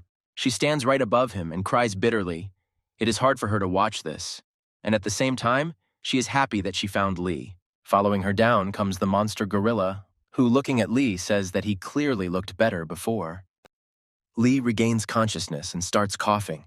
Ginny immediately runs up to him and asks how he feels. Ginny starts hugging him and screaming that she knew Lee was alive and okay. The gorilla monster in the background suggests that it is very surprising that Lee survived falling from such a height, which makes Ginny furious. Ginny starts yelling at the gorilla, saying why she's even bothering to talk like that at such a moment. Lee asks Ginny about everything. He forgot that he fell here from above, she reminds him. He says that he remembers something like that. At that moment, Lee starts asking Ginny who this strange guy is. Ginny asks again, and doesn't understand who they're talking about. Lee points to a point on the rock, saying that he spoke to him from there, this uncle. Ginny, Lee, and Gorilla start looking at that point and talk about what Lee means, because there is simply a skeleton there. Lee says that this is simply impossible. A few minutes ago, he was alive and talking about an immortal demon. Ginny begins to question Lee about this, however. In response, he only says that it looks like he was mistaken. However, Lee then grabs his head and begins to think in his thoughts about what it could have been and who this person was. Then Lee remembers Kumun Ren and asks Ginny and the gorilla where he is now, but they are only surprised by his question. Ginny starts yelling at Lee, saying that something is wrong with him. Why is he thinking about Kumun Ren if he himself just almost died? Ginny continues, almost tearfully, as she talks about Lee being on the brink of death while he was fighting. Looking into Lee's eyes, Ginny screams that he really decided to die at the hands of Kumun Ren and leave her as a grandfather. Closing her eyes, Ginny continues, saying that Lee doesn't think about the people that surround him all the time. However, this whole scene is interrupted by the gorilla, who says that they can resolve their love affairs later, but now it's time to move on. Ginny gets angry at the gorilla again, saying what's wrong with him. Why does he always interfere in their affairs? He asks Ginny to think with her head. The gorilla then points up into the cave, saying that it will soon be covered in darkness and that it will be much more difficult to return. Gorilla then adds that he is worried about the condition of Kansen, who is lying above, which surprises Lee and Ginny. Meanwhile, the events of the story show us Kansen himself, who is covered in blood with his eyes closed, lying on the stairs. Hyun and friend Lee stand next to him and discuss that they clearly need to hurry, or they won't have time to save him. Lee's friend's friend, Choa, shouts from above that they have successfully contacted headquarters and that they will soon be on their way to help them. Immediately after this, alarms are triggered throughout the cave, asking all teams to help Kansen. Lee, Ginny, and the gorilla climb up and notice these alarms. The gorilla is happy that Kansen was able to be found and helped. The gorilla then turns to Lee, saying that it's time to leave. His work is now finished. Surprised, Lee shouts that how can they disperse? Because the gorilla was able to save Kansen, why leave now? However, the gorilla monster only jumps onto another ladder, saying that he does not need any concessions. With a smile on his face, he adds that his task is to fight Kansen, but not to be ungrateful. The gorilla says that he is not going to leave here. He is comfortable here and will stay in his cell. Surprised, Ginny shouts at him about what strong reasons he has for staying here in the cell. However, lowering his head and going into his cell, the monster gorilla says that he also has secrets that he does not want to reveal. Finally, he turns around and smiles, saying that he is grateful to them for the fact that it was at least a little fun to spend time with them. He asks them to leave quickly and finally turns to Lee, asking him to convey his greetings to the Master of Steel from him. Meanwhile, the events of the story move forward. We are shown the hospital room where Kansen lies under the observation of doctors. Almost the entire group of our guys is standing outside the ward. They are talking about Kansen and waiting for the test results from the doctors. Hyun is very worried about Kansen because when checking the pulse, it often disappeared, as did Kansen's energy. The brown-haired guy tells Hyun that he worries a lot and needs to believe in Kansong with all his heart. And then the guy with brown hair praises Hyun, saying that he saved Kansong and fought with Kumon Ren. It's very cool. Lee Hyun appeared in the hospital corridors with Ginny, and he immediately asked if Kansong was there. The guy with brown hair criticizes him, saying that when the problems appeared, he disappeared, and when the problems went away, he came. However, when Lee and Ginny walk out of the hallway into the light, everyone suddenly goes silent as they see Lee's state. They are shocked at what Lee looks like now, and he immediately apologizes for making them worry. Lee's friend immediately asks him what's wrong with him, and if he's okay, he replies that everything is fine and asks how Kansong is. The doctor opens the door to the room and asks everyone what they are doing there, and then asks them all to leave the room. However, at that moment, after the doctor's words, Lee seemed to awaken a new power. His eyes began to sparkle with blue energy. Lee stood and looked into the room with his blue pupils, and the doctor from behind tried to assure everyone that they were helping Kansen as best they could. At that moment, it seems like a revelation hits Lee. He doesn't understand what he's feeling, but he begins to hear all the doctor's dialogues inside. Hearing dialogues about Kansen being very ill, Lee decides to head to the ward. The doctor yells at him, telling him what he is doing. Lee walks into the room, stops, and starts looking at Kansen's face without stopping.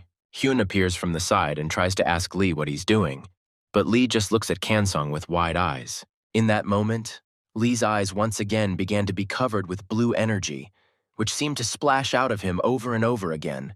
Immediately after this, Lee points his hand downwards, pointing it at Kansen, and appears to begin healing him. However, the events of the story bring us back to that strong man and his group who came down into the cave and discovered that their energy was missing. They shine a light on that same skeletal corpse and say that all the energy here has disappeared, and even they can't feel it anymore.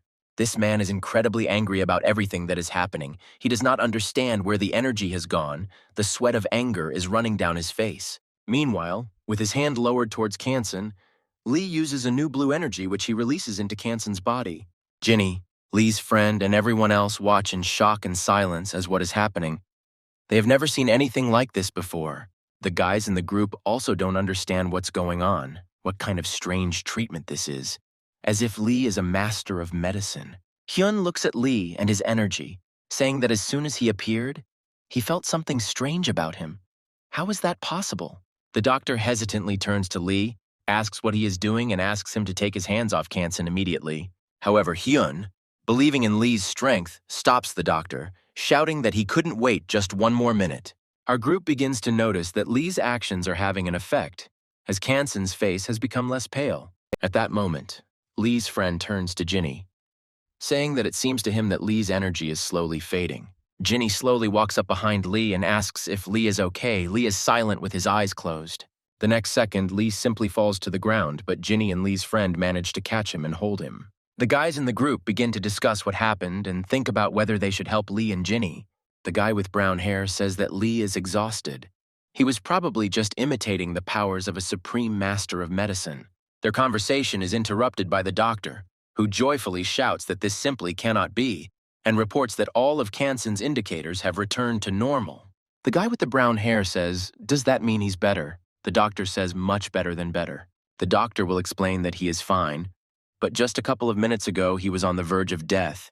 This shocks the guy with brown hair. Meanwhile, Ginny and Lee's friend carry Lee to the bed next to him and lay him down, trying to figure out what's wrong with him and bring him to his senses. Hyun also stands behind and looks at Lee, realizing that gigantic energy was gone in an instant. However, in his head, Hyun still replays the moments, remembering Lee and his new flow of energy, not understanding what it was. The same strong man stands below and says that it is strange that the energy recently appeared and disappeared again. His assistant asks if he should go and find out the source of the energy, but the man says that he is going to do it himself, and then he gives the order to urgently gather all the followers and take them away from here, which surprises this assistant. The man says that if there is no energy here anymore, then they should leave. There is no point in staying here anymore. Then the man calls the skeleton the founder and says to leave it here. This is the best place for it to rest. This man raises a huge, powerful aura and says that it is now unknown how he will look at the meeting with the founder. Meanwhile, the events of the story show us some old locations and a bunch of buildings that burn and explode. Near these buildings, under the explosions, there are people who are leaving this place in a hurry, quickly with their things. They also show a boy covered in blood, sitting next to a woman's corpse and crying, apparently to his mother. But his tears are interrupted by the appearance of some large and strong hand, which reaches out to him, as if calling him to itself. This little boy stops crying and reaches out his hand right into that huge hand's palm. And then the events of the story also show us Lee, who is conscious and sweating, screaming something from shock. Without any bloodshed, in different clothes, he wakes up in the hospital, where Ginny is standing next to him, watching all this with shock. Ginny screams his name, but he just sits silently, not understanding what he saw, whether it was really this kind of dream. Ginny gets his attention by asking how he is and if he feels okay now, which surprises him. Lee asks what he is doing here. Ginny tells him everything about how he treated Kanson, after which Lee is even more surprised. Looking at Ginny, who was surprised by all this, he asks her again if he really treated Kanson. Lee grabs his head and can't understand what the hell happened to him. Could the dream be so accurate? Ginny tells Lee that Kanson is okay, and in the meantime, we are shown him and the head guard. The guard turns to Kanson, saying that he doesn't want to burden him with work, but there is one problem. Kanson says that there is nothing to worry about and allows the guard to talk about the affairs of the immortality sect. The head guard tells Kanson that Ma Yoshnik has escaped. He is the same strong man with the people. Kansona begins to think about why he suddenly decided to get out, and why not all his people escaped. He is such a big shot among them. Meanwhile, we are shown Ma Yoshnik leaving, and Kanson says that apparently he had a reason that they don't even know about. Meanwhile, Lee's friend gives Lee a suit like a security guard's, saying that the only outfit he has is here. Lee's friend suddenly asks Lee himself if he is really okay, which surprises Lee greatly. Lee says that everything is fine now, his friend is happy, saying that fortunately Lee did not get into any problems again. However, Lee's friend still points at him, saying that he worries about him even when he looks at him. In response, Lee first remains silent, and then turns to him, thanking him for such warm support always. Ginny enters the room. She shouts that Lee is taking a long time to change clothes. How much longer can they wait for him? After Lee finished changing, they all went together, including Choa, to the room with the rest of the guys. The guys tell Lee about what happened during his absence, and mention that as soon as Kanson woke up, he headed to his office. Meanwhile, on the stairs, two guys from the group, one with brown hair, are discussing various things. One of them got hurt at the beginning, so the guy with brown hair told him what happened. At that moment, on the stairs where they were talking, that same Ma Yoshnik appeared, asking what such children were doing in prison.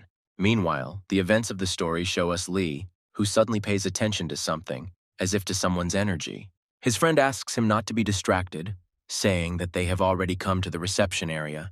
They need to go to this office. Ginny asks Lee about what he felt, if there is something in that direction, but Lee replies that everything is fine. However, in his thoughts, Lee realizes that there is nothing good.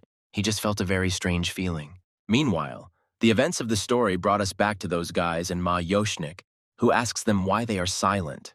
However, our guys in turn are thinking about what they should do, perhaps just run away. The guy with brown hair says that it doesn't matter. Everyone will think about it later. Now they need to get rid of him. However, at the moment when this guy with brown hair wants to use power, he cannot move. With a creepy aura of power, Mayoshnik looks at them, saying that why did they want to have fun with him here? They are shocked by what is happening, and why are they so scared? Is this guy really a martial arts master? The rest of the group is sitting in the headquarters, but at that moment an alarm is heard, which announces that the code is red. And then, the siren sounds the phrase that the headquarters was about to be attacked. This frightens everyone, especially Ginny and Choa. Lee and his friend, like the others, hear messages that everyone urgently needs to leave the place and gather at headquarters. Meanwhile, the events of the story show us Mayoshnik, who is irritated by the sounds and announcements on the sirens. At one point he says, "Pathetic little people," and then there is an explosion that throws out two guys. They land on the stairs, and then Mayoshnik says that even after 50 years, they are still slow and weak. He says that they made a fuss so long ago, and the messages and alarms only went off now. Next, he grabs the gun of the guy with brown hair and in one moment simply breaks it into pieces. He creates a wild aura, raises his hand and says that now they understand what level of creature they decided to attack.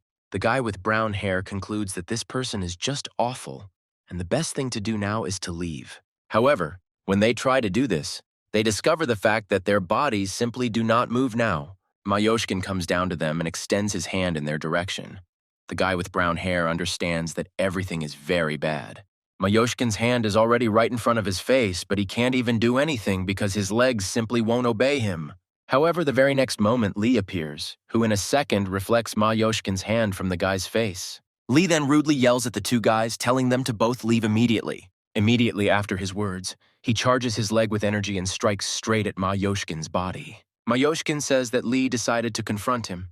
He is a prison guard, judging by his uniform, and should understand who Mayoshkin is. Mayoshkin then looks at Lee with a terrifying aura, saying that he wants to try the heart connection technique on himself. Then the events of the story show us Kansen, who says that Mayoshkin is really already at the prison headquarters. The head guard says that this is true. Dozens of agents were sent out, but none returned. The head guard tells Kansen that the agents were told that their bodies became motionless at the time of the attack, which shocks Kansen. In his thoughts, Kansen clearly understands that this is Mayoshkin's demonic art of tying up an opponent. Meanwhile, the events of the story show us Mayoshkin, who raises his hand up and asks Lee how his skill is. However, at the moment he said this, he noticed a blue aura of energy from Lee and was wildly surprised. The next moment, Lee slaps his hand away with his own, which surprises him greatly and even frightens him. He looks at Lee, and in his thoughts tries to comprehend what he just saw. He is afraid to even think about doubts. Lee attacks Mayoshkin. He dodges, but is frightened by the fact that his heart-binding technique does not work on Lee. Mayoshkin looks at Lee's face with wild anger, and cannot understand how it happened that his technique does not work. Lee jumps on him again with an attack, and Mayoshkin wonders if Lee is really such a master of the arts. Lee throws a punch. Mayoshkin blocks it and realizes that this is clearly not a matter of Lee's skill. While Mayoshkin was defending himself, Lee moved to another position. Seeing an open spot, he decided to strike. Lee gathers a lot of energy into his strike, thinking about what he's about to destroy in one attack right now. However, immediately after the powerful attack, Lee stands in shock. Not understanding what happened, the attack simply did not reach him. This man simply turned his hands and made some aura circles and absorbed Lee's entire attack at once. Mayoshkin looks at Lee in shock, not understanding how he repelled the attack of the hearts back then. Could he really be one of the masters that even Mayoshkin doesn't know? Gathering enormous power in his hand, Mayoshkin thinks that he will first suppress Lee and then find out his identity. Mayoshkin gathers a huge amount of blue energy into his punch and delivers it straight towards Lee. However, Lee is not so weak and stupid, although he has difficulty. He dodges Mayoshkin's energy attack. A small part of it still touches Lee. He looks at this energy with shock, noticing that it is even very unusual. Meanwhile, Mayoshkin is shocked to see that Lee managed to dodge his lightning flash technique, which surprises him. After which, Mayoshkin decides to make sure that his guesses are correct and launches several more such attacks. Lee again dodges all of them. Lee comes to the strange realization that he is dodging these attacks without even seeing them, which astounds him. Mayoshkin looks at Lee, realizing that if such attacks don't work on him, then he is definitely a top-level master. Meanwhile, right behind Mayoshkin, Ginny appears, preparing to help and strike. And besides Ginny, Lee's friend with a sword also appears, who also wants to help Lee with this man. Lee notices the two of them. They jumped right behind his back and are about to attack the man. However, they did nothing at all. With 3 fingers, he grabbed Jinny's leg, and with 3 more, he grabbed Lee's friend's katana. Immediately after he grabbed them, both Lee's friend and Jinny lost the ability to control their bodies. Mayoshkin understands that with Lee, everything is not as simple as he would like. He asks how he knows the arts of Dokman. Lee asks him again what arts of Dokman he is talking about, and asks him to immediately release Jinny and his friend. However, Mayoshkin only raises his hands and says that if Lee doesn't want to talk, then that's fine. Immediately after this, he throws Jinny and his friend back and shouts that we'll see how long Lee can hide his identity. A moment later, Mayoshkin appears behind Lee and says that he will first disable him. Immediately after his words, Mayoshkin puts his sword to Lee's neck and sees blue energy coming out. This once again scares him to the point of horror. He doesn't know what's going on at all and how to fight Lee. Lee, in turn, does not intend to just stand there either. He jumps away from Mayoshkin and stands up for Jinny and his friend. Lee is quite angry about everything that is happening and asks Jinny and her friend if they are okay. Meanwhile, Mayoshkin is still standing in shock. He does not understand what it was. Was it really an illusion? All this irritates Mayoshkin greatly. He says that although he did not finish his training, he hoped to take control of all of MURIM. However, he now realizes that he cannot pacify the young prison warden Lee, and this makes him furious. However, Mayoshkin also understands that he does not feel any anger towards Lee, only a feeling of nostalgia, as if Lee shouts that there is no reason why Mayoshkin broke in here and caused a commotion. Mayoshkin, surprised, raises his head and asks Lee if he is really asking him this now. Evil Mayoshkin shouts that where is this visible, so that a kid like Lee is not afraid of Mayoshkin. Lee addresses him, saying that he is doing this to help. He sees that Mayoshkin is not really an evil person. Mayoshkin says that it is excellent and asks to call the chief, Kansen, adding that he will first cut off his head and then talk. Mayoshkin screams about how the recent explosion destroyed their shrine school and Kansong is the one who is now the one responsible for it all. Mayoshkin turns to Lee, saying that if he wants to talk normally, then first let him bring his head. Lee just looks at him with great surprise, because he cannot understand why he asks to fulfill such requests. Jinny turns to Lee, saying that communicating with him is a stupid idea. He clearly does not want to have a dialogue. Lee says that no, it can't be left like this, and then addresses him by his rank and name. However, Lee's glory interrupts a whole squad of guards, who shout for Mayoshkin to surrender because he is surrounded by them. Mayoshkin looks at the guards and says that they really plan to defeat him with so many people. The security says they know that Mayoshkin's heart technique only works on 10 people at most. Kansen and the chief guard appear. Kansen says that suppressing Mayoshkin in this way is a necessary measure. Lee is happy that Mr. Kansen has arrived here, because now there is faith in a peaceful solution to this problem. Kansen approaches Mayoshkin, offering to talk normally. He wants to know why he is causing trouble here. However, in response to Kansen, Mayoshkin shouts that he touched the sacred relics of their school. Mayoshkin accuses Kansong of causing the explosion and stealing their relic, but Kansong only asks in shock what Mayoshkin means. However, it seems Mayoshkin is not going to communicate any further. He begins to attack Kansen with his blue energy. A shocked Lee starts shouting Kansen's name, because he didn't expect their dialogue to turn into this. Somehow, because of the crowd, Kansen remained on his feet, however. Now he began to cough up blood. He felt very ill from one attack. The head of Mayoshkin is covered in a blue aura. Kansen does not try to deceive him, because he feels traces of wounds on him. Shocked by all this, the head guard shouts to his men to immediately seize Mayoshkin. They shout again that he can only stop 10 people, after which they begin to surround him in a circle. However, Mayoshkin himself first just looks at them, and then says that they are all apparently idiots. He stops all the guards at once, starts walking forward, saying where they got the information about 10 people. Mayoshkin, with an evil aura, begins to question Kansen, saying whether he really thinks that Kansen has achieved nothing. Mayoshkin begins to talk about how real success will only begin now. Looking at Kansen, he criticizes him for interfering. Mayoshkin once again covers his eye with energy and charges his fingers with it as well. Raising his hand, he is about to strike at Kansen.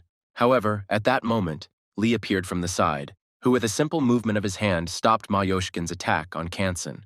Lee's friend and Jinny look at this in shock. Jinny is shocked and can't understand how Lee got there so quickly. Mayoshkin turns his head to Lee, and Lee states that the explosion was caused by the Black Forest clan. They were the ones. Raising his hands up, Lee says that they stole the Eternal Keeper and later planted a bomb. With great shock, Ma Yoshkin looks at Lee and asks him again if he heard correctly. Eternal Guardian? Lee says that he saw those people steal the blue stone, which Ginny and Lee's friend look at in shock. Ma Yoshkin himself is still silent and looks at Lee. He is shocked that Lee knows about the Eternal Guardian and the rest. Looking at Lee, Ma Yoshkin is amazed in his mind at how easily he believes Lee and does not feel any malice towards him even so close. This is not usual. However, at that moment, Ma Yoshkin feels some energy behind him. Two people in black fly into him and Lee. Lee and Ma Yoshkin are thrown back by the flow of their energy, and such a sudden appearance here that no one expected. There were two men in black suits and glasses. They stood up for Kansong, and Choa called them Cheondoman. One of them approached Kansan to ask if he was okay. Kansan replied that everything was fine. Ginny also asks if Lee is okay, since he was also thrown back in the moment. Lee says that he is fine. However, immediately after, Lee and Ginny's attention turns to Ma Yoshkin, who says that too many people in MURIM have stopped valuing their lives.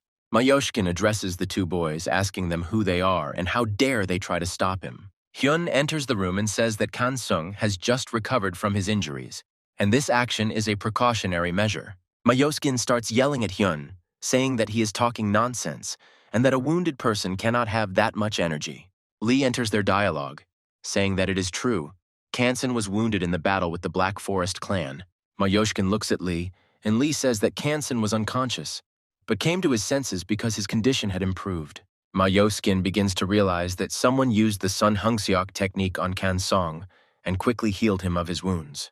The events of the story show us that same blue crystal, and Ma Yoshkin says that then it all makes sense. Then Ma Yoshkin understands that this is all sheer disappointment, because the energy he felt is no longer here. At that moment, Ma Yoshkin turns to Lee, asking him what his name is and calling him Little Boy.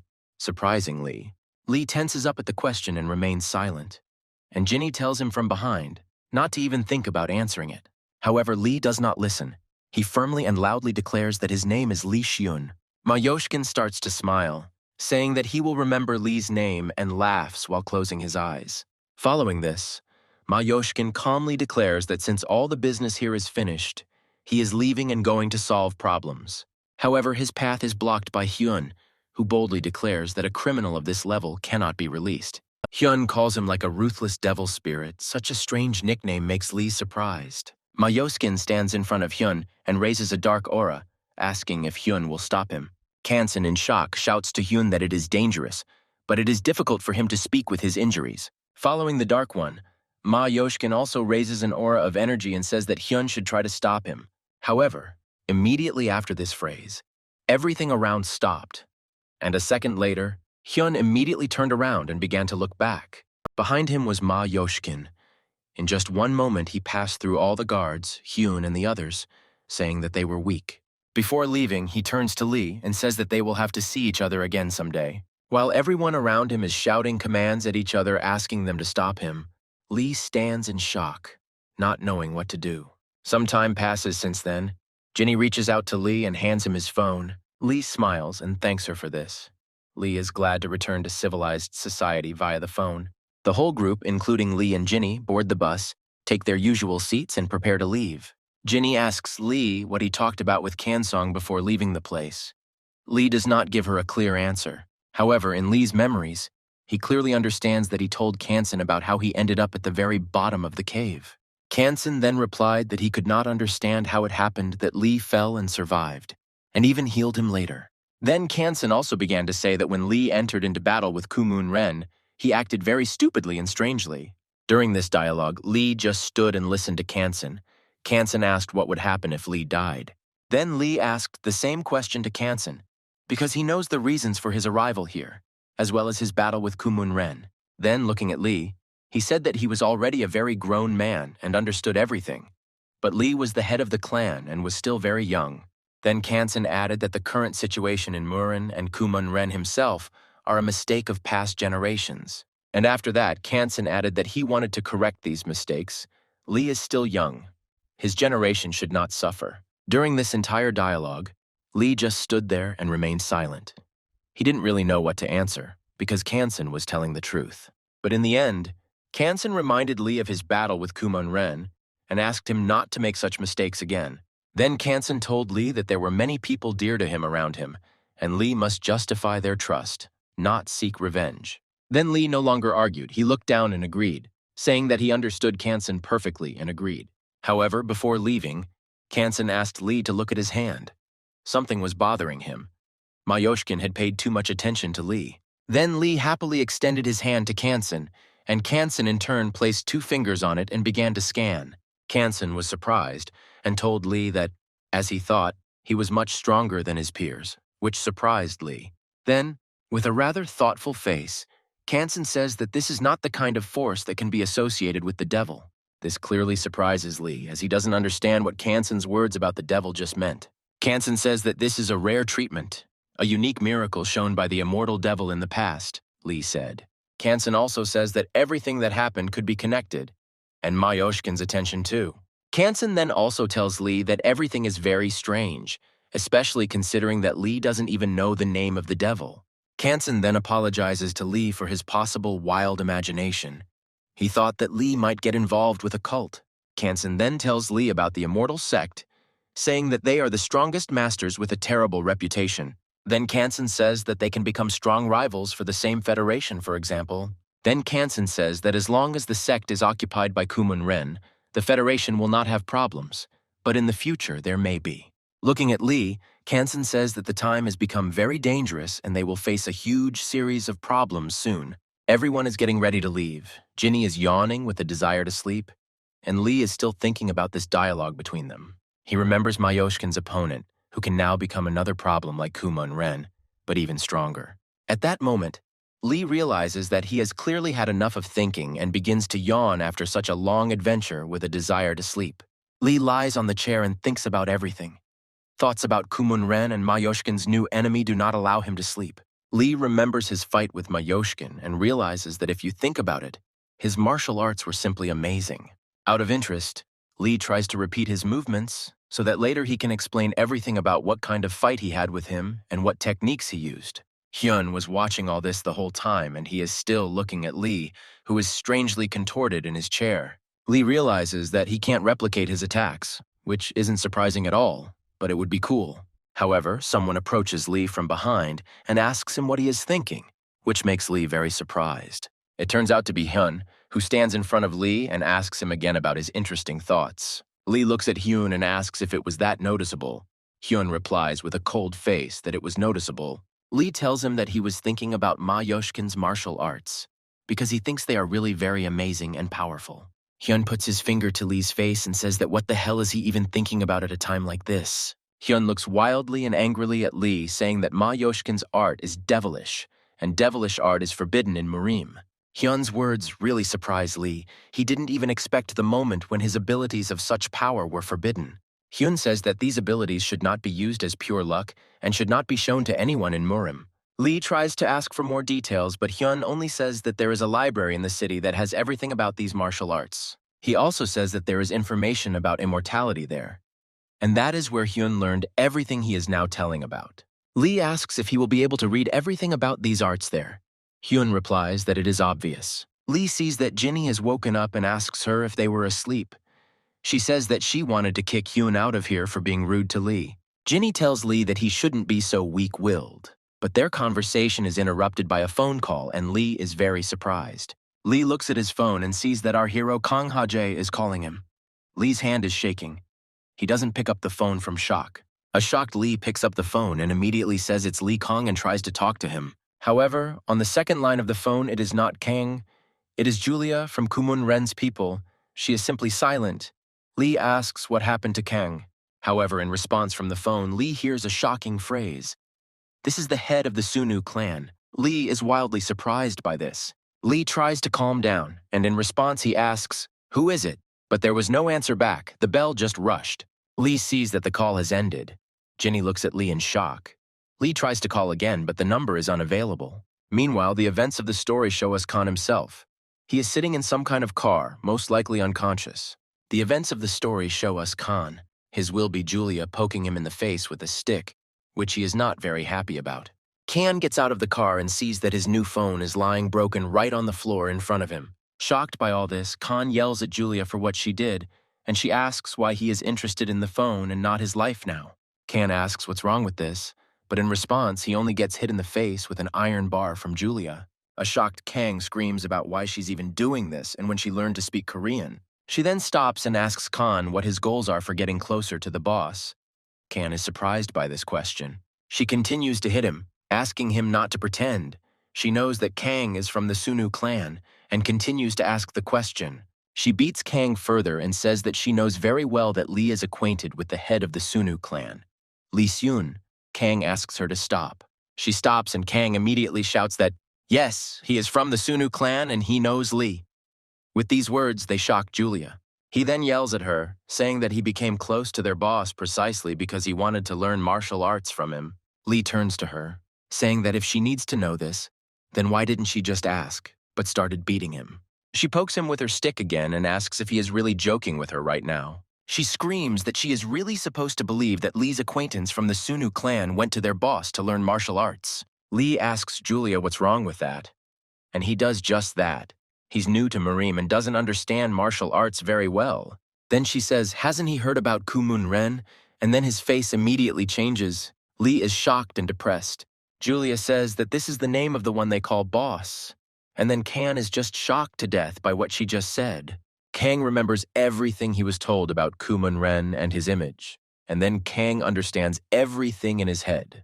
Kan finally realizes that the person who is teaching him matches well with what Jinny described to him. Kan is terribly depressed by what happened, because how can he look into the eyes of Jinny and Lee now, after he studied with him?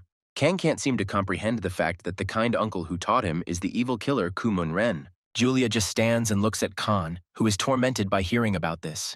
She is silent and only looks. Kan starts screaming wildly at Julia, saying that this is a lie. Their kind boss who trained him cannot be the killer Kumun Ren. Julia then asks Kang if he really thought Kumun Ren was a villain and a murderer, which shocks Kang. Kang realizes that he took Kumun Ren for a good person. He silently looks at Julia with sweat on his face. She doesn't like such a long silence from Kan. She asks him to give her an answer right now about how he accepted Kumun Ren. Kang looks at her and doesn't know what to answer her. She asks him to give an honest answer about how Kumun Ren looked to him personally. Meanwhile, the events of the story show us Kanu Sarah. She is talking on the phone with Lee and is glad that he survived after everything. Lee then asks if anything has been heard from Kana since he went missing.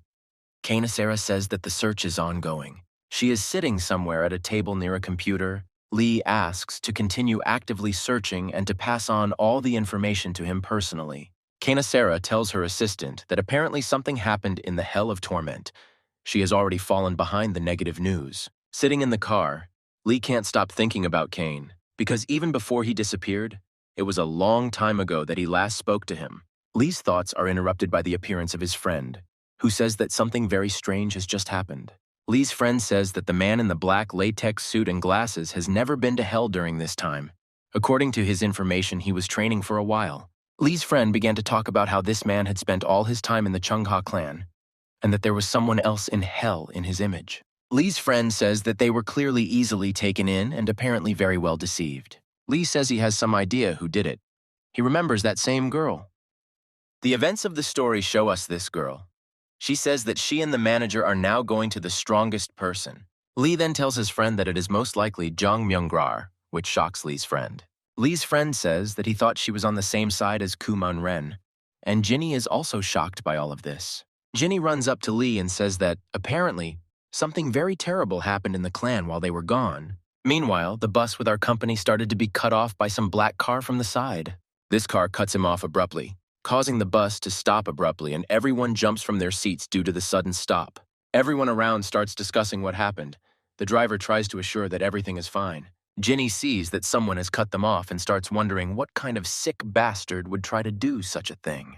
Hamil, the same guy with the tattoo from the Sunu clan, who cut off the bus and stopped it urgently, gets out of this car. Lee bows to everyone on the bus, saying that as the head of the Sunwoo clan, he will leave with Jinny first since they are in trouble. Everyone around is shocked to the point of horror by what just happened. They are not happy that Lee is leaving them so early. At the end, Lee turns to Hyun, saying that he would like to visit the library he spoke of, which surprises him. Then Lee winks at him and says with a smile that even if he had gotten there, he probably wouldn't have understood anything. Hyun turns to Lee, saying that if anything happens, he will always be glad to see Lee there and will help him. Before leaving, Lee still looks at him with a smile, but Jinny clearly does not share his kindness towards Hyun. Lee goes outside and sees Ha-il, who bows and announces that he has come with news for the chief. Lee and Jinny come out and start asking Haley what could have happened that was so important that he came here and blocked the road. Hamill announces that something has happened that will cause a huge headache, surprising Lee and Jinny. The events of the story, meanwhile, show us the manager and that same strong girl. She calls the manager into the room. The events of the story show us a girl, small, maybe 10 years old. She sits with an empty look straight on a chair. By showing her childish face, the events of the story also inform us that she, the little lady, has returned. The events of the story show us a room where that lady, a strong girl and a couple of guys are sitting. They are discussing energy crystals. The man with the eye patch says that these stones can help the princess develop and asks her, "Is that true?" However, the princess herself, this little girl, only looks ahead with an empty gaze and remains silent in response. Then she gets up from her chair, saying that if they are done with their business, then she will probably go and rest, and asks everyone to disperse. That same strong girl looks at her and understands that something has changed, suspecting that she simply hasn't seen her for a long time. This girl scans the little girl with her eyes, saying that she feels like she has grown up already. The manager that this girl brought in abruptly addresses the little lady as Miss Sosol and asks if it is true that Lee is the temporary head. Mrs. Sosol remains silent, but then the manager says that he met this Lee in the hell of continuous torment, which attracted her attention. The girl tries to shut the manager up, but he says that it's nothing strange, since Mrs. Sosol is interested in the clan's affairs. Little Mrs. Sosol comes to him and tells him to tell what he knows about Lee and what he saw there. However, the next moment after this manager spoke to Sosol, the guy in the bandages grabbed his arm and twisted it.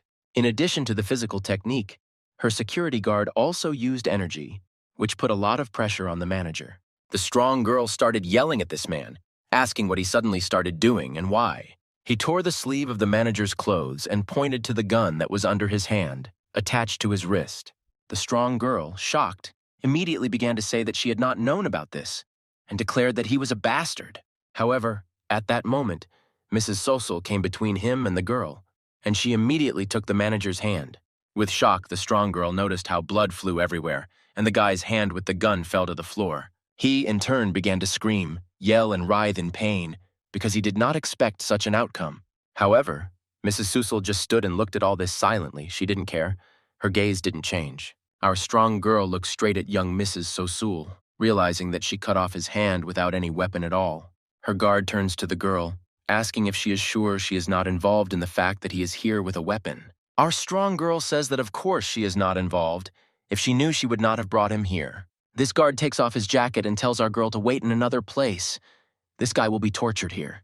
The guard looks at him lying in blood and says that he was lucky to pass out right away. The guard turns to the young lady Sosol and tells her that she should step aside and he will take care of everything. However, before he can even finish his sentence, the princess asks to wake this guy up and bring him to consciousness. With a less cold-blooded face, she says that she has not yet heard the story of how and where he saw Lee. Meanwhile, Lee is talking to someone on the phone while driving in the car and is informed that she has returned to the country, meaning Sosol. This is what the elders in the office say, namely Jan. He reports that she is under the protection of the Black Protection Organization. While riding in the car, Lee asks about her health, saying that the last time they saw each other, she couldn't walk, and she tells him that she's better. Elder Ming asks Lee on the phone about what he is going to do with all this. He says that he is going to meet her. The elders take note of everything, and the tattooed guy from the Sunu clan in the car is surprised by Lee's words. Jinny asks Lee if this will cause them problems, even though it is about Sosol, but there is a Black Protection Organization involved. Jinny starts complaining about everything and mentions the noise in hell, which greatly surprises the guy with the tattoo. The guy with the tattoo approaches Jinny, asking if something in hell went wrong, and she says that they almost all died. The guy with the tattoo turns around and urgently asks Jinny for details, but Lee calls him. Lee turns to him excitedly, interrupting him, and asks if he can find out what happened to Can. Lee looks at the phone and says that there has been no contact with it for a long time, and at the place of the disappearance there are traces of a battle between the MURIM masters. While driving in the car, Julia tells Kanu to tell everyone that he was released after being kidnapped by Marina's masters. She also says that due to the severe wounds on Kan's body, such words will sound very convincing. Julia's car stops abruptly. She hands him her phone and says that she left an address there in case he wants to come back. Kang asks if he can really go and why they are so sure he won't tell the Sunu clan about everything. However, Kan looks at Julia in surprise because she says that he won't be able to do this. She says that no matter what Kang said, he followed Kumun Ren and learned some of his techniques. She adds that if everyone finds out about this, they will never leave him alone, and it is simply impossible to forget the techniques. All of this surprises Khan. She also says that the stronger Khan gets, the more everyone will suspect him of using Kumun Ren's techniques. Khan says that he understands everything and asks to take the phone, because he will never betray the Sunu clan. Julia then hands over a photograph of Mrs. Sosul and asks Khan if he knows her. Kan says he doesn't know, and Julia says that it is the original head of the Sunwoo clan, which shocks Kan greatly. Sitting in the car, Julia talks about how she is currently under the protection of a black protection organization, but will return one day. Julia then further surprises Kan by saying that when she returns, she will take over the clan and destroy Lee. Kan asks Julia about many things and points out why she needs all this. Julia only says that Kan does not know Sosul. Meanwhile, the events of the story show us a strong girl, and the guard Sosul. The girl looks at something in shock. Next, we are shown a bloody Sosul, who asks, "Don't you have anything else to say to me?" After this phrase, the guard turns to her, saying that she should stop torturing here. Then he points to the same guy with the gun who is lying covered in blood and says that he is already dead. However, the sucker, in turn, looks at him without a single emotion and says that this is all very boring. Meanwhile, the events of the story move forward. We are shown the office of the Sunu clan, where Lee has already arrived. Lee says that the Black Defense Federation is being very reserved. Yan replies that the MURIM Federation is influencing this. Then Lee says that everything is clear to him now and asks everyone to keep an eye on the concealment of information about Sosul's return. Lee adds, saying that the MURIM Federation is keeping an eye on their clan as well. Yang agrees and says that everything will be done. Lee then turns to Elder Min and Kim, telling them that they should prepare all the work to hand it over to Sosul. This surprises both Min and Kim. Min turns to Lee, saying that he is most likely in a hurry. Min says that the information about Sosul needs confirmation, but Lee says that if not now, then she will definitely return someday. Then, looking at the elders Min and Kim, he says that in this case it would be better to prepare in advance. After which, he gets up from behind the steel and says that this is all, and perhaps he will go then. Lee leaves the conference room, and on the way out in the hallway, he meets his assistant, who asks if Lee has finished everything. Lee says that he has finished everything, and the assistant must have been waiting for him for a long time. He replies that Lee should not think about it, because Lee is very tired. Together with his assistant, Lee headed to the elevator on the 82nd floor and went down. Sometime later, after leaving the elevator, Lee and his assistant were shocked by something. Ginny was waiting for them in the parking lot. Lee immediately asked her what she was doing there, and she just looked at Lee. A surprised Lee tells her that didn't she go home with that guy in the tattoo, Uncle Hale. Very shyly and unsurely, Ginny says that this is true, however. She sent him first and stayed herself. Lee is surprised by this, but does not ask anything. Instead, together with her and the assistant, they get into the car and drive away. The atmosphere in the car is quite tense. They all drive in silence. And Lee seems to be in a state of some kind of apathy. Lee turns to Ginny and asks her if something is bothering her, because she looks quite strange, which surprises her. Ginny turns to Lee. Looking ahead, she says that it's nothing like that, but she remembers Lee's words that he said a long time ago. She remembers Lee's words that if Sosul becomes the head of the Sunu clan, he will leave the clan, and then he will not be able to see Ginny. This surprises Lee. After finishing her sentence, Ginny directs her gaze straight at Lee and simply remains silent. She doesn't know what else to say. Lee, in turn, does the same. He had already forgotten about it, and now looks at Ginny with surprise. At that moment, the car suddenly stops, which brings Ginny back from her thoughts to reality and surprises her. She reaches out to the door handle and says that they have already arrived at her house, and perhaps she will go already.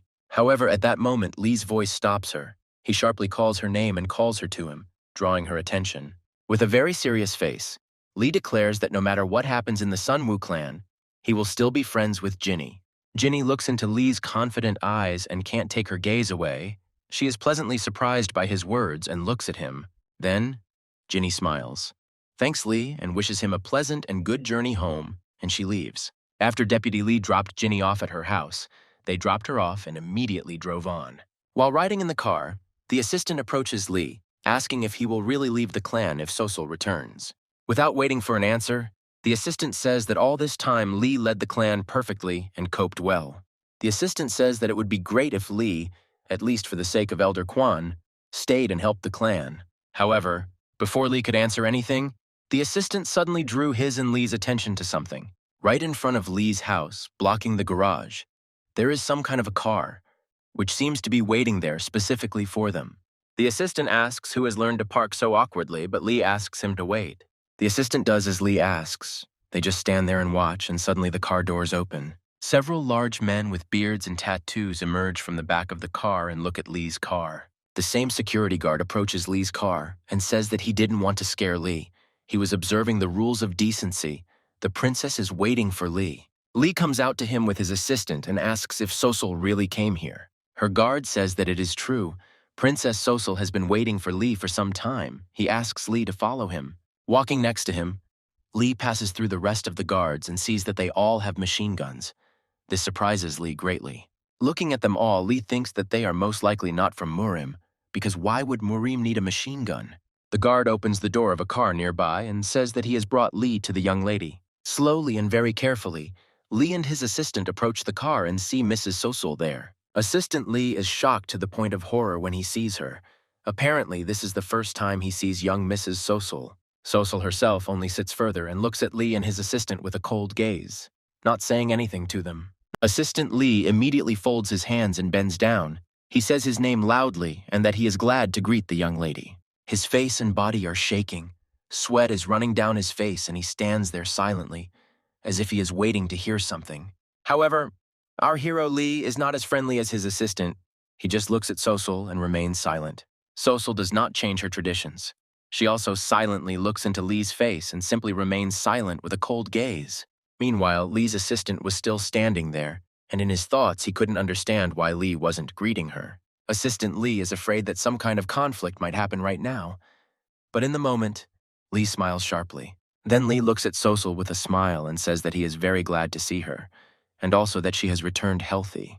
However, Sosul only continued to look at Lee with a dark aura in response, not answering him in return for his pleasantries. The events of the story take us to those same guards with weapons.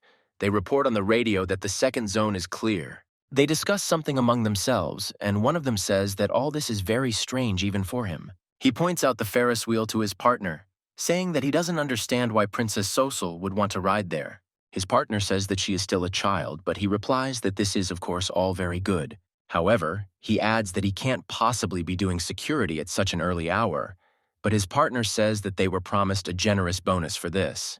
At the same time, the events of the story show us two people in suits with knives behind the bushes, around which guards are walking. Immediately after this scene, the events of the story move forward, and we are shown the very same observation wheel that the succulent wanted to go to. She didn't go there alone, but together with Lee, who was sitting in the same booth with her, and they were going up. For a long time, Sok only looked out the window, but at one moment her gaze turned straight to Lee. Lee noticed this, but continued to remain silent, as did she, looking at each other little by little. However, at that moment, Sosul spoke up. She began to talk about why Lee didn't ask her anything. Looking at Lee, she says that he is not interested in how she lived all these years, what happened to her and how she got here. At the moment, rather hesitantly, Lee asks her if she wants to tell him this, a question that surprises her. Immediately after this question, her gaze and head began to drop down, as if she was very upset about something. Lee approaches her, begins to stroke her and says that he is already glad that she has returned, which greatly surprises her. Stroking her head, Lee tells her to tell him everything, of course, but when she wants to. For the first time in all the events of the story, Sosul experiences some sincere emotions. She is very surprised by such actions from Lee. However, in the next moment, all her emotions and surprise seem to be washed away by water. She simply remains silent. And immediately after that, she grabs Lee by his hand and begins to squeeze it, creating different sounds. With energy in her eyes, she speaks rudely to Lee, telling him that she is no longer a child, nor the little girl from the past. Lee is clearly very surprised by all this, however. He is not scared. He looks at her and asks her for forgiveness for this. However, The very next moment, she sweetly grabs his hand with her fingers, crossing her arms. She thanks Lee. With sincere, sweet, and kind emotions in her eyes, she says that she is grateful to Lee for not changing during this time. Lip is surprised by all this, but at that moment she notices that her emotions are disappearing again, and she is losing them. From her face, Lee sees that she seems to be thinking about something, remembering, moving into her consciousness from reality. Then, rather sadly and abruptly, she says that she heard about everything that happened to Lee during this time, which surprises Lee himself. Then, with a childish, sweet, and sincere face, she asks Lee if he is okay and if everything is okay with him. This surprises Lee to the point of horror. He didn't expect such sincerity from her, and that she would behave so kindly. However, Lee realizes and smiles that with all her power and influence, she is still a little girl after all. Thoughtfully, but sweetly, and with a smile, he tells her that he is fine, and he is clearly fine, but he says it uncertainly. Meanwhile, Assistant Lee is looking at the Ferris wheel all this time and keeping an eye on everything from below. With him is also Princess Sosul's chief security guard, who asks his men if everything is okay in the parking lot. They say that everything is okay. Assistant Lee seemed to be lost in his thoughts, looking up and wondering if everything was okay with the Lee clan leader over there. Assistant Lee recalls Miss Sosul in his mind, realizing that the aura around her and the atmosphere seem to have changed greatly. However, at that moment, his thoughts are interrupted by the chief guard Sosul, who says that apparently Lee's assistant is also worried about that child. Assistant Lee turns to the head of security Sosul and tells him what he means, and he replies that he is also worried about her. Head of security Sosul says that it is clearly difficult for Lee there, because he cannot misjudge Mrs. Sosul's mood. Looking at the Ferris wheel, the head of security says that if he angers Sosul, there will only be a few pieces left of him. Assistant Lee approaches the head of security, saying that he has difficulty understanding his jokes, but he asks him to repeat the word joke. The head of security says that this is no joke. She can tear a person to pieces without even blinking an eye. Assistant Lee asks if this is about Mrs. Sosul. Her chief guard says yes. He has seen such pictures many times before. The head of security says that it's especially so if you take her hand, and at that moment, Lee is holding her hand in the booth. Lee is now holding hands with her in the booth, and the head guard continues to tell Lee's assistant that in such an outcome, the person can be considered a corpse. At that moment, Lee noticed that Princess Sosul had become somewhat embarrassed, and he removed his hands from her. After Lee turned away slightly, some strange feeling did not leave his body. Something was bothering him greatly. Lee began to look out the window, as if peering into something, and thinking about something deeply in his thoughts. Lee began to look at the mountains and the city, thinking about what was happening in his life and around him. Lee's assistant began to aggressively tell the guard that even if Sosul had such power, she valued Lee very much, but the guard did not agree. As Lee was looking out the window, Sosul distracted his attention by telling him that she had one wish. She took Lee's hand and began to tell him to promise her that he would definitely complete this task. Lee began to look at her silently and in surprise, and the guard began to tell the assistant that she would definitely get what she wanted. The events of the story show us Sosul's face, and the guard says that anyone who refuses her wish is unlikely to survive. Assistant Lee, shocked by all this, asks if the guard knows what she wants. He says that everything is obvious. The guard smiles and says that Sosul will ask Lee to serve her, and calls Lee a parasite. Hearing all this, Assistant Lee begins to get very angry and tells the guard to be more careful with his words. However, at that moment, Lee interrupts her, saying that he should apologize, but does not continue immediately. Lee looks at her very upset, but with a smile he says that he will not be able to fulfill her requests anymore. Little Miss Sosul looks at Lee with a cold expression as the guard tells Lee's assistant that it doesn't matter how close Lee is to her. The head of security looks at Lee's assistant and says that the former head of the clan will come down from there, or what will remain of him. Assistant Lee gets tired of hearing such nonsense about the head of the Sunu clan and punches the guard in the face. The guard praises Lee's assistant for his speed, and then points his gun straight at him with a smile. From the movements the guard made as he dodged, Lee's assistant realized that he was also from MURIM. The guard looks at Lee's assistant and asks him not to worry about making such jokes about some child. A very angry assistant of Lee asks him again about the phrase about the child, which surprises the head guard. A very angry and excited Lee's assistant says that the head guard knows nothing about the Sunu clan. The events of the story show us Lee, and Lee's assistant says that a person like the guard cannot even imagine Lee's capabilities. Meanwhile, Lee himself, sitting in the cabin, is suddenly surprised and tenses up, seeing a strange aura in front of him. He notices that Mrs. Sosol begins to use some kind of blue energy on him, squeezing his hand. She presses her lip, trembles, and asks Lee if he has decided to betray her now. With a cold, surprised but sincere face, Lee tries to justify himself and say something. A very aggressive Sul with an evil aura looks at Lee and says that she can't stay like this in this case. Lee is wildly shocked by something. He is very suddenly surprised and feels something, as if something is approaching them. And so it happens. Some powerful and strong beam flew straight into the Ferris wheel cabin where Lee and Sosul were sitting. Assistant Lee and the head of security stop arguing and look up in horror as a loud explosion is heard. Lee's assistant can't figure out what's going on, and the head of security reports targeted shooting and asks for lighting. The security tells him that nothing can be done. No matter what they do, there is no power and no light. Assistant Lee rushes forward and shouts, "Mistress Sosul," but the head guard asks him not to move. Snipers are in action. The head of security grabs a weapon, saying that if they go up there, they will most likely die themselves, because this is the job of the best snipers. Assistant Lee says that it is really necessary to give up and just watch. The head of security does not see any other way out. The head of security says that the shooting was heard from a kilometer away. If that's true, then Sosul and that child, meaning Lee, are dead. The head of security adjusts his weapon and says that now, all they can do is prepare for their other actions.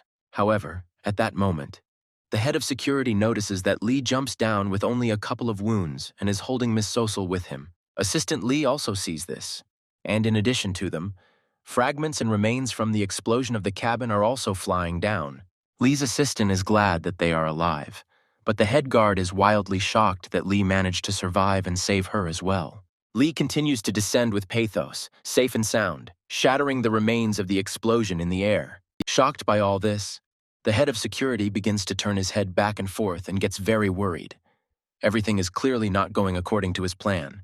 At that moment, the head of security sees the place from where the shot was most likely fired in the dark mountain.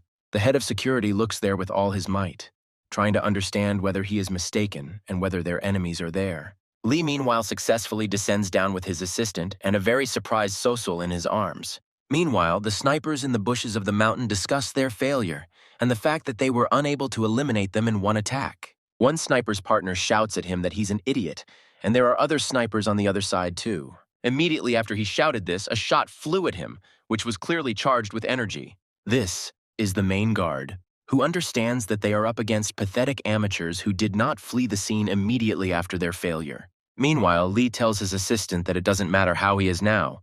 It's important to comb the surrounding area.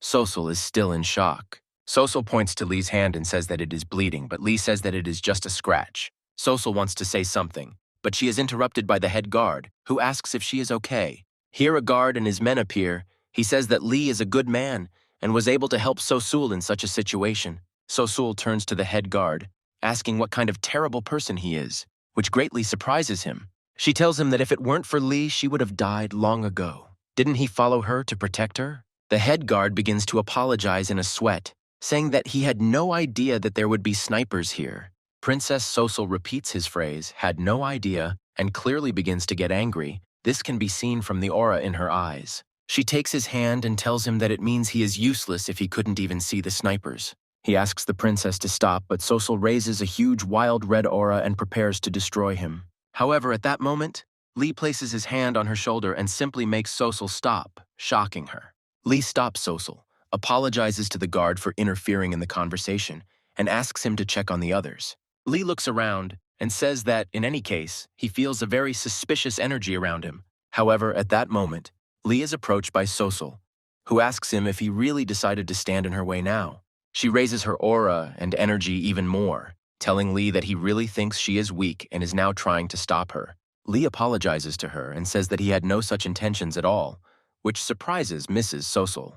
Lee wants to finish speaking, but at that moment he's distracted by some wild aura of power behind him. Lee jumps forward, grabs Miss Sosul, hugs her tightly, and moves forward without explanation. Lee jumps forward onto the ground and yells at everyone to get out of the way as quickly as possible. The head guard jumps forward. Lee's assistant jumps back, but only the regular guard doesn't make it in time and is shot. Lee can't figure out who is attacking them and why.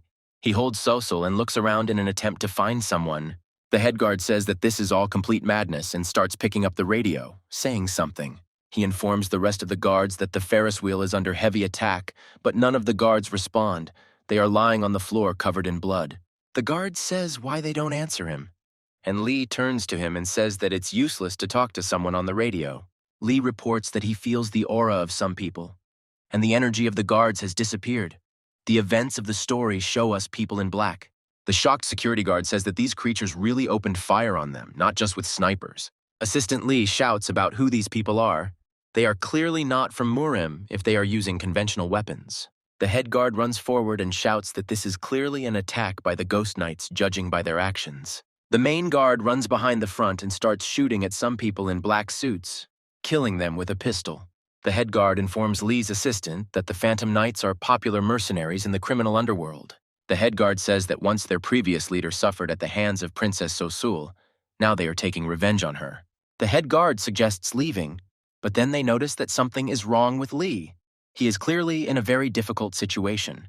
Lee's assistant asks him if something happened. He replies that everything is great and he is fine. Lee's assistant understands that Lee's condition is very bad because he was never able to rest after everything that happened to him.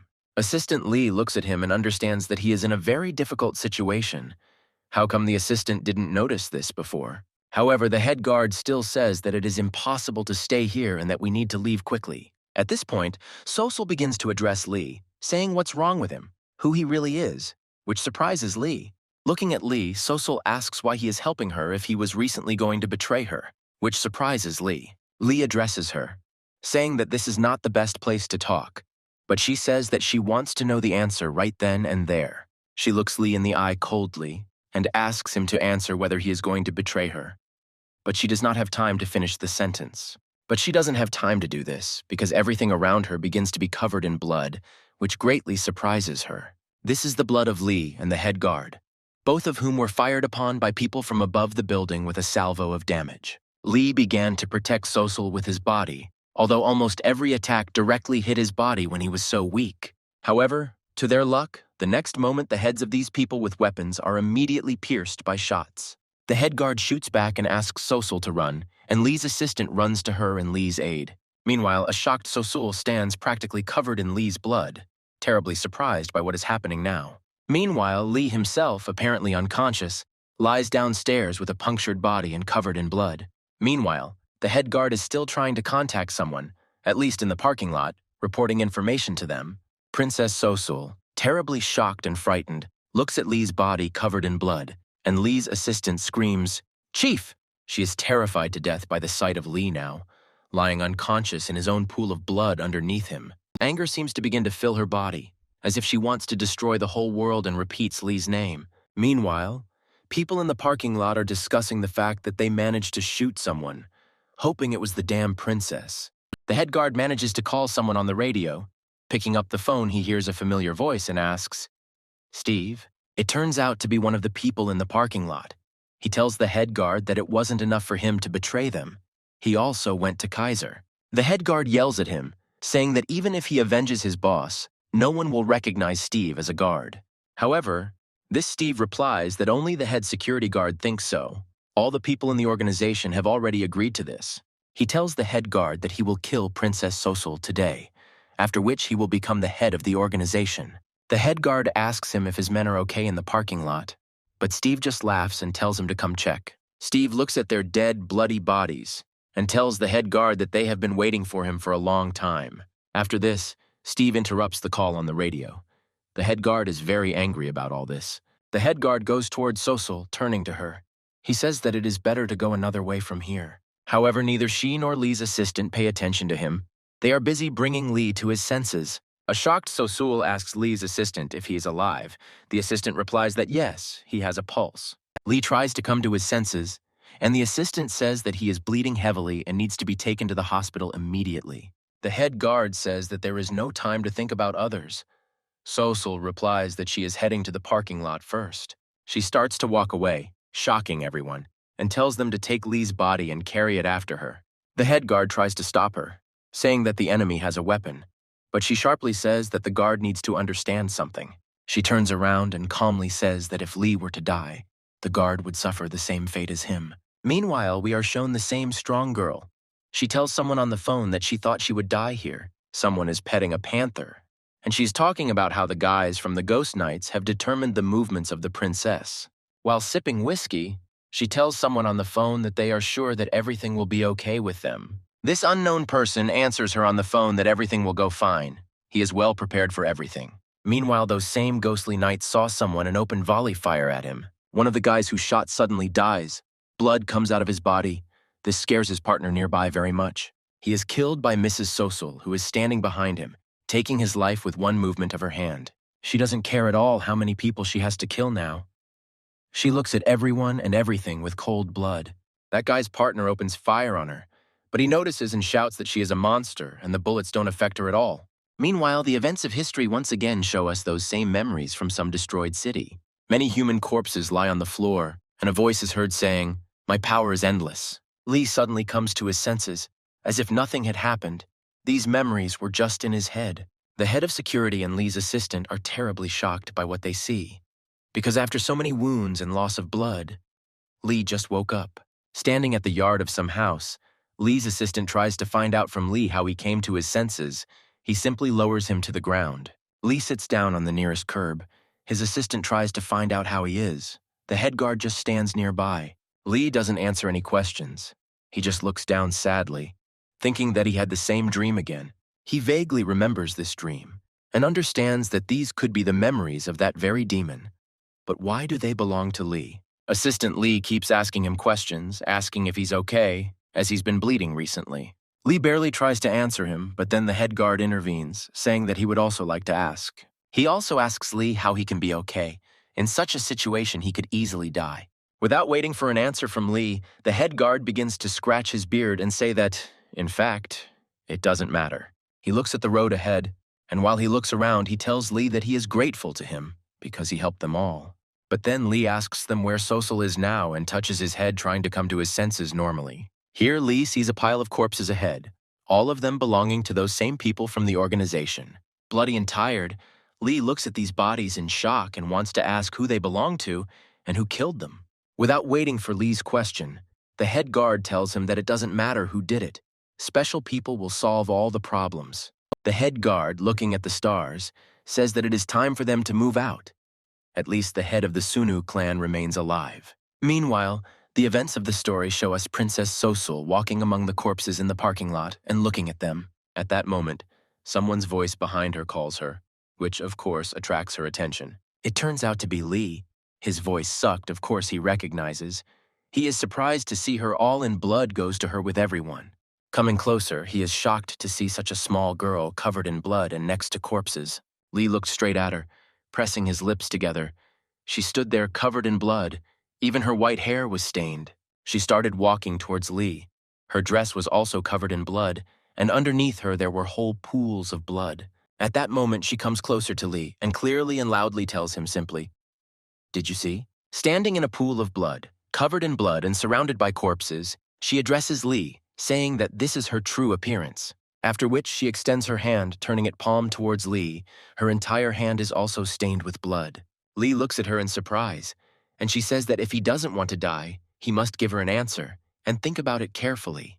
She says that he must give her a clear and understandable answer whether he will be with her or is going to betray her. Lee understands well what she is getting at and just stands there looking at her, thinking about something. Assistant Lee looks at all this, not understanding what happened to Sosul during this time and where she got such power from. Assistant Lee understands in his mind that no matter what, he cannot just stand and watch all this. He interrupts their conversation, asking her about the fact that she came back and met with Lee to find out his opinion. Lee's assistant turns to Lee, saying that Sosul makes him an offer with such indifference, so he should agree to it.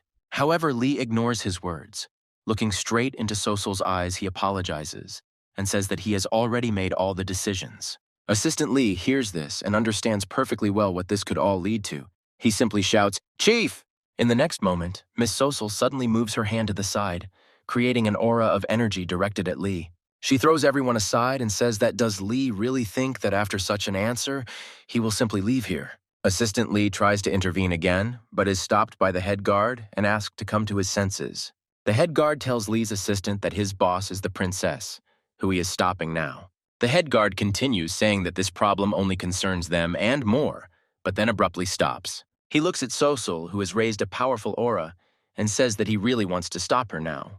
Looking at Sosul, Assistant Lee begins to understand perfectly well that if he gets involved again, it will most likely only get worse. Meanwhile, Sosul, standing covered in blood, addresses Lee, saying that he will not be able to betray her. She says that she will tie Lee to her even if she has to cut off his arms and legs. Lee just looks at her. And then, coldly and clearly, he asks her if she really wants him to suffer. She raises an even greater aura, and with great anger says that this is exactly what she wants now and nothing else. Assistant Lee can't stand it anymore. He intervenes again, asking Sosul not to do this, but he doesn't have time to finish. He is interrupted by the fact that Lee is starting to act, as he lifts the heel of his foot, which is a kind of signal. The head guard looks on in surprise, as does Lee's assistant, who is sweating from all of this. Lee suddenly approaches Sosul, surprising her, but he himself, wounded, stands and simply looks at her. After that, Lee begins to kneel down and just quietly tells her, okay. And then, looking into her eyes, he says that if she wants to, let her do it, which surprises her terribly. She silently looks at Lee with blood on her face, as if she is thinking about something. Lee's assistant is wildly worried about him. Without waiting for her answer, Lee says that she is now having a hard time mustering the energy to appear threatening. With a sweet face and a sweet smile, Lee tells her that she doesn't have to waste time looking so menacing in front of him. Looking at her, Lee says that he is grateful to her for the opportunity to try himself as the head of the clan. He experienced a lot during this time. Lee says that he did everything he could, and he doesn't want Sosul to suffer like that because of him now. She is terribly shocked. Her gaze is frozen. She cannot imagine everything that is happening now. She begins to press her lips together and quietly asks what reasons make Lee leave her now. Lee says that when she becomes the head, the clan will be under the control of Kumun Ren, and he is Lee's enemy. Lee wants to be honest with her. The assistant is shocked.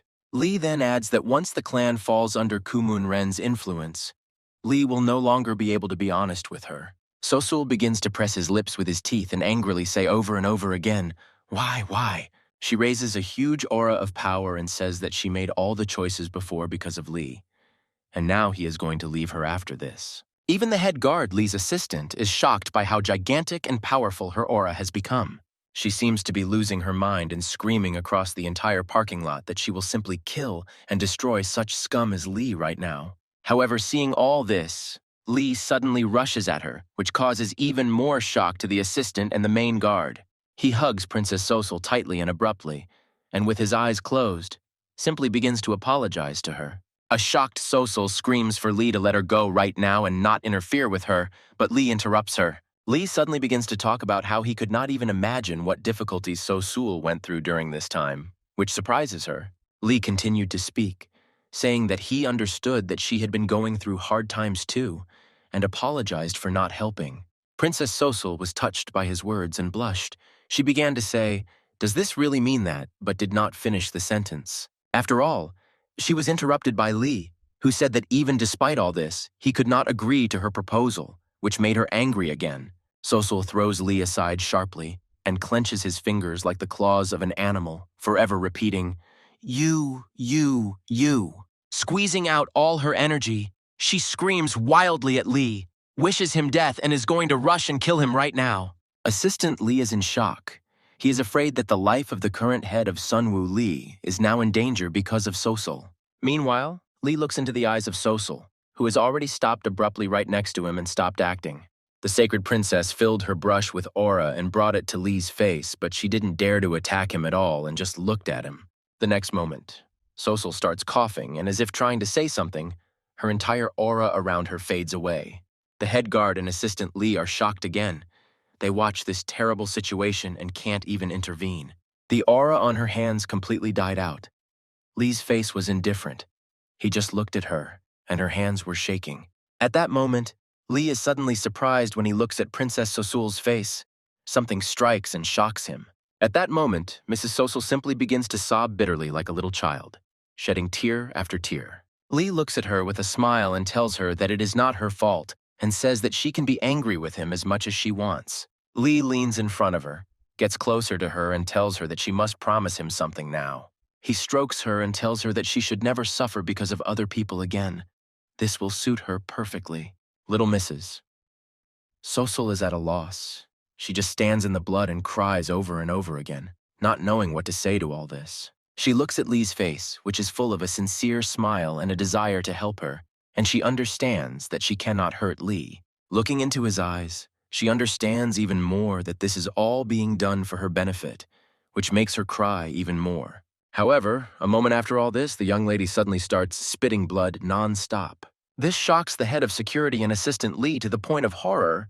They are extremely surprised by what is happening, seeing this for the first time. Sosul falls right on Lee and continues coughing up blood. Lee is also in shock. He tries to help her somehow.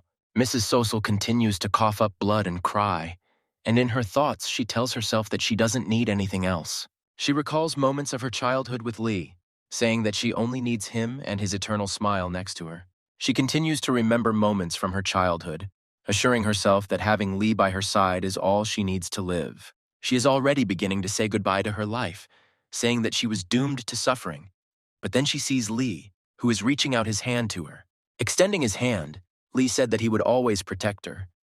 But then she woke up sitting somewhere covered in blood, looking forward. This is the head guard's car.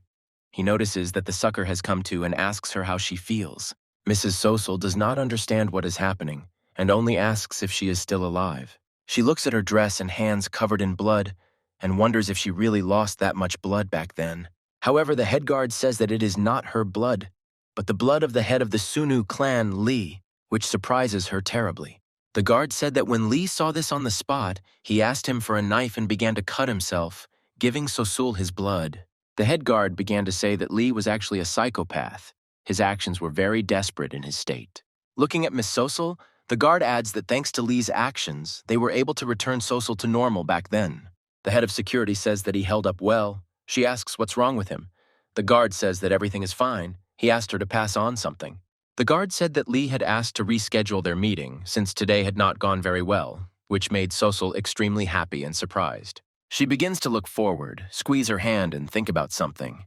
Her mood clearly improves. Princess Sosul sheds a few tears again, smiles, and says that apparently Lee remembered his promise to her. However, at one point, while sitting in the back seat, she starts talking about how Lee is such a jerk and insulting him. The head guard tells her that after such a situation, it would probably be better to do without insults. Then she screams that now, because of him, she cannot give up and asks to urgently connect her with the Sunu clan. She orders the head of security to urgently catch Lee so that he cannot escape anywhere at all. Meanwhile, the events of this story show us Kana Seru. She is informed that Lee left the Sunu clan.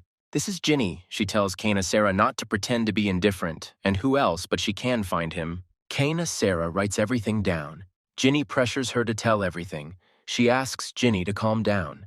Kana Sera asks if there are any leads on his disappearance, which shocks Ginny as she thought it was Kana Sera. A shocked Kana Sera purses her lips in shock. Ginny says that her question was actually the first one. Kana Sera is rude to her, saying that she didn't steal Lee, and keeps writing things down in her notebook. Ginny upsets Kana Sera by saying that there are no leads at all. Lee disappeared at dawn after a business meeting. Kana Sera tells Ginny that in that case there is no need to worry about Lee. Judging by his actions, he is acting according to plan. Kana Sera says that he doesn't know what his plan is, but he's clearly been preparing for it for a long time, thinking everything through. Ginny cries in shock after hearing all this. Kana Sera is also very sad, because she really doesn't know anything about anything. She also doesn't like this move from Lee. Meanwhile, the events of the story also show us an old ghost who is thoughtfully reading something on a tablet. His gaze quickly switches to his assistant, who asks him if he is worried. She says that she felt like he became too thoughtful after the news from the Sunu clan. He puts down his tablet and says that this child of Sosul is not treating them in the best way, and then there is the confusion of the black protection. He crosses his arms, looks at them, and says that this is a real dangerous situation for Marima.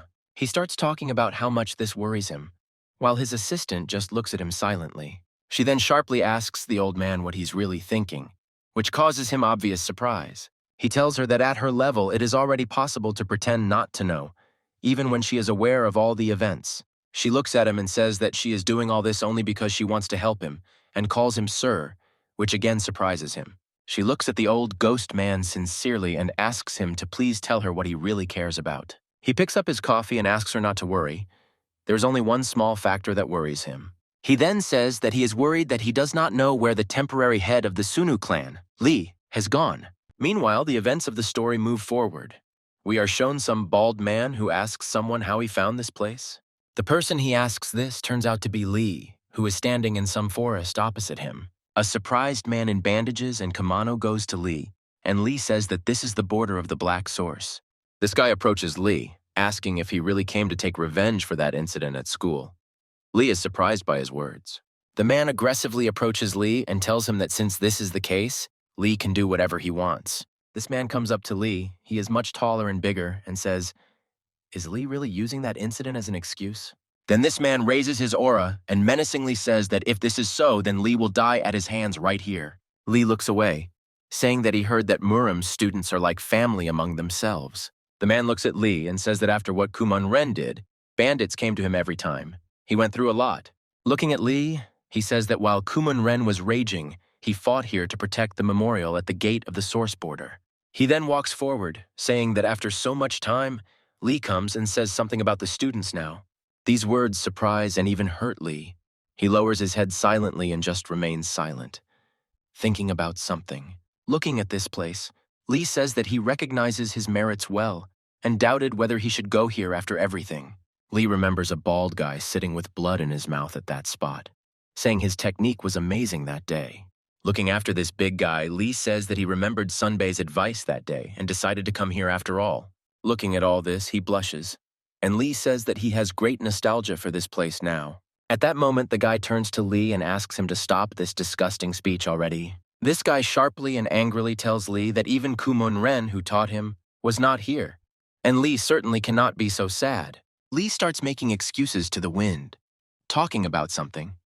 But the guy interrupts him and asks him to tell the truth. He looks askance at Lee, saying that he also came here out of greed, looking for something special. He then continues with his hands on his hips, saying that Lee probably dragged the entire Sunu clan along with him. The guy asks Lee to stop playing and prepare for battle. He will confront the Lee clan. All these words surprise Lee. A shocked Lee looks him in the eye and tells him that this was probably not the place he should have gone. Lee hangs his head and sadly says that he was wrong and apologizes, saying that he did not bring anyone with him. Then Lee starts to leave, saying that since everything is like this, then he will probably deviate and starts to go down. Lee slowly but surely begins to walk into the dark depths of the forest, sadly hanging his head down.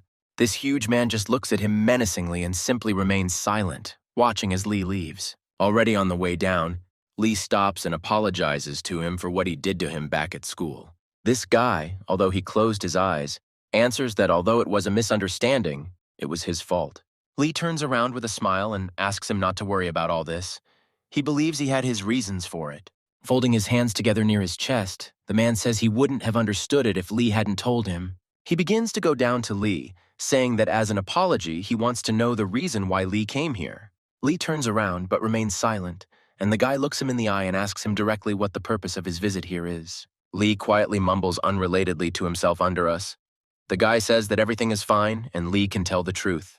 Lee starts to lower his bag down, stands up, catches his breath, and says that he will tell him if he wants it that way. Immediately after this, Lee seems to break loose and jumps on him with attacks, dealing blow after blow to him. The boy is shocked to the point of horror, and Lee angrily jumps up and almost knocks his head off with a kick. The blow was powerful. Lee charged his leg with energy, but the bald boy managed to dodge it.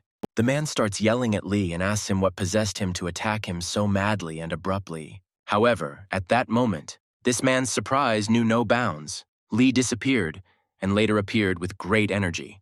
And not just enormous energy, he seemed to cover his body with it, was wildly angry and demolished everything around him. In this state, Lee jumped straight at him. Their hands collided in a sharp blow, and Lee maintained the upper hand in the battle. This man also turned out to be clearly not weak, because he easily withstood Lee's blow and the surge of energy. Lee was surprised, but some other emotions were taking over him. He looked at him and seemed to be thinking about something. Immediately after that, Lee made another jump, attacked again with an attack, and the traces of Lee's attack began to explode all around him. This boy noticed that Lee's attacks were quite strange and unusual, and he began to look straight at Lee. At that moment, looking into Lee's face, he shouted, "Enough!" And Lee stopped, looking at him in surprise. Although the attack was still going on, The guy started talking about how it was strange to use soul-crushing blows one after another with such force. Looking at Lee with a huge dark aura, the guy stated that he knew it. Lee mastered martial arts haphazardly. Lee stopped completely and stopped attacking at all. He was very surprised by his words and just looked at him. Lee began to lower his gaze downwards, hesitantly, embarrassedly. He began to say that he knew all this perfectly well. This guy started to approach Lee, saying that he felt like Lee had just hit a wall. He started talking about whether Lee was in a situation where his training was not bearing fruit for him, and Lee admitted this in shock. Lee started looking at this guy, and he started talking about how in training, system is an important factor. He began to explain to the painted Lee that without a system and special training, Lee would not succeed. Looking at the dawn, he began to tell Lee that he should go through the basics of the system again. That was one outcome. Lee is surprised by his words. He is puzzled and worried, because how is it that now he has to go through the basics again? The bald guy looks at Lee and starts giving him advice, but Lee interrupts and just says, "I don't know." Lee says that he doesn't know the training instructions or even the basics of skill, and he's ashamed to talk about it. Here the bald man says that Lee is talking nonsense because he was trained by Kumun Ren, but Lee interrupts him again. Lee says that today is the first time he has heard about all this, since he has mainly learned from Kumun Ren's videos. Lee recalls his training and says that he guessed something was strange because using powerful techniques, they were not connected. Lee didn't understand any of this, so his body was badly battered back then because he used different fighting techniques together. Lee says that no matter how much he watched the videos left by Kumun Ren, he could not understand the essence. Then Lee began to talk about how to fill in the gaps. He began to study everything in the literature on his own. However, Lee, clenching his fist in anger, stated that it was all ultimately useless. The bald man looked at Lee, and Lee says that he himself now sees the result of all this. These were mistakes. Lee starts crying and getting angry, telling the guy that remembering all this makes him realize how pathetic he is. Lee began to clench his fist in the wind again, saying that Kumun Ren could not believe that Lee even tried to resist him. The bald man just stood there and remained silent, and then said what was clear to him: disorderly martial arts. Lee looks at the crying Lee, saying that the display of the art of heaven and earth was just Lee's desperate attempt to do something. Lee, crying, began to say that this was indeed the case. He had not studied any arts properly. The bald man stops talking and listening to Lee, and then exhales sharply with just a strange mood. He turns away from Lee and unpleasantly says that the same thing happened to him at one time, which surprises Lee. Turning away, looking at the roof of the building, he began to talk about how his teacher had left him, and it was the same thing. He closed his eyes and calmly began to talk about how he also experienced this time as complete horror. He began to recall his training, saying that the absence of a teacher at one time made him too angry and upset. He began to talk about what he understood Lee completely. Lee stopped crying and only remained silent and looked at him. This guy approaches Lee, saying that the process of learning the basics again will be very difficult, asking Lee if he can do it. Lee, like a little girl, standing crying and wiping away tears, begins to say something mumbled under her breath, but the guy interrupts him. This guy goes ahead and says that Lee needs to follow him. First, he needs to tell the ancestors that a new descendant has arrived. Meanwhile, the events of the story show us Elder Yan. He is talking on the phone with someone about Lady Sosul. A shocked Khan speaks to him, complaining that he was not informed about the change of the clan leader, since he is also part of the clan. Jan tells Khan on the phone that he doesn't understand the seriousness of it. The information is secret. Everything is under threat now. Yan tells Khan on the phone that if he suddenly shows up now, it's suspicious. Not only Sunu, but the whole of MURIM is under threat. Jan gets into the car, but noticing that someone is waiting for him there, he asks Khan to talk to him later. Now is not the time. Surprised by this, Lee shouts into the phone, asking Yan when they will talk again, and complains, but the call goes away. Elder Yang carefully gets into the car and says that they seem to have finished talking about Sosul. And then he sees the main security guard Sosul in the car and asks him what he is doing here and why he came. The head guard asks Ian why he is not happy to see his old rival. Ian says that he hopes it is a dream. Jan's car starts to drive away, and the head guard tells him that this is not a dream at all and offers him a drink. Meanwhile, Khan is still complaining about Yan, saying that he doesn't respect people at all, and hangs up. Although Khan also understands well that he at least picked up the phone, because they say he doesn't even pick up from others. Khan lowers his head and is sad about Lee's disappearance, because Lee doesn't even pick up the phone, All this makes Kan very sad. Kan walks through the city with his head down and understands well that perhaps before this, he was very annoying to everyone. Kan remembers Lee, Ginny, Kansera, Yan, and the others. Realizing that it was all very sad, he was annoying to them. Kan, from all the sad thoughts, remembers that once Lee saved him and helped him a lot, he remembers this well. However, now he is also wondering why Lee just disappeared like that. It's too much. He didn't even say anything. As he walks through the city, Kang reflects on the fact that he too has done wrong and learned the arts from Lee's enemy, Ku Mun-ren. With his head down, he understands very well that after all this, his fighting skills have clearly become much better after all this. Kan walks and thinks about how cool it would be to show off his new skills to Ginny now, but someone pushes him. Kan raises his head and apologizes to these people, although it is not clear why, since he was just standing there. At that moment, one of the guys from the crowd that passes by Kan hits Lee with his head. They start to bully Kan, saying that if he wants to survive, he needs to look where his hooves are. Kan gets angry at this. He raises his head and charges his eyes with aura as he looks at the main one among these guys. He asks to lower Kan's head or try to hit him. All this surprises Kan. He doesn't understand what kind of nonsense this is. Kan gets furious about this. He looks at him aggressively and says that if he wants, then let him try to hit him. These guys start to laugh maliciously at Kan and say that he really thinks he is so brave and strong. The main one of them rushes at Kan and says that he really thinks that he will not dare to strike. And he strikes. The blow hits Kan, who doesn't decide to dodge it much. Kan turns his head. He only has scratches on him. Kan turns his head with his fingers and says that this is really his strongest blow. All these guys start looking at Lee with wild anger, preparing to simply destroy him now. Kan starts to leave, saying that this is all just some kind of kindergarten. He doesn't fight with such weaklings. All these words really piss off these guys, especially the main one. They start to warm up. This guy yells at Kan, saying that he really thinks he is the strongest and dares to do so. Meanwhile, we are shown Lee and that bald guy. They are sitting on rocks and meditating, driving away their strength. Lee is meditating, and this guy is telling him that martial arts are very difficult and will be mega difficult. We are shown someone's bloody fist, and a bald guy says that martial arts are about calmness and harmony. This is Kan's fist. He's standing there covered in blood, and all those guys are lying around him covered in blood. Kan is shocked by what he did. Meanwhile, 2 weeks have passed since that day. The old ghost is monitoring the news of the Sunu clan. Kanesera sits next to the old ghost. The old man apologizes for getting carried away reading and asks for forgiveness from her. The old ghost says that Kanesera is looking for some guy. She says that yes, he disappeared at a business meeting. The old ghost puts down the tablet and says that everyone has problems now. It is unlikely that the association will deal with this.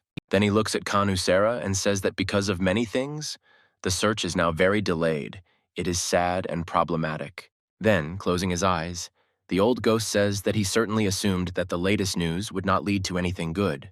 Looking out the window, he adds that he had no idea that the revenge would be so cruel now. Kanesera and the director discuss how the Sunwoo clan is known for their strength. No one ever wanted to be their enemy. Kanesera and the director discuss that a certain organization has been attacking the Sunu clan every night and taking over Sosul. Following this, the director says that if Lee had been the head, things could have been better. However, he also remembers that this is a sore subject for Kanesera and abruptly stops talking about it. The director suddenly turns away, sweating, and begins to apologize, but Kanesera only remains silent, thinking about something. Then, looking at the elevator, Kanesera says that it's strange. Kang disappeared just like Lee. He called once, but didn't answer calls anymore. Kanesera understands that it is difficult to contact Kana, but he is clearly alive. She is worried that he is in big trouble.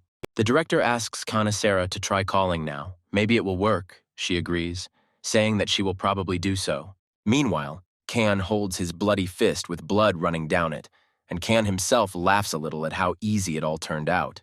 However, immediately after this, Kan hears his phone ringing and puts his hand in his pocket to get it. With bloody hands, Kan sees that there is a call from Kanesera on his phone. This surprises him. Kan doesn't dare pick up the phone. He just puts the phone in his pocket and starts to walk away from the scene of the massacre. As he leaves, Kan looks at the people he beat up and realizes that he shouldn't have done it at all. Kan leaves, realizing that he promised himself not to hit ordinary people again, but again he couldn't hold back. Kan understands that he would really like to fight with one of the MURIM. It was not in vain that he came to the place where he once met the freak with the chain. However, looking at them again, He is upset that ordinary people have once again gotten in his way. Kan remembers the fight with Lee and understands that he would also really like to make such cool fights and techniques like his. While Kan was wondering what had happened, he heard a voice from behind asking if he had done it by accident. Some guy with glasses says that Kan clearly used MURIM techniques, and did he decide to fight ordinary people with them? Lee turns around and swallows his saliva in surprise because he finally met MURIM, as he had long wanted. Looking at him, Kan seemed to feel his energy and clearly understood that the man in front of him was clearly MURIM. Kan is very happy. He looks at him with a smile and energy in his eyes, realizing that he can finally prove himself. However, Kan's joy was interrupted by the fact that in the next moment, the man was already near Kan's face and grabbed him by the chin. This guy looks menacingly at Kan, saying that he clearly has a thirst for blood. He wants to have another fight here, he asks. Kan looks at him with frightened eyes and understands perfectly well that there could be big problems now. This guy turns to Kan and says that he can fight, but he will not take responsibility for Kan's death. However, at that moment, this guy slaps Kan in the face and tells him not to worry, it's all a joke. A shocked Kan looks at him and says that he clearly has no intention of killing someone for free. Then he stretches out his hand near his chest and says that Kan hasn't seen a girl of that height and with long hair here. Kan replies that he hasn't seen anyone like that. The guy replies that it's strange. He was given information that she was here. He starts to leave and tells Kanu that next time he should clean up his tracks better after fighting people.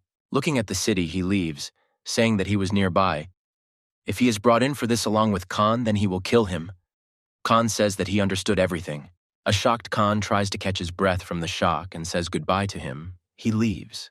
Kan is wildly surprised by everything. Kan returns somewhere. He stands at the tap and washes his hands, blaming himself for being so weak and giving up everything. Kan remembers that this guy appeared next to Kan in a second, and he didn't even see his movement. Kan comes out of the toilet. Walking down the street, he realizes that his skills are insignificant. He is weak and can do nothing against other MURIM. Kan wonders how much longer he will have to train, but his attention shifts to someone. Kan sees that there is a little girl sitting on a bench in front of him with a phone in her hands. Kan is shocked. Surprised, Kan heads towards her. He approaches her and asks her what she is doing here alone at such a late hour. This girl with eyes full of energy and steel hair raises her head and looks at Kan. Kan is very surprised at how she looks because she is very beautiful, like a doll from some cartoon. Kan begins to have a strong feeling that he has seen it somewhere, but some voice attracts his attention. A voice from behind says that he finally found out where they are. Kan hears a very familiar voice and understands who it is. He turns around and sees in front of him the same guy he saw a few hours ago.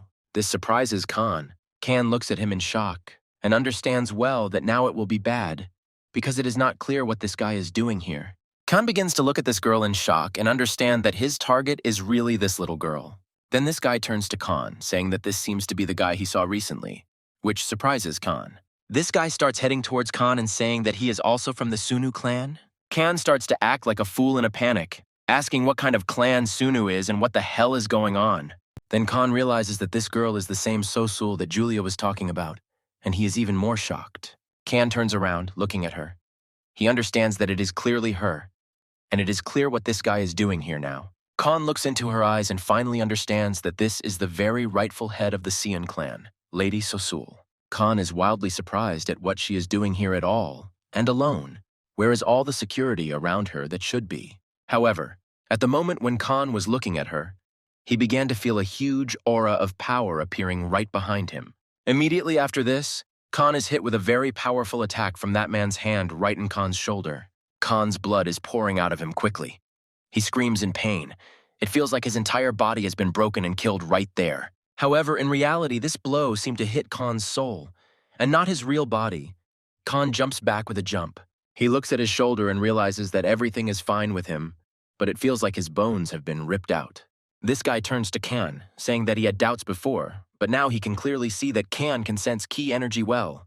Kan starts asking him about Kai, but the guy immediately tells Kan not to think about having a dialogue with him here. This guy gives Kan a choice, raising his power.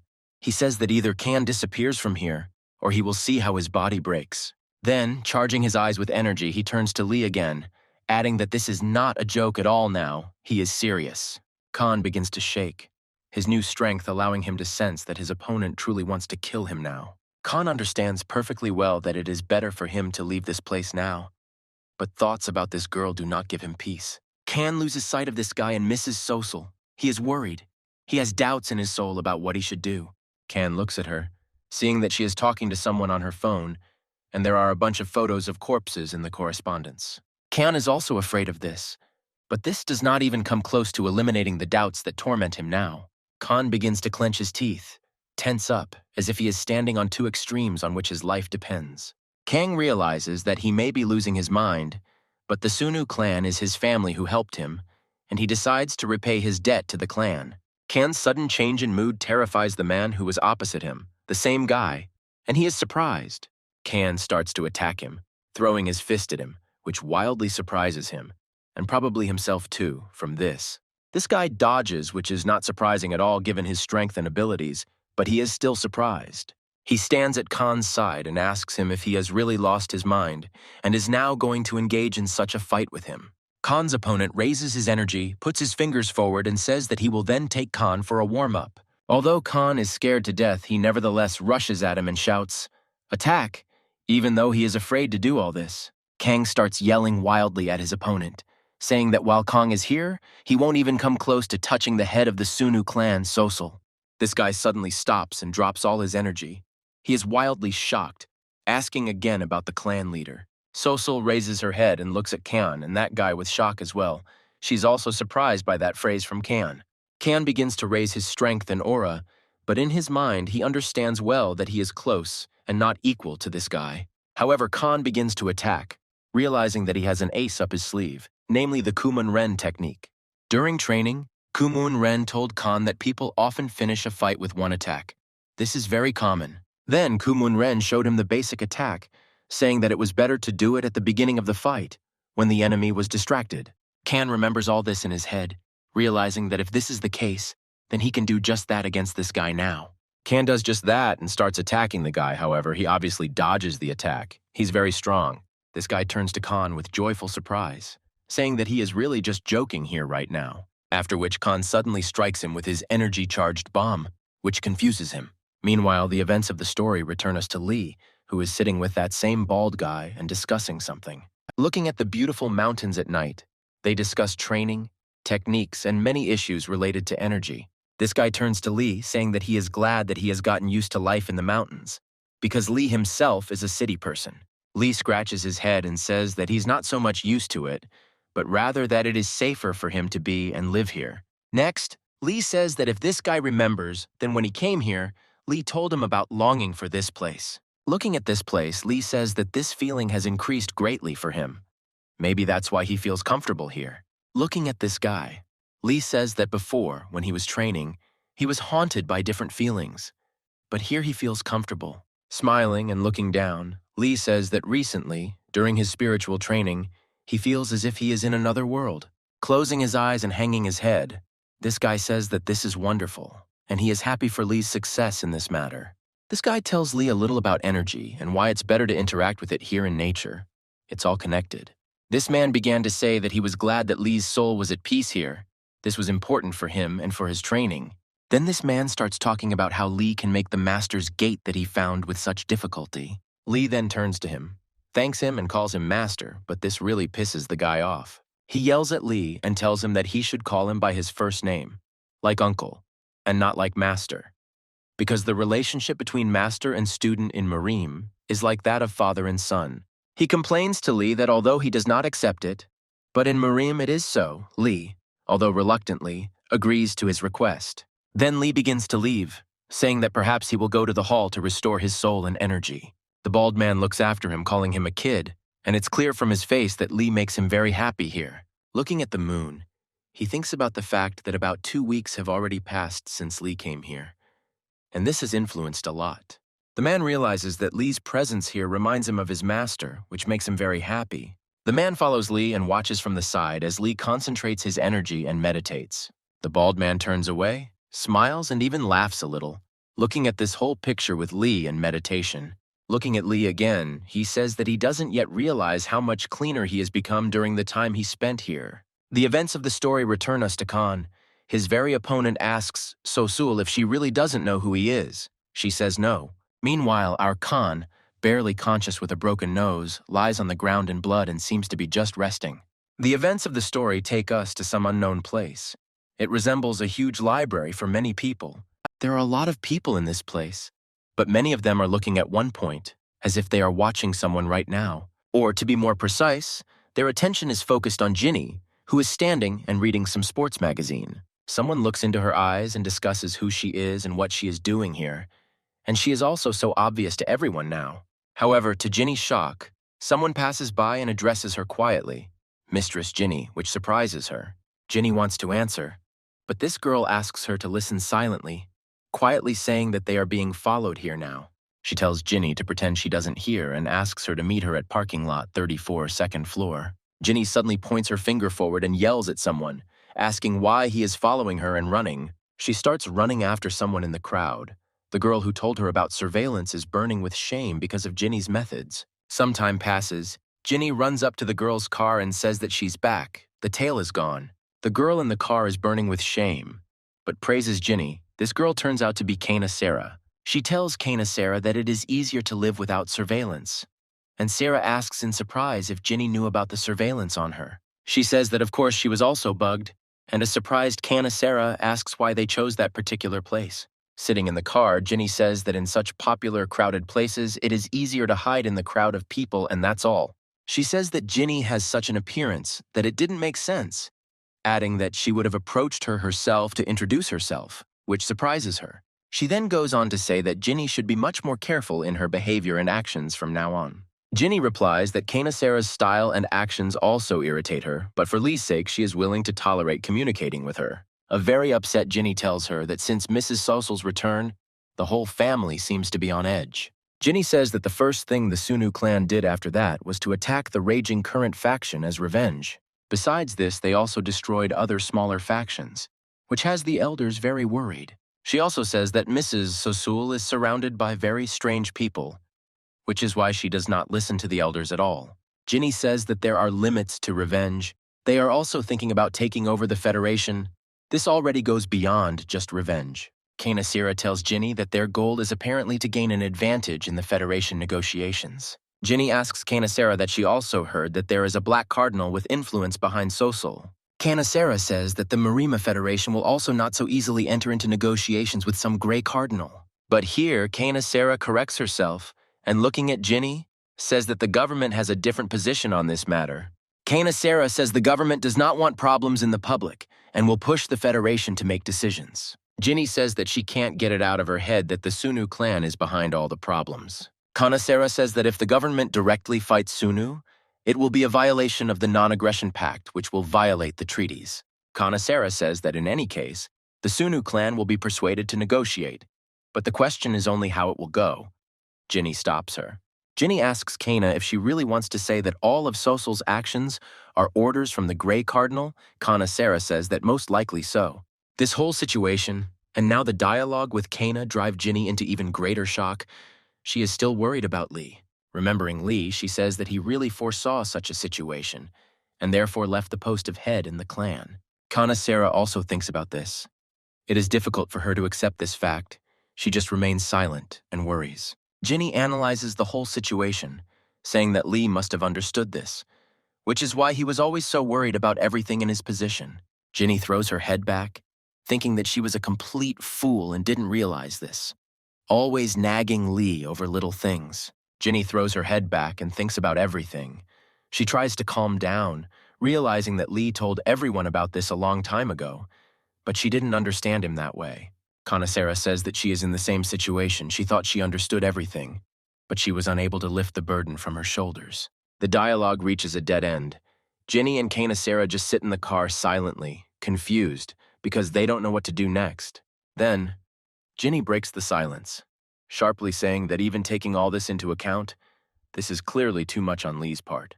Ginny says that it's almost autumn, and she still doesn't know what's going on with Lee and where he is. The events of the story move forward. We are shown Lee, who is still training with that guy, developing his skills. During training, the bald guy tells Lee that he has lost his balance again during his movements. He says that by losing his center of movement, Lee becomes very vulnerable to enemy attacks. Lee says that he will improve. And so it goes. Lee gets back into a stance and begins to try to regain the balance of his movements. However, the moment Lee gets into position, this bald guy notices that something is wrong with Lee. He turns to Lee and stops him abruptly, surprising Lee himself, but he stops as asked. This bald man turns to Lee, telling him to look at his feet. Lee doesn't really understand what's wrong with them. Lee lifts his leg. His feet are all bandaged many times, and all the bandages are stained with blood on both legs. The bald man yells at Lee, who says everything is fine, but he yells again, and Lee sweetly tries to avoid the conversation. Together with Lee, they head into the buildings. He begins to bandage him and talk about how Lee should tell him about all the wounds. He scolds Lee and says that the last time he trained like this, it resulted in big injuries. And does Lee want that to happen again? Lee keeps smiling and looking at him, and this guy in turn just keeps scolding Lee for all this. At this point, Lee starts to laugh loudly, but holds back his laughter and tries to apologize to him for his behavior. He tells this man that despite his menacing appearance, he speaks simply like a curious old woman. The man then begins to squeeze the bandages on Lee's leg out of anger, causing him severe pain. Later, he gets up and tells Lee that until he gets stronger, there will be no training. The treatment is over for now. Lee looks at him with a smile and says that she thanks him very much with cute, childlike eyes. The man asks Lee why he never complains about training. Lee replies that he enjoys it. Then, looking at the sunset, he says that he likes everything, and that today flew by so quickly. This bald man looks at Lee. He tries to understand him, as if to look into his soul and understand what is wrong with Lee. Lee smiles again and says that he is happy with everything, even though he often overdoes it and gets injured. The bald man turns his head away, closes his eyes, and says that who knew that there would be such a fool as Lee. Lee is surprised by his words and asks again, and he in turn tells Lee to rest because today he will be busy with dinner. Lee suddenly jumps up and starts shouting that no, he will do everything today. But the man argues with Lee and does not let him. The weather is changing. Autumn leaves are covering everything, and Lee and the man are still arguing about their food. The events of the story speed up. We are shown the very place of Lee's training, but everything is already covered in snow. Then the events of the story move forward again immediately, showing it is already spring in this place, and the trees are in bloom. And then we are shown someone's fist, which attacks something over and over again without stopping. It turns out to be Lee. He is doing his training, standing in a stance again, but a little different than before. The same bald man stands next to him, but looks very strange, as if maliciously. Lee is surprised by this. Lee looks at him, wiping away his sweat, asking why he is silent. Is Lee doing something wrong now? However, in response, he only looks at Lee and tells him that he himself should already understand his mistakes. Lee says that he still doesn't understand very well, and in his head he's thinking about where he could have just made a mistake. Then this guy turns sharply to Lee, saying that of course he can't even come close to knowing this. Then this bald man calmly says that there is no need to know anything, because Lee did everything correctly and properly this time. Lee then asks why he is so serious then, wondering in his head if this is a new way of praising. However, there was no answer from Lee. The man returned to his serious stance and began to silently look at Lee. And then suddenly opening his eyes, he seriously stated that there were no problems at all. But Lee's energy during training was very rough. He continues by saying that he felt it when they first met, but now Lee's energy has become even rougher. Lee is very surprised. Lee remembers that very day in hell when he fell down.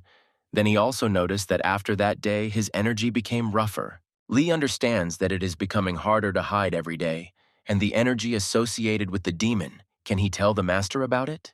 However, while Lee was thinking, the master told him to continue training, and he himself would go to the neighboring village for a short while. The man starts to leave, and Lee asks him if he can go with him to help if anything happens. Looking at the sign of his camp, the master says that it is not worth it. He is going to meet with relatives.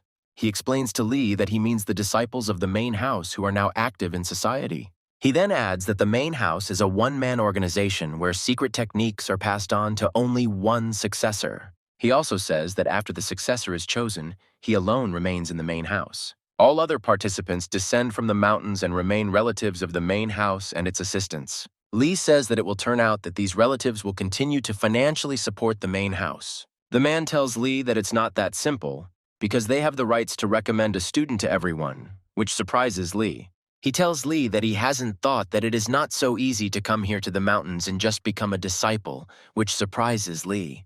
Looking at the mountains, the master says that most of the students were simply found in advance and did not come here on their own. Already near the exit, Lee asks the man if there could really be problems, since he is a master of the school of earth and heaven. The man says that there are old people who, if they find out everything, can expel him from the clan. He scares Lee to the point of horror with this. Lee starts screaming, saying that they should have contacted them from the very beginning, and why did they do it only now? He responds to Lee by saying that then MURIM would know that Lee was here, which would shock Lee even more. Then, as he leaves, he adds that this is probably the only shelter Lee really has. He's going to go and ask his relatives to refrain from visiting this place so that they don't accidentally find out about Lee. The master begins to leave, and Lee only looks after him, rather upset, and simply remains silent for no apparent reason. At that moment, Lee crosses his arms, bows, and gives him thanks, calling him Master and Lord Sabek. The man, in turn, only listens to Lee's words, and then continues on his way down the mountains. Lee watches him leave and smiles, knowing that this man has been doing all this for Lee all along. Lee then begins to slap himself in the face, saying that he needs to pull himself together and start training. Here Lee stops, realizing that for the first time in a long time, he was left here without a master, and he could try out the technique without holding back his energy. Immediately after this thought, Lee took a strong stance and stopped holding back the gusts of energy in his body. A huge amount of blue energy began to create an aura around his body and raised his power, and his eyes turned white. Immediately after this, Lee makes one strike, sending a simply enormous blast of energy to the side that blows away everything. Lee's eyes turn blue. He is calm and strong. He is in control and releases even more aura around himself. Lee starts to rejoice, because after all this, his body is fine. He thinks about what other techniques he can use then. However, at that moment, Lee notices that the grass around him and his feet has disappeared, leaving only dirt and sand on the floor. Lee began to look into the distance, realizing that he needed a place where his master would not notice the traces of his training and strength. While Lee was looking at the mountains to find a place for himself, the events of history show us someone's sneaker. Someone is going somewhere. It turns out to be a girl in a hat and with a big backpack and a huge jacket. She is going somewhere. She comes somewhere and suddenly starts calling someone. She keeps shouting one name while standing still. She walks around the same place where Lee and his master are training. She thinks about where that guy went and looks for him. Realizing that there is no one nearby, she simply throws her backpack with a bunch of things on the ground and begins to walk on. At that moment, she's stopped by a whisper in her clothes. She takes out a walkie-talkie and receives a call from someone on it. It turns out to be an old ghost. He introduces himself to her as a leader and asks if she has already arrived at the place. She responds by calling him elder and says that she has just arrived at the right place. She looks at the roof of this place and says whether she should leave the item and leave, but the old man says to wait for that guy. She tells the old man that after meeting the guy, she will contact him. Hanging up, she is surprised by something and looks ahead. She looks at her feet, walks in a circle, and notices that there are some traces below from powerful equipment. She begins to analyze what kind of powerful technique this could be, and realizes that it is most likely a black sky technique. It also comes to her attention that there are very awkward footsteps all around here, and even more wretched, worn-out footprints everywhere. At that moment, she hears a sharp sound, as if from explosions, and is distracted by it, which surprises her even more. It turns out to be Lee, talking to himself about how he just used the technique very carelessly and almost caused a lot of trouble. However, putting this aside, he turns his gaze back, saying that there is a more interesting detail. He looks at how he almost broke a mountain with one attack, realizing that he can't use energy so thoughtlessly. He looks at the dozens of large broken rocks and other debris, realizing that he should be much more careful. However, at one point he is interrupted from these thoughts, as if he feels some powerful energy behind him. Looking up, Lee is shocked to see the same girl who had recently spoken to the old ghost on the radio. Lee looks straight at her into her eyes, thinking about who she is and what power she has to resist her if necessary. However, Lee is very confused by the fact that she could already see everything he was doing here, and this is already problematic for him. Looking at her, Lee is also very surprised by the fact that he was able to sense her presence only when she was already nearby. All this time, she also looked at Lee, analyzing him, and then her gaze sharply turned to Lee's side. She began to examine the rocks and debris that were left here after Lee had trained the techniques. At this point, Lee breaks this silence. He apologizes and talks about who she is and what she is doing alone in such a wilderness. She starts to walk towards Lee abruptly and turns to him and says that he is Yoo Hyun's student here. She stands next to Lee with a walkie-talkie in her hands and Lee plays the fool, asking her again for the name of his master. At that moment, she contacts someone on the radio saying that it is Yoo Sa-hyun and says that she is fine, which surprises Lee. Then she asks again on the radio whether she should come to the main building, as he said, which surprises Lee even more. Then she asks him jokingly about some closed training session and looks straight at Lee. She looks at Lee and asks the master over the radio if he has a secret student. He says no, and Lee just stands there in shock. She finishes talking to him on the phone, ending with the fact that since everything is fine, she will go, and Lee still looks at this in shock. Then she suddenly turns her head to Lee and asks him if he has anything to tell her, but the shocked Lee cannot say a word. Lee jokes, "I'm surprised she's talking on the radio, there are no towers here," but she replies that it's her satellite phone. She starts to walk away, saying that if that's all she had to hear, then that's enough. Lee is surprised again.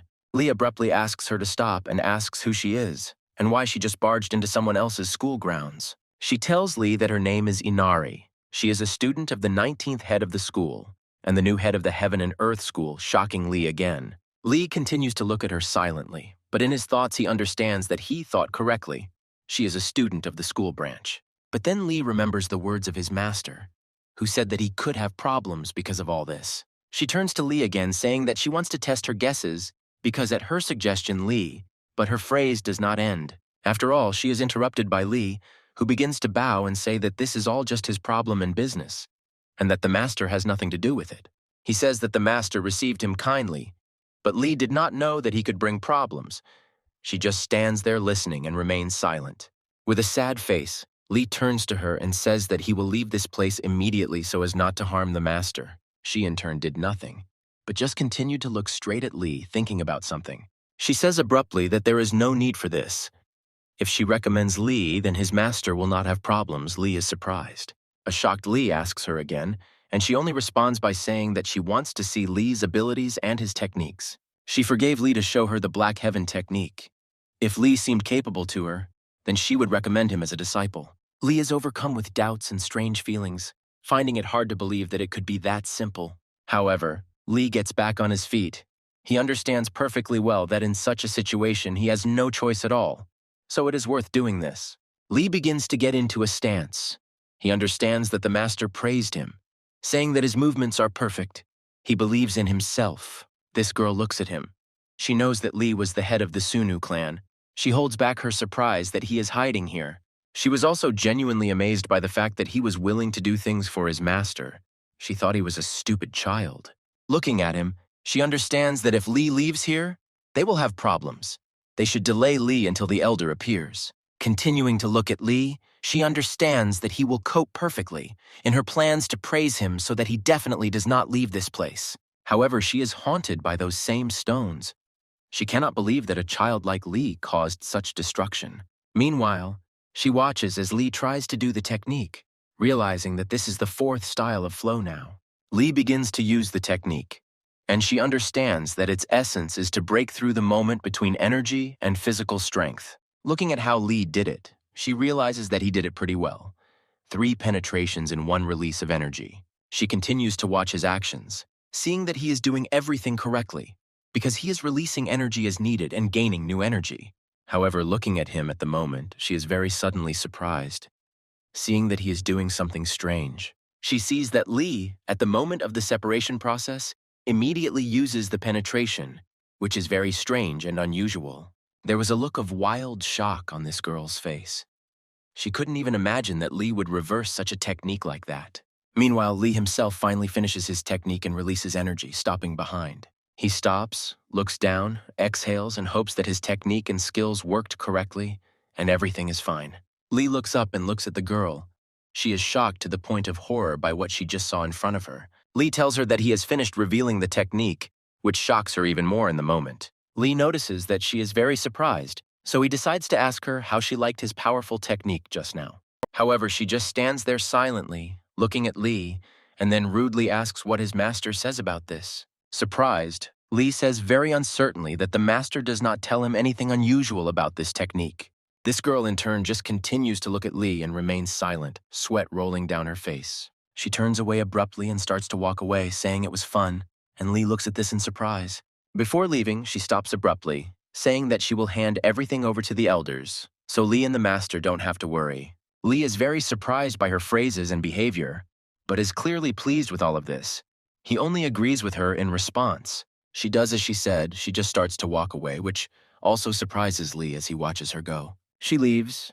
Lee scratches his neck and talks to himself about how he feels like he's made a huge mistake. Meanwhile, the events of the story show us some black car in the forest, all alone.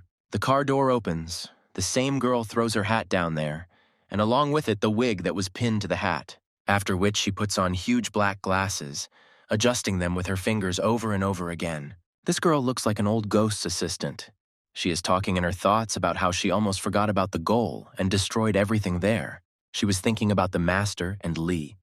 When suddenly the phone in her car started ringing, she immediately picked up the phone. On the second line, there is an old ghost. This girl is his assistant. She was undercover. The old man asks how everything went. She says she wants to know about the technique before talking, and describes how the technique Lee recently showed her is supposed to work. However, she describes the technique as Lee showed it, not as it should be, but says that the master did it without mentioning Lee, which shocks the old man.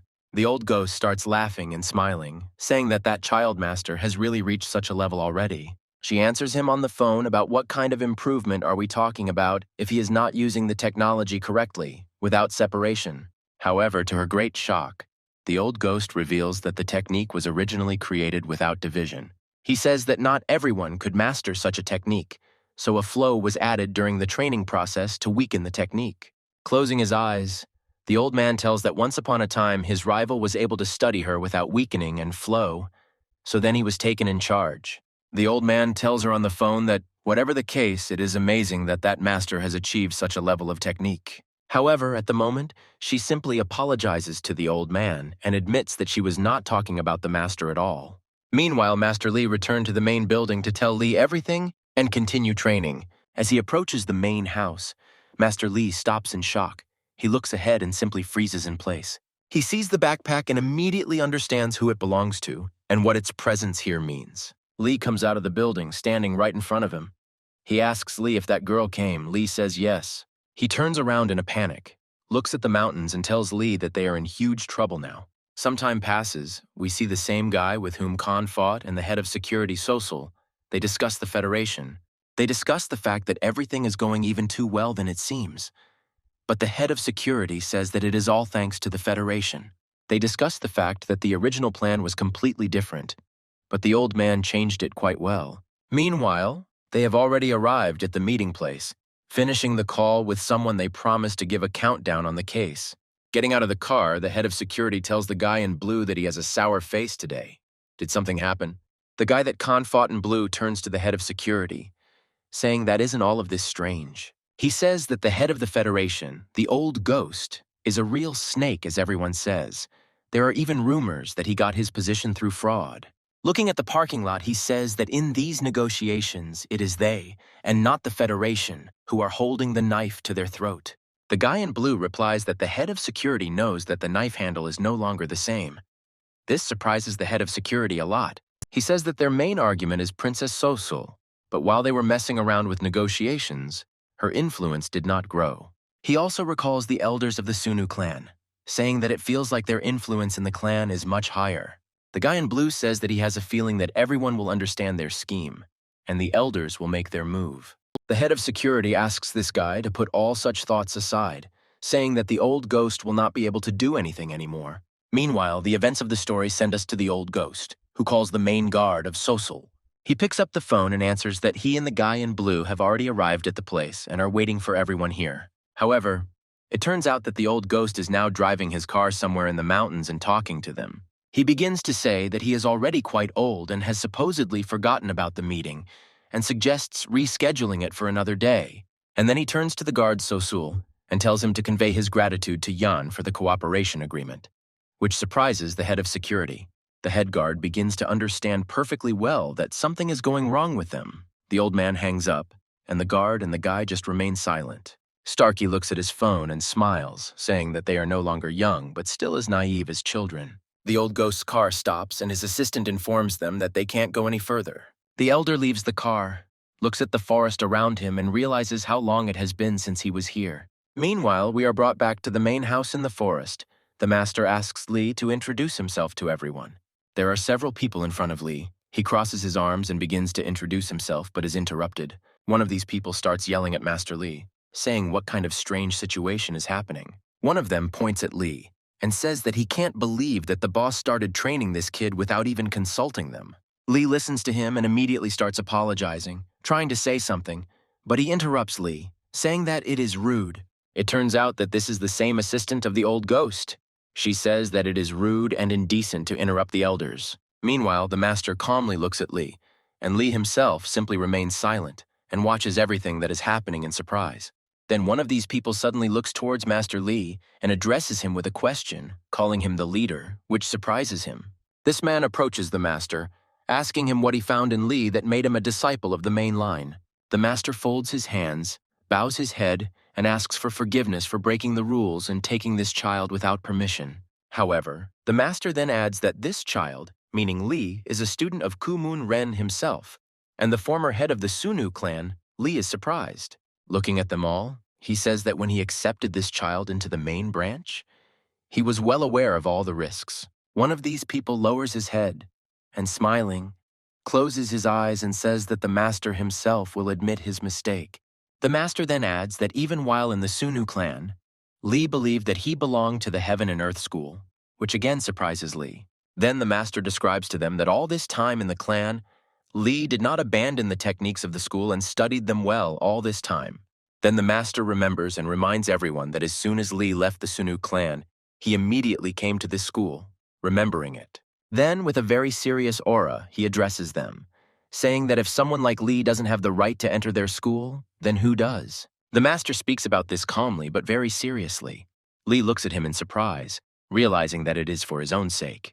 Then one of them interrupts the master, saying that he understood everything and suggests discussing all this a little later, which surprises Li.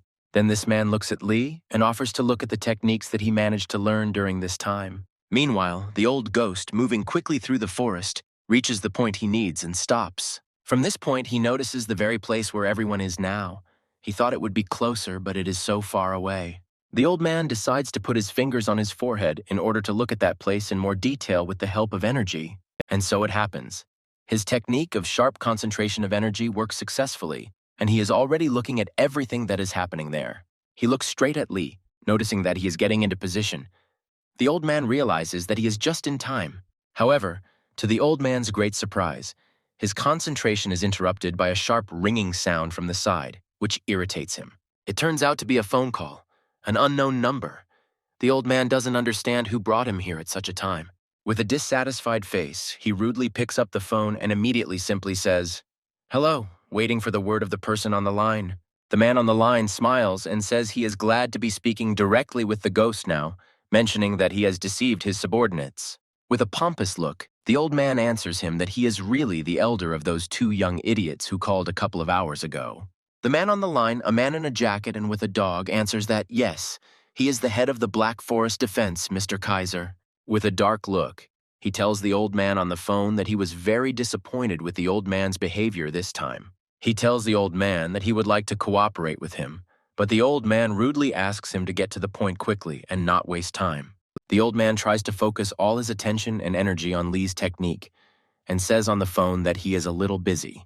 Then this Kaiser on the line says that if this is the case, then the old man as a whole can be killed, which greatly surprises the old man. Sitting in his office, he continues to talk about how, judging by this whole case, he has made the decision to eliminate the old ghost. The old man calmly asks him why he should call him over such nonsense, and he replies that it is just a sign of respect. The old man says that he is the head of the Federation and one of the 10 great masters. It is unlikely that he will be able to do this, but Kaiser says that he knows everything. He then says into the phone that he also knows that the old man's abilities are not enough for Kumun Ren, which greatly shocks the old man.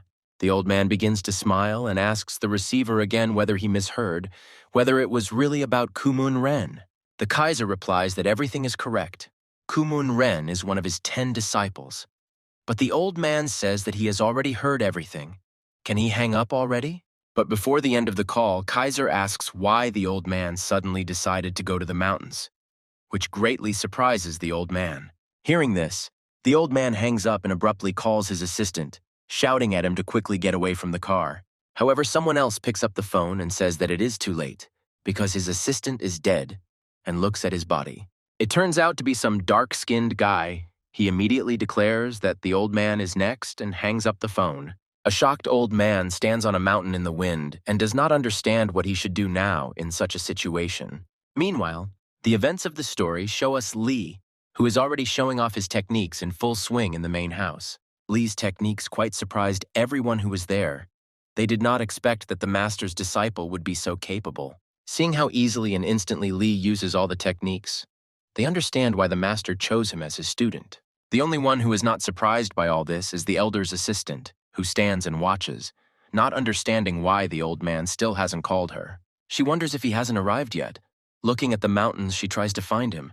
Who would be watching? Meanwhile, the same guys who killed the old man's assistant are walking through the forest. They are trying to find the old man. The black guy says he doesn't feel any energy here.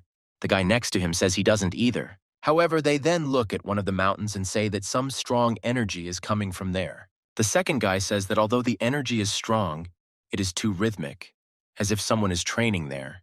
The black guy says that the reason the old man came here may be because he is there now. The second guy agrees with him, and together they start running and run straight in the direction of this place. However, after running some distance, the dark-skinned guy suddenly stops. He feels something powerful nearby. He is thrown back sharply by a wave of energy. He screams that it is that same old man who has shown up. The dark-skinned guy is terribly surprised by how easily and well the old man managed to hide his strength and aura from them in the forest. However, while he was thinking, the old man fired a volley of energy and abruptly struck him straight, which threw him back and spun him around with great force. It felt like this guy was torn to pieces, because everything around him just shattered into pieces. With anger and energy in his eyes, the old man just remained silent, and then simply said quietly, "One." However, while he was dealing with him, another guy, his partner, appeared right above his head with a strong blow. They engage in a battle, but this guy is clearly weaker than the old man, as the old man easily dodges his attacks time after time. After some time of such a fight, the old man finds a moment and an open gap in his energy and goes behind him. Immediately after that, the old man walks around him again, collects energy and puts his hand with a huge charge directly to him. With this single powerful attack, he sends this guy just flying upwards with his strength and powerful energy. However, to the old man's great surprise, the guy turns out to be not so bad. He lands and dodges part of the old man's attack. And immediately after he did this, he gains strength, and as if breaking away from the spot, runs straight at the old man with an attack. The surprised old man begins to assemble new equipment, but right above his head appears the same dark-skinned guy with an attack. Meanwhile, the events of the story take us to a guy in blue, who is sitting somewhere with someone and talking about some dragons. Then the chief guard says that he is talking about people whom the elder raised in secret from everyone. Looking at the interior of the establishment, he says that the elder hid them well, to use them only in extreme cases. However, the guy in blue interrupts him, saying that even if that is the case, the old man is one of 10 masters, which surprises the guard. Then the guy in blue adds that if his opponent is not of the same level, he won't be able to withstand even a couple of blows. However, the head guard says that these 10 dragons, including Kumun Ren, may be stronger, for Kumun Ren defeated the master. He finishes by saying that those 10 were trained on the model of Kumun Ren, and the events of the story return us to the old ghost. And then we are also shown Lee, who is very surprised. Apparently, he detected someone else's energy in the forest. Besides Lee, the 3 who were with Lee, including the old ghost's assistant in her form, are also surprised by this. However, they don't fully understand what happened and ask Lee what happened. Why did he stop? Lee points to the mountains and asks them if they felt any strange energy coming from there. Lee's words greatly worry the old man's undercover assistant, because she understands that her boss is on that side. One of the men says that Lee is talking nonsense, because that mountain is very far away. How can he feel anything here? He calls Lee an idiot and says that even if a bomb exploded at that distance, nothing would reach here. However, at that moment, the same assistant bursts into the dialogue. She turns to them and tells them to listen to her. She tells them that there should be an elder in that direction who would watch, which surprises them. They ask her if she has contacted him, but she says that she has not been able to do so all this time. Lee looks at all this in surprise. The master intervenes in the dialogue, asking what happened to them and is everything normal. One of them turns to Lee abruptly and asks him if he can still feel the energy behind that mountain, a question that greatly surprises Lee. Lee turns around and looks at the mountain, looking at it for about a minute. Lee reports that he no longer feels the energy flows.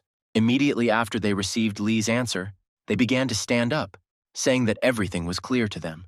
The two men and the old man's assistant began to leave, saying that they would believe Lee's words and go check what was there. As they were leaving, one of them turned around and asked Lee and the master not to go anywhere until they arrived. It would be safer that way. In response, of course, the master agrees with them. Crossing his arms, he bows and says that he understands everything. The two men and the old man's assistant headed towards the gate of the main building, and Lee and the master looked after them in surprise. At that moment, Lee abruptly turns to the master, asking him that they definitely shouldn't follow them now. The master calmly answers Lee, saying that there is no need for this because the man is much stronger than Lee, and even the master himself. Meanwhile, that same dark-skinned guy standing with a sword in his hands says that it seems the rumors about this were not lying. He looks at the old ghost, saying that he is the first one who has so cleverly hidden his presence from them now and dodged the attacks. Those same men and the old man's assistant, moving through the forest, discuss that there really is an influence of energy. But it is not clear how Lee sensed it there. Jumping from tree to tree, the old man's assistant listens to the conversations of these two men, who are clearly not thinking about the problem at hand. The men discuss among themselves accepting Lee, because in some ways he is a ticking time bomb, but he is very good. The old man's assistant is irritated by their conversations.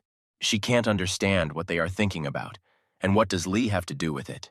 She turns around, apologizes, and yells at them harshly, saying that now is not the best time for such an argument. She points forward, saying that they don't care that the energy ahead is getting stronger and stronger. However, they calmly respond, saying that she herself knows all the skills of the old ghost. There is no reason to worry. However, she replies that this is the problem. Everyone knows it, and no one would challenge him out of stupidity.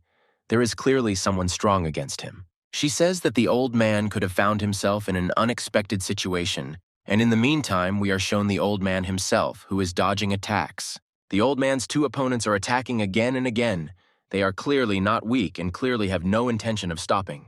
The old man dodges all the attacks, but in his thoughts he notices that this guy is getting faster and faster. He then also notices that the black guy's attacks are becoming more and more accurate at the old man. The old man thinks about what he should do next. But while he was thinking, these guys attacked again, this time in pairs. The old man manages to throw one of them aside, but the dark-skinned guy with the katana is right below the old man. He swings his katana sharply upwards, right at the old man's place, but he manages to dodge the attack. The dark-skinned guy stands and looks at the place of the attack in surprise, and cannot understand where the old man disappeared from the attack. However, the very next moment, the old man appears right above the dark-skinned guy and stands on his shoulder. Then the old man says sharply and loudly that he would prefer to end their battle here. However, at that moment, in the place where the dark-skinned guy stood, and the old man on top of him, some sword with a girl on top flies in. The old man immediately notices this and jumps to the side. He understands what's going on, and the black guy does the same. A huge sword plunges into the floor, and the same girl with red hair and strange clothes stands on it. It looks like she lives in the forest. The dark-skinned guy asks her if she was really going to kill him along with the old man, but in response she just laughs, looking at them. The old man looks at this girl in shock and thinks that this woman is also against him. The next action this girl takes is jumping up, taking her sword with her and starting to do somersaults in the air. After a couple of such somersaults, she jumps on the old ghost again, but he, as expected, dodges and she cuts the tree nearby. This type of battle is clearly enjoyable for her, because she just laughs, although she hasn't delivered a single accurate attack yet. Looking at her, the old man understands that this is the first time he has seen movements of this kind. But she is with these guys. You shouldn't underestimate her. Meanwhile, the dark-skinned guy looks at the old man, realizing that he is clearly on a different level compared to those he fought before. However, as he continues to look at him, he also realizes that they still have a chance to leave the old man here in the grave. Meanwhile, the events of the story show us Lee, who is still looking towards the mountain where he sensed a strong energy.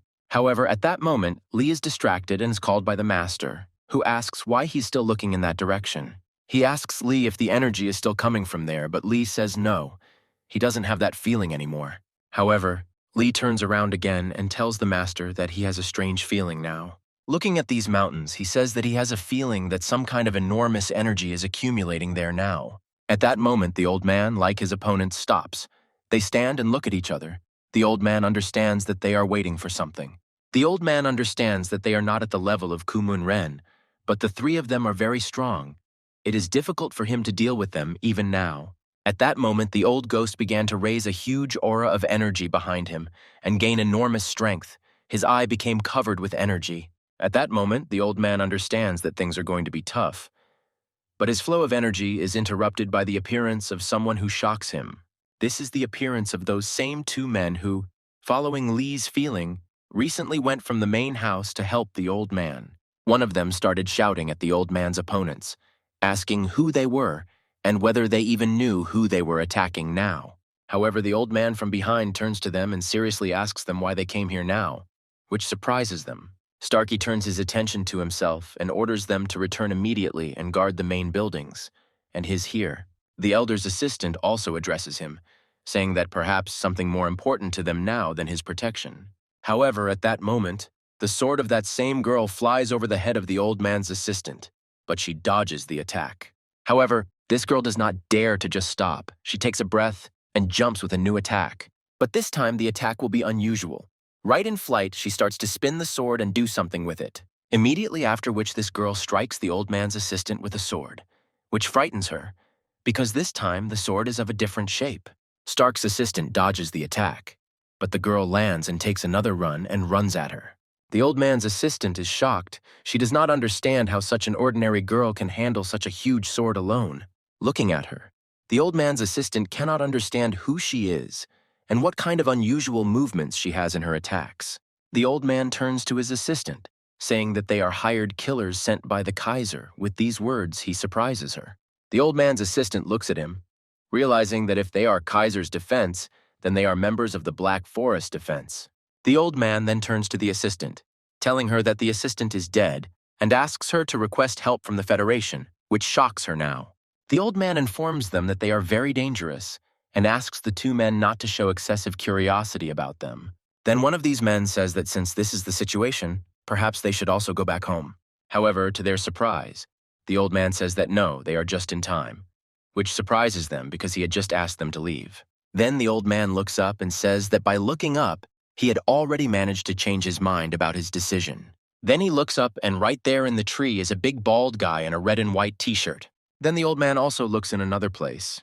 There stands another large, strong guy with some kind of weapon in his hands. In the branches of another tree, there is also a guy in a suit with long blue hair and his hand in his jacket. There's also some guy standing by the rock, wearing a suit and with his arms folded, just looking down during all of this. However, the events of the story move forward and take us to Lee, who is sitting and meditating at this moment next to his master. During his meditation, in his consciousness, he feels a huge amount of energy in the side that is fighting with each other. Feeling this, Lee stops meditating and looks at the master, but understands that there is no point in telling him, because he understands everything himself. Looking at the master's back, Lee realizes that he is also very worried about everything that is happening now. Lee also looks towards that mountain, trying to sense what is happening there, to understand how the battle is going there.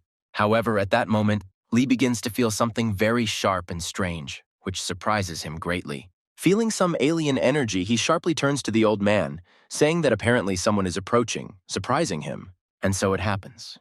Some ugly man in a strange suit and with an earphone in his ears is walking down the school stairs.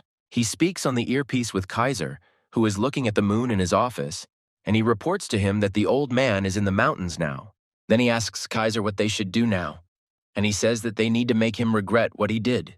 He then tells the man to steal all the valuable books from the main building, which surprises him quite a bit. Then Kaiser very ominously and with a smile says that he should get rid of all the bugs on the way now. Looking ahead at the stairs, the man says that he feels only 2 people inside, and he is unlikely to need help. After Lee's words, Master Lee comes out onto the stairs and addresses the man, asking him who he is. Lee looks at him in surprise, and the master tells him that he really didn't see the sign that this was private property. Then he announces over the earpiece that they have come out to meet him, and says that he is disconnecting for a while, and hangs up. This man looks straight into Master Lee's face, and says that if they have already come out here themselves, they can make one request for him. He raises his hat and tells them that he would like to ask them to bring him all the secret books that are there. Lee asks in shock what he just said again. Master Lee just looks at him with anger in front of him. Then the master tells Lee to stand here, and he himself walks a little forward with an angry look towards this man. The man also goes up and says that this answer does not mean that they do not agree with his decision. Immediately after this phrase, he says that he will find it himself then, and breaks away from his place, jumping at Master Lee with a punch, who dodges. Lee is wildly surprised at what is happening. He did not expect that this man's attack would be so strong. This man steps back and starts flying with a new attack, thinking that since this master is so strong, he has one idea. At the moment of his attack, he takes out some kind of large knife and brings it to the master's face, intending to cut him now. With a bloodthirsty smile, he looks straight at the master, saying that he has already fallen into his trap and has nowhere to go. However, at that moment, the master dodges and strikes directly at the man, which surprises him greatly and even frightens him. Immediately after the master struck, he released energy and sent the man flying off the stairs with a charge. As he throws it out, he shouts that it is private property. Lee is very surprised at how strong an attack his assistant carried out. Looking at the debris all around and this man lying under the tree, Lee hoped that he didn't die from such an attack now. However, at that moment, this man starts talking. Lee is surprised, and Master Lee stands upset and all in sweat after that. This man lies down and says that the power is impressive. If it weren't for his armor, his bones would have broken already, which surprises everyone. Then the man looks at the master, asking him how his fist is. It's all covered in needles, which surprises Lee even more. The master turns to him and says that he is really using poison, but the man says that it is too late. The man lies covered in armor and says that the master has already struck him and has introduced his poisonous needles into himself now. The man says that while the poison is spreading, the pain will only increase, and then death. The master's fist is really in needles.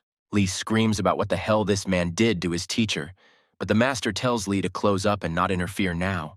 The man runs towards the master and screams that he will kill him even earlier than this poison is in his body now.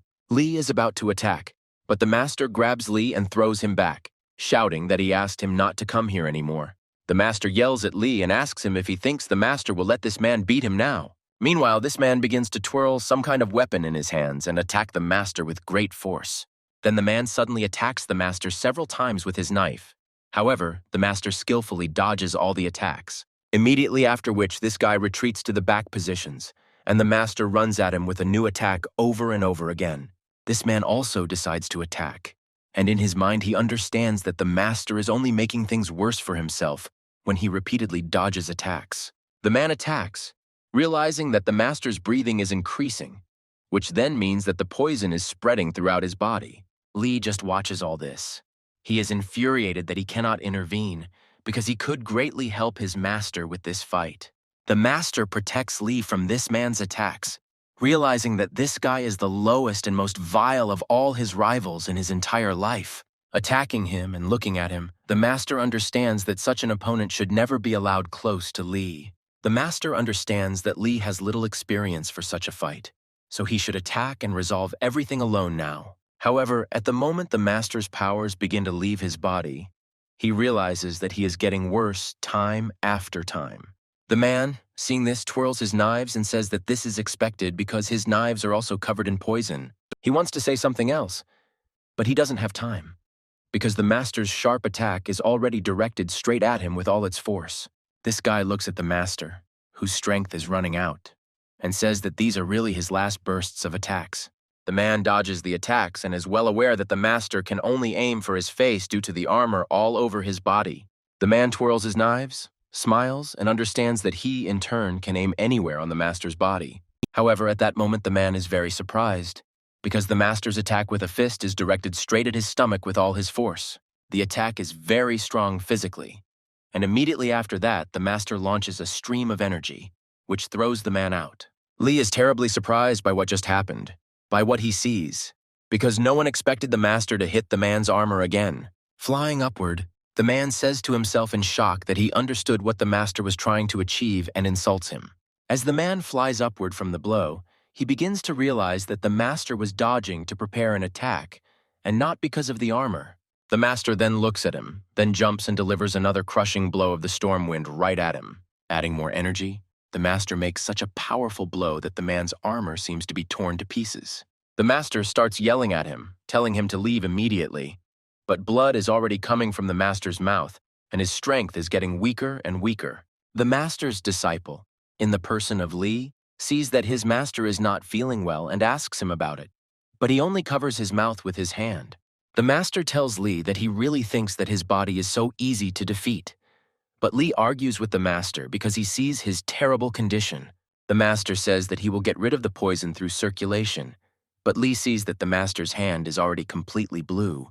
The master's condition is simply terrible, but in his thoughts, he is glad that he was able to protect Lee from danger. The master tells Lee that they got rid of that man and everything is fine, but Lee suddenly feels someone's presence behind him. He and the master turn around, and behind them stands some girl in a suit and a bob, and next to her is a guy with a mohawk and chains. This guy sticks out his tongue and says with displeasure that the man was ordered to wait for them first. A very surprised Lee looks at them, realizing that he doesn't know them, just like his master. However, the master understands that everything is getting worse because there are two of them, and he is weakening every second and sweating. Meanwhile, the events of the story move forward, and we are shown that a fight has begun between the men of the main house and the people of the Black Forest. The man in blue from the main house looks at his opponent, the fat, bald guy, realizing that he is strong. He in turn also looks at him. The man in blue understands that this fat man is too strong for him. However, this clearly does not stop the man in blue, and he accelerates in order to attack. Meanwhile, the events of the story also show us a second man from the main house who is also fighting. He's fighting against a big muscular guy with a tattoo on his face and a ponytail on his head. He attacks, but our man dodges. Immediately after this guy's attack fails, our man notices that he has some openings to strike and decides to take action. However, he also suddenly feels someone's energy nearby. It turns out to be the same girl with the sword who attacks from above. Because of her attack, our man's and his opponent's attacks don't hit each other, because she's stuck right between them. He clearly sees that she is of course helping this guy. It infuriates him, because it's hard to cope with one, and now there are two of them. He remembers that this girl fought with the old ghost man, and he decides to see how he is doing, and the old man is still fighting alone with the others. Our man clearly shouldn't have been distracted, because while he was looking, more blows started flying at him one after another. Judging by their attacks, he understands that most likely they want to get rid of them first, and for now they are holding back the leader in the person of the old man. This man is also sure that the old ghost understands all this too, and in the meantime, he continues his battle against the two. The old man, meanwhile, is often distracted. He looks at the guy with blue hair and in a suit who stands as he stood. He also looks at another guy with a well-groomed short haircut and also in a suit near the rock. Dodging the attacks, the old man understands that something is wrong here because they have already managed to evaluate his skills. Why hold back any longer? Looking at their faces, the old man understands that this is strange. They look stronger than everyone else, but at the same time they stand rooted to the spot. Dodging attack after attack, the old man analyzes everything and cannot understand what Kaiser, the leader of the Black Forest, is planning. Meanwhile, someone is watching the old man fight with these guys and says that his movements are repeated over and over again. It turns out to be Kaiser, who is watching the old man's fight with his men through cameras and is trying to learn his techniques. Holding a glass of drink, he thinks about whether the old man, the head of the Federation, really got it all figured out and didn't even fall for his bait. Kaiser begins to smile bloodthirstily, telling himself that it is only becoming more and more interesting because soon the old man's clan will die. Meanwhile, the master and Lee are in huge trouble. They started a fight with that girl and the guy with the mohawk. Their opponent is very strange. He uses very unusual methods of fighting because he fights because of a strange stick. Lee jumps back into a tree, but notices that his master can't do the same and the guy attacks. Lee wants to help the teacher, but notices a sharp energy closer to him, and the same girl who says, "Hello, cutie." Immediately after this happens, she grabs Lee from behind by the back and holds his entire body, especially his neck. She invites Lee to play, while the master dodges the stick-wielding guy's attacks over and over again. The master is already very weak, very angry. He does not want to waste time. Making a charge of energy, he hits straight into the stick and breaks it into two parts. However, to his great surprise, this does not help, because inside this stick there are chains that begin to hit the master from behind. To avoid getting hurt, he jumps back into the tree and looks at the guy, trying to figure out how best to attack him. However, this guy doesn't intend to give time to think, With a sharp attack, he hits the place where the master is, shocking Lee. This guy's partner continues to hold Lee back, preventing him from helping his master, and asks where Lee is always looking. She begins to squeeze Lee tighter, asking if she needs to hug him tighter to make him focus on her. Meanwhile, the master dodges all of this guy's attacks, but he understands well that they are also very strong. Looking at his opponent's attacks, the master thinks not about him, but about how he can best remove Lee from here as quickly as possible. However, the master's thoughts are abruptly interrupted by the fact that blood begins to flow from his nose, and his condition only worsens. This is seen by Lee, who is chained in his arms, and he is infuriated by the fact that he cannot help his master in battle in any way. The next moment, the master becomes even worse. He begins to spit blood and close his eyes over and over again. Seeing this, Lee's nerves reach their limit. He shouts the master's name over and over again, but his body is still squeezed by this girl. Lee begins to try to break free, building up energy, but she in turn holds him, saying that he is not bad. However, in the next moment, Lee pushes off the tree branch with his feet, driving it into the tree post. Meanwhile, Master Lee is lowering his blows lower and lower, and the guy with the stick is already right above him, ready to finish him off. Accumulating energy in her legs, Lee descends, breaking the branches of the tree. This girl no longer has enough strength to hold Lee. That guy, meanwhile, attacks Master Lee, and now he hits his shoulder with a stick, which finishes off his bad condition. Lee starts to gain speed and accumulate energy. This girl flies to the side. The ground under Lee simply breaks. Meanwhile, the exhausted Master Lee flies down, and the guy who hit him rejoices, saying that he hit the bull's eye as he should. Meanwhile, the girl that Lee threw away comes back towards him, saying that it was good, but not strong enough for her. However, all she manages to do is grab onto Lee, who jumps up at incredible speed, not paying attention to her. He is met by the same guy who defeated the master. He flies at Lee, saying that he will impale him on a stick like a shish kebab. This guy decides to finish off the master first by piercing his body, but in front of him he sees Lee, who is approaching him. Lee suddenly charges her leg with energy and delivers a powerful kick upward, throwing the girl with the charge right into that guy. After which, with deft movements, Lee grabs the master's body, which was flying down, and takes it with him. Barely holding up his master's body, covering his feet with energy, Lee manages to successfully land on the ground. He sees that the master's mouth and nose are covered in blood, and he himself is unconscious. Lee shakes him and simply comes to his senses urgently. He opens his eyes but barely speaks, just quietly telling Lee to leave here right now and quickly. Meanwhile, the guy asks the girl who this guy is, referring to Lee. She says that he is strange and you need to be careful. After his sentence, Teacher Lee only closes his eyes and coughs, and Lee asks him to come to his senses again and again. Then, holding his body, Lee suddenly raises his gaze upward, looking straight at them with a very cold gaze. Immediately after that, Lee raises a wild aura of power and eclipses everything around him. He is very angry and upset about all this. Lee carefully places the master's body on the ground and asks him to wait for him here. He will soon do and decide everything. Looking at the body of his dying master, Lee calmly and coldly says that now he will be the one to confront them. This phrase from Lee confuses the guy and the girl. They did not expect that everything would turn out like this, and Lee would not run away in disgrace. Lee begins to stand up straight. He normalizes his breathing and tries to calm his outburst of hatred. He says that there is no one else here, and there's no need to hold back the forces, and the expression on his face resembles Ku Moon Ren. Immediately after this, Lee decides to finish them off, gets into a fighting stance and covers himself with that same blue energy. His opponents, a girl and a guy, are shocked to the point of horror.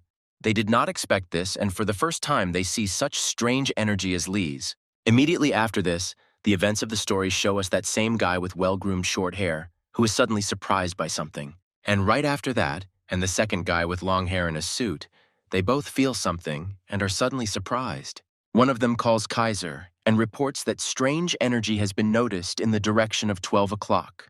The smile disappears from Kaiser's face.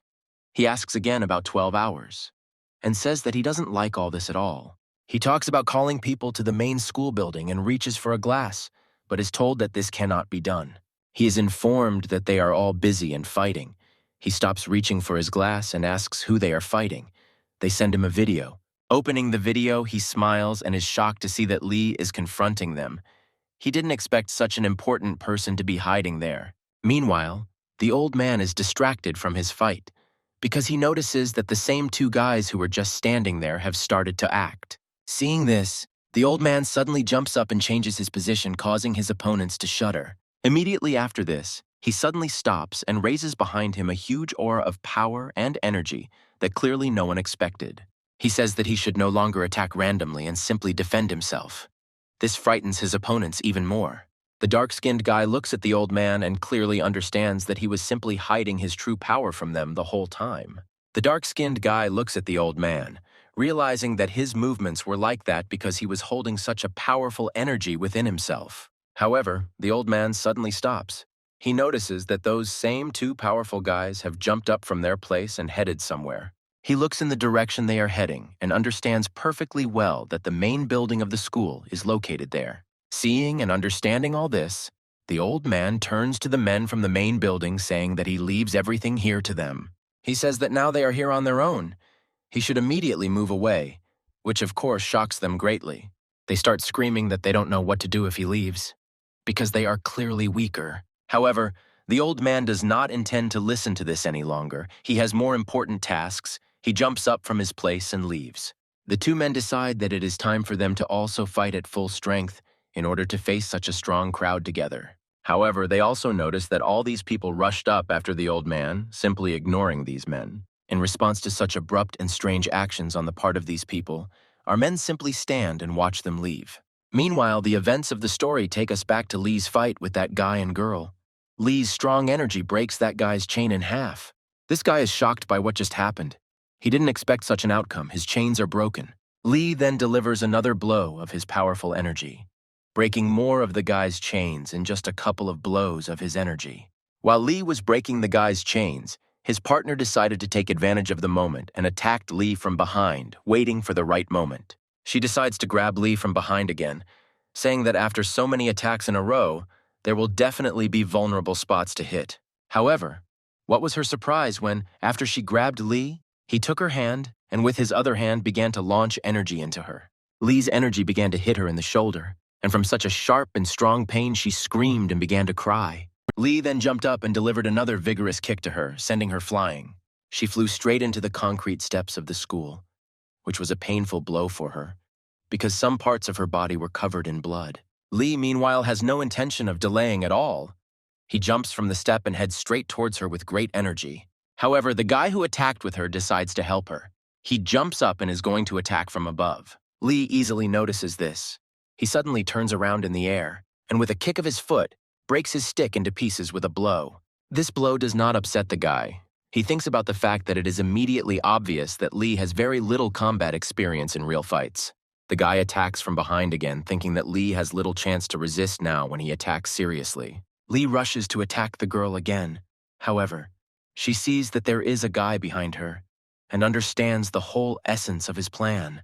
They agree among themselves to attack Lee from both sides at once in order to pin him down, and Lee realizes this at the moment. Having understood the whole essence of the attack, he strikes them twice at once and takes the girl. She is all covered in blood after the blow. The second blow landed on the guy. Blood also started pouring from his nose and mouth, and his chains finished him off from above.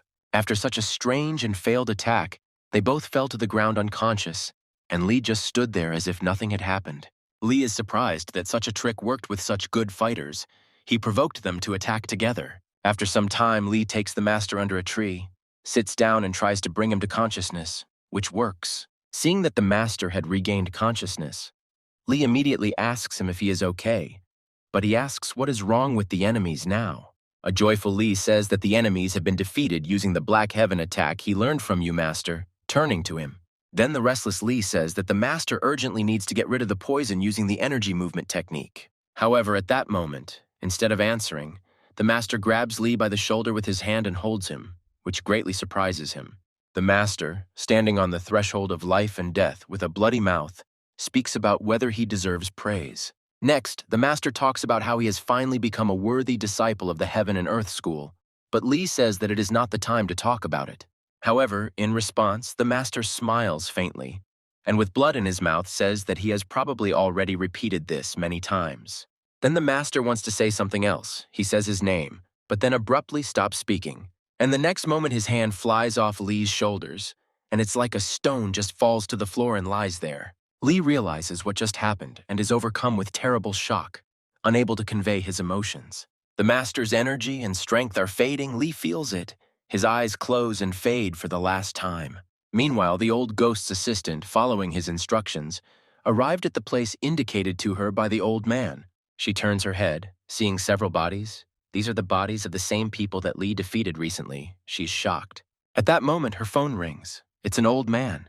He asks if there are any violations near the school. She asks the old man how he knew that there really were some people here, and there was definitely a battle against them. However, at that moment, the old man's assistant is very surprised. She hears a lot of explosions and sounds through the phone.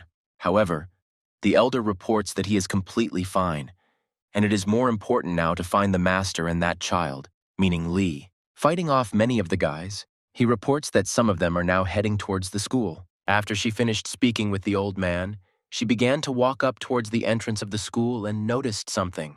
It was Lee. He was doing some kind of operation with the energy and the master, which greatly surprised the old man's assistant. She came closer and began to look at what Lee was doing, asking him what he was doing now. She asked if the master was injured. Lee replied that he was, and now he was pouring energy into him. She doesn't understand at the moment what Lee is doing, because the master was struck by poison according to him. She looks at the master. The old man's assistant took the master's hand in her hands and began to measure his pulse, after which her face changed dramatically.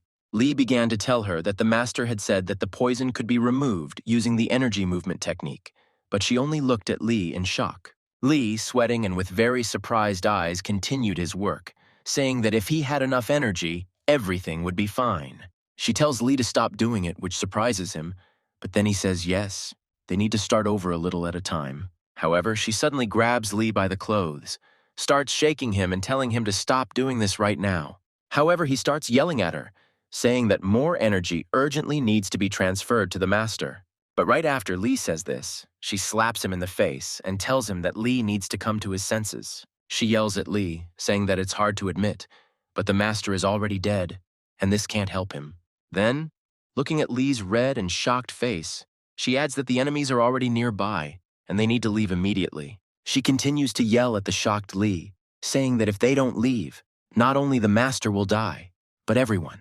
She and Lee notice that some of the people have already arrived and ask him to leave quickly. But in response to all this, Lee only trembles and barely speaks about whether this is all true. Lee starts crying and screaming that the master couldn't just die like that.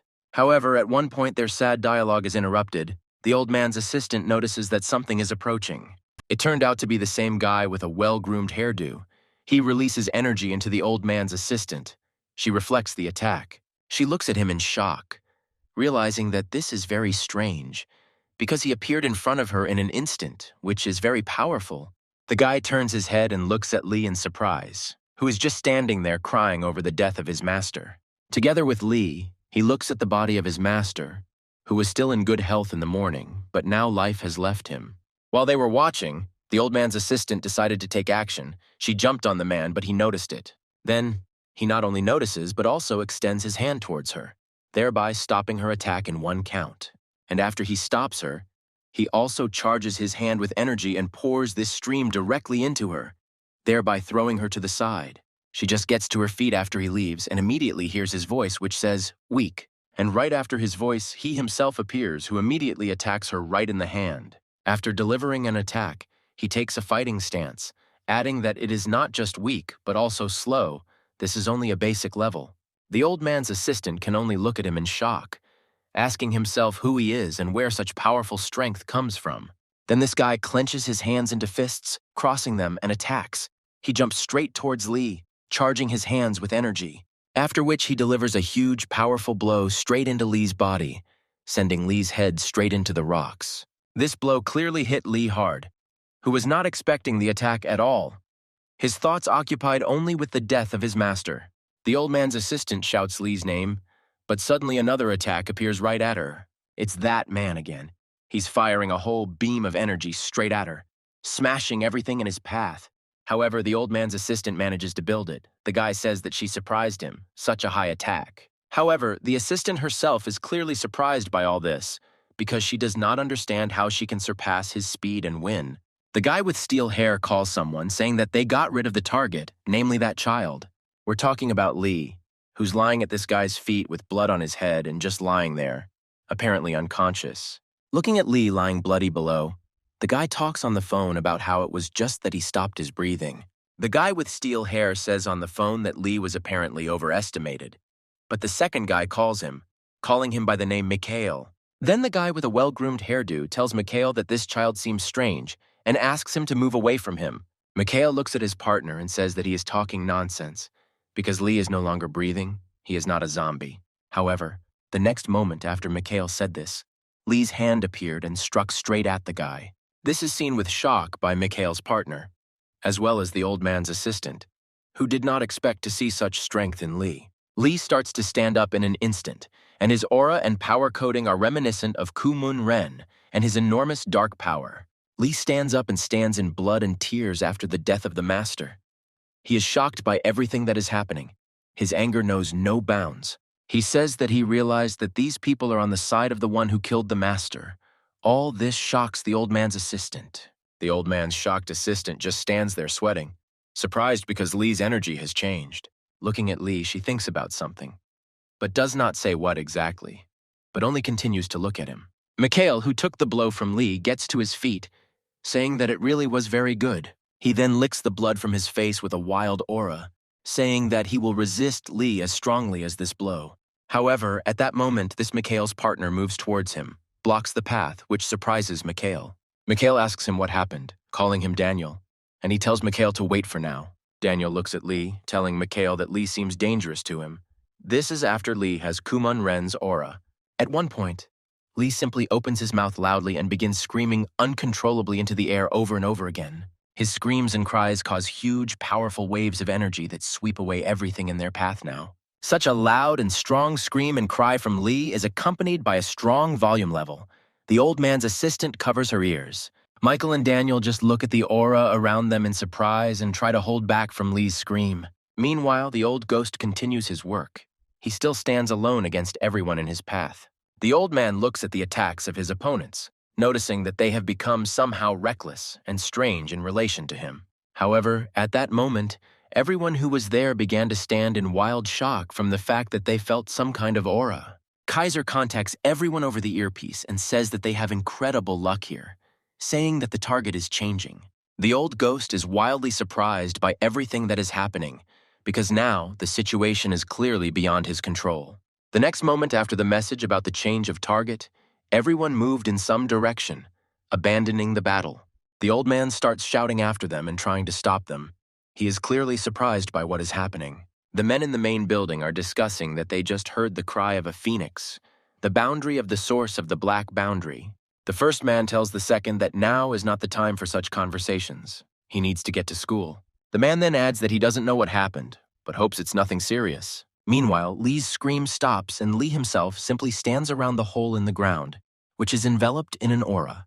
The Kaiser's boys ask each other what just happened and how to deal with it. One of them says that it is important to carry out the order now, but in the next moment he feels some kind of power. It turns out to be a strong, powerful, and fast attack from Lee right at them, which they luckily fight off. However, simply dodging is not enough here, because the attack is so strong that they are thrown aside only by the aura. Mikhail doesn't have time to come to his senses before he sees right in front of him an angry Lee with a macaw in his eyes, who attacks him. Mikhail is practically unable to dodge or defend himself. He only tries, but it is not enough. Then Mikhail jumps up and shouts that since Lee is so strong, he should try to catch up with him now. And so it goes. Lee jumps up to catch up with the guy, and Daniel stands on a branch of one of the trees and just watches everything. Daniel then looks down to see Master Lee's corpse, suggesting that his death was caused by a surge of Lee's energy. Seeing all this, he understands that the situation is not developing in the most pleasant way and jumps up. The old man's assistant looks at all this with shock, saying that there can be no mistake. She just saw the border of the black source. She shakes in fear from what she saw. It is hard to believe that it was Lee's energy. Someone suddenly approaches her and asks what is wrong with her, because she is very shocked by something. It turns out to be an old ghost. He asks what she is so surprised about now. The shocked assistant tells the old man that that child Lee used the Black Spring boundary. The old man looks at the traces of Lee's scream and asks what happened to him and where his master is looking at this moment. However, the old man then looks down and sees the dead body of teacher Lee there. He is wildly shocked, but he goes down to check. Sitting on his knees, he lowers his hand to the master. The assistant looks at the old man and says that by the time she came here, it was no longer possible to help him. She also began to talk about how, even despite the obvious death of the master, Lee tried to save him with energy. The old man just looks at her and says that this is all amazing, and then asks to call a rescue helicopter. Meanwhile, in the forest somewhere near the school, the battle is still going on. Lee, full of aura, runs after those guys. At that moment, all the rest of Kaiser's men arrive to Daniel and Mikhail and stand against Lee. However, Lee is so overcome with emotion and desire for revenge that he simply stands there full of energy and preparing for battle. On the way to school, two men discuss what the master could be doing all this time, because he has been acting strange lately. Looking at the school gates, they discuss how he has been very against visiting it lately. However, as they approach the school, they notice an old ghost flying above. They change and speed up their movements because they need some information. They don't understand anything. Meanwhile, the old man flies above, thinking that Lee has reached the dark border.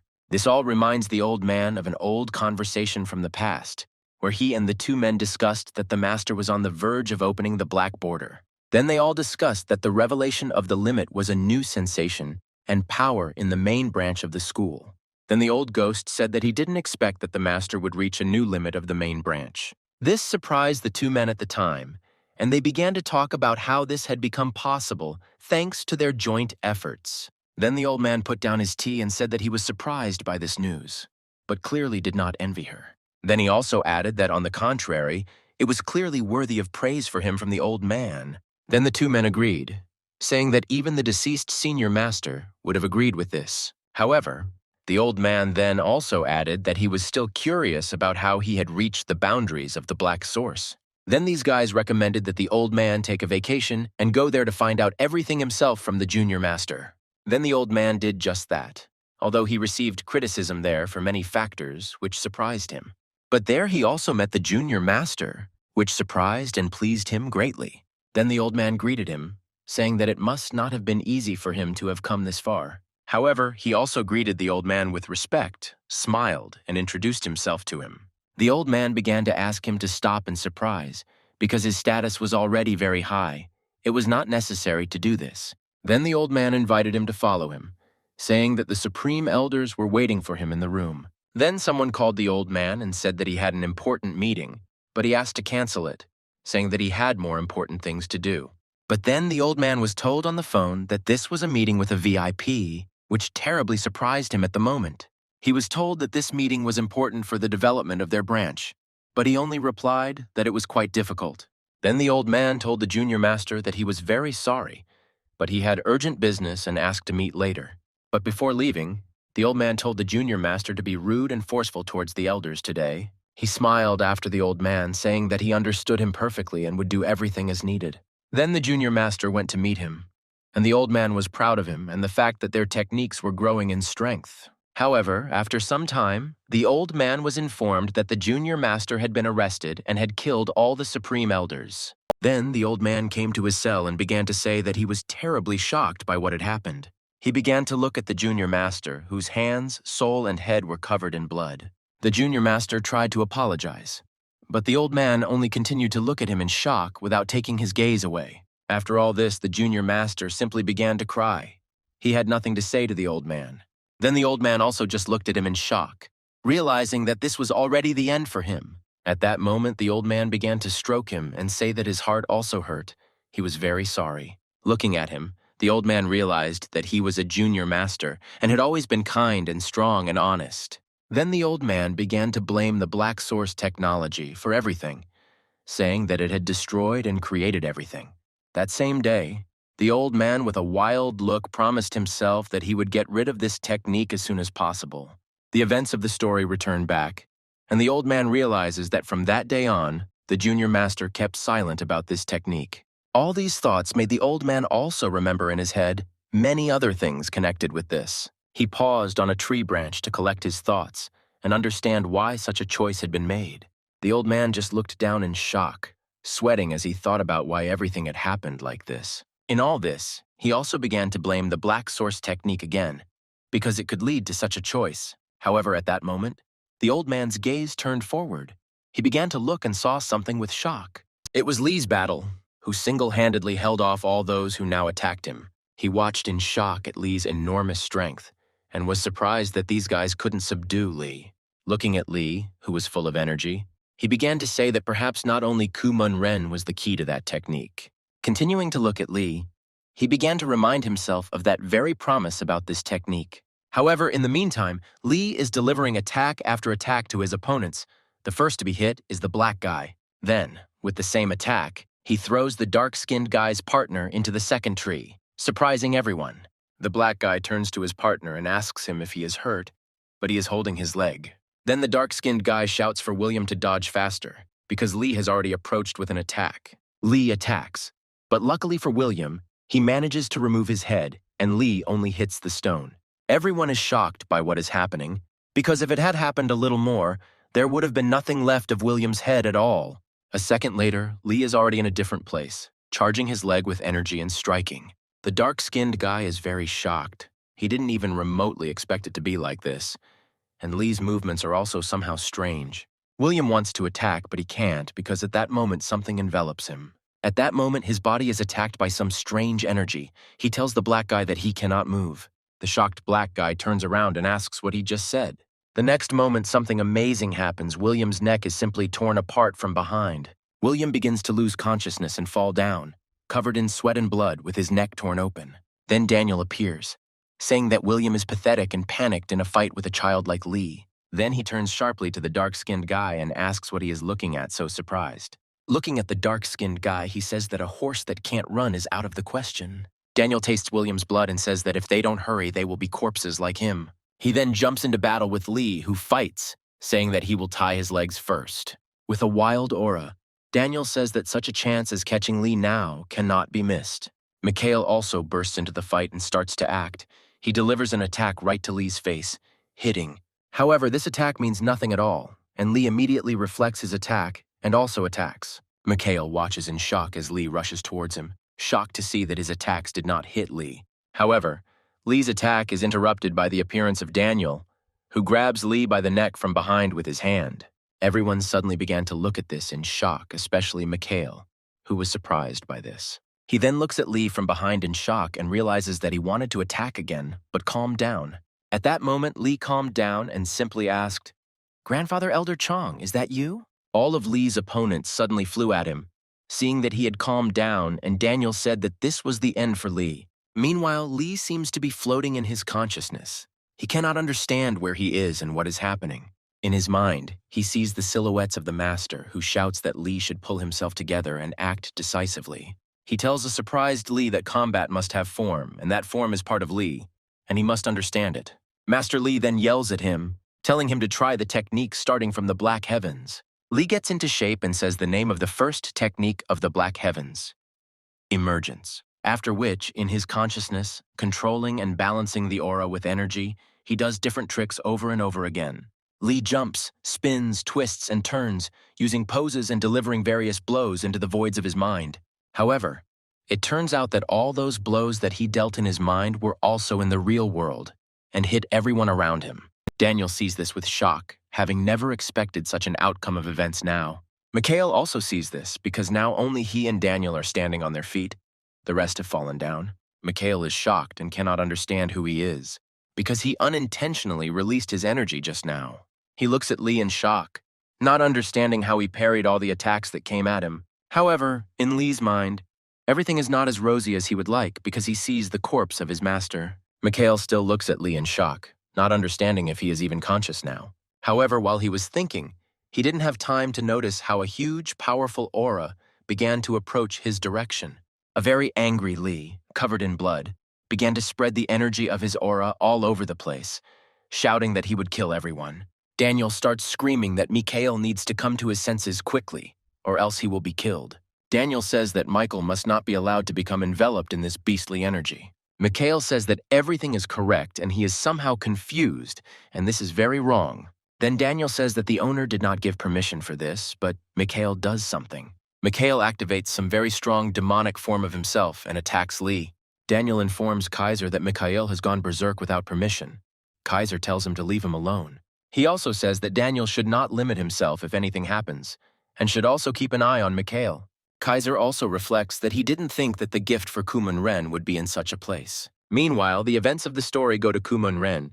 Someone talks to him about Daniel and Mikhail. Sophia asks if they are strong. Kumun-ren says yes. She asks if they are his equal. Sophia looks at Kumun-ren and says that there is information that the master has targeted them at Kumun-ren. Sophia tells him that they have been missing for several days. Perhaps they are targeting Kumun-ren. Kumun-ren says that maybe Sophia is right. It is unlikely that he will be able to handle the two of them at once.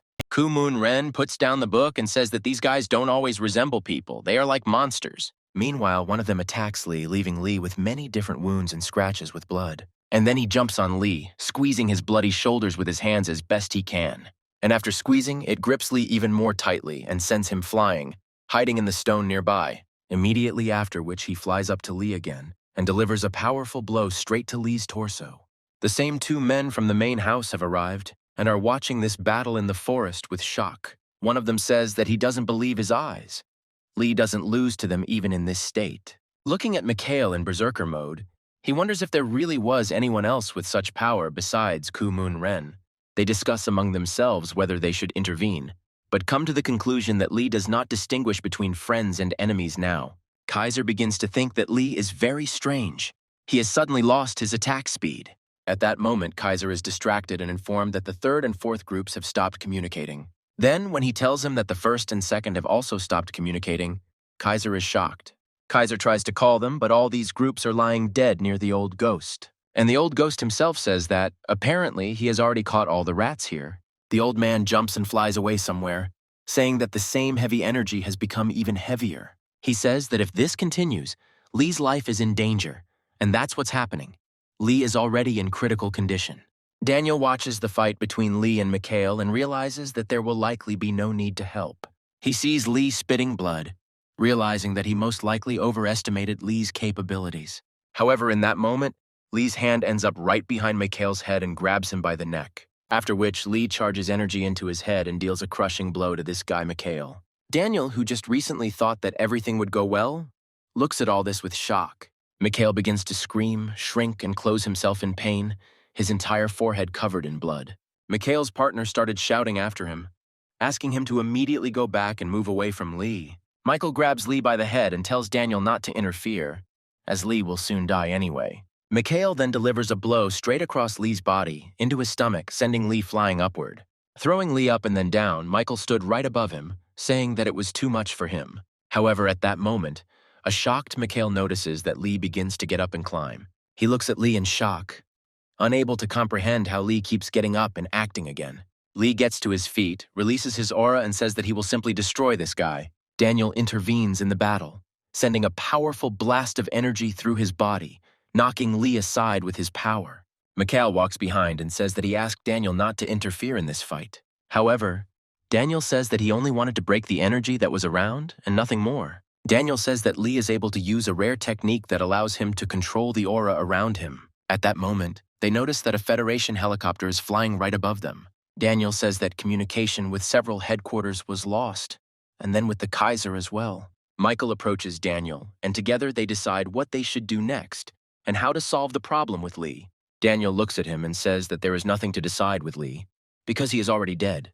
Meanwhile, Lee is back in his own mind, trying to figure out where he is this time. Lee sees memories from the demon's life in his head. Some boy came to him and asked him to give him strength. Then this boy said that if he was not given strength now, his master would die, and he named Master Lee. Lee is terribly surprised by this. He didn't expect to see exactly this kind of memory in his head, and with his master at that. Meanwhile, the old man and his men stand over Lee's body and try to figure out what's wrong with him. The old man tries to understand with shock whether Lee is alive or not, because there are no signs of life from him. Starkey begins to get angry and talk about how he was already on the threshold of knowledge about the technology of heaven and earth. Then one of the men turns to the old man and asks if this means that Lee is dead. The old man says that it is all his fault. He was too late, and he could have helped Lee and saved him. One of the men says he finds it hard to believe that even one of the MURIM elders couldn't handle it. The old man says that the technique of the boundaries of heaven and earth is the last and most mysterious technique in all martial arts. The old man also says that Lee mastered this technique in a disorderly manner precisely thanks to Kumun-ren. The old man says that perhaps it was all one big mistake. One of the guys asks again what he is talking about. However, the old man's attention is drawn to the ringing of the telephone, telling him that the helicopter has arrived. The old man calls his assistant and asks who arrived in the helicopter, and she only says that everything was very strange. However, at that moment their dialogue is interrupted, because someone from behind greets the old man with an old voice. It turns out that this is the same elder who once treated Lee. He says that they haven't seen each other for a long time. The old ghost apologizes for disturbing him, but he asks him to leave all these pleasantries already. The old doctor wants to ask about something, but suddenly falls silent, sees Lee's body and heads towards him. He comes up to Lee, gets down and says that this is some kind of curse. The old ghost answers him, saying that this is indeed a very sad event for everyone.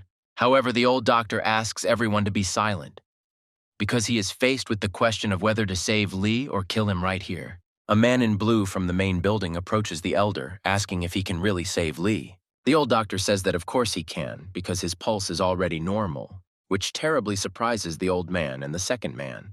The old ghost with the Samo looks at Lee. He is terribly surprised by everything because he personally checked and saw that Lee no longer has a pulse. The old doctor says that ever since they started feeling his pulse, he was interested in one guess, and it turned out to be correct. The old man looks at Lee and says that the energy that is now in him simply cannot exist in MURIM. Some time passes from that moment. Lee wakes up somewhere and doesn't feel the best. It turns out to be some kind of ward. He is lying on a bed near some kind of computer and stand. Lee sits up and starts touching his head, trying to remember everything and understand where he is. Memories begin to come to Lee, and he immediately goes into shock as he remembers the death of his master. Lee holds his head. He's wildly angry and reminds himself over and over again of the master's death. The events of the story show us the old man's assistant, who tells us that Lee woke up to the old ghost. The old man's assistant asks him not to take custody of Lee. He sees him as a magnet for trouble, and now there's the story with the demon, which surprises the old man. The old man says that Lee is needed because troublemakers like him can be used in many places. The assistant changes her clothes. Walking down the corridor, she cannot understand whether the old man really has some kind of plan for Lee. She is allowed into Lee's room and is surprised to see that the walls around him are broken and pierced by Lee's blows, and that he himself is standing around with energy. He looks at her and tells her sharply that she should stop pretending. She is the old man's assistant. She looks away in surprise and asks why Lee didn't say anything before if he knew this. Lee says that he had guessed it long ago, but he did not want to know and interfere in the personal affairs of his master. Lee asks to let him out, but she says that there is forbidden energy in his body. Lee looks up and asks if he is now trapped here. Then Lee says that if that's the case, then why don't they destroy his ki center and deprive him of energy then? Lee says that it's high time to do this. He wants to end everything, because there are many problems and deaths because of him. He says that if it weren't for his desire for revenge against Kumon-ren, the master would be alive and no one would be hurt. Lee talks about how everyone he loved died because of him, and the assistant just stands there listening to it all. An old ghost enters the room and says that he can't listen to this anymore, because he was always praised by Lee. Looking at Lee, he says that now in front of him is only some pathetic coward, and at the previous head of Sunu. Lee just looks at the old man strangely, saying that he is keeping him here because of the dark source. This surprises the old man and the assistant. Lee lowers his head, saying that he will tell him everything he knows, and in exchange, he will ask him to let him go from here. The old man with the wild energy and aura says that looking at such Lee, he is not just disappointed, he is furious about it. The old man says that he would gladly destroy Lee's ki center, but he needs to know something that he deserves to know. The old man and Lee are heading somewhere down the corridor. The old man leads Lee to some camera and asks him to look there. Lee looks inside and sees his master's body there, covered in purple energy all around. Lee asks in shock if it is really his master who is there now, the same one. The old man looks into the master's face and says that he is not dead, but even in this state he cannot be called alive. Lee turns to the old man, asking what this all means. The old man says that this is only a small piece of information. The old man looks at Lee and says that the enemy who is targeting Lee also wants to capture many people, not just him, which surprises Lee. Lee looks down and asks the old man what is the final goal of Kumon-ren's plan. However, the old man looks at Lee and says that Kumon-ren has nothing to do with it. He is just a puppet in this game. He then tells Lee that Lee's real enemy is Kaiser, the head of the Black Forest Defense, who planned all of this. Meanwhile, The events of the story show us Kaiser himself, who is talking to someone, saying that he is still a shadow warrior. It turns out to be Kumun-ren. Looking at him, Kaiser says that he is arbitrarily ignoring orders from above. Kumun-ren looks at him and says that does the Kaiser really think that Kumun-ren needs help? Kaiser shudders at these words. He is clearly dissatisfied with such an answer and looks at Kumun-ren in silence. At Kaiser's call, Daniel and Mikhail enter the office. Kaiser says that they are familiar with Kumun-ren, right? He smiles and says that they are familiar. He knows about their incredible power and acknowledges it. Then Kumun-ren turns around abruptly, saying that if that's all, then he'll probably go. Michael turns sharply to Kumun-ren and says that they recently fought with a brat on the orders of the elder. He then adds that everyone called him very capable, but in reality he turned out to be weak and they killed him. And then Mikhail adds that later they found out that he is Kumun-ren's student, which already surprises him. Michael looks at Kumun-ren and says that perhaps he is also weak, and the rumors about him are too high now. Kumun-ren turns to Kaiser, saying that according to him, he is on the same level as them. And Kumun-ren asks why Kaiser decided that. Kaiser smiles and reminds Kumun-ren that he had previously taken the physical ability test with them. Kumun-ren asks if they are talking about the incident in that lab that looks more like a basement. Kaiser says that is true and the comparison was based on data received that day. However, in the next moment, Kumun-ren suddenly kicks Mikhail, breaking an entire wall of the building with his body. Kumun-ren removes his leg and says that apparently they are really competitive individuals for him. And then he turns to Kaiser, saying that if of course we compare him to the distant past, Kumun-ren begins to leave, saying that if anyone is interested in his current abilities, they can contact him.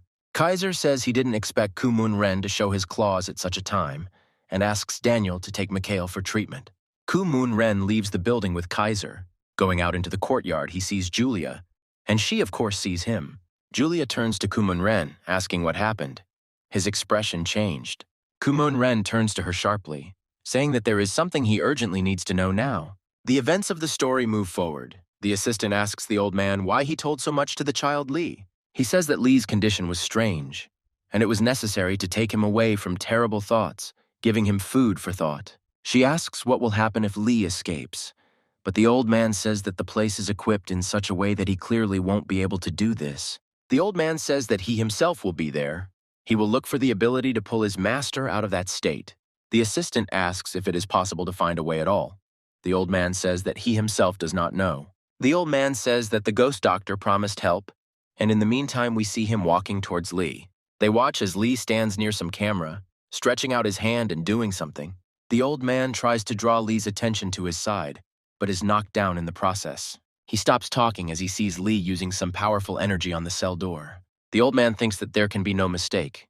Lee is now using very powerful energy. Looking at Lee, the old man couldn't understand what he was doing standing in front of the door with such energy. The doctor next to the old man says that the patient from that cell suddenly developed a pulse, which he had not had before. The old man stands in shock, finding it hard to believe that Lee is now injecting his master with concentrated energy. Looking at Lee, it's hard for him to believe this because how can energy be introduced without direct contact, but only through the door? However, at that moment, Lee simply begins to fall, surprising both the old doctor and the doctor next to him. Lee somehow manages to stand on his feet, and then begins to cough violently and sweat, as if he is terribly worried. The old man turns to Lee and asks him if he's okay. Lee is very surprised to see an old doctor here. Lee tries to answer him, but the old doctor turns to the doctor and asks him to urgently check the master's condition. The old man turns to Lee, telling him that what he just did should never be shown to other people. The doctor reports that the pulse has returned to normal, but the master is still unconscious. The old man asks to monitor him. The old man turns to Lee again, saying that they should move to another place to talk. They are sitting somewhere at a table. Lee tells the old man about the demon's energy. The old man is surprised by all this. The old man addresses Lee, saying that he was apparently in the demon's blast furnace, which surprises Lee. The old man suggests that because of the tomb of the immortal demon, Lee survived the fall and gained this power from it. Turning to Lee, he says that due to the large volume of blood, he absorbed all the energy into himself, which is why he survived, which surprises Lee. The old man also adds that the most interesting part of Lee's stories is that he saw the demon's past. The old man turns to Lee, saying that perhaps Lee can then use his techniques since he saw his memories. Lee admits that he found the healing technique he used in his memories, but says he has few of them. The old doctor says that he understands everything because the techniques combine a lot of things. At this point, Lee abruptly interrupts the elder and asks why he decided to help Lee in such a situation. Lee looks down and says that now he has no responsibility or strength. Lee, looking at the old man, also says that he is now connected with the demon. But why does the old man help him after all this? However, in response, the old man only stands up and says that Lee is thinking about nonsense, and he needs to think about his body. The old doctor says that he has gotten to the bottom of the matter and wants to help find a way to restore Master Lee. Lee stands up and abruptly asks the old man if he had heard news about the cult of immortality by chance. The old man is surprised by this. Lee remembers them and says that when he was in hell, he heard about his escape. Lee also adds that several months have passed since then. Perhaps the old man heard some news. The old man turns sharply to Lee and asks him if he has really decided to find them now. The old man slams his hand down on the table and begins to scold Lee, saying that he is completely confused and that he shouldn't think about such things. The old man says that they sat there for a long time, absorbing a lot of the demon's energy, and when it was gone, they left, and Lee simply stole all the energy. The old man looks at Lee and says that if they find out that Lee took all the energy, they will kill him. This surprises Lee. The old man turns away and says that during this time there has been no news about them, and he does not know whether this is fortunate or not. The old man says that either they are operating outside of MURIM, or they have found a point that no one can reach. The events of the story show us the same head of the cult, Mayoshkin, who uses the same technique that Lee recently did. With this technique, in front of many people, he brings to life a very old grandfather, lying in bed. The people around are shocked to the point of horror that Mayoshkin brought this old man back to life so easily. One of these people walks with Mayoshkin around the courtyard of some house and thanks him for his help today. This man says that if their business continues to go well, then the clan will be in dozens of countries. Mayoshkin turns to him. Mayoshkin calls him a butler and says that the main goal of the cult is revenge on MURIM and nothing else. The butler bows sharply and asks forgiveness for not thinking about it right away and knocking down Mayoshkin. Mayoshkin goes and insults the MURIM, saying that they are ungratefully using what their leader created. Mayoshkin's assistant approaches him and tells him that he has found something very important to him and must show it to him. He takes out his backpack and pulls out a piece of the eternal energy stone that Kuman Ren had in prison. Mayoshkin is surprised to see the keeper of eternal energy. The assistant says that he bought it in MURIM as a relic. The assistant tells Mayoshkin that the people who sold it to him said that they would get more for a higher price. Looking at the stone that keeps eternal energy, Mayoshkin understands that someone has many of them and is selling them. He is terribly angry at the thought that perhaps everything that happened in the prison was someone's plan, and now they have taken everything. Mayoshkin suddenly raises a wild energy behind him and says that some bastards allowed themselves to do this. Mayoshkin starts to leave and tells his people to find the scoundrel who did this immediately. Leaving with a powerful aura, he says that they must bring him alive to him, urgently. Mayoshkin raises even more power and aura behind him, saying that he must tear this man apart. Meanwhile, the events of the story move us to Lee, who is simply standing in front of the camera with his master. The doctors are discussing among themselves that Lee has started acting like this again. He has been acting like this ever since the old doctor left. Meanwhile, Lee just stands in front of this camera and can't understand something, as if he's thinking about something. Lee remembers the old man and his words about him being an energy thief, and understands that there is simply no other way for him. Meanwhile, the old ghost sits and discusses something with Kang Sung, apologizing for pulling him away from his treatment. Kansen reads something on the tablet and says that, no matter what, the cult of immortality is connected with people. The old man says that he is receiving a lot of information about many people going beyond MURIM. Kansen says that when he met the cult in hell, it seemed to him that they had a huge hatred for MURIM. The old man complains that the cult and the people from the dark forest are a complete headache, but his assistant interrupts him. She reports that the hospital has contacted her and urgently wants to find the old man, which surprises him. The old man says that he is now at an important meeting and asks his assistant to tell him that he will answer them later. She obeys. The old man turns to Kansen and says that there is one question that worries him greatly. However, the assistant interrupts the old man again, saying that they urgently want to contact him. The old man asks why they are calling. The assistant says that this child Lee is calling them. This surprises him. The old man says that he will call him back later, but the assistant insists that he needs to answer right now. She tells the old man that Lee has escaped from the hospital, which shocks the old man even more now. The assistant also adds that this is indeed true, The staff confirmed that he escaped.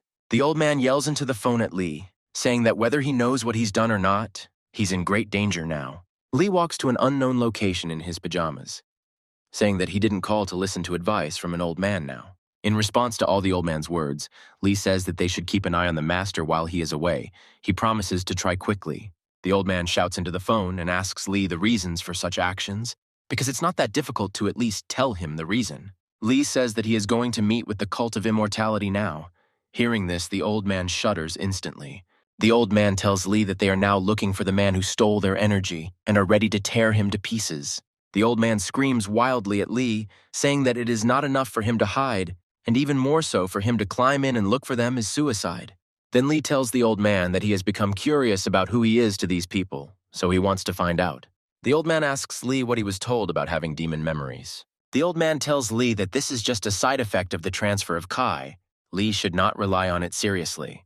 The old man says that he has a plan to return Lee to the post of head of the Sunu clan, and the old man's assistant watches all this. The old man says that his plan is already being implemented, but Lee interrupts the old man abruptly at the moment. Lee tells the old man that the master's condition is getting worse and the old man is obliged to take care of him. The old man says that he will do everything. The old man says that he wants to ask about something. But Lee, having finished talking about the master, simply hangs up immediately. Lee throws away his phone and says that he will return to the master soon and raises a wild aura behind him. The events of the story show us Ginny, who talks about what all this means now. Opposite her sits Kana. Ginny says that the old man really kept Lee locked up all this time. Kana says that this is exactly the case. Ginny slams her fist on the table and asks where this hospital is. Kana stirs a cocktail and says that Lee is no longer there, and that she learned about it because of the news of the escape. Kana says that now is not the time to think about it, and then asks Ginny how things are in the Sunu clan now. Ginny sharply says that Kana really decided to find information about the Sunu clan through him. Ginny laughs and says that once the information about Lee ended, she changed the topic to the Sunu clan. Kana Sarah stirs her cocktail and says that if she thinks so, then fine, let it be so.